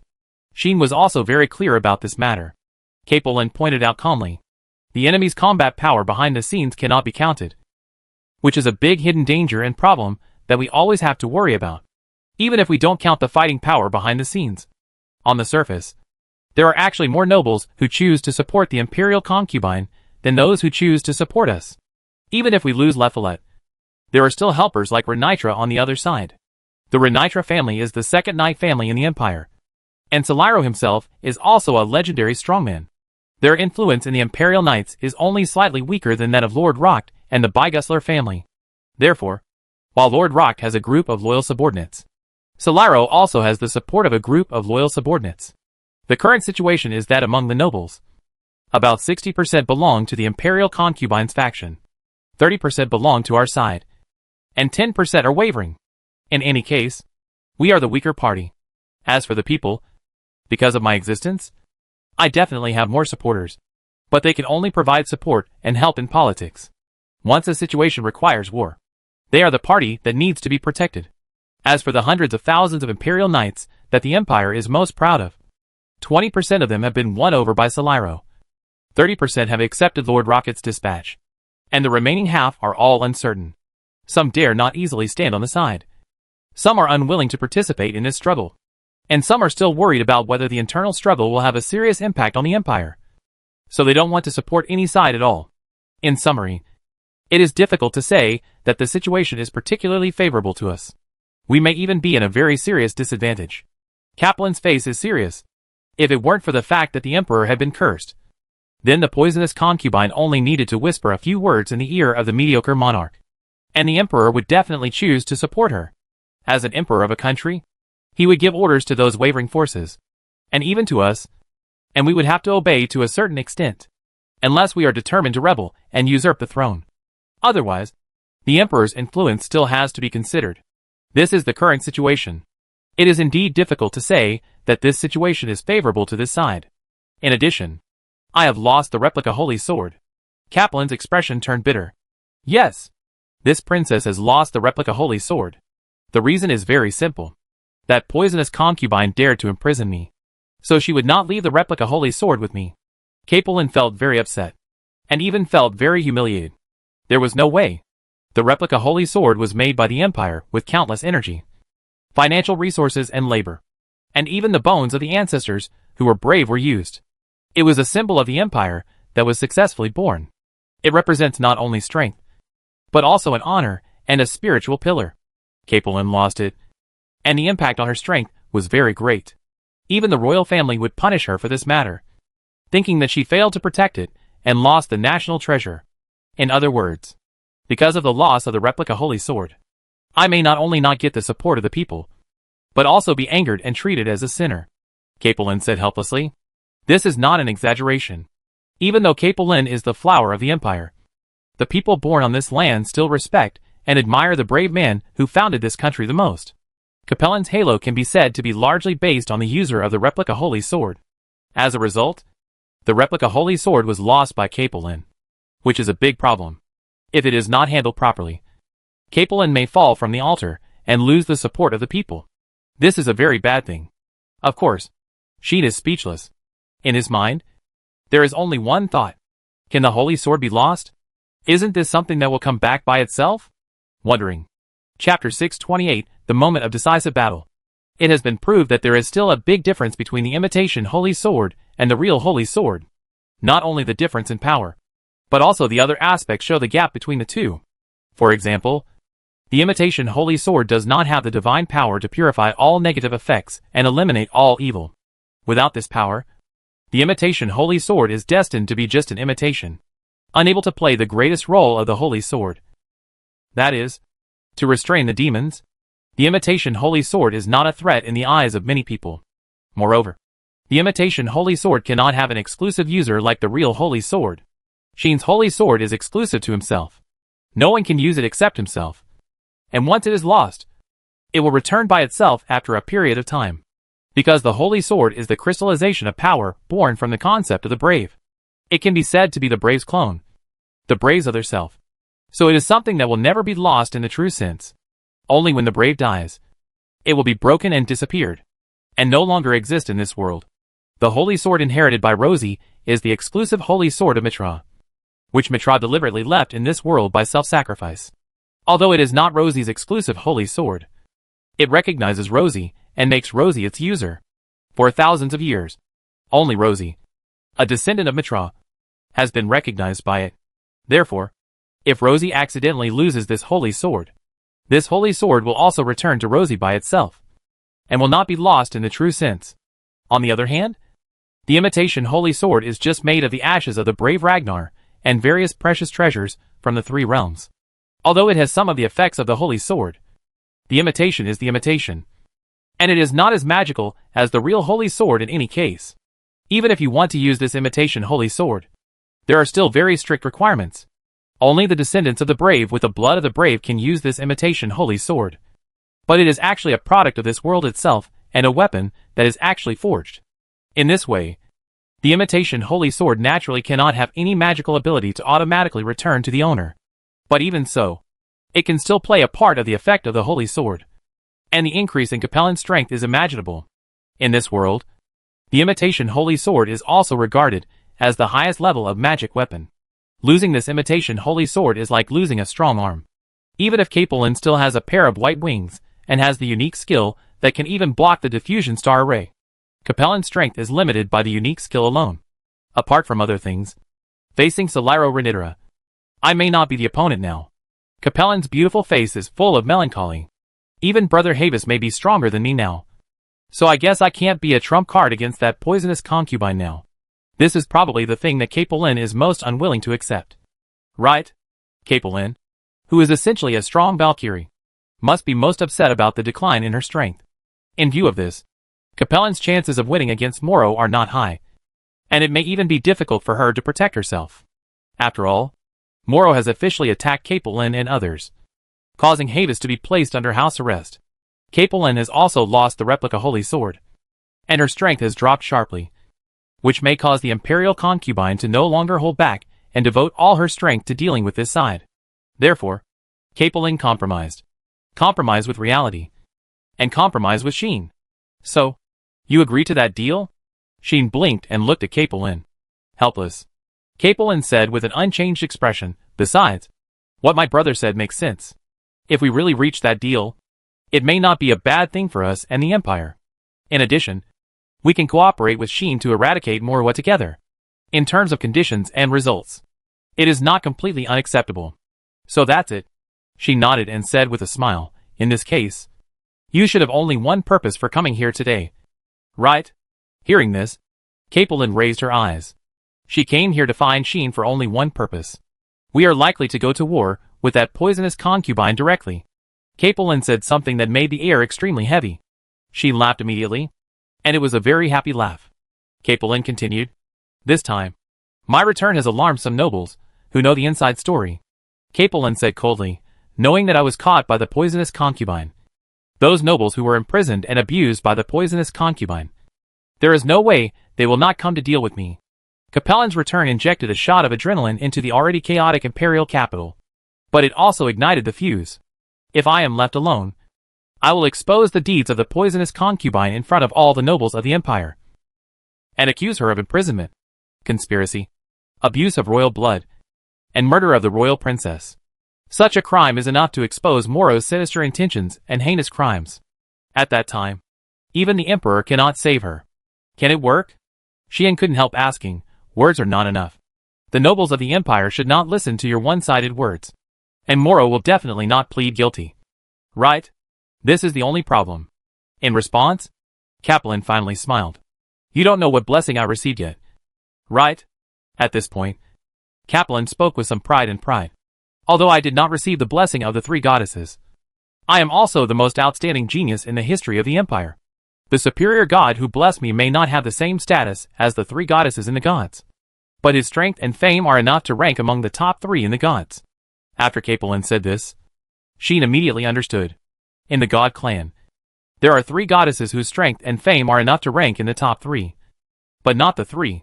One is the legendary Trinity goddess, who can rival the time goddess, who transcends the existence with the concerted efforts of the 3. One is the evil goddess, who can compete with the devil, but was sealed because of losing control. The strongest evil god, Lilith. Another one is a goddess, who exists opposite to Lilith, was born at the same time, and is completely opposite. She is the controller of justice and order. She is the most just god clan in the world. Goddess of Justice Artemis. I am the one who blesses the goddess of justice Artemis, Capelin declared. With this blessing, as long as I stick to justice and do not become a destroyer of order, I can get the power of fair and just judgment. This power of judgment has a very strange and wonderful use. For example, Capelin is immune to the interference of curses and evil negative forces. Only the power of a being like Lilith, who is equal to the goddess of justice Artemis, can work on her. For example, Capelin can detect malice and is not harmed by evil. Another example is that in public, when Capelin prays to God and asks God to give her justice, she will get various privileges. These privileges are all conducive to Capelin's exercise of justice and maintenance of order. Capelin in that state will not be partial or cheat. She can only be the most fair judge and judge all the injustices in the world. In a nutshell, I can't lie for myself when I enter that state. Capelin pointed out the crucial killer. Sheen couldn't help but brighten up. Teal also reacted to this. In other words, in that state, as long as you say it, it is undoubtedly the truth. And there is no way to fake it. Right? The somewhat cold voice came from under the hood, attracting the attention of everyone present. Rocket stared at Thier for a long time, thinking. Tilly was full of doubts, as if she was guessing who Thier was.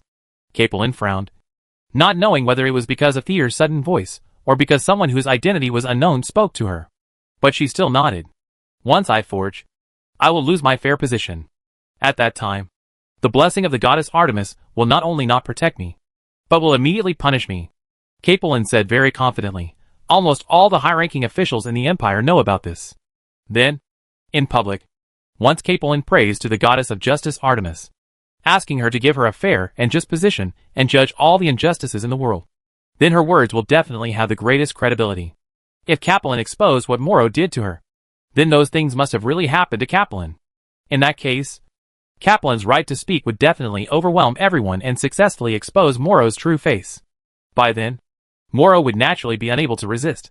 Since you have such ability, why didn't you expose her actions before? Sheen was very confused. Before? Capelin sighed and said, which of the things Moro did before was done in front of me? That's true. What Moro did in the past was definitely not done in front of Capelin. Since it was not done in front of Capelin, even if Kaplan wanted to report her. Without evidence, and without seeing it with her own eyes. All the reports would become her wishful thinking. This is not okay. I must be fair and just, with solid evidence, or have witnessed and experienced it myself, before I can initiate the trial. Kaplan said, the only one who can judge others at any time and place, discover the sins of others, and make the sins committed by others invisible is the goddess Artemis herself. That goddess is the real foul. Kaplan is just her blessing. With her blessing. And she can't reach that level. Just like Roxy and Tyr, who can only get the protection of fate but can't control fate. Kaplan can only be passively fair. And can't force everything to become fair. Just and open. And now, Moro has done something to Kaplan. And the conditions are met. In order to prevent me from exposing the poisonous concubine, the nobles of the Imperial Concubines faction will definitely try their best to stop me. And the poisonous concubine will definitely not be able to sit back and do nothing. And will definitely deal with me. Kaplan's voice slowly spread. She's coming back soon. When she comes back, I will report her. Then, it will be the moment of the decisive battle. Chapter 629, A True God-Given Miracle. At the same time, when Kaplan visited the Bygusler family, an audience was also going on in the Emperor's bedroom. Ah! Ah! The Emperor's crazy shouts kept echoing here, making the quiet bedroom hall filled with a somewhat stirring atmosphere. One by one, the nobles and dignitaries knelt on one knee on the ground, lowered their heads, and their expressions were full of respect. However, they were not kneeling to the Emperor, who was shouting crazily, but to the woman, who was slowly walking towards this side from the direction of the gate. The woman was still dressed in white, barefoot, and without makeup. But there was an evil temperament emanating from her body, firmly attracting everyone present. People looked at her with fascination, fear, fanaticism, and respect, making the woman the most eye-catching star here. In front of everyone, the woman came to the Emperor, who was kneeling on the ground like a madman, and shouting meaninglessly, "How pitiful! Your Majesty!" A silver bell-like laugh came out of her mouth, with no pity, no sympathy, not even a trace of resentment, but only inhuman gloating. Listening to the laughter and looking at this woman, the high-ranking officials of the Empire present finally spoke out. Welcome the Imperial Concubine back to the palace. Yes, Moro is back. On this night of undercurrents, this woman who can be said to be the cause of all disasters finally returned to the Empire and the Imperial capital. Moro did not look at the nobles kneeling around her, but reached out and gently stroked the face of the crazy Emperor as if with pity. Her movements seemed extremely gentle, and her expression was also full of tenderness. But there was no emotion in her eyes. Just speaking like this, the plan to bring the thief into the palace and then annihilate him failed. The plan to force the Bygusler family to abdicate and force Rocket to step down failed.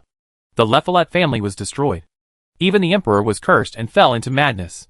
Recently, the earth-shaking events that happened in the Imperial capital were described by Moro in a light tone. But that tone not only did not make people feel at ease, but also made people shudder. Without me, you really can't do anything. It was impossible to tell whether it was blaming or scolding. So everyone present lowered their heads in fear.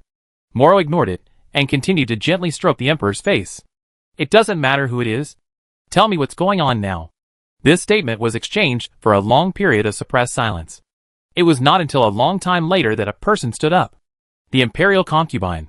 Solaro knelt on one knee in front of Moro and said in a deep voice, "There is a high probability that Rocket has invited foreign aid and let a mysterious strongman join them. It was that mysterious strongman who destroyed the Leffolet family. In addition, Her Highness Kaplan also returned with the Broken Blade Knights. We also found that the mysterious strongman seemed to have attacked the facility set up privately by the Imperial Concubine and summoned a meteor shower there. The current situation seems to be a bit unfavorable to us." Solaro reported all the situations truthfully. Among the people present, only he, a legendary strongman who commanded 20% of the troops of the Imperial Knights, dared to speak to Moro in this situation. Moro remained calm. Meteor shower? Moro seemed to be joking about something, and said to himself, he is indeed a mysterious strongman. At least, for the Empire. Moro was not surprised at all, nor did he lose his sense of proportion. Instead, he felt it was very funny, and his tone was full of mockery. Solaro continued to lower his head and speak respectfully. What should we do next? Imperial Concubine? Solaro waited for Moro's order. The current situation is indeed a bit tricky. Although no one knows what Moro did specifically, The people present who belong to the imperial concubines faction can still more or less guess that Capellan's previous disappearance was actually caused by Moro. Now, Capellan is back. And she is back in a fierce manner. As soon as she came back, she came out to represent the royal family. She also met with Havis, and went to the Bygessler family's mansion. These actions are telling everyone present that the other party is ready to attack this side. And just as Capellan said, everyone in the Empire knows who she is blessing. With the blessing ability of the Goddess of Justice. It is clear at a glance what action the princess will take after suffering the persecution of Moro. The Imperial Concubine faction headed by Soliro is worried that Moro will be exposed on the spot next. In that case, they will be in trouble. But Moro didn't seem to care. Don't worry. Moro continued to stroke the Emperor's face and said casually, Hars is still under house arrest. Although the princess has many tricky methods, we should not be on guard against her. Not Her Highness Capellan? Soliro was stunned at first. Then he understood, hesitated, and said, Do you think that we should be more on guard against that mysterious strong man? Moro did not answer this question. No. It should be said that she smiled and answered the question irrelevantly. The descendants of the brave are indeed very worthy of playing with. However, they are just a group of descendants who inherited some blood. No matter how much fun they have. What can they do? This time, it is rare to encounter a true miracle given by God, which is really exciting. Moro's laughter resounded throughout the venue. Anyway, the time is ripe. It's time to close the curtain and let everything really work. Moro finally changed his tone after saying something that no one could understand. Go and transfer all the members of the Imperial Knights that you can mobilize to the palace. This was said to Soliro. And you, call all the private troops that you can mobilize to the palace. Cooperate with the people of the Royal Knights. And fill the entire palace for me. Moro's voice became clearer and louder. Tomorrow, I will stay in the Royal Hall. If Capellan comes and says she wants to see me and expose me in a public trial, then let her come to the Royal Hall. Yes. Yes. If she brings anyone with her, don't stop her. Let them all come to the Royal Hall. It will definitely be the best stage. Moro's instructions were heard by everyone. Everyone's heart was shocked. Because they realized it. Moro, this is not going to attack secretly, but preparing to confront Capellan head-on. Imperial concubine. Soliro immediately wanted to say something. If possible, he wanted to avoid direct conflict as much as possible. Not only Soliro, but also the other nobles thought so. The reason is that it is not yet that point. And there is still room for maneuver. If the two sides really clash head-on, it will definitely be the biggest civil strife in the history of the Empire. Such a civil strife will bring about such a great impact and loss, which can be imagined. Rather than making a big move like that, Soliro and the nobles present are more inclined to attack secretly. Even if Capellan is assassinated secretly, it is more appropriate than a head-on confrontation and conflict. That's what everyone thinks. However, are you questioning my decision? Moro's voice interrupted Soliro's speech. That voice was still pleasant, but it was so cold that it made people tremble. Soliro only felt a heavy pressure on himself, which made him sweat. He was obviously a legendary strongman, who could be ranked in the world. But every time he faced this seemingly weak and powerless imperial concubine, Soliro felt as if he was facing an extremely dangerous person, which made him feel a chill. Soliro didn't know how strong the imperial concubine was. Not only Soliro.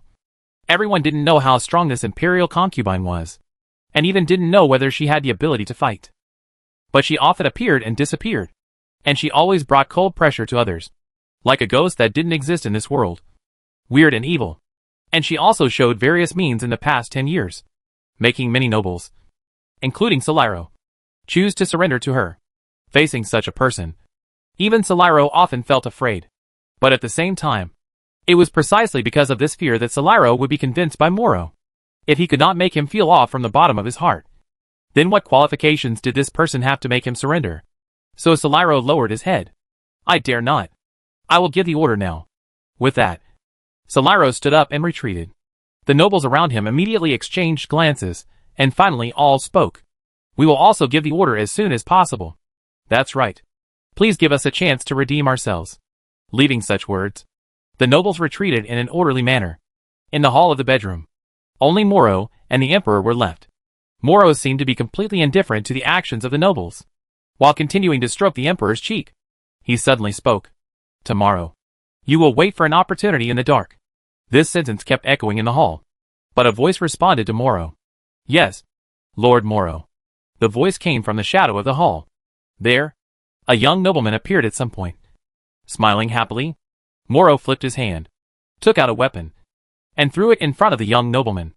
Although it was just a boring imitation. Fortunately, it was an imitation. And you should be able to use it. Moro chuckled and said, just use it to give Capel and Ragnar and Teal Elbian a little surprise. As ordered, the young man agreed, looked at the weapon with burning eyes, and took it away. Moro then made all the arrangements. So, what will it be like tomorrow? The evil laughter is still echoing. It's really exciting. Chapter 630, the day of the decisive battle.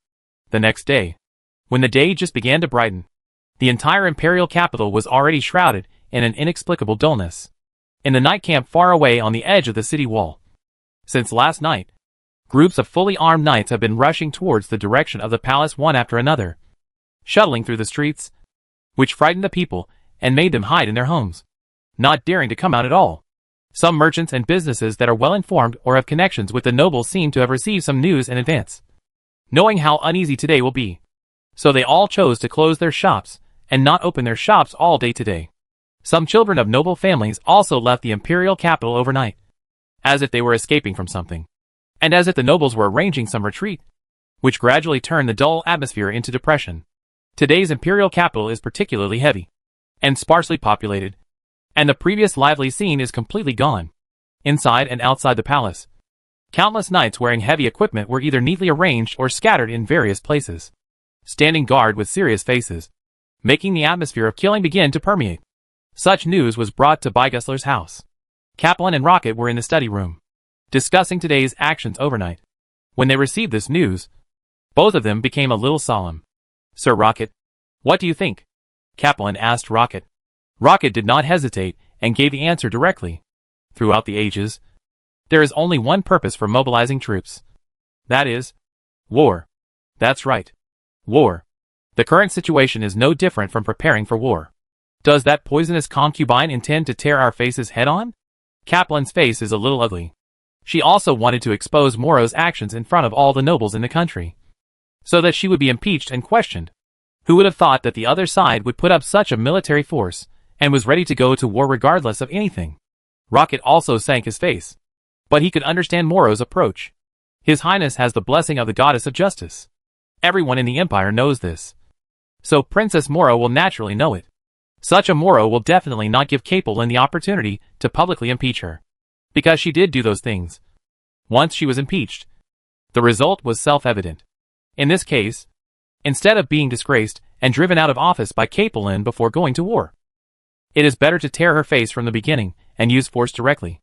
In this way, when the war is over, if Moro wins, she will naturally claim that Capelin rebelled, and then lead troops to attack the palace.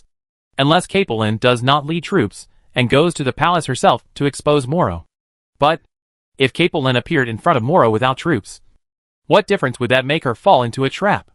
At that time, Moro would probably kill people directly to silence them, leaving no evidence. This is an open conspiracy. We can only go directly into the palace, defeat Princess Moro, and then announce the princess's crimes to the world. Rocket pointed out calmly. Capelin naturally saw this situation. But it is precisely because of this that Capelin felt very uncomfortable.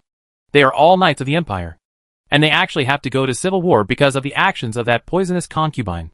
Capelin was heartbroken for this. You know, once the war really starts, whether it is victory or defeat, the Imperial Knights will suffer losses. There is even the possibility of heavy losses. The so-called civil war is just consuming one's own strength. Capelin will feel heartbroken about this situation, and that is inevitable. Rocket was more open-minded than Capelin. This is their own choice. Your Highness. Rocket looked at Capelin and said, they chose to follow the Renitra family. Chose to follow Princess Moro. And opposed us. In this case, no matter what the final result is, they have to pay the price for their choice willingly. 20% of the Imperial Knights support the Renitra family and Princess Moro. So they must have questioned the ruling status of the Bygusler family or the Orthodox royal family, or have ambitions.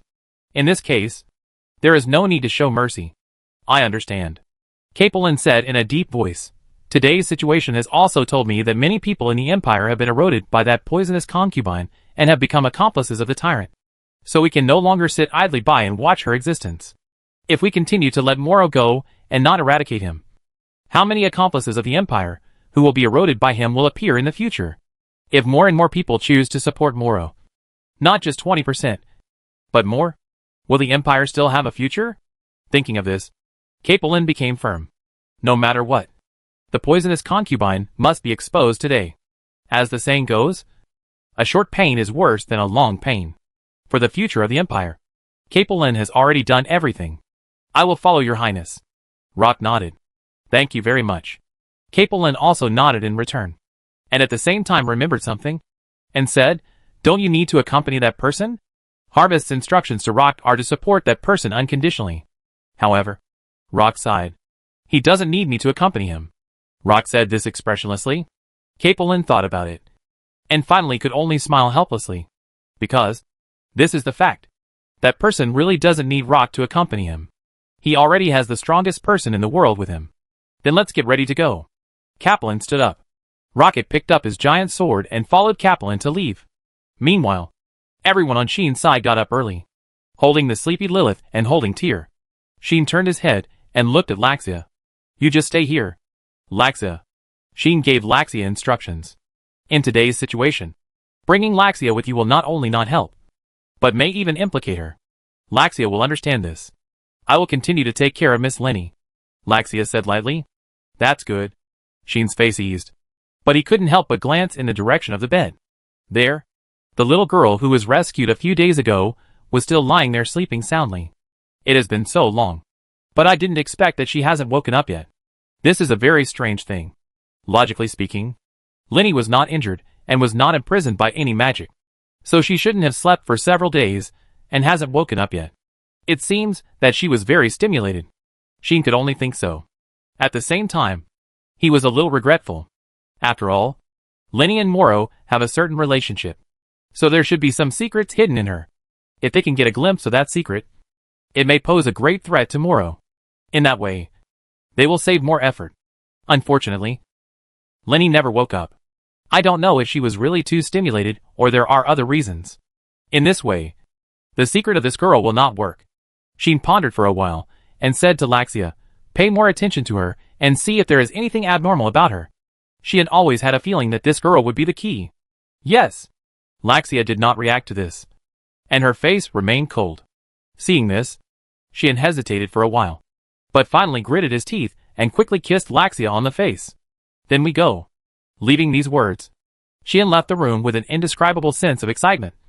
Together with the silent Tyr and the drowsy Lilith, Laxia seemed to have no feeling, or was used to it. After watching Sheen leave, she suddenly spoke. Aren't you going with me, miss? Laxia turned to the side. You want me to help your lover? Lexia's voice was very resentful, and her figure appeared at some point. I don't mean to cross the line, Laxia responded concisely. But that bastard hero overstepped the mark. Lisha's voice was still so resentful that she complained to Laxia. I say, why didn't you protect yourself? Obviously, Lisha was still very upset. She really didn't understand. Laxia knew her situation. So why did that man do whatever he wanted? Isn't this asking for trouble and causing trouble for others? Laxia didn't seem to realize it. I'm not Mr. Sheen's opponent. Laxia just said that. It was as if she was saying that she resisted. But unfortunately, she didn't succeed. If Sheen was here and saw this scene, he would definitely curse. You still resist? You obviously came here for nothing. We don't feel anything at all. Blood loss. Of course. Lisha also felt that blood loss. That bastard hero. Laxia gnashed her teeth, feeling extremely resentful and distressed. Looking at Laxia like this, Laxia silently apologized in her heart. Forgive me for resorting to this, Mississippi. This is also for our own sake. The connection between that man and us is already destined. Outside the gate of Bygusler's house, when Sheen and his party came out of the gate, the place was already full of people. There were female knights of the Broken Blade Knights standing imposingly. There were knights of the Imperial Knights exuding a murderous aura. Capelin, Rocket, and Tilly gathered in front of several military horses. They were ready to ride over and confront them face to face. The arrival of Sheen and others directly attracted their attention. Staring at the eyes of everyone present, Sheen came forward holding Lilith and holding Tyr. Please prepare a carriage for us, Sheen said calmly. Okay. Kaplan nodded immediately. Not long after, a large group of people and horses rushed towards the palace. In the middle of them, a carriage was moving forward, making the sound of wheels while carrying the existence that could determine the outcome of this war. Chapter 631. Can't you recognize it? Imperial capital, in front of the palace. At this moment, in the square in front of the palace gate, a large number of imperial knights of unprecedented level lined up in rows, as if ready to welcome the enemy's army, blocking the palace gate tightly. They were like a large army of knights who were defending their positions, and each of them seemed to be on the battlefield with high morale. This scene should not appear in the capital of a country. But today, this scene not only appeared, but also the enemy army came to them. Rumble. Accompanied by a rumble, a group of imperial knights riding war horses rolled up the sound of rolling hooves and rushed into the square. Boom! The imperial knights guarding in front of the palace immediately reacted to this, as if they were stimulated, and took a step forward and drew their weapons. Some of them raised their swords, and some raised their huge shields. Their defensive posture was extremely resolute. Not like knights at all, but like a brave and warlike army. It was faintly visible that behind this army of imperial knights, there were many archers drawing their bows and arrows, and even a large number of magicians raised their staffs, ready to release magic at any time. Of course, the imperial knights who rushed into the square were not to be outdone. Not only were they wearing heavy armor, but they were also riding on war horses, holding huge lances in their hands, and deployed their formations in the square, facing the imperial knights guarding the palace from a distance. The entire square suddenly seemed to have turned into a battlefield, a position for the two armies to confront each other. Father! Gino, who was in the center of the imperial knights formation, was also there, holding a sword tightly in his hand, and appeared with a trembling voice. Until just now, the eldest son of the Renitra family was still full of pride, constantly shouting in the imperial knights, as if he was enjoying his power in this scene, which was very eye-catching. But now, he seemed to be frightened by the momentum of the imperial knights on the opposite side, and the pride on his face turned into tension. Obviously, this eldest son had never been on the battlefield, and had never seen such a fierce battle between two armies. Solaro was right next to Gino, and he felt ashamed when he saw his son like this. In normal times, Solaro would teach Gino a lesson no matter what. However, today was not such an occasion. Solaro suppressed his disappointment in his son, looked at the opposite army calmly, and slowly walked out of the imperial knights. Gino immediately followed, but hid behind Solaro, looking timid and unpromising. Solaro came to the front of the army and stood in front of the enemy. Are you planning to rebel? Your Highness Capelin, Solaro shouted loudly, and immediately put a charge on Capelin. Capellin's cold voice came. You actually claimed that this princess, a descendant of the Orthodox royal family, wanted to rebel. If you can say this, you must be mentally prepared to bear it. Deputy Captain Renitra. With such a voice, Capelin rode a warhorse and slowly walked out of her army. Beside her, Rocket and Tilly rode a horse each, following Capelin closely, one with a blank expression, and the other with a serious face, looking very imposing. Gino's eyes were first attracted by the heroic Capelin, revealing a fascination, and then fell on Tilly, and the fascination turned into intoxication. Solaro accidentally saw Gino's virtue, and was angry in his heart. He really had the urge to kick him away and take him back to the furnace for retraining. If it wasn't for Gino's intention to make his presence felt and attract some attention so that he could inherit his position in the future, Solaro would never have brought this unreliable guy here. Now, although he has made his presence felt, he may also lose face. Solaro could only turn a blind eye and continue to shout loudly at Capelin. Since His Highness is not planning to rebel, why did he bring troops with the Bygusler family, who are suspected of treason? It seems that Solaro is determined to pin the crime on Capelin or Rocket today. He keeps talking about rebellion and treason, which can be said to be standing on the moral high ground. If someone with less ambition came here, he would have been tricked by the cunning Solaro at this moment. Right? Unfortunately, Capelin may be more upright, but she is not incapable of turning her head. This sentence should be said by me. Right? Capelin said calmly. As a legitimate descendant of the imperial family, I want to enter the palace and expose the face of the treacherous concubine who has been endangering the country for many years. As a result, you, as the deputy commander of the imperial knights and the head of the Renitra family, are leading a large army to try to block my way here. I think you are the one who wants to rebel and betray the country. right? Capellan's series of speeches were thrown directly at Solaro. Solaro narrowed his eyes. Your Highness is really serious. Solaro said rationally, I just received news that a suspicious person who intends to harm the Empire is about to approach the palace. So I am here to perform my duty of guarding. Is that so? Capellan said coldly. You mean? I am the suspicious person who intends to harm the Empire. Is that what you mean? I dare not. Solaro said uprightly, Your Highness is a legitimate descendant of the royal family. So it is naturally impossible to be a suspicious person. Then how dare you block my way here? Capellan looked at Solaro with a dangerous look in her eyes, and said, How come this princess didn't know that Renitra had this ability? This is a misunderstanding. Your Highness. Solaro said fearlessly, If it was just Your Highness, then he could enter the palace naturally, and we would never stop him. This means that, except for Capellan, everyone else must stay here and not enter the palace, including Rocket and Tilly.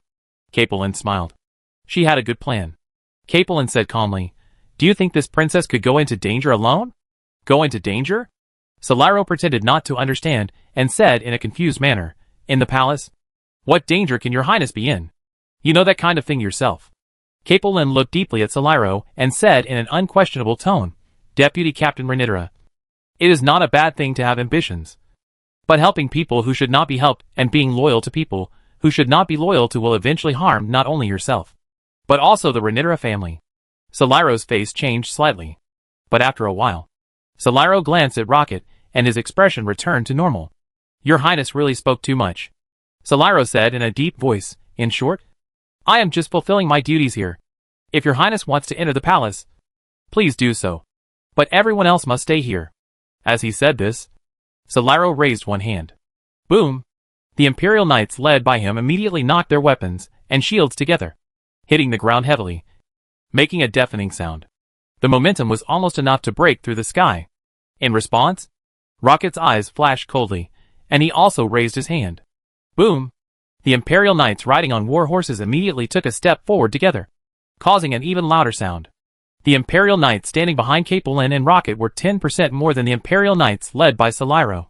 In this case, in terms of morale and momentum, Solaro's side was faintly at a disadvantage.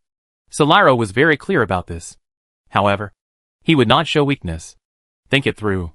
Your Highness Capellan, Solaro said with a hint of meaning, don't forget, Your Highness Harvest is still in the palace. And so is your mother. This time, it was Capellan's turn to change her expression. But she became ugly and cold. Are you threatening me? Capellan stared at Solaro closely. I've already said that I dare not. Solaro endured Capellan's cold gaze and said calmly, I still say that if Your Highness wants to go in, we will never stop him. This is also the order of the Imperial concubine. As for the rest, Solaro would definitely not let them in. Otherwise, if the other party made trouble in the palace, it would also be a trouble for them. At least, Solaro didn't want to see Moro facing too much threat. Nor did he want to see Harvest being rescued in the chaos. In addition, if Capellan could be allowed to enter the palace alone, then even if Capellan exposed Moro in public, Moro would be fine. At that time, as long as Capellan was arrested or even killed, there would be no evidence. Thinking of this, Solaro's expression somewhat slowed down. Just then, did your Imperial concubine say, Can I go in? When such a careless voice resounded throughout the venue, everyone, including Solaro, suddenly felt tight in their hearts and held their breath. Gurgle. With the sound of wheels, a carriage separated the Imperial Knights riding war horses and slowly drove out, appearing in front of Solaro and others. Capellan rocked until he stepped back subconsciously. Seeing this, Solaro's eyes condensed and looked at the carriage. The carriage was quite luxurious, with the family emblem of the Bygusler family on it. It was obvious that it was a luxurious carriage used exclusively by the nobles. Solaro could not see the scene inside the carriage. Solaro only saw a young man sitting in the driver's seat, holding a whip and spurring the horse with interest. The young man was probably a few years older than Capellan. His clothes were not high profile, but they were not ordinary either. One could tell at a glance that he was a noble. But the style of the noble clothes was not what the nobles of the empire had. Was he a kingdom noble? Solaro saw this and said in a deep voice, What is your excellency? This tentative remark was met with a half smile from the other party. Can't you recognize him without the cloak? Deputy Captain? This sentence made Solaro's pupils shrink sharply. He knew This person was the mysterious strongman who destroyed the Lephalet family. Chapter 632 Everything is ready. It's you. At this moment, Solairo's reaction was not small. There was no way. He couldn't believe that the mysterious strongman who destroyed the Lephalet family and forced him to retreat in the Bygessler family was such a young noble of the kingdom. This made Solairo open his eyes wide, and a trace of shock inevitably appeared on his face. However, Sheen still looked at Solairo with a smile, and suddenly disappeared in the driver's seat of the carriage. Solairo was shocked and was about to move. Unfortunately, he was still slow after all. Snap! With a crisp slapping sound, Sheen's palm fell on Solairo's shoulder. He suddenly appeared in front of Solairo silently, pressed Solairo's shoulder, and smiled at Solairo's sudden change of expression. Just like the time when he forced Solairo to retreat. The deputy commander seemed to have no memory. Sheen patted Solairo's shoulder, as if he was giving him good advice, and spoke very friendly. This time, you must remember my voice and my appearance, so as not to commit suicide in front of me next time. Understand? Sheen's words of good advice made Solairo's face look very ugly. At this time, the people around him also reacted. Ah! Gino, who was closest to Solairo, was scared, looking at Sheen who suddenly appeared. He screamed and wanted to retreat, but was knocked to the ground and fell there, in a mess. Boom! The surrounding Imperial Knights were greatly stimulated. Seeing that Solairo was restrained by Sheen, they surrounded him almost reflexively and pointed their weapons at Sheen. Stop! Solairo hurriedly called the Imperial Knights. He knew that with the power of these knights, it was impossible to do anything to Sheen, apart from anything else. Just say that this ability that was as elusive as teleportation meant that the Imperial Knights here were destined not to touch Sheen at all. No, not only the Imperial Knights, but even he himself might not be able to touch Sheen, and he could not do anything to him at all. Solairo originally wanted to give Capelin and her party a warning, and use a conspiracy to force her to enter the palace alone, or to start a war here directly, so as not to threaten Moro. Unexpectedly, he was given a heavy warning by the other party. This made Solairo clench his fists several times, and then loosen them, and finally, he could only stare at Sheen. Sheen still looked careless, but his eyes swept around with a playful and slightly indifferent expression. That look reminded Solairo of the fate of the Lephalet family. Solairo's heart trembled immediately. Your Excellency wants to enter the palace and meet the Imperial concubine. Right? Solairo could only suppress his emotions and whispered, the Imperial concubine also ordered that if it is your Excellency, you can enter the palace, go to the royal hall, and meet the Imperial concubine. Oh! Sheen retracted his gaze, looked at Solairo, and said, it seems that your Imperial concubine wants to see me. Sheen's heart also aroused a little interest.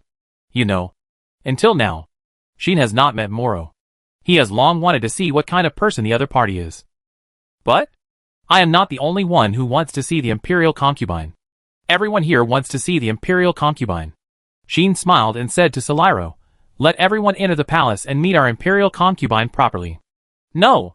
Solairo immediately replied subconsciously, except for Her Highness Capelin and His Excellency. No one else is allowed to enter the palace at will. At this point, Solairo was already prepared to meet Sheen's attack. Although Solairo was a little creepy about the rumored meteor shower, this was not the time to be timid.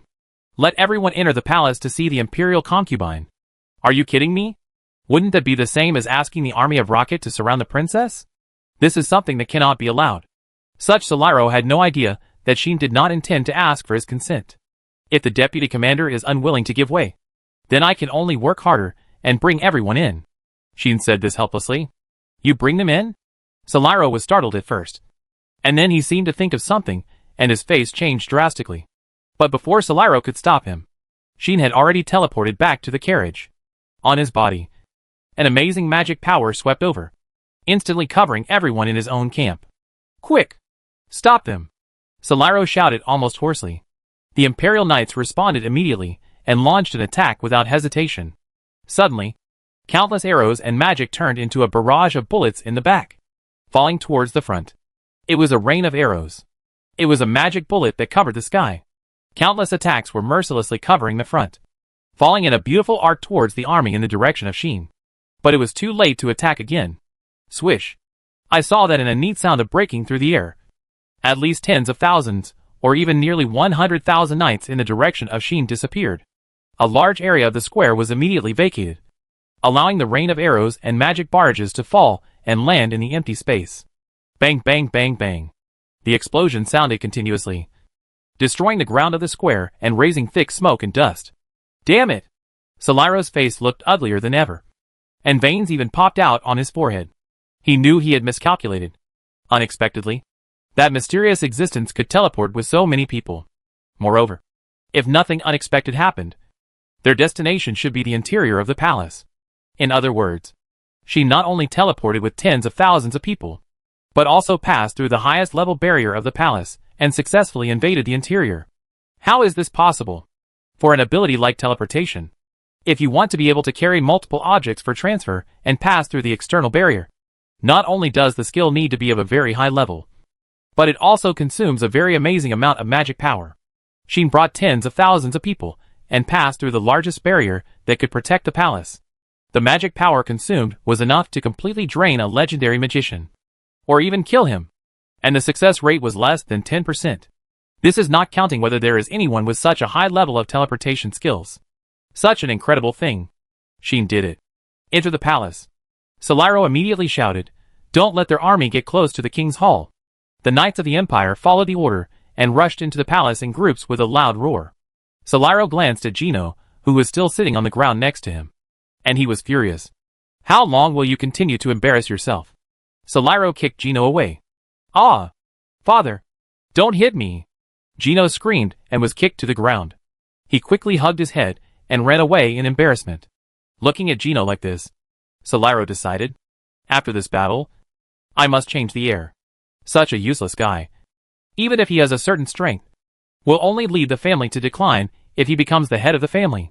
Instead of doing this, it is better to spend a lot of effort to support the rest of the children. Perhaps, with a lot of resource support, there will be a few people among his children who can calm the situation. Thinking about this, Soliro did not stop and rushed directly into the palace. However, the scene in front of him forced Soliro to stop and his face became more and more ugly. The reason was simple. It was because the gate of the palace had been blocked by the army. Rocket, with Tilly, stood in front of a group of Imperial Knights, as if he had switched positions with Soliro before, and spoke expressionlessly. Unfortunately, this road is not accessible today. As soon as the voice fell, a storm of magic formed on Rocket's body. Behind him, Tilly and all the Imperial Knights released magic together. The posture of one man blocking the pass and 10,000 men unable to open, it made Soliro have to admit it. Today, this battle is probably a bit suspenseful. On the other side, Sheen and his party were heading to the king's hall at the fastest speed. Over here, Capellan had already gotten off her horse and rushed out, pulling out a rather expensive-looking knight's sword from her waist, and led the charge. The female knights of the Broken Blade Knights followed immediately. Sheen and his party also got off the carriage. Lilith. Sheen gestured to Lilith. Yeah. Lilith nodded immediately. And the evil spirit surged on her body, and the whole person flew into the sky and disappeared. This was what Sheen had discussed with Lilith in advance. As the trump card and backup of her side, Lilith was not used to follow Sheen to charge, but to calm the whole scene. Sheen estimated that Moro should have some other means hidden. In this case, he would naturally not expose Lilith's existence so quickly. Not only Lilith. Sheen also ordered Yulin to stand by in the sky. Once there is a situation, even if it destroys the barrier of the Imperial capital, they will rush in and join the battlefield. Everything is ready. Sheen looked at Thier on the side and said, "Let's go too." Thier nodded heavily. She has been waiting for this moment for a long time. So, Thier drew out the double blades and rushed to the royal hall with Capellan and the female knights of the Broken Blade Knights. As for Sheen, he stood still and even closed his eyes to sense the palace. Sheen's brows were furrowed. What's going on? Sheen murmured and said, this strange magic power was obviously not there before. For some reason, when entering the palace, Sheen felt a very subtle and strange magic power. The magic power seemed a little obscure and a little strange, which made Sheen feel uncomfortable. Is this Moro's plan? Sheen thought about it and opened his eyes. I want to see what else you can come up with. Sheen flashed and disappeared on the spot. Chapter 633. A stronger enemy than Roxy? Imperial capital.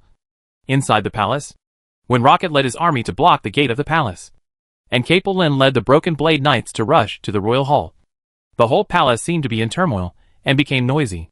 Stop! Stop! Many knights guarding the palace, and the private troops of the nobles seem to have been transferred to the palace to guard. Seeing Capelin leading the Broken Blade Knights to rush to the royal hall, they immediately became anxious and rushed up one after another to stop them. Get out of the way! Capelin did not restrain her temper anymore. She seemed to have made up her mind to make a break today. Even if she was facing the knights of the empire and the private troops of the imperial nobles, she no longer hesitated and stayed. The blade of the knight's sword in her hand was attached with scarlet magic, and she slashed at the enemy in front of her without mercy. That lightning-fast slash was exactly Capelin's best advanced sword skill, flashing sword. This sword skill that abandoned defense and was pushed to the limit in terms of attack and speed now bloomed again in Capelin's hands. Puff! Puff! Puff! With the sound of tearing, the armor and flesh of the knights were broken by the lightning-fast slash, and they fell to the ground with screams and blood. Capelin decisively killed the enemies blocking the way and took the lead to continue the charge. Kill! Kill! Under the leadership of Capelin, the female knights of the Broken Blade Knights suddenly showed their fierce momentum one by one, and faced the oncoming knights without fear. The fight officially started in the palace, and the smell of blood began to spread. If you look down from the top of the palace, you can see that countless knights and private troops of the nobles had been alarmed and began to surround this place. It was like a group of ants gathering quickly, which looked particularly eye-catching. The Broken Blade Knights led by Capelin were like a sharp knife. While trapped in the encirclement, they actually broke through the obstacles in front of them, broke the encirclement, and continued to charge towards the direction of the royal hall. It must be said that Capelin is indeed very powerful. Even if she lost the replica holy sword, her strength is not comparable to that of ordinary knights. Even if her level is only 70, under the condition that her talent potential can be called the first in the empire, her growth brought by one level increase is obviously far more than others, and her skill points are definitely not small, resulting in a high level of skills. The comprehensive strength is calculated. I am afraid that it is not inferior to those masters above level 80. And masters above level 80 are naturally difficult to appear in ordinary knights and private troops. In the empire, masters of this level either joined the imperial knights and held important positions in the imperial knights, or were the top masters of a clan. It was impossible for them to just appear here casually. Therefore, Capelin hadn't even used her unique skills yet. She seemed to have transformed into a real Valkyrie. Anyone who stood in front of her would be chopped down to the ground with a lightning-fast slash. She could do nothing but contribute more blood to this land. With such a fierce princess blocking in front, the female knights of the Broken Blade Knights naturally showed their magical powers. As if they had rehearsed in advance, they formed a formation and followed Capelin closely. The outer part of this formation was filled with warriors, who had been cast with auxiliary magic and improved their physical abilities. They firmly blocked the attacks from all directions, and stopped the people who surrounded them. Inside the formation were female knights, who were chanting various magics. Some cast defensive magic to block the incoming arrows and magic, and some cast auxiliary magic, with various supports. The Broken Blade Knights were invincible for a while, and suppressed the current situation. It can be seen that these female knights are holding back their anger, and are venting it. After all, a while ago, they were locked up in an underground cell without even a piece of clothing to cover their bodies. It can be said that they were extremely humiliated, now that they finally had the opportunity to take revenge. These female knights will certainly not hold back, and the murderous aura on their faces is even stronger than that of Capelin. In this case, Teal ran aside with her body lowered, like a black wind, flipping her black robe while swinging her hands with sharp blades, which were also attached with scarlet magic blades. Between flashes, I don't know how many bloodlines were brought up, causing the people who surrounded them to fall to the ground and unable to get up again. In this way, the group rushed all the way and finally ushered in a real master sniper. Stop, Your Highness. You have committed a serious crime that you should not have committed. Such a crime in the palace cannot be ignored. Please stop. Several powerful men with great pressure blocked the way. Some of them were knights in armor. Some were magicians in robes. Some were holding swords. Some were holding staffs. And some were even carrying heavy hammers, spears and other weapons. The weapons and equipment also had amazing magical fluctuations, telling others that they were all expensive magic weapons. Capelin's face sank. She knew that the obstacles in front of her were the high-level knights in the Imperial Knights who chose to support Moro or Soliro, or the highest combat power of the major noble families.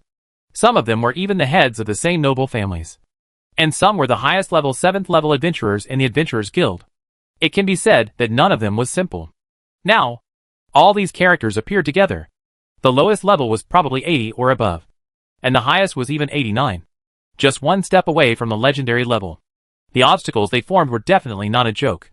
Even if she had lost the replica holy sword, she might not have a chance of winning against any of those people. However, Capelin did not stop. Not only Capelin, but all the members of the Broken Blade Knights, including TL, did not choose to stop, but rushed forward without hesitation. This made the masters feel stunned and angry. In this case, we will not be polite. Your Highness asked for it. Let us stop you. Stop it. A group of masters above level 80 released amazing magic power one by one. But, grant imprisonment. With such a sudden voice, the monstrous magic power rolled up, enveloping these masters from major families and major forces, completely suppressing their magic power, and like a solid lock, blocking the magic power in everyone's body, and never releasing it again. What? Damn! Who? The faces of the masters above level 80 changed drastically. However, the answer was a new magic. Give sleep. A hidden magic power took effect, like an invisible spell of hypnosis, echoing in the minds of the masters. The voices of the masters stopped abruptly. Sleepiness crept into their minds, making them feel a strong sense of sleepiness that they could not control. This is... How? Is it possible? The opponent made incredible sounds one after another, as masters who are close to the legendary level. Some of them also have very high-level defensive skills, and some are equipped with high-level magic props to protect themselves. Once attacked, they will immediately operate automatically. But at this time, these skills and magic props can't resist this extremely powerful magic, or they can't even start. With the confinement attribute, their magic power was locked in their bodies, which naturally caused their resistance to drop by several levels. So, a group of masters above level 80 fell to the ground and fell into a deep sleep. It looked like they might not wake up for a while. Such a scene made Capelin and others feel choked up and stirred up waves. They knew who the person was. They also knew that with that person's strength, these masters of level 80 were not a big obstacle. Therefore, they dared to charge recklessly, regardless of the obstruction of these masters.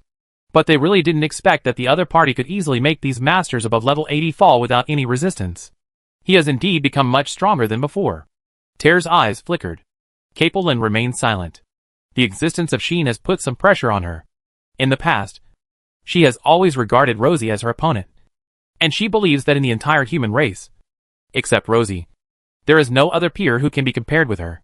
However, the appearance of Sheen told Capelin that there are always people who are better than her. That man not only defeated her mercilessly in Cosmos, but also became stronger than that time. On the other hand, she lost the replica holy sword, and her strength did not increase but decreased. Now, she is the one who can't be compared with him. Right? Thinking about this, Capelin's heart was suddenly blocked. Of course, now is not the time to think about this. When everything is settled, I must train again and challenge him again. Capelin ignited her fighting spirit in her heart and regarded Sheen as a powerful enemy equal to or even stronger than Rosie. Sheen didn't know that he was being targeted by a princess with a strong self-esteem. He just knocked down a group of unpredictable obstacles, like a phantom death god, appearing and disappearing in an instant, teleporting towards the direction of the king's hall.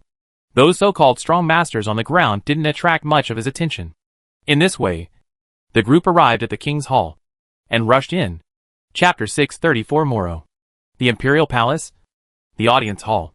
In this royal hall where the emperor meets with the ministers of the empire and handles state affairs, there is a person standing here at this moment. There is no guard beside her. Her back is facing the gate. She seems to be looking at the throne, looking at the high and lofty throne of the emperor, and she laughs from time to time. Although the laughter is very pleasant, it is creepy. Bang! At a certain moment, the door of the royal hall was blasted open like an explosion. A large number of figures rushed in and occupied the royal hall in an instant. Capelin was the first to bear the brunt. Looking at the barefoot woman with her back to the side, the anger and hatred in her heart burst out instantly. Moro! Capelin couldn't help shouting, and her voice echoed throughout the royal hall. The female knights of the Broken Blade Knights were the same, staring at the barefoot woman with hatred, as if they were looking at an enemy. The same was true for Sheen and Tyr. Is she Moro? Tyr stared at the barefoot woman's back. Sheen stared at the other party steadily, saying nothing. But the peeping effect of outer awareness of destiny was fully turned on, allowing him to get a glimpse of the barefoot woman's information. However, after seeing this, Sheen was stunned, because he was surprised to find that he could not see the other party's level, but only saw one skill. It was a familiar skill, symbiosis. Sheen had seen this skill in Cosmos. To be more precise, it should be said that he had seen it when fighting with the magic fighters under the command of Danas, the leader of Mirage. He still remembered that it was a skill that only appeared between biological brothers and sisters, or even on twin brothers and sisters. This skill can connect with objects with the same skills, communicate with each other, and even share skills and life with each other. It can even exchange positions. It can be called a magical skill. Sheen was a little surprised. Is this barefoot woman Moro? Why can't I see her level? What's wrong with her symbiosis skill? Why do I have an ominous premonition? Sheen suppressed all the thoughts in his heart and stared at the other party with everyone. The whole royal hall was suddenly filled with a suppressed silence, making many people tense their faces and dare not move at will. Only Capelin, with a full of anger, took a step forward. Finally, I see you again, Poison Queen. Capelin's voice was full of hatred. There is no way. The person in front of him was a cancer that harmed the Empire. The person in front of him was the culprit who persecuted himself and his subordinates. The person in front of him was also the one who caused his biological mother to be bedridden and caused his brother to be suspected and placed under house arrest. As the saying goes, new hatred plus old hatred. The anger and hatred accumulated for a long time were vented at this moment, making Capelin almost lose her mind. On the other hand, Moro did not turn around even at this time. Not only did she not turn around, she also raised her hand to let those who were chasing and preparing to rush into the royal hall stop first. Her every move exuded an indescribable charm. Her limbs and body swayed and also exuded a strange evil nature. It was like a poppy, which was obviously poisonous and harmful. But for some reason, it made people fascinated. Soon, Moro finally turned around. Congratulations on your escape, Her Highness Capelin. Moro said to Capelin with a smile. I thought you would not appear on this stage. It seems that I underestimated you. Hearing this, Capelin not only did not feel praised, but instead glared at Moro as if she was insulted.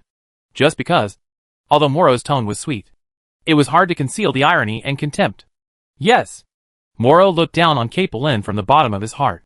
Even if Capelin led the army to attack him, it would be the same. In my script, a princess like you who thinks you are blessed and proud of your status as a descendant of a brave man, originally did not even have the qualifications to witness everything, and could only usher in the end in that dark underground cell. Usher in the doomsday, die miserably, and even be made into an ugly undead, a walking corpse. Moro's words are not without viciousness. I really didn't expect that you would be rescued in the end. It should be said that you are the descendant of the brave man. Is it always so lucky? Moro tried his best to mock Capelin. You? Capelin was successfully provoked, and couldn't help but rush up to swing the knight's sword in her hand at Moro and chop off her head. However, Sheen stopped her. Don't go over. Sheen didn't look back at Capelin, still staring at Moro, and said lightly, this poisonous concubine seems to have more tricks and secrets than imagined. So it's best not to act rashly. At least, Sheen didn't feel that Capelin could do anything to Moro, especially at this moment. The strange magic power in front of the imperial concubine was constantly gathering, telling Sheen that there was something strange about it. So, Sheen didn't want Capelin to go up and die. But, Moro turned his attention to Sheen. There was a rich gleam in his eyes. Sheen Bastutu.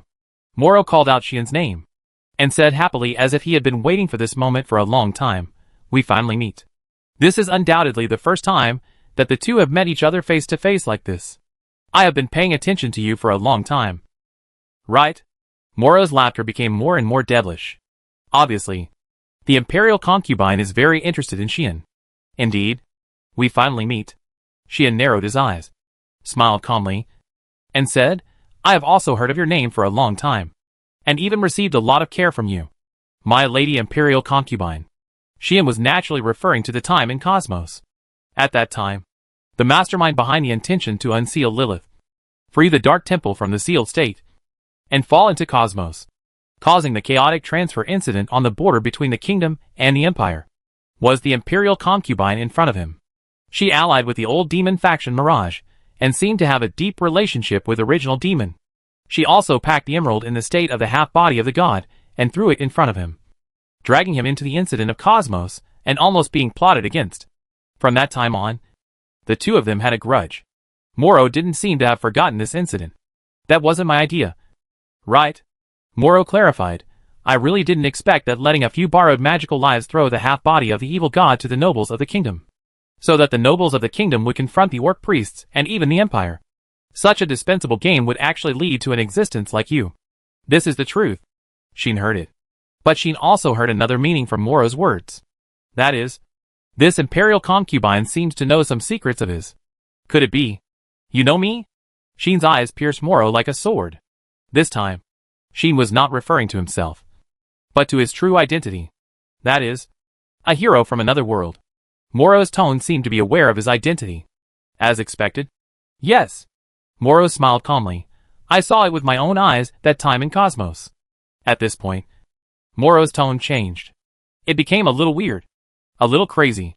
Her expression was no longer smiling, but full of disgust as if she saw something dirty.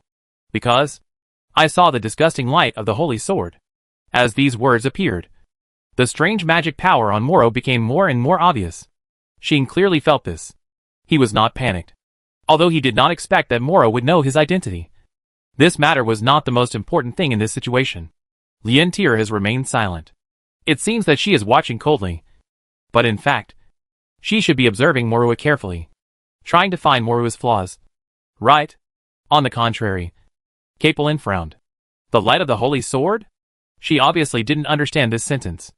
Unfortunately, no one will explain it to her. Sheen just looked at Moro and said, It seems that you really hate the hero as mentioned in the rumors. As soon as this was said, Moro immediately corrected it. Hate. How can you say hate? Moro corrected righteously. You should say hatred, resentment, indignation, or even curse and spit. As he said, Moro stretched out a slender jade hand in the direction of Sheen. Her voice, like a female ghost in the underworld, echoed. Really? I really want to cut all the heroes into pieces and kill them all. As soon as the voice fell, the strange magic power gathered around Moro suddenly surged and turned into a substantial black gas. The black gas fluctuated violently, and painful faces appeared one after another inside. Death? Sheen's eyes condensed. And he was also surprised. The reason is very simple. At this moment, Moro's originally unclear and unobservable level was suddenly visible, and it was still madly surging. LV.1, LV.10, LV.40, LV.70, LV.90. Moro's level soared all the way, easily breaking through level 90, entering the legendary level, and finally stopped at one level. LV.100. Yes, Moro is actually a strong man of the extreme level. Moreover, her skill bar also changed, and two skills appeared. Magic Death Spirit, Great Death Spirit. Two familiar skills just appeared on this poisonous concubine. You? Capelin and Tyr seemed to have noticed something, and their faces changed slightly. At the same time, the death energy on Moro suddenly erupted. Chapter 635. Boom! Accompanied by a roar like the wrath of heaven. The death energy that turned into countless painful human faces came out like a storm. Wherever it passed, the atmosphere was corrupted. Wherever it passed, the ground was completely dry. It was like a poisonous gas that corroded the world itself, condensing all the filth between heaven and earth, carrying a terrifying and dangerous aura, and shrouded the direction where Sheen and others were. Danger? Including TL and Capelin. Everyone had such feelings, and realized that they had no time to dodge, so they could only subconsciously raise their hands and block in front of themselves. Of course, it was futile. With the terrifying death energy, how could it be resisted with only this level of resistance? Fortunately, Sheen took action. Give and dispel. Sheen flashed in front of Terror and Capelin, protecting the entire Broken Blade Knights behind him, and released magic to dispel the incoming death storm. The incoming death storm suddenly stagnated and exploded. But it did not dissipate on the spot, but turned into a chaotic black airflow, sweeping around. The airflow was like a thread, and wherever it swept, it dried up and dissipated like dust. The female knights of the Broken Blade Knights cried out in surprise, feeling a tingling scalp, and did not dare to touch the dead air threads at all, hiding in embarrassment. But those soldiers and knights who were outside the gate of the royal hall and were not allowed to enter because of Moro's order were miserable.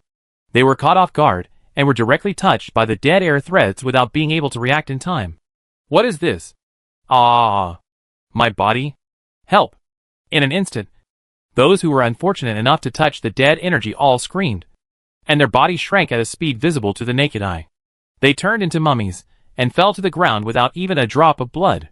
Their vitality was plundered by the dead energy, and it also contributed to the dead energy, making Moro's dead energy stronger. Tyr was shocked. Damn it! Capelin was also angry when she saw this miserable situation. Sheen looked at Moro coldly, with murderous intent flashing in his eyes. Seeing this, Moro, who was surging with dead energy, laughed instead. Moreover, he laughed very happily. Don't look at me like that. Moro laughed and said, if you look at me like this, I will definitely be more excited. Because she likes to see the pain, anger, and hatred of people related to the hero. Therefore, the more Sheen hated himself, and the more murderous he was, the more excited Moro became. This would make me want to kill you, and make you even more desperate. As he said this, Moro waved his hand, and countless death energy turned into a storm again. However, this time, the storm of death energy was no longer a series of painful human faces, but all kinds of human faces with different expressions. There was pain, wailing, despair, fear, and all kinds of human faces full of negative emotions appeared in the death energy. Sheen could feel that the power of this death energy was far stronger than that of the High Priest. Not only was the amount of death energy much greater than that of the High Priest, but even the quality was very different. This is the magic I created based on the Terror King. It is considered to be a higher version of the Terror King. Not only is the power and effect much stronger than the Terror King, but there are also many ways to change it. The death energy required is also more terrifying than the Terror King. Moro's laughter resounded throughout the venue. Fortunately, this empire has been plagued by disasters since ancient times. There are countless corpses and blood buried under this land. As long as the necromancy magic is used to directly squeeze the vitality of this land, there will be as much death energy as you want. Only a fool like the High Priest will honestly squeeze it one by one. The accumulated death energy of thousands of years is not as much as the amount I have accumulated in the Empire for 10 years. Moro's words made Shien's eyes even colder. Who are you? Shien squeezed out such a voice. Necromancy, the great spirit of death, and the power of the extreme level. All these factors show that Moro is extraordinary, and tells that her origin is not simple. Moro did not mean to hide it. At this point, it is no longer something that cannot be said. Moro spoke nonchalantly and said, from your appearance, it seems that you already know the existence of the Great Spirit. Right? Moro naturally knew that the High Priest was training Linzhou to be a Great Spirit. And since the base had been destroyed, it was entirely conceivable that the existence of the High Priest and Linzhou would be exposed. Not to mention, Moro also cursed the High Priest's soul. She knew that once something happened, a guy like the High Priest, who was afraid of death, would definitely tell everything. Therefore, she cursed in advance. Once she mentioned her plan and her true existence to outsiders, the curse would take effect immediately, and wipe out the High Priest's soul. But even so, some information leaks are inevitable. So, Moro no longer concealed the matter of the Great Spirit. The young master you saw was just a Great Spirit that the High Priest had recently created. Moro looked directly at Sheen and smiled. And I am the first Great Spirit created by the High Priest.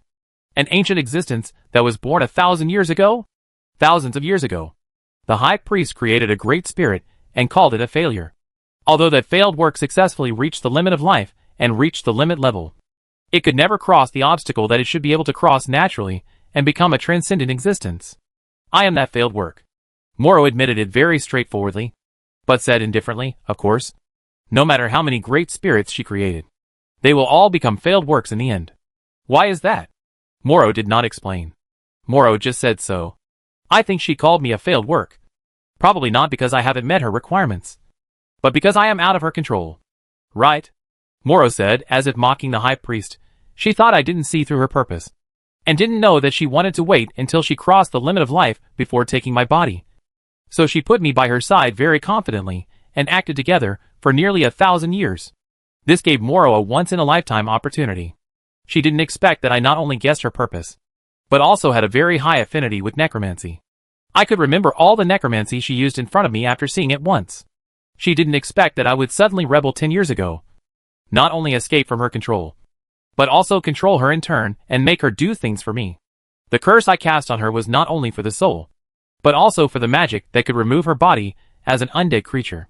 In order not to lose the immortal body, the cowardly guy could only listen to me obediently. Moro said all this with a smile. Of course, she would not sit and wait for death, nor would she be willing to be controlled by such a failure as mine. So she was anxious to create a second great spirit body, and get rid of the curse I cast by seizing the other party's body. Unfortunately, Moro knew all this clearly, but let the high priest go. Anyway, the high priest's plan will not be completed in a short time, so why not squeeze out her surplus value before that? I also want to thank Lord Bastutu for helping me clear the garbage that should have been cleared. Moro smiled happily. That beautiful smile, under the rendering of death, only left a sense of horror. Sheehan did not change his expression because of this. The matter of the great spirit body certainly surprised him. But after listening to Moro's story, Sheehan cared more about one thing. Then why do you hate the hero so much? Sheehan asked such a question. At this moment, the smile on Moro's face disappeared. The sense of horror did not decrease, but climbed higher and higher. Moro spoke lightly in the storm of death. Do you know the country of Alai? The sudden question made Sheehan startled. Alai? This is where? Is there such a country?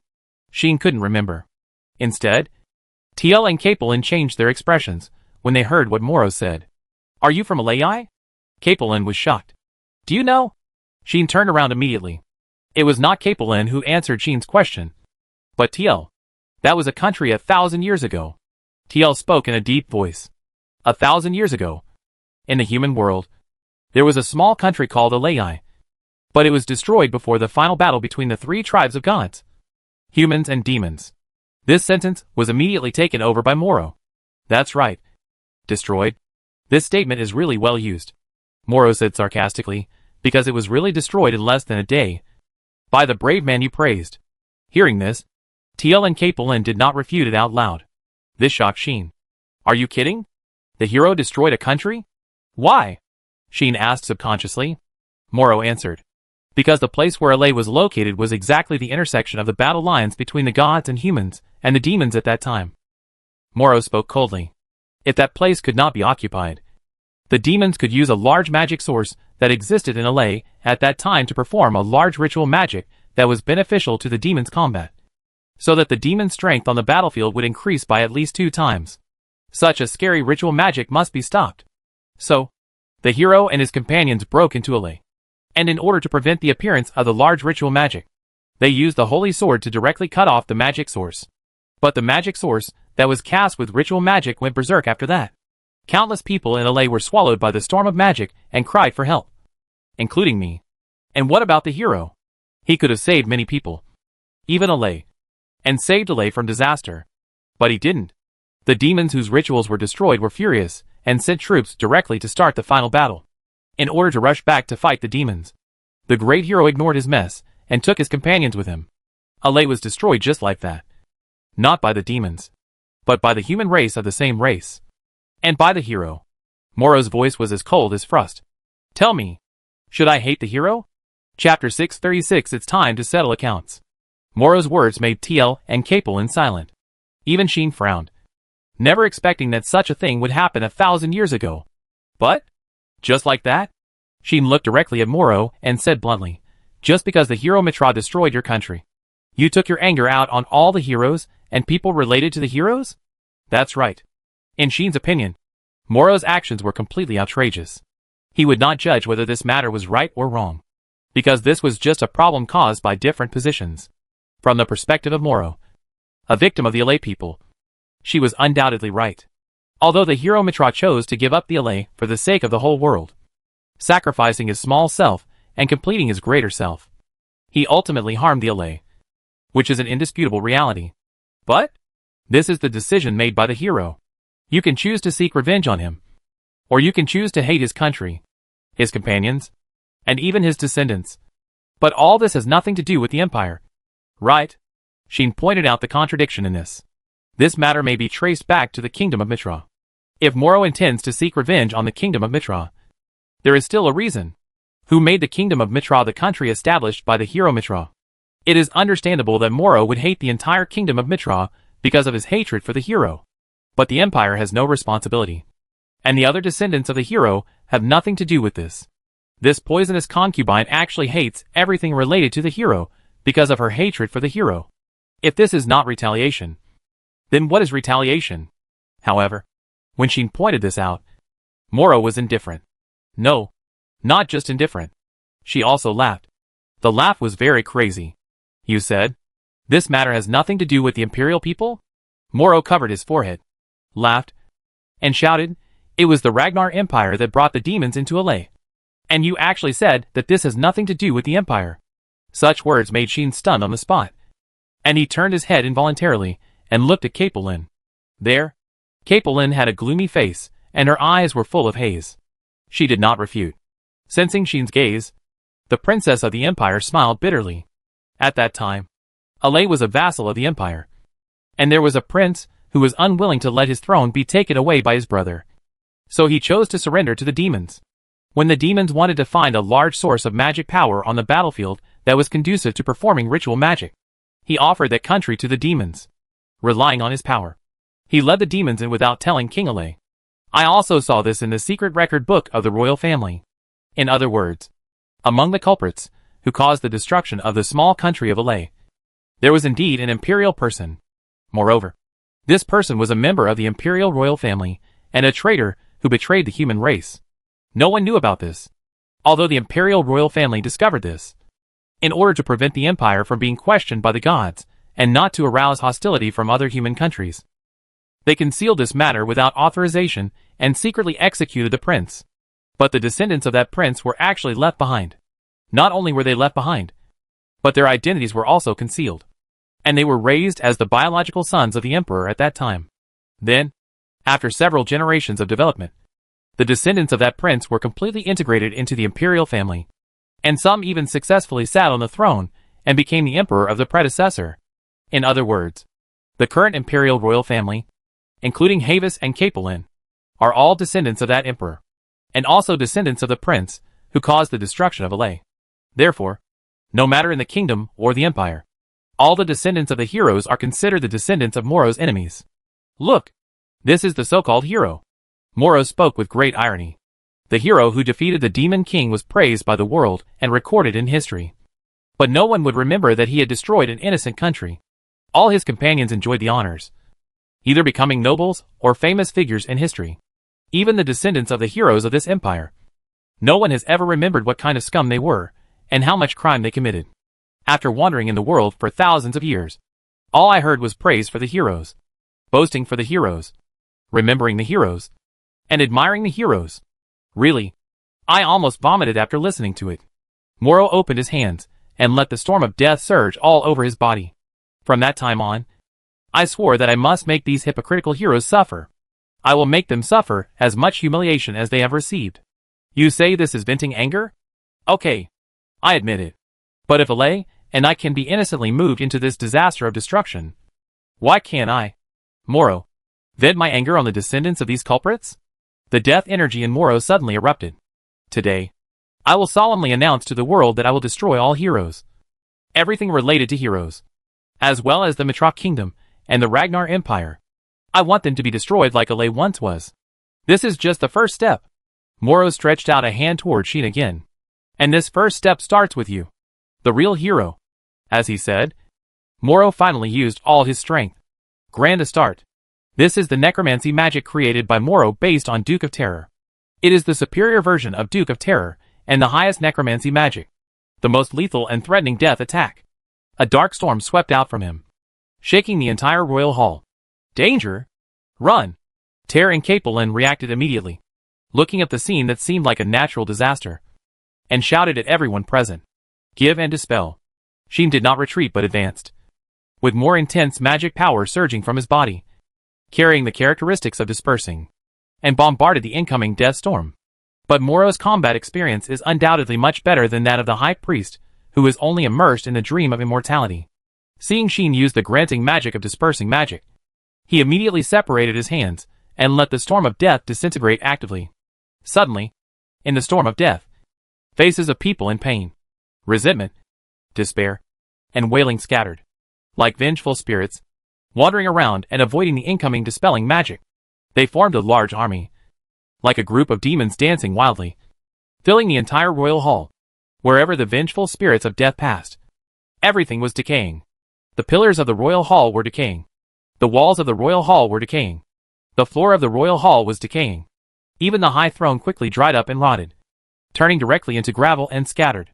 The great necromancy magic that deprived all life was rampant in this world. Ah! Your Highness! Not good! The female knights of the Broken Blade Knights cried out in surprise. They were entangled by the vengeful spirits of death, and were even surrounded. Faces with expressions of pain, resentment, despair, and wailing roamed back and forth, flying all over the sky, sometimes passing by, sometimes rushing towards the people of the Broken Blade Knights, making these female knights in danger. Quick! Deploy the magic defense barrier. Kaplan used the magic sword skill, slashed an incoming ghost with one sword, and shouted at the female knights of the Broken Blade Knights. Buzz! The female knights reacted and quickly chanted defensive magic, building a transparent barrier in an attempt to stop the group of incoming ghosts. But these ghosts seemed to be able to plunder even the vitality of magic, and they directly hit the transparent barrier and slowly corroded the barrier. Use magic sword to fight the enemy. Kaplan's face changed, and she immediately gave another instruction. Magic sword is a melee special move that is said to be able to cut off everything, even magical beings that are immune to physical attacks. Using this move, you can cut off the incoming vengeful spirits. The female knights reacted and someone immediately tried it. However, TL, who also cut off the incoming vengeful spirits with magic sword, discovered something. Can the dead energy corrode even the magic sword? Teal looked at the blades in his hands, which had dimmed their scarlet color, with a solemn expression, while the magic sword was slicing the vengeful spirits. The vengeful spirits were also eroding the magic power on the magic sword, causing the magic sword to consume even more intensely, and it would become extremely fragile over time. Not only that, Teal also discovered that wherever the vengeful spirits passed, the living would be plundered, and the lifeless would be attached. For example, those innocent people who died tragically outside the gate of the king's hall, who were left with only mummies, were actually moving slowly at this time, and staggering to their feet, making a faint howl, while their eyes lit up with a pale green light. Have they turned into undead spirits? Kaplan also saw this scene, and with a sweep of the magic sword, she forced back the incoming vengeful spirits. But her expression was extremely ugly. The situation became very bad, and everyone was in danger. Haha. Moro smiled happily. But soon, the Imperial concubine's eyes flashed, and she waved her hand without hesitation, pulling out a claw light and blasting to the side. Swish! In the faint sound of breaking through the air, a figure suddenly flashed like a ghost, and the sword light in his hand burst out and slashed towards Moro. Ding! The sword light and the claw light collided fiercely, causing the blade and the claw to collide with each other, rubbing out sparks. I knew that Lord Bastuda would come directly at me. Moro laughed in the bursting sparks. Shion looked at the Imperial concubine and smiled with the same curled lips. I sympathize with your experience. Shion said so. But this is not a reason for you to touch me, and the people around me. That's it. Come! It's time to settle the accounts. My lady. Shion grinned. Moro, on the other hand, restrained his smile. In his eyes, a pale green light flashed. Chapter 637 Eating the Self with the Hand. Dang! When the sword light and the claw light collided again. This time, it was not just sparks that burst out, but also a strong wind, like a shock wave that spread to the surroundings. Shion and Moro started a fierce battle without saying a word, turning the sword light and claw light into a continuous attack like swords and swords, and began to collide at an astonishing speed. The sound of the collision was like thunder. The ground was cracking like a spider web. The entire royal hall was shaken violently, and it was shaking like it was about to collapse, making the vengeful spirits that filled the whole venue retreat as if they were forced to retreat, and they did not dare to approach the battlefield full of swords and swords. This gave Thier, Capelin and others a chance to breathe. Take advantage of now. Retreat to the back. Capelin raised the knight's sword high, protecting the front of the female knights. Shouting so, the female knights of the Broken Blade Knights immediately retreated, and only stopped when they reached the gate. Who? There? The mummies noticed the movement here, roared, and staggered towards them. They had been possessed by the death energy and turned into undead spirits, becoming a puppet army under the magic of Moro's undead spirits, and naturally would not let go of the living people in front of them. However, facing them, The female knights finally showed their bravery and fighting skills. Kill! Kaplan gave the order without hesitation. And the female knight shouted, and killed the army of undead spirits. Some female knights remained in place, chanting spells, building invisible defense barriers, and resisting the incoming evil spirits. Boom!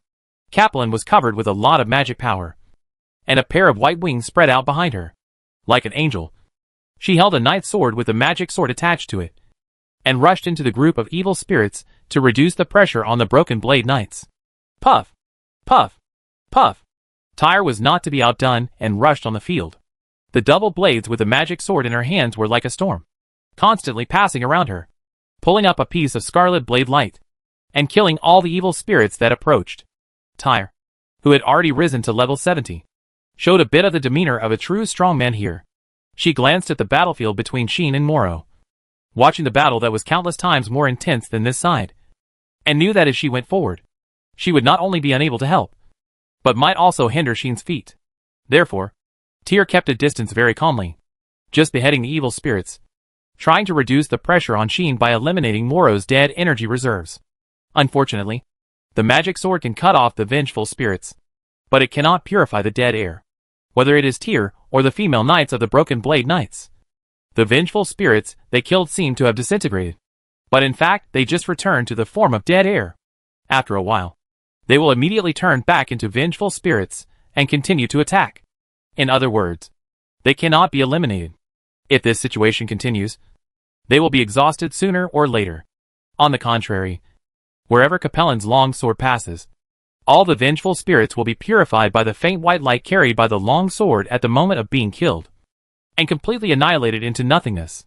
Teal noticed this scene. Is this the power brought by the blessing of the Goddess of Justice? With the blessing of the Goddess of Justice, Capellan will have some targeted abilities when facing such evil forces. Perhaps, even if Capellan is hit by Moro's Grand Duke of Terror, she will not be deprived of her life. Right? After all, the blessing of the Goddess of Justice will expel the influence of negative forces on Capellan, so that Capellan will not be eroded by death. If it were not for this, when in the underground cell, Capellan might have been trained by Moro's necromancy into a half-human, half-corpse monster, and become miserable. Thanks to the blessing of the Goddess of Justice, Capellan was safe and sound. So, what can I do in this situation? While killing the vengeful spirits, Thiele kept thinking. She wanted to help Sheen. She also wanted to take the opportunity to achieve her own goals. Is my corner here? Thiele thought quickly, and his eyes swept around. However, it was this subconscious action that allowed Thiele, the blessed person favored by the Goddess of Fate, to avoid the next disaster. Thiele accidentally saw a figure approaching silently and quickly among the dead spirits, and his heart was shocked. The next second, Thiele retreated without hesitation. Choke! At this moment, the figure approaching silently and quickly came in front of Thiele, with a cold sword light in his hand, and cut through Thiele's throat. Thyr's retreat allowed her to narrowly avoid the attack. Ha! Thyr took a step back and suddenly shot out like a bullet, rushing towards the figure whose attack missed, and slashed out with a sharp blade in her hand. Clang! In the crisp sound of the collision, Thyr's sharp blade was deflected by the opponent, and even rebounded back, causing Thyr's palm to go numb and the weapon in her hand to almost fall out of her hand. TSK! Thyr was shocked and knew that the newcomer was not easy to mess with. But at the same time, Thyr also saw the other party's full appearance. It's you. Looking at the familiar appearance, Thyr's face changed. Hee. Ha ha ha. Ha ha ha. The newcomer laughed so hard that he couldn't suppress it anymore, as if he had been waiting for this moment for a long time, and his voice was full of ecstasy. In midair, Capellan, who was killing evil spirits, noticed this scene. Valian Lefolet. Capellan called out the other person's name in surprise. The person who came was Valian. You are still alive. Teal pulled away and looked at the other person with a serious face. It seemed that only Teal was left in Volian's eyes. He smiled happily, as if he was enjoying Teal's attention. Of course I am still alive.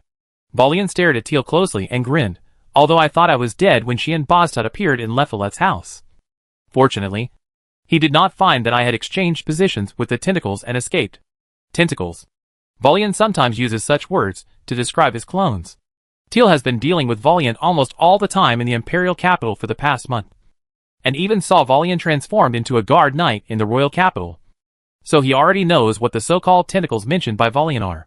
That is Volian's unique skill. Through the contact of the finger, he devours the hair and skin of the person he killed, giving that finger the same properties as the other person. In this way, when the finger is cut off, it will immediately transform into a clone with the same appearance and magical aura as the other person. Teal said Volian's ability in a deep voice. The strength of the clone is only half of the object touched, and it cannot have an effect on objects with a higher level than itself. The clone can be trained and improved, but the strength cannot exceed the original body, and the limit is only to the strength of the object touched at the time, and it will not be improved after that. Right? This is Volian's unique skill, eating hands and sharing self. It seems that you have understood me. Volian sneered. Yes. This is the power of my unique skill, which allows me to have a total of 10 tentacles as clones. Even if the cut finger is healed by recovery magic, the finger can no longer become a tentacle, so the number of tentacles is only 10. But it was with the existence of these 10 tentacles that Volian was able to shine in the training facility of the Leffolet family. Not only did he save his life, but he also stepped on the corpses of countless people, becoming the best killer and being adopted by Dorikis. Of course, the limitations of these tentacles are not only those mentioned by Thele. Once my tentacles die, they are really dead. Not only can they not be restored, but even my body will be hurt to a certain extent. Having said this, Volian pointed to his heart. Thanks to this, when you pierced the heart of my tentacle in the capital, I felt the blow with my own heart. Thele Elbian. Volian changed his finger to grabbed his heart tightly, and showed a paranoid sneer to Thele. From that moment on, I swore that I must use the same method to pierce your heart, take your body, and turn you into my last tentacle to keep. Hearing this, Theor's expression remained unchanged, and he just looked at Volian coldly. That cold expression, full of murderous eyes, made Volian tremble all over, and even his heartbeat accelerated. He remembered that expression. That was the expression when the other party killed him. That expression appeared in Volian's dreams countless times, making him fascinated and crazy. He knew that from that time on, he began to become abnormal. He wanted to kill Theor more than anyone else. At the same time, he had a kind of emotion for such a Theor that even he himself could not express. Therefore, Volian made up his mind to kill Theor and then turn it into his last tentacle for safekeeping. In the training facility of the Leffolet family, in order to survive, I lost the reserve of 4 tentacles. After that, while performing the mission as the adopted son of the Leffolet family, I lost the reserve of 3 tentacles. Of the remaining 3, one was killed by you, and one was used as a scapegoat when Shin Bozta came to kill him. The only one left is this last one. With a crazy look in his eyes, Volian shouted, I will definitely make you my last tentacle, Theor Elbian. As he said that, Volian raised the weapon in his hand. The golden sword made Theor and Capelin in the air change color on the spot. Especially Capelin. Imitation Holy Sword. It was the imitation Holy Sword that he had lost. Chapter 638 Opponent. Comprehensive disadvantage? Jung. Some faint light flowed on the replica Holy Sword, even flowing to Volian who held it, making Volian's momentum soar. Volian held the replica Holy Sword tightly, pointed at Theor, and his face was full of madness. Theor and Capelin's pupil shrank, full of shock. How is this possible? Capelin lost her voice. It's not because the replica Holy Sword appeared in Volian's hands. The replica Holy Sword was originally taken away by Moro, and Volian was obviously working for Moro. So it was not a strange thing for Moro to give the replica Holy Sword to Volian. However, the appearance of the replica Holy Sword is not strange. But Volian's ability to use this sword is another matter. This weapon was successfully made using the ashes of a hero as the main material, various precious materials from the 3 worlds, and the craftsmanship of hundreds of the highest level blacksmiths of the dwarves. Although the conditions for using it are not as harsh as the real Holy Sword, it also requires the orthodox bloodline of a hero. Now, Volian has shown the phenomenon of being able to use a replica of the Holy Sword. What does this mean? Does it mean that he is a descendant of a hero? No. Impossible. Could it be? Teal thought of a possibility and stared at Volian. Seeing this, Volian knew that his trick had been seen through by Teal. Don't doubt it. Your idea is right. Volian grinned and laughed. My body and tentacles can be exchanged with each other, and the position of the body can be changed at any time. This sentence means that Volian can define which one his body should be at will. He can set his original body as the main body, and the other parts born from the power of his unique skills as tentacles. But he can also set one of his tentacles as the main body, and let the main body become a tentacle. This is why Volian became the adopted son of the Lephilet family. Not only because Volian is the best killer, but also because Volian used his unique skills to devour a son abandoned by Dorikis, turned that son into his own tentacle, and then set that tentacle as his main body, thus possessing the blood of the Lephilet family. As mentioned before, the Lephilet family and the Imperial family have had several marriages in history. Strictly speaking, some of their descendants also have the blood of a hero. Volian has the blood of the Lephilet family, which is equivalent to having the blood of a hero, and naturally meets the conditions for using the imitation holy sword. In other words, you are now facing a legitimate descendant of a hero who holds an imitation holy sword. Thier Elbian. After saying this, Volian rushed towards Thier, feeling the powerful momentum rising from Volian and realizing the threat brought by this person. TL raised her double blades with a serious face. She knew that this battle would be difficult. Volian's level was originally higher than hers, and now that he had obtained the power of the replica holy sword, he was no longer an opponent she could deal with casually. But TL still went forward without hesitation. There was no other reason. Just because this battle was an obstacle she had to overcome. The opponent was the only bloodline left by the Lephilet family. Perhaps it was at this moment that the fate between herself and the Lephilet family had come to an end. In this case, she had to defeat this powerful opponent no matter what. Come on! TL was ready to fight desperately, and swung the sharp blade with the magic sword attached. Damn it!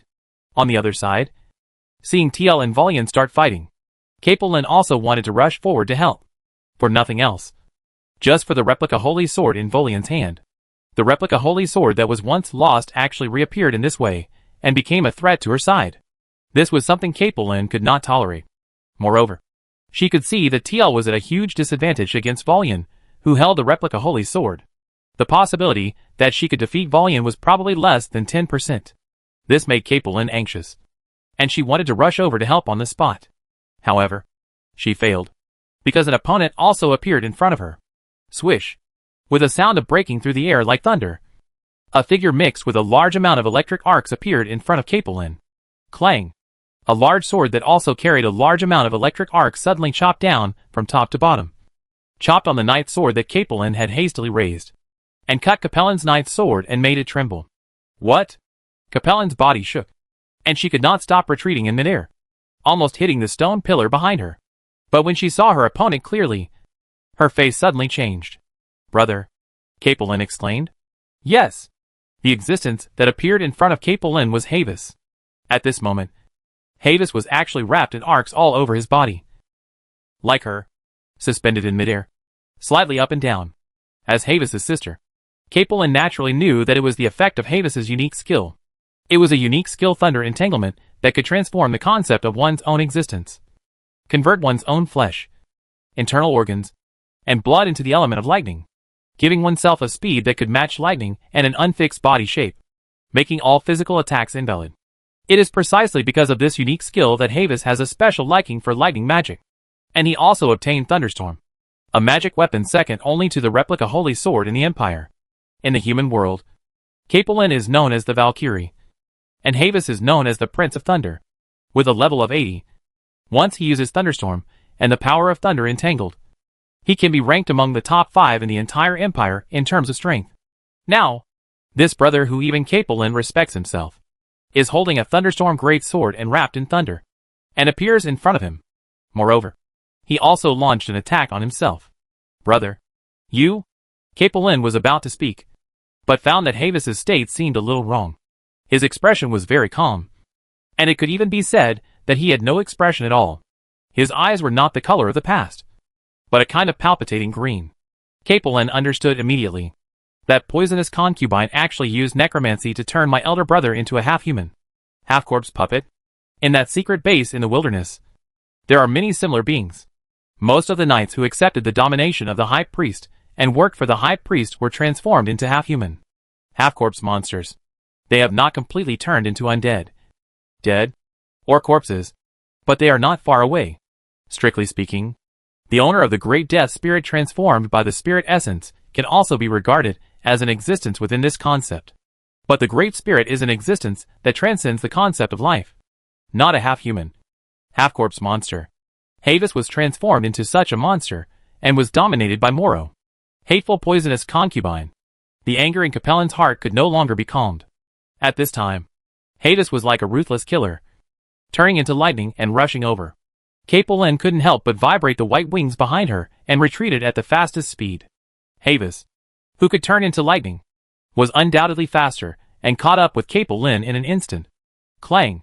The thunderstorm greatsword chopped down with arcs of electricity and chopped down again on the ninth sword that Capellan had raised. Crack! The ninth sword made a cracking sound and a crack appeared. Capellan looked extremely ugly. If it were in the past, Capellan would not be afraid of Havis, holding the imitation holy sword, the highest level weapon in the Empire. But now, the weapon in Capellan's hand is just an expensive magic weapon, far inferior to the imitation holy sword, nor to the thunderstorm great sword in Havis's hand. At the same time, Capellan's level is also lower than Havis. Although her growth potential is higher than Havis, it is not much higher, and she cannot achieve the purpose of narrowing the level gap. As for the unique skill, Havis's Thunder Entanglement is a skill that can completely invalidate physical attacks and increase attack power, explosive power, and speed to a terrifying level. On the other hand, although Capellan's unique skill White Wings is an excellent ability that combines attack, defense, acceleration and assistance, it still cannot pull away from Thunder Entanglement. In a nutshell, without the imitation holy sword, Capellan has no advantage over Havis, and even falls into a strong disadvantage that is not inferior to TL. This is trouble. Capellan's face finally showed bitterness. Havis, however, ignored it, and turned into thousands of thunders with an expressionless face, attacking Capellan again. Pound. In the most intense battlefield in the Royal Hall, two figures were blown away by each other in a burst of explosive shock waves, pulling away a long distance. Grand start. Moro's slender hands turned into claws with long nails. With a wave of his hands, the death energy around him immediately ran wild, and he rushed towards Xian with a roar like countless ghosts rushing out of the gate of H.L. Give and dispel. While Xian used this grand magic that could effectively resist the opponent's magic, he rushed forward with heavy magic waves and rushed directly into the group of evil spirits. Bang!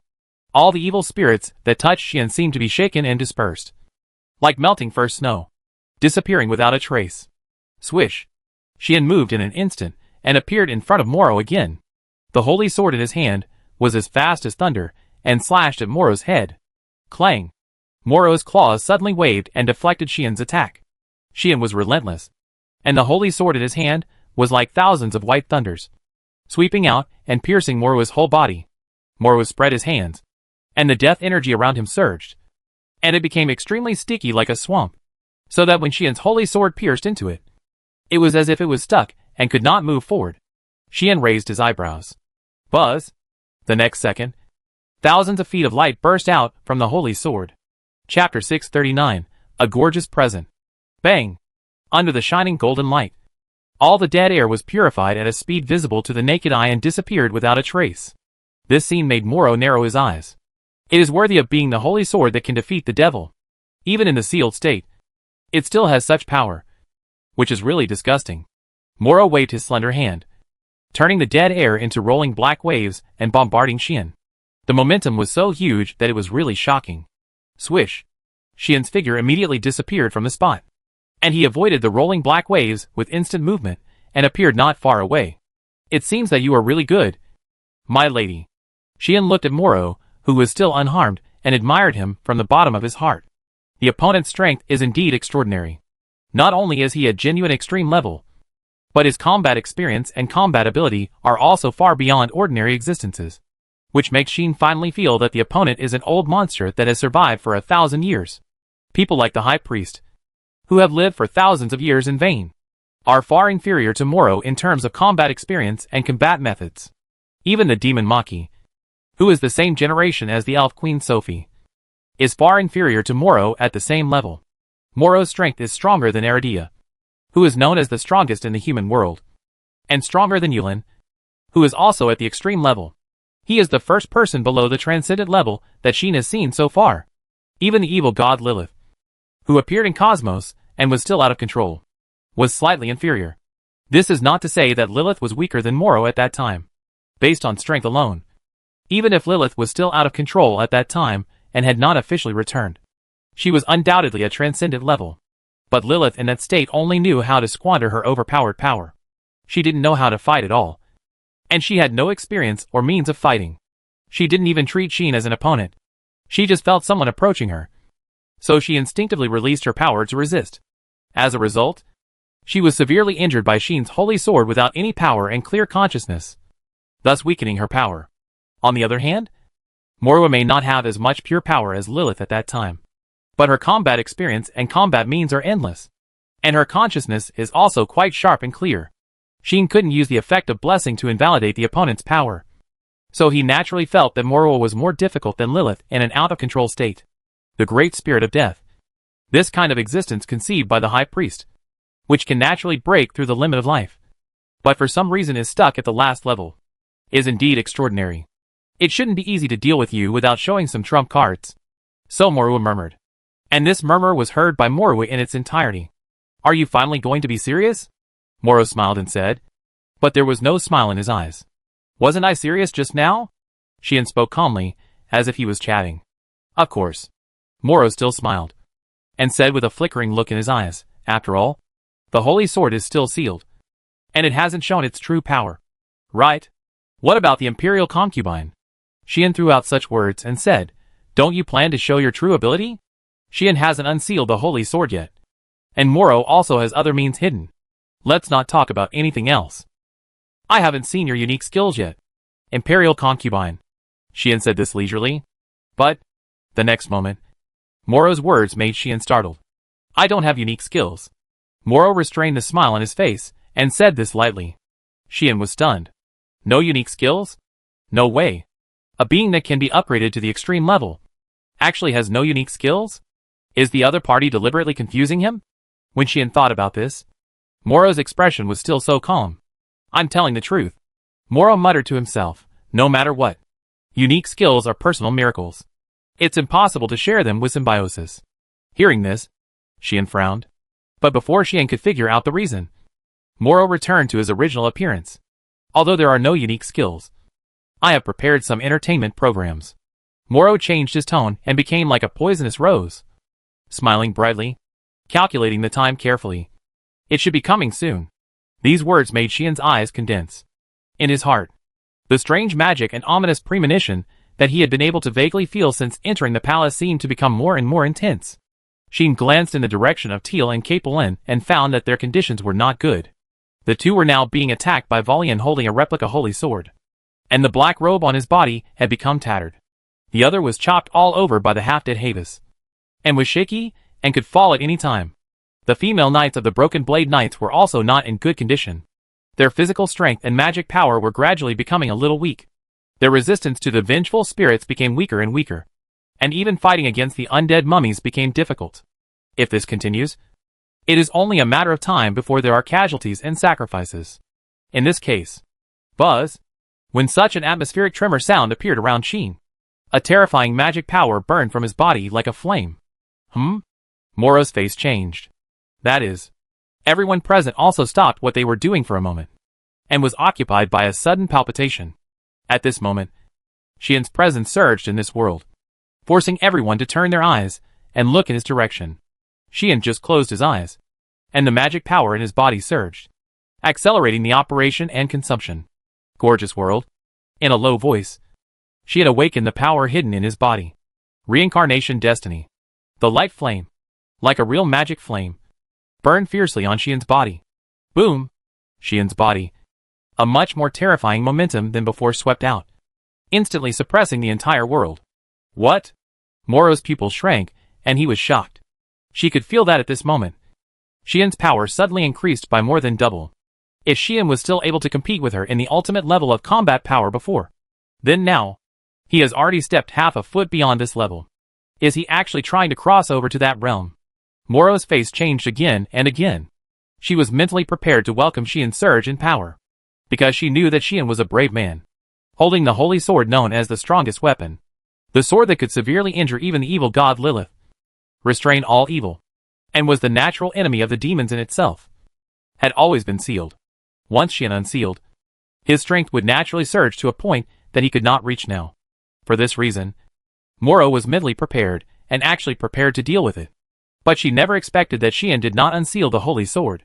And with his own ability, he half-stepped into that realm. Is that his unique skill? Moro was shocked. No, that's not right. His unique skill should be growth-oriented, not combat-oriented. This is the consistent guess made by me, and that young master. Yes, Moro and Donnas have guessed that Xian's unique skill is likely to be a growth-oriented ability. Because Xian's growth rate is too fast. It should not have been long since he came to this world. But he has reached his current state. Such a growth rate is too exaggerated even for a hero. Back then, Mitra, who was hailed as the strongest hero of all time, took a full 10 years to upgrade from level 1 to level 100, and then entered the inner hall of the Supreme God to comprehend. And then he leaped to the transcendent level in one fell swoop.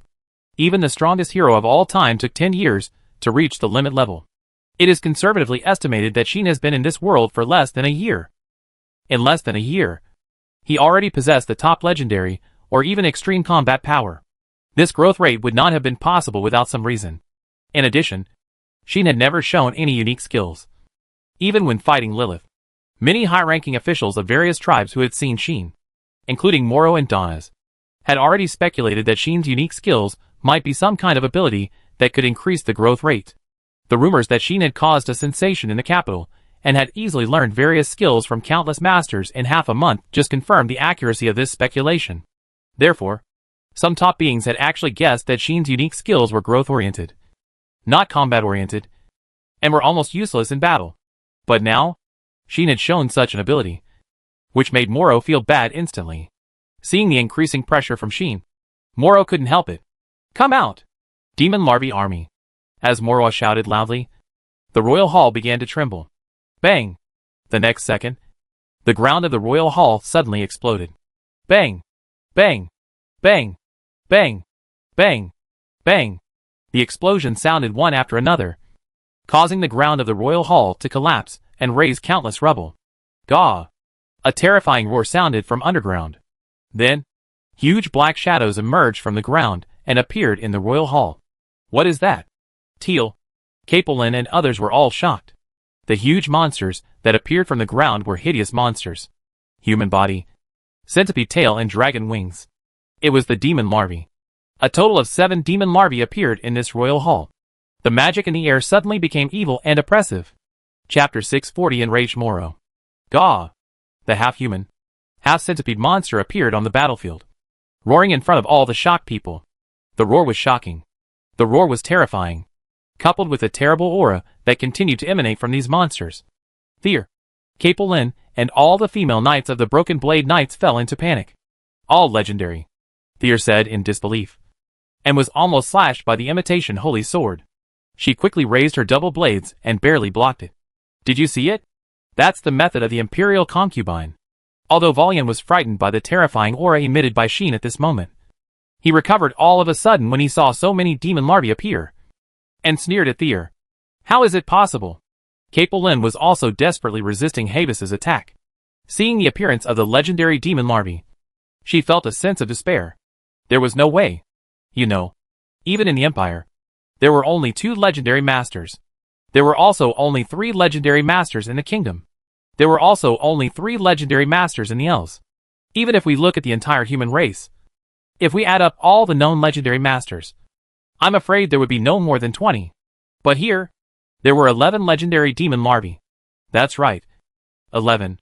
I spent a lot of money to borrow them from the original demon. Right? Moro stared at the flame-covered Xian and said so. Originally, I borrowed 12 demon larvae from the original demon, but Xian killed one of them. Moro was referring to the young demon she had lent to the Lephilet family. That young demon had already been conquered by Xian.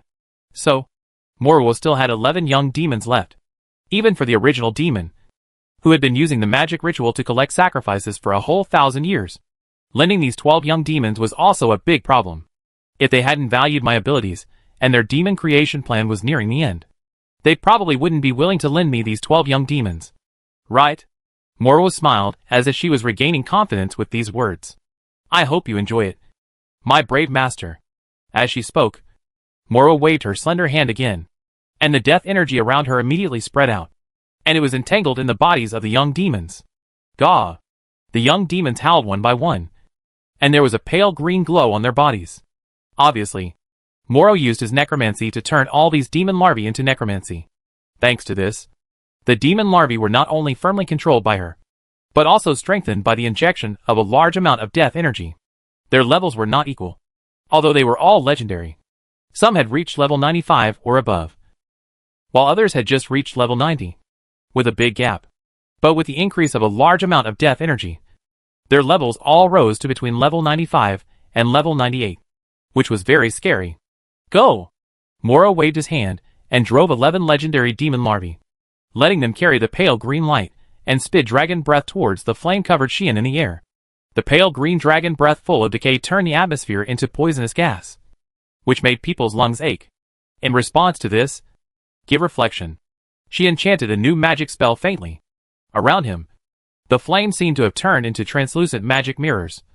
Surrounding him, boom, the dragon breaths hit the mirrors, but were bounced back, hitting the young demons at a faster speed than when they came. Gaw! Painful roars came from the young demons one after another, causing them to be knocked down by the dragon breath. Either their bodies evaporated or smoked, and they were severely injured in an instant. Pound. At the same time, Xian seemed to have crushed the air, and his whole body turned into a stream of light, rushing out in the direction of Moro. Obviously, Xian didn't want to pay attention to the young demons, who had been transformed into dead spirits, but wanted to deal with Moro directly. Don't even think about it. Moro sensed Xian's intention, but he had already made preparations. With a slender hand, the rolling death energy rolled out like an avalanche, sweeping over the sky and rolling towards Xian. In front of the dark avalanche, Xian was so small, like an ant about to be swallowed by a tsunami. But he, with flames wrapped around his body, did not hesitate to meet it. Give and destroy. Xian used the most advanced and terrifying characteristics of the magic of giving. Linzhou was buried under this move, and even if he turned into a great spirit, his body was still gone. Under this terrible magic, the death energy that touched Xian evaporated without any warning and disappeared without a trace on the spot. It was not broken up, nor was it purified, but it was truly destroyed, annihilated into nothingness. Swish! Xian's figure suddenly disappeared until this time, and he appeared in front of Moro with a teleportation. Moro's heart was shocked, feeling the terrible pressure brought by Xian at this moment. He did not dare to confront him head-on, and directly blasted out a large amount of death energy, causing the group of resentful spirits to attack him with roars. At the same time, Moro also pulled back violently, like a ghost, flashing a long distance in an instant. Unfortunately, puff! The tearing sound resounded throughout the royal hall in the next moment. I saw that Xian appeared in front of Moro silently. He did not resist the attack of the death energy as before, but used teleportation again, appeared behind Moro, who was retreating violently, and launched the most fatal attack on her when Moro had no time to react. Perhaps it was to give Moro the illusion that he would resist, that Xian had rushed forward and resisted the death energy before, and only seized the opportunity at this time, using teleportation to catch Moro off guard. So, Moro's head was chopped off. Yes, Xian chopped off Moro's head. However, looking at the beheaded Moro, Xian raised his eyebrows, but he was not happy at all. Instead, he turned sideways and dodged at high speed. Puff! Almost at the same time, the headless body of Moro, whose head was chopped off, actually moved, and his slender hands turned into sharp claws and cut toward Xian. This claw brushed Xian's side and fell into the air, breaking the atmosphere and making the atmosphere crack. Puff! Seeing that Moro's attack missed, Xian mercilessly slashed again with a sword and cut off Moro's hand that was cutting towards him. Moro's delicate body trembled continuously, as if struck by lightning. Just when Xian was about to cut Moro in half, several dragon breaths blasted towards this side.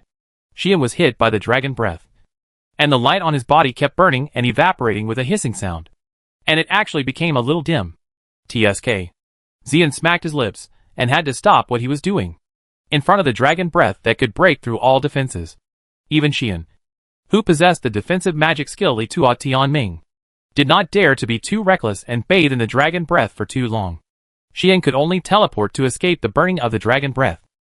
At this time, Moro's head and broken hand flew back and were re-embedded in her body. The death energy poured into the body, and after a while, Moro's head and broken hand were reconnected intact. It hurts. Moro touched his neck and said absent-mindedly, "Is this the power of the Holy Sword?" Although Xian has not yet unsealed the Holy Sword. The remaining power of the Holy Sword after the triple seal is also extremely sharp. At least, ordinary weapons can never cause harm to Moro, who has a great spirit body. Only the Holy Sword of the Brave can cut off the head and arms of the Great Spirit like cutting melons and vegetables. Right? But this obviously angered Moro.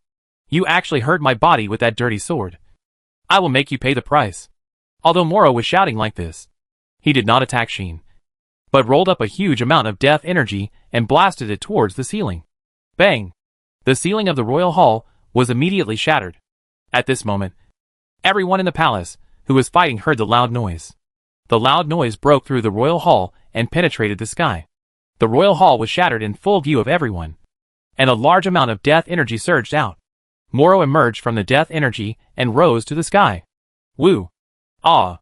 In the ruins of the royal hall, the female knights of the Broken Blade Knights were like fish in the pond that were affected by the disaster, lying on the ground and groaning constantly. Those undead mummies were buried under the ruins, and they seemed to be unable to move. Cough cough. Kaplan pushed away a piece of rubble covering her body, half knelt on the ground, and coughed all over her body. Goo! Tyre was not far from Kaplan. The black robe on her body had rotted, and the mask on her face was cracked, as if it would shatter at any time. They looked extremely embarrassed, but they were undoubtedly much better than those undead mummies. Xian was suspended in the air, with flames lingering on his body, and behind him were Tyr and others. Obviously, it was Xian who blocked most of the impact, allowing Tyr and others to escape. Gah! The 11 demon larvae were switching between reality and illusion, and it seemed that they relied on this special ability to avoid all harm. They surrounded Xian, as if they didn't want Xian to disturb Moro. Little did they know that Xian didn't cast his eyes on them at all, and his eyes kept following Moro, who was gradually rising into the air, and the ominous premonition in his heart became stronger and stronger. No! His intuition told Xian that it was better to take action now. So, he moved in an instant, easily escaped from the encirclement of the demon larvae, and rushed towards Moro. Gah! The demon larvae were immediately stimulated and prepared to launch a dragon breath attack. However, a larger dragon breath suddenly fell from the sky and stopped them. Roar! With the dragon's roar, the pitch-black dragon swooped down from the sky, came to the front of the demon larvae, and roared loudly, "Yulin, come on stage."